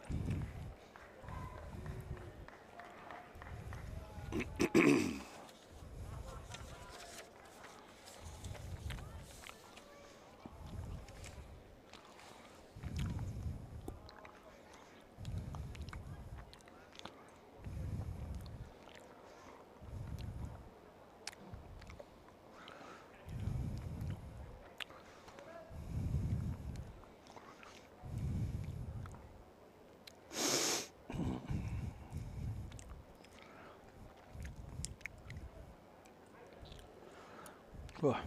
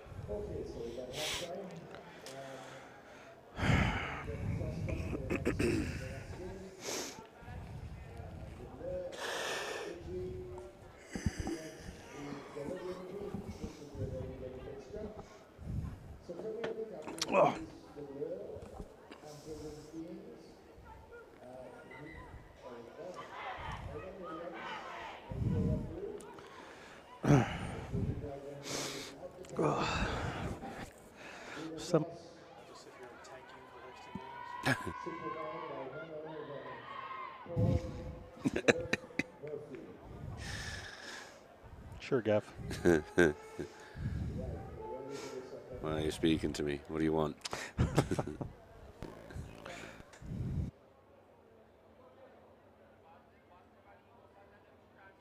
referee, Simeon Juni. Simeon, welcome again. Nice to have you with us. Welcome back. It is the second half. Atlantis is going to receive at a 17-0 lead over Rugby Quebec in one of the more anticipated matches of day one. Last of the day for both of these teams. That kick from Rugby Quebec does not go 10. Referee Simeon Dowie from Wales, Scotland, Canada, somewhere is going to bring it back to the middle of the field and choosing a scrum. Our Atlantis try to exploit that outside space. They certainly have had a bit of dominance on the width there, Gav. Absolutely. No, they've been phenomenal. This Atlantis team really causing some problems for Quebec. Quebec here got to get a really good shove on and try and get some ball in hand. Otherwise, it's going to be game over for them. Giving Atlantis too much ball in the first half. Good shove there, and they may have done exactly what I asked of them. Looking powerful here and getting the ball out to Tatiana Joseph, and she puts on the Jets. On the outside are Rugby Quebec coming around, touching it down, 17-5. A big start to the second half for Rugby Quebec. Yep, they needed to. They needed to get that shove, otherwise they were out of the game. 19-5, pardon me. The Oracle. 19-7. That kick is good. Big kickoff here from Rugby Quebec. Let's see if Atlantis can answer. All right, we've got a game on. Quebec back in it. Another one now would really sort of get Atlantis a little nervous. Kicking towards Royes. Another restart mistake, error there from Rugby Quebec. Puts the ball in the middle of the field. Will they go for another scrum? Will they go for this set move? It looks like that's what they're going to go for. Yeah, they didn't get any success with the scrum. Smart, let's go with something else. 19-7. Working that ball across. Go one way, go back the other. Nice little break up the middle of the field. The referee, however, says we're going to have a scrum here. It was like crossing, but with the referee. I Yeah, think the that's what referee's happened. gotten away a little bit there. I just glanced the other way. The player that made the break. Thought they made a wonderful break through defensive line. Turned out a referee had an assist on that one. So it'll be Ricarda Henning to put this one in. Nickname is Ricci. Or Ricky, possibly. Abby Vestal coming off as well, giving her a break. Played well.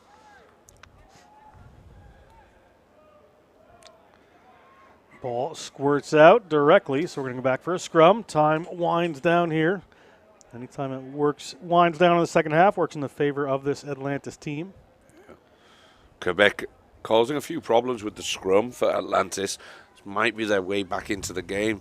If they can give this shove again, fed in very quickly, and now it comes out the other way. That's just a great play by Henning there. Just so smart to kick that ball forward a little bit and go and get a hold of it in open space. Just the wherewithal there is fantastic from Henning. I've been saying Henning. My apologies. Coming across the field, getting the ball to Brittany Royes from Rockville, Maryland, a Chicago North Shore player.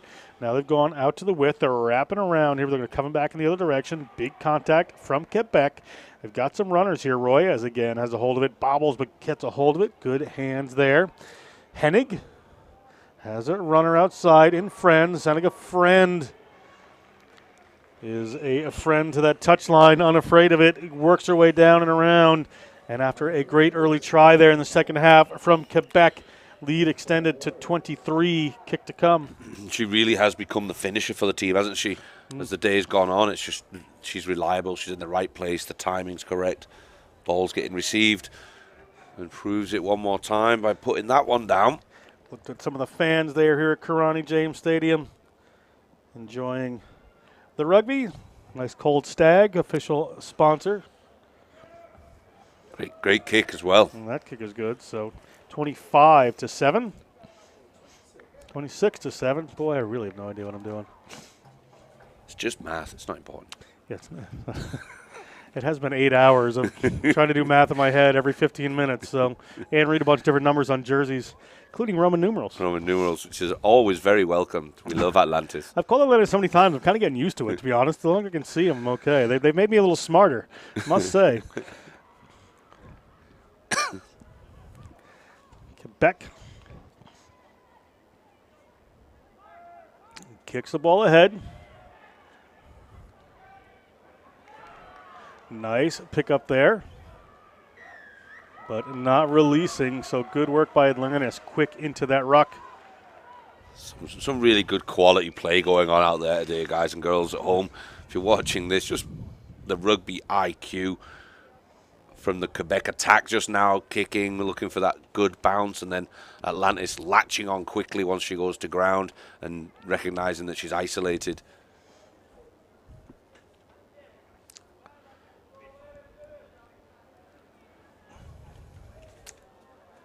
Going to be a line out here after the penalty for Atlantis as the second half moves on. Referee Dowie partying with his hands in the air.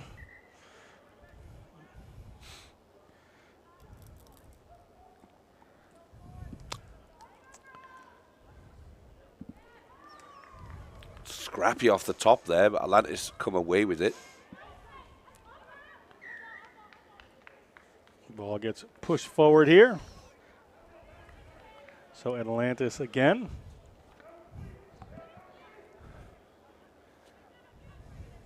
Looking for the kick. Hennig is going to put it towards the touchline again and finds it. As time continues to roll here. After this game, I'm going to turn over the play-by-play reins to Gavin McLeavy for the last two for Les Bleues versus Caribbean Queens. And then Fine Rugby Now versus the Red Shirts to round out day one here at Grenada James Stadium. And if he's a good boy, he gets a stag at the end of it. If I behave, I'm told. Ball down to Rugby Quebec. Off the foot, says referee Dowie. Simeon Dowie, first time here in Grenada. Long one across to Tatiana Joseph. That is a person I would try to get the ball to. The Murph horn is gone. So we have one last gasp here. So they can't win the game, but Tatiana Joseph can increase her personal haul here, and she can do it. It has been impressive to watch her get some pace on the ball. Tatiana Joseph, 28-year-old from Quebec. Quebec working themselves a little backwards now. Couldn't finish that. Joseph, enough defenders coming on her there, and Rugby Quebec has some runners out wide. There's not much defense out there, but they decided to keep it a little bit tight. Might have wanted to move that one out just a bit. Getting driven back. That looked like it went forward from here, but referee not seeing it, but that one did. So referee Simeon Dowie is going to whistle us for the end of the game. And a perfect record here for the Atlantis men and women today. Good showing from this kind of Philly-based club where Emil Cygnus, the godfather of American Sevens, is from. So that's that match. Good showing by Rugby Quebec. They are done for the day as well. Some more women's games tomorrow. Go to the Grenada Rugby World website to check out tomorrow's schedule. Also go on their socials. You will find it there. We're going to step aside for just a second. Going to be back with Les Bleues versus Caribbean Queens. Just a minute. Oh, island in the sun. Look at how we've grown, how far we've run. 50 years we strong and more to come. More to come. More to come. We're going higher. 50 years we're blessed with forged and fire. Still reaching for more. Going up, going up, up, up, up, up. Going up, going up, going up, up, up, up, up.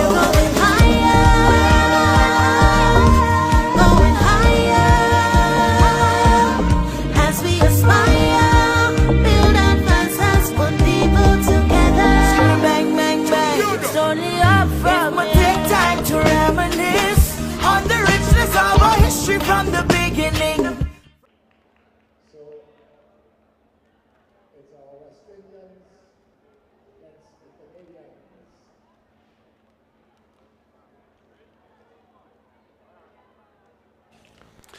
Welcome back, ladies and gentlemen. Gavin McLeavy on the play-by-play for this last couple of games This one is the Caribbean Queens against Les Bleues from Canada, the Quebec crowd. They've been dominant, as have the Caribbean Queens, so we will see how this one comes about. Should be a good game. I know there's a couple of injuries on this Caribbean Queens team, so they had to shuffle the pack a little bit. Stevens goes to Blair early, brought down in that 15 channel. Stevens playing that scrum half, and the distributor out to Nicolette Panther. Ball's gone to ground there. Did they manage to hold on to it? Yes, they did. They're blue, causing some problems, but Fredericks gets it to Stevens. That's a good partnership. Jacks. Blair. It's a finisher. She comes inside early this time. Skips through a couple. She got one more to beat. It's a lot of work to do. She does manage to burn her. She goes around the outside. Phenomenal stuff. Classic Blair getting the first one for the Caribbean Queens. Veronica Blair just sat down that winger with her eyes. She got there. She looked inside of that defender as if to say, I might go that way. The defender just paused that split second, and you can see right there, not even winded is Veronica Blair. Psychological warfare, I think, just stared at her. She's coming back. She's limping back to the halfway line. She pulled something in that one. That would be a big problem for the... Yeah, continue to be. Kick's no good. We're at 5. But they are falling to pieces a little bit, this Caribbean Queens team, as she does go off the field, replaced by number 14. That's Shama Filgense. That's a difficult one for me. Le Bleues taking this ball in. Fredericks. Le Bleues coming back inside, crosses the 50. Great work there. Once they've got ball in hand, they're solid, but Fredericks causing some problems. She seems to be everywhere. I thought Fredericks just a touch off sides there, but Kenisha Vincent, better spot than I am to make the call here. He's going to award the scrum on the knock-on. So another shuffle of the pack. Shama Filgents goes into the pack this time. They've moved things around quickly since Blair comes off.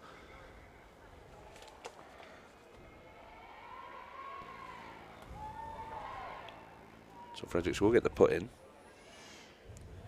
Renetta Fredericks, or Bucky as her friends call her. Chantel John getting them organised at the scrum.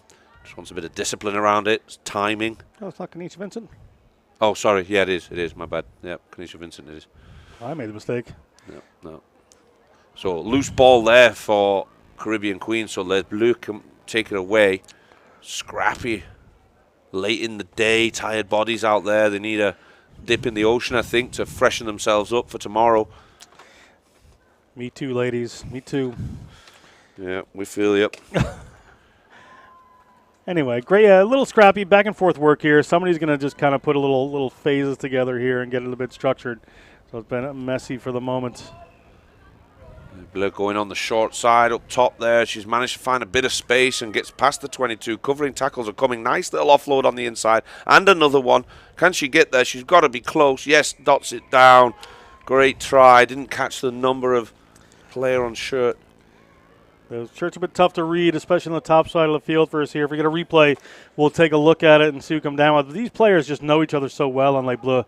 You know, they can really just know where each other are more intrinsically than can some other teams that have been playing together for a few years now. All the great rugby programs, women's rugby programs particularly up in the Quebec area. No good on that kick. So it will stay even at 5 apiece. I think this Les Bleues team has got plenty left in the tank. Just aren't getting as much time on the ball as they would like, maybe. Yeah, I couldn't quite see the number there either. We assume just, those little offloads are really good there. Letting the ball bobble. Working to Jack. Viola Jack looks to stiff arm. Looking for support over the shoulder. It's there. Fredericks goes on the short side. Goes quickly. Covered tackle. Great stuff from Les Bleues. held onto the ball for too long, Fredericks. That was some great work from Caroline Suchorski, causing some problems for Fredericks, and they've got a bit of go forward now. Le Bleu, number 8, Fato. Working across, good communication. The number 9 stops and starts, Rajote. She's going quickly, walks into a Caribbean wall. We're inside the 22, she's making yards. That's the important bit. So Shorty get them started again. Some lost ball in there. It was in the hands of the Caribbean Queens, but she's not going to get away with that. Too far away, you've got to take the tap and go near to the ref. Yeah, that would have been lovely if she could have gotten away with it for her, not so much for the Caribbean Queens, but they're going to go back and choose the scrum to try to clog up a little room here, open it up for their outside runners. On the 22, great spot to be in.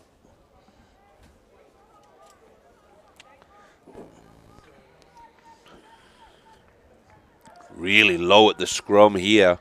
You saw sort of coming in with a new mentality, aiming to go to the top side. They've got an advantage somehow. And again, Le Bleu going that top side. They've got a bit of space, and she's the finisher. She's going to step inside. Can she get across? Great defensive covering tackle. Jack was in the middle of it as well, carrying her like a backpack. Must have been held up, surely. I think it's I was being shown try awarded there.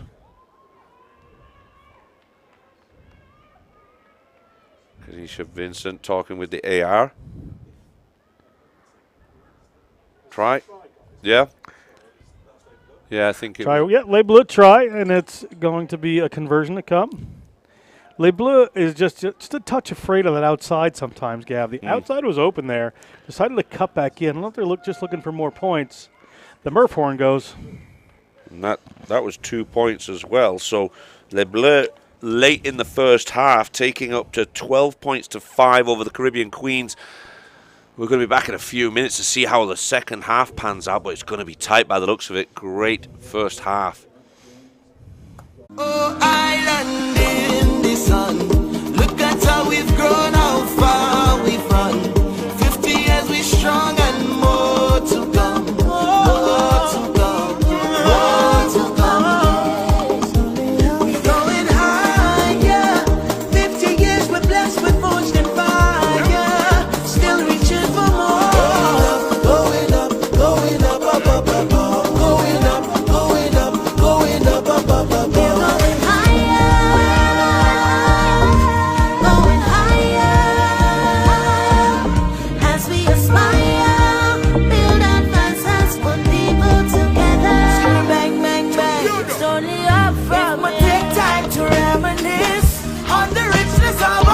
From the beginning.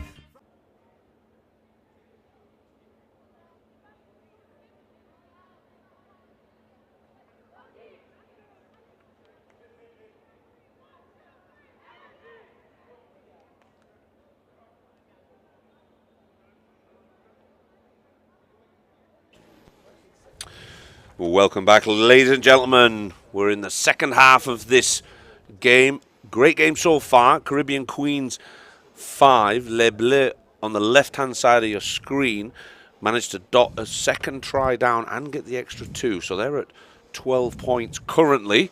It's been a tight game so far. Another couple of injury problems for the Caribbean Queens, and there's no sign of Mary Roberts in this one at all. She got injured earlier in the day, a bit of one of the stars and speedsters of their team. Bleues come off limping after scoring their one and only try of this game. So Le Bleu have got, I think, a little bit of an advantage here, and they look livelier, they look up for it. The Caribbean Queens have really got a game on their hands now. Caribbean Queens looked so sharp in that first half of that first game before a couple of injuries came to them. Yep. Just really have to feel for them, absolutely. Wayne Pantor and Jared Davis would have wanted everything for that team, and they were so good. But, yeah, injuries just creeping in on them, unfortunately. Big drive across the 50 for Le Bleu, and the Caribbean Queens did finally drag her down. Fredericks coming across, Panther coming across. This time, Fiola Jack. And the girls are working really well together, pulling them down. That was Phil Jens finally making that tackle, number 14. But Le Bleu kept ball in hand, working well. Loose ball now. Caribbean Queens drop on it. Fredericks looking to go to the top side. Looks for support and finds it in the form of Panther. And again, Fiola Jack working well together. Phil Jens drops it right in front of the referee. So that's a knock on there. And Les Bleus get the ball back. Hard work with the Caribbean Queens. Well, yeah, Le Bleu are going to get the ball back here. Should be their scrum. Good opportunity for them. And I just love the way this Le Bleu team, the first runner gets some speed going. The other player is just running at spaces just at top speed, really holding that defense back. It's hard to come up on them. Yep. You're not sure exactly who's going to take the run. The only time they're going sideways is if they're passing the ball. Mm-hmm. Yep. Okay, Megan Allard to get them restarted. Megan Allard there with the scrum half, putting the ball in, but somehow hooked by the Caribbean Queens. They'll go again.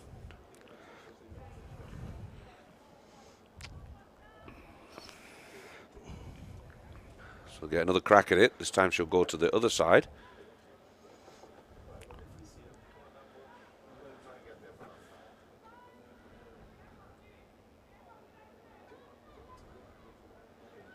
Good start in height for the Caribbean Queens, but not enough. Le Bleu go on the short side. She's getting gang tackled, skips past one, but doesn't escape Jack. Ooh, say not held there. I didn't think that was the case. Got up and carried on going, and she was rolling.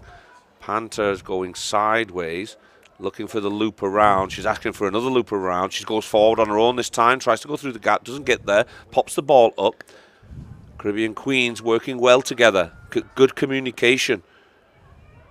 Alcides dangerous going forward. The big number 11, she's hauled down just inside Le Bleu territory. Great scoop up off the floor. Another nice little step. Can she pull that in? Yes, she can. Phil Glantz has another pop at it and still working through. And finally brought down Jack. Diving past Panther. Awkward one for her, and Le Bleu back in possession. And they're going to stay calm. Run down the clock, take their time, squeeze this Caribbean Queens team. Panther trying to steal the ball. She goes on the short side, but she's gone on her own. She'll be isolated there. The tackle's in. She's on her own. She's been there for a while. And again, somehow Le Bleu take the ball away and stifle this Caribbean Queens defense, and she's gone on her own. Le Bleu have gone through. Patience, tenacity, and that killer instinct at the end there has surely put the nail in the coffin for the Caribbean Queens, who just didn't have enough left in the tank. You said it right with patience right there. They just go in, know where the players are, work it across, take them in contact if they need to, try to keep it alive. Once somebody finds a little bit of space, they just dart towards that space. Works very, very well for them. And eventually you saw there the Caribbean Queens just split apart a bit, and right through they went, scored a try. Les Bleus continue to extend their lead here in Grenada, the Spice Island. Yeah, phenomenal, mate. I was very impressed with that. The temptation would be to just shoot off on your own in that situation, but she just stepped back for a second and waited till the rest of her teammates got on her feet before she went forward. And great finish. Les Bleus playing extremely well, getting better and better as the day goes on.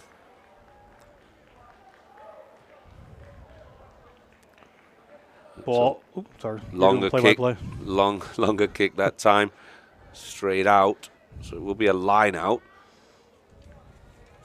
And I've seen Le Bleu Fuamba on the field. An impressive force. Will be able to cause some problems. Size and strength and a fair amount of speed as well. Veronica Blair is back in. That's good to see. Yep. Looked like she walked off with a bit of a hamstring strain, but maybe feeling a bit better. It's eased off. Underarm line out and low. Taking the ball. Alcide gets pushed back to her 22. Caribbean Queens looking for the short side. There is Blair. Looks much better now running. That hamstring looks fine now. Here's Jack running sideways. She's not going to get anything going if she's going sideways. Straightens up. Taken back. Panto over the ball. Going forward now, the number 3. Pops inside, great little pass. Kathleen Stevens through to Fredericks. Alcide's got a bit of space behind there. Can she go? She's strong and she's fast. This has got her team back in the game, I think. Is it too little too late, though?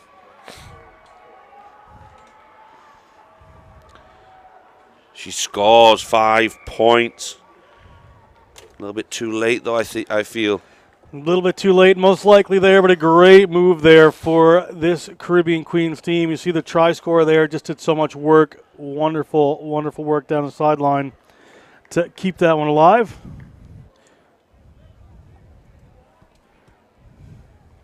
Alcide, Makiba Alcide, the University of Arkansas. Kick was good. Kick was good as well. Oh. So there's only one try in this one, from what I can see here. So if they get started quickly and get some possession. Yeah, opportunity here for the Caribbean Queens. We've taken a look at it here. A big run. As you said, powerful, pacey, able to get down there. Look at the good block here by Blair. Smart. Just getting in the way, stopping that covering player, not illegally, but cheekily, I think your word would be. Yeah. Poor kick from the Caribbean Queens here to get the restart. They need to get ball in hand, and they gave it away. Didn't get 10. So it gives an opportunity to Les Bleues to run this clock down now.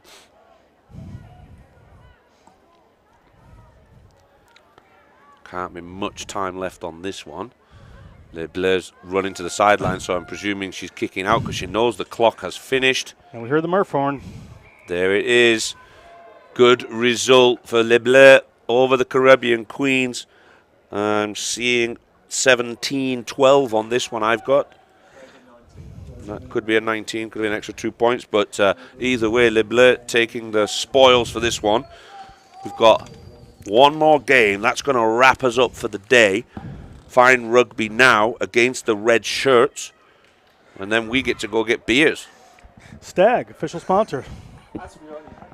Oh, island in the sun.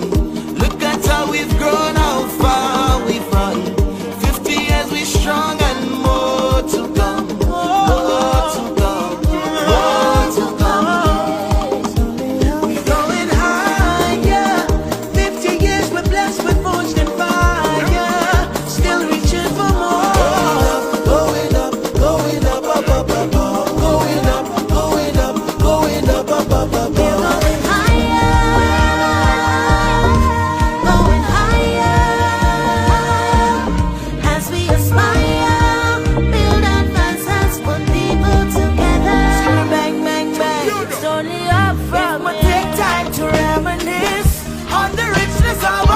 From the beginning.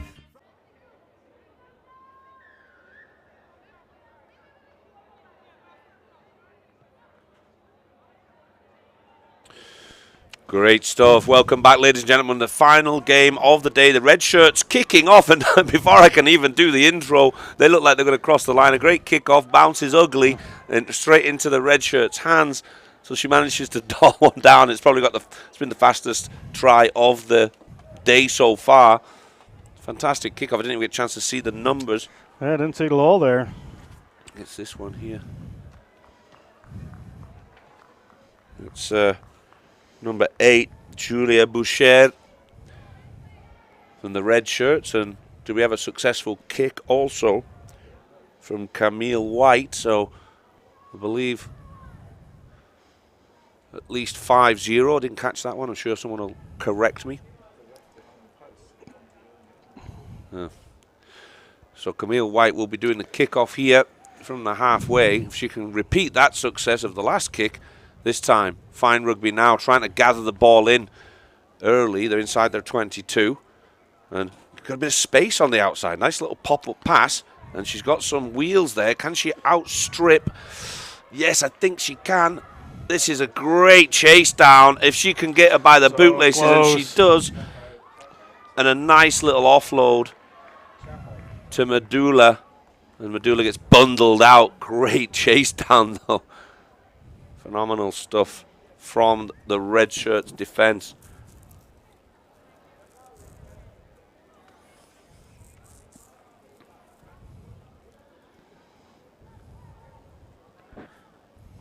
Fine Rugby now surely thought they were in for 5 points to equal it up. Yeah, they thought they were going down there. That was a not exactly the finish that they wanted. Okay, and up and running again. And that's the same player that chased down is now going forward and working hard. Nice dummy pass, then looking for the support. White can't gather it in and knocks it forward. I think it was number 12 that with the amazing chase down. I'll give her the credit for now. Namose Malawa. Impressive chase down earlier on there to thwart the Fine Rugby now attack. And they will have the put in for this scrum right on the 22, and a big push from the red shirts and hooked back well. Working to this near side. She's got one to beat, and she's got a few others to outrun. That's the number 5 for red shirt, Josephine Asumang, and she's going it on her own all the way right under the sticks. And red shirts putting the squeeze on Fine Rugby now. If that's Asumang, that was a great run right there. Good work from her.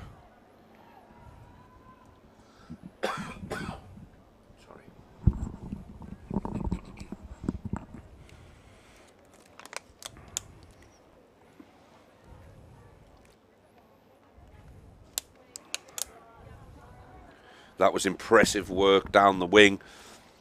And the kick's good too. This time from White.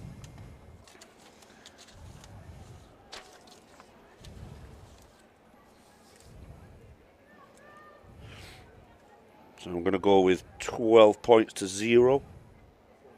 That is 14. She got the first one as well. Good.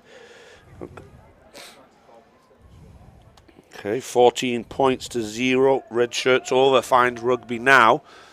That kick didn't go far enough though, so Medulla will quickly work to the centre. Got their structure in place that they want to play. Medulla wants to be out wide for this.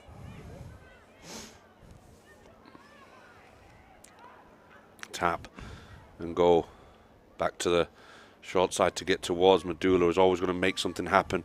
Upended there. Looking for a bit of space outside, and that's that chase is on again. Medulla's this time outside, and another covering tackle. Phenomenal from the red shirt number 12, and now she's got ball in hand. She's doing everything. Defending, attacking, carrying the ball, distributing. Here's White. Space on the wing. Can she do it twice in a row? I think she can. I think she's got the legs for it. She's got to work hard, though. It's a case of which one runs out of steam first. And phenomenal work again from the red shirts.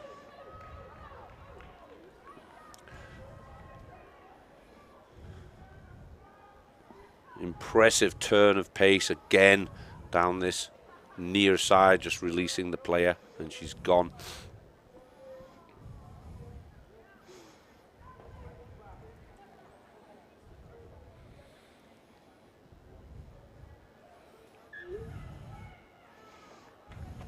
Red shirts really in control now.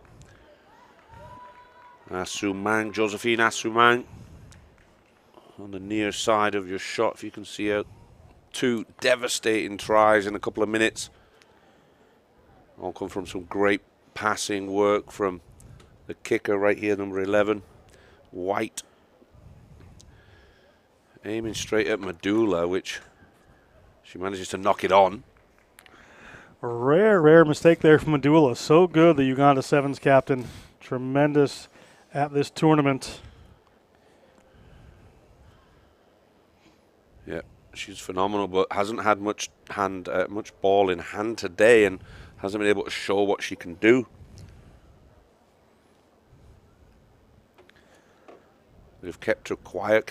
Teams have kept the ball away from her. They know she's the danger woman. Nice little step inside there from Richard, and really turns on the gas, and nobody's got an answer for them right now. Richard's really looking great in this game. You said they're kind of getting to know each other a little bit. You know, they don't play together as much as some of these other teams, but finding their stride in this one, certainly. That's it. Jolana Garcia with the kick, the number 7.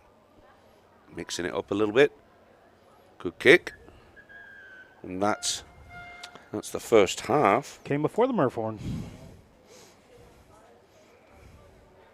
So they've got the 4 tries and 4 kicks. They're in really good shape right now. I'm massively impressed with I'm going to butcher the name again. Namosi Malawa. I practiced this one. From Sacramento, California. She's part of the Rhinos rugby, and she loves ice cream, ladies and gentlemen. Imagine that. Namosi Maluo. Do you think she'd like nutmeg ice cream? You never know. We should ask her. She can join us with some nutmeg ice cream. So go to the Grenada Country Club. Exactly. Caterer there makes lovely, lovely nutmeg ice cream. So much random information we have on this. I haven't even talked about the rain up in the forest. I'm going to talk about that tomorrow. There you go. You save it. The trivia I'm going to pull out tomorrow. You save the trivia and the stats. I know. Can't just all get rid of it all at once. Population of Grenada? 110,000. Nice work. Boom. That's like the only thing I know. And is it? You always got to do one better, Tim. Oracle Tim, he's always got to go one further, hasn't he? Crash test Tim. Oh, we didn't take a break at halftime, did we? We're just going to walk. Taking the shine off the one stat that I know. This is our halftime show, folks, by the way. Normally we could go away for halftime for a minute, but for the last game, we wanted to bring you some fun. Just unloading any energy we've got left.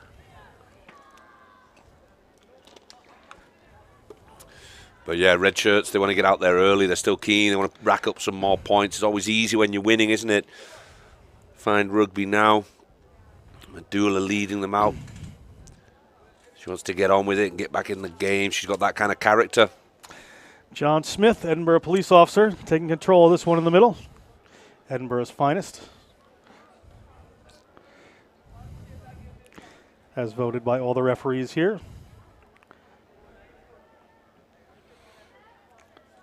So it will be Charlotte Medulla with the kickoff. Looks like she's going to put it right up in the air, blinding into the sun. Well taken, though. Great work there from the red shirts. Forwards working well, getting towards the halfway line, but stolen. Find rugby now, going sideways. I think she's surprised the rest of her team with coming away from that with that ball. Big tackle there. There's an advantage. So they will continue with the ball. Trying to get it through some hands now, working to the top side. Leah Kantiba, if she can get around the outside of it, you've got problems, but she's stifled there just inside the half. Whistle. No release. So red shirts will get another shot at it.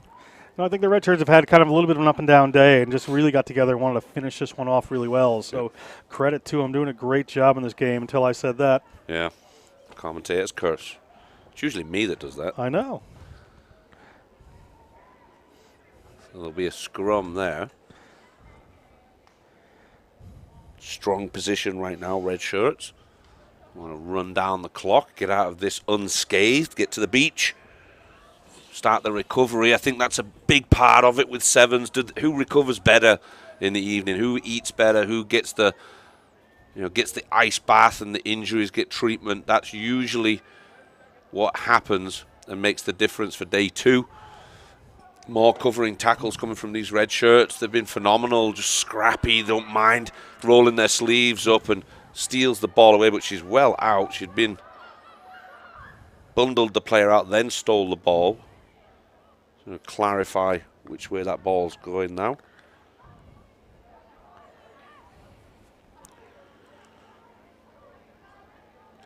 Asumang working well on this near side. She's had a phenomenal day.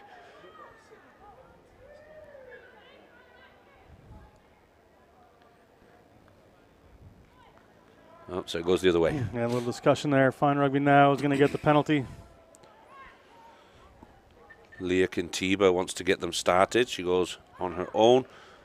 Pops up. Switch. Kintiba gives it again. Medulla getting it through the line quickly. Good fast hands from Find Rugby now. Made a few yards as well. Ball's gone loose and it's been scooped up Asumang offloads it. They've gone around the corner now. She's making good yards. She's isolated. 4v1. Surely she can't keep a hold of that ball. Squirts out the back, though. Great work at the 22. White to ground. Scoops up again. Goes through the space, but offside. Frantic work from the red shirts. Still wanting to rack up more points. They kick it out, though. Nice attacking position here for the red shirts. Chance to extend the lead down here late on this day one.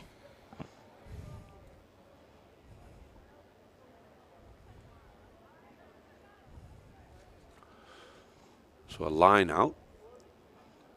Red shirts in a strong position here.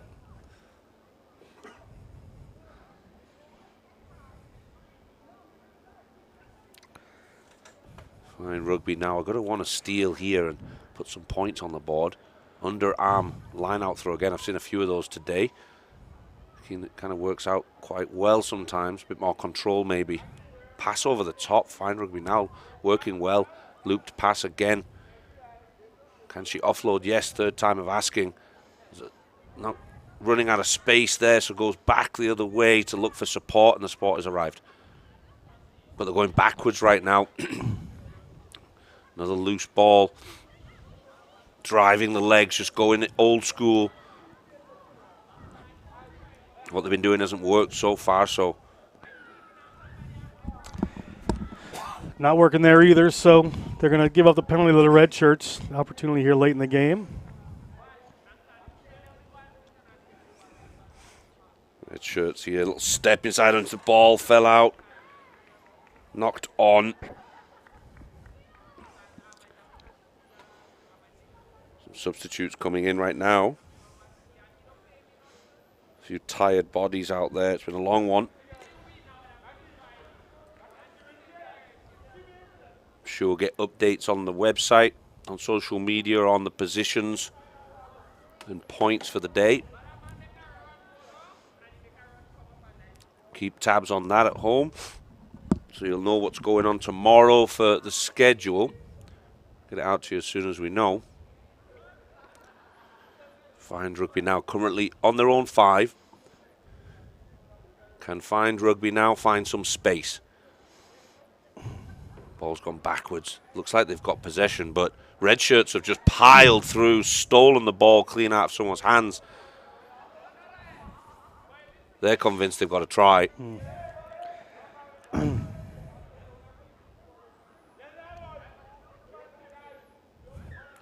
Try, red shirts, stole another one. Unbelievable. She couldn't get anything right at the moment. Find Rugby now. Just submitting to the pressure from the red shirts.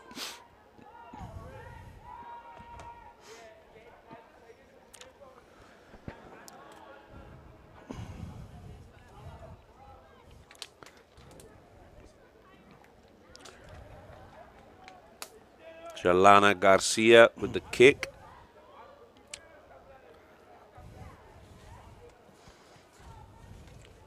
And that's solid. Another 2 points. They've racked up a fair few. This red shirt team ending the day really strong.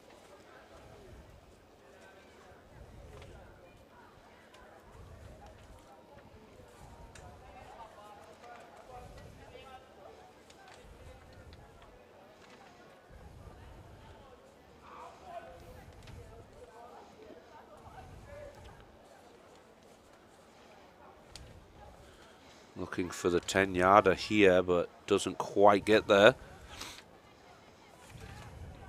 So Find Rugby now. One last opportunity. Pauline Eugene from Barbados with the tap and go. Working through the middle. Medulla sees a gap and she's gone. She's been waiting for that for a while, but getting chased down by some fresh legs from red shirt. She's happy with that. I think she's had a frustrating afternoon. She hasn't been able to. Pleased. Yeah, she's a heck of a player. It's her second year here with this Find Rugby Now team. And I really wanted that one. Just bided her time and finally saw a gap. The red shirts couldn't just chase her down. even with the 3 substitutions at the end there. She'll take her own kick. That looks decent. That's good. Points on the board. She'll be happy with that. Yeah, absolutely. Medulla, well deserved.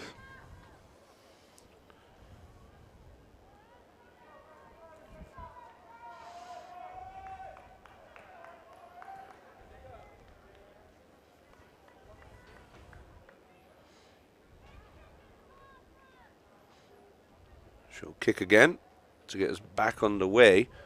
A little deeper on the kick this time. Garcia looking lively. Couple of little steps. Stiff arm on Katiba. Was around a couple and straight over the middle. No playing around. Garcia's been excellent. Off the feet. Red shirts are trying to play quickly. They'll get away now. Fine rugby now. Haven't come back far enough. Dropped ball there. It's knock on. There it is. Game over. Day over. Red shirts win this one in impressive form. Got better as the day went on. Fantastic day, guys. Thanks for joining us here in Grenada. The Rugby World Sevens. It's been a phenomenal first day of action. Keep an eye on your social media for tomorrow's scheduling. There's a few more group games before they go into the knockout stages. But it's all hotting up. There's some phenomenal teams out there that are working through to get towards the finals and that prize money.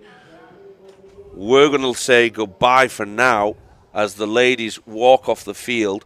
But make sure you join us nice and early tomorrow morning. Fantastic day of rugby here in Grenada in the Grenada James Athletic Stadium. Thank you, gentlemen, for assisting me here, helping me through the day, keeping me alive, keeping me awake. It's been a long one. We'll sign off for now. Have a fantastic evening, ladies and gentlemen. We'll see you tomorrow.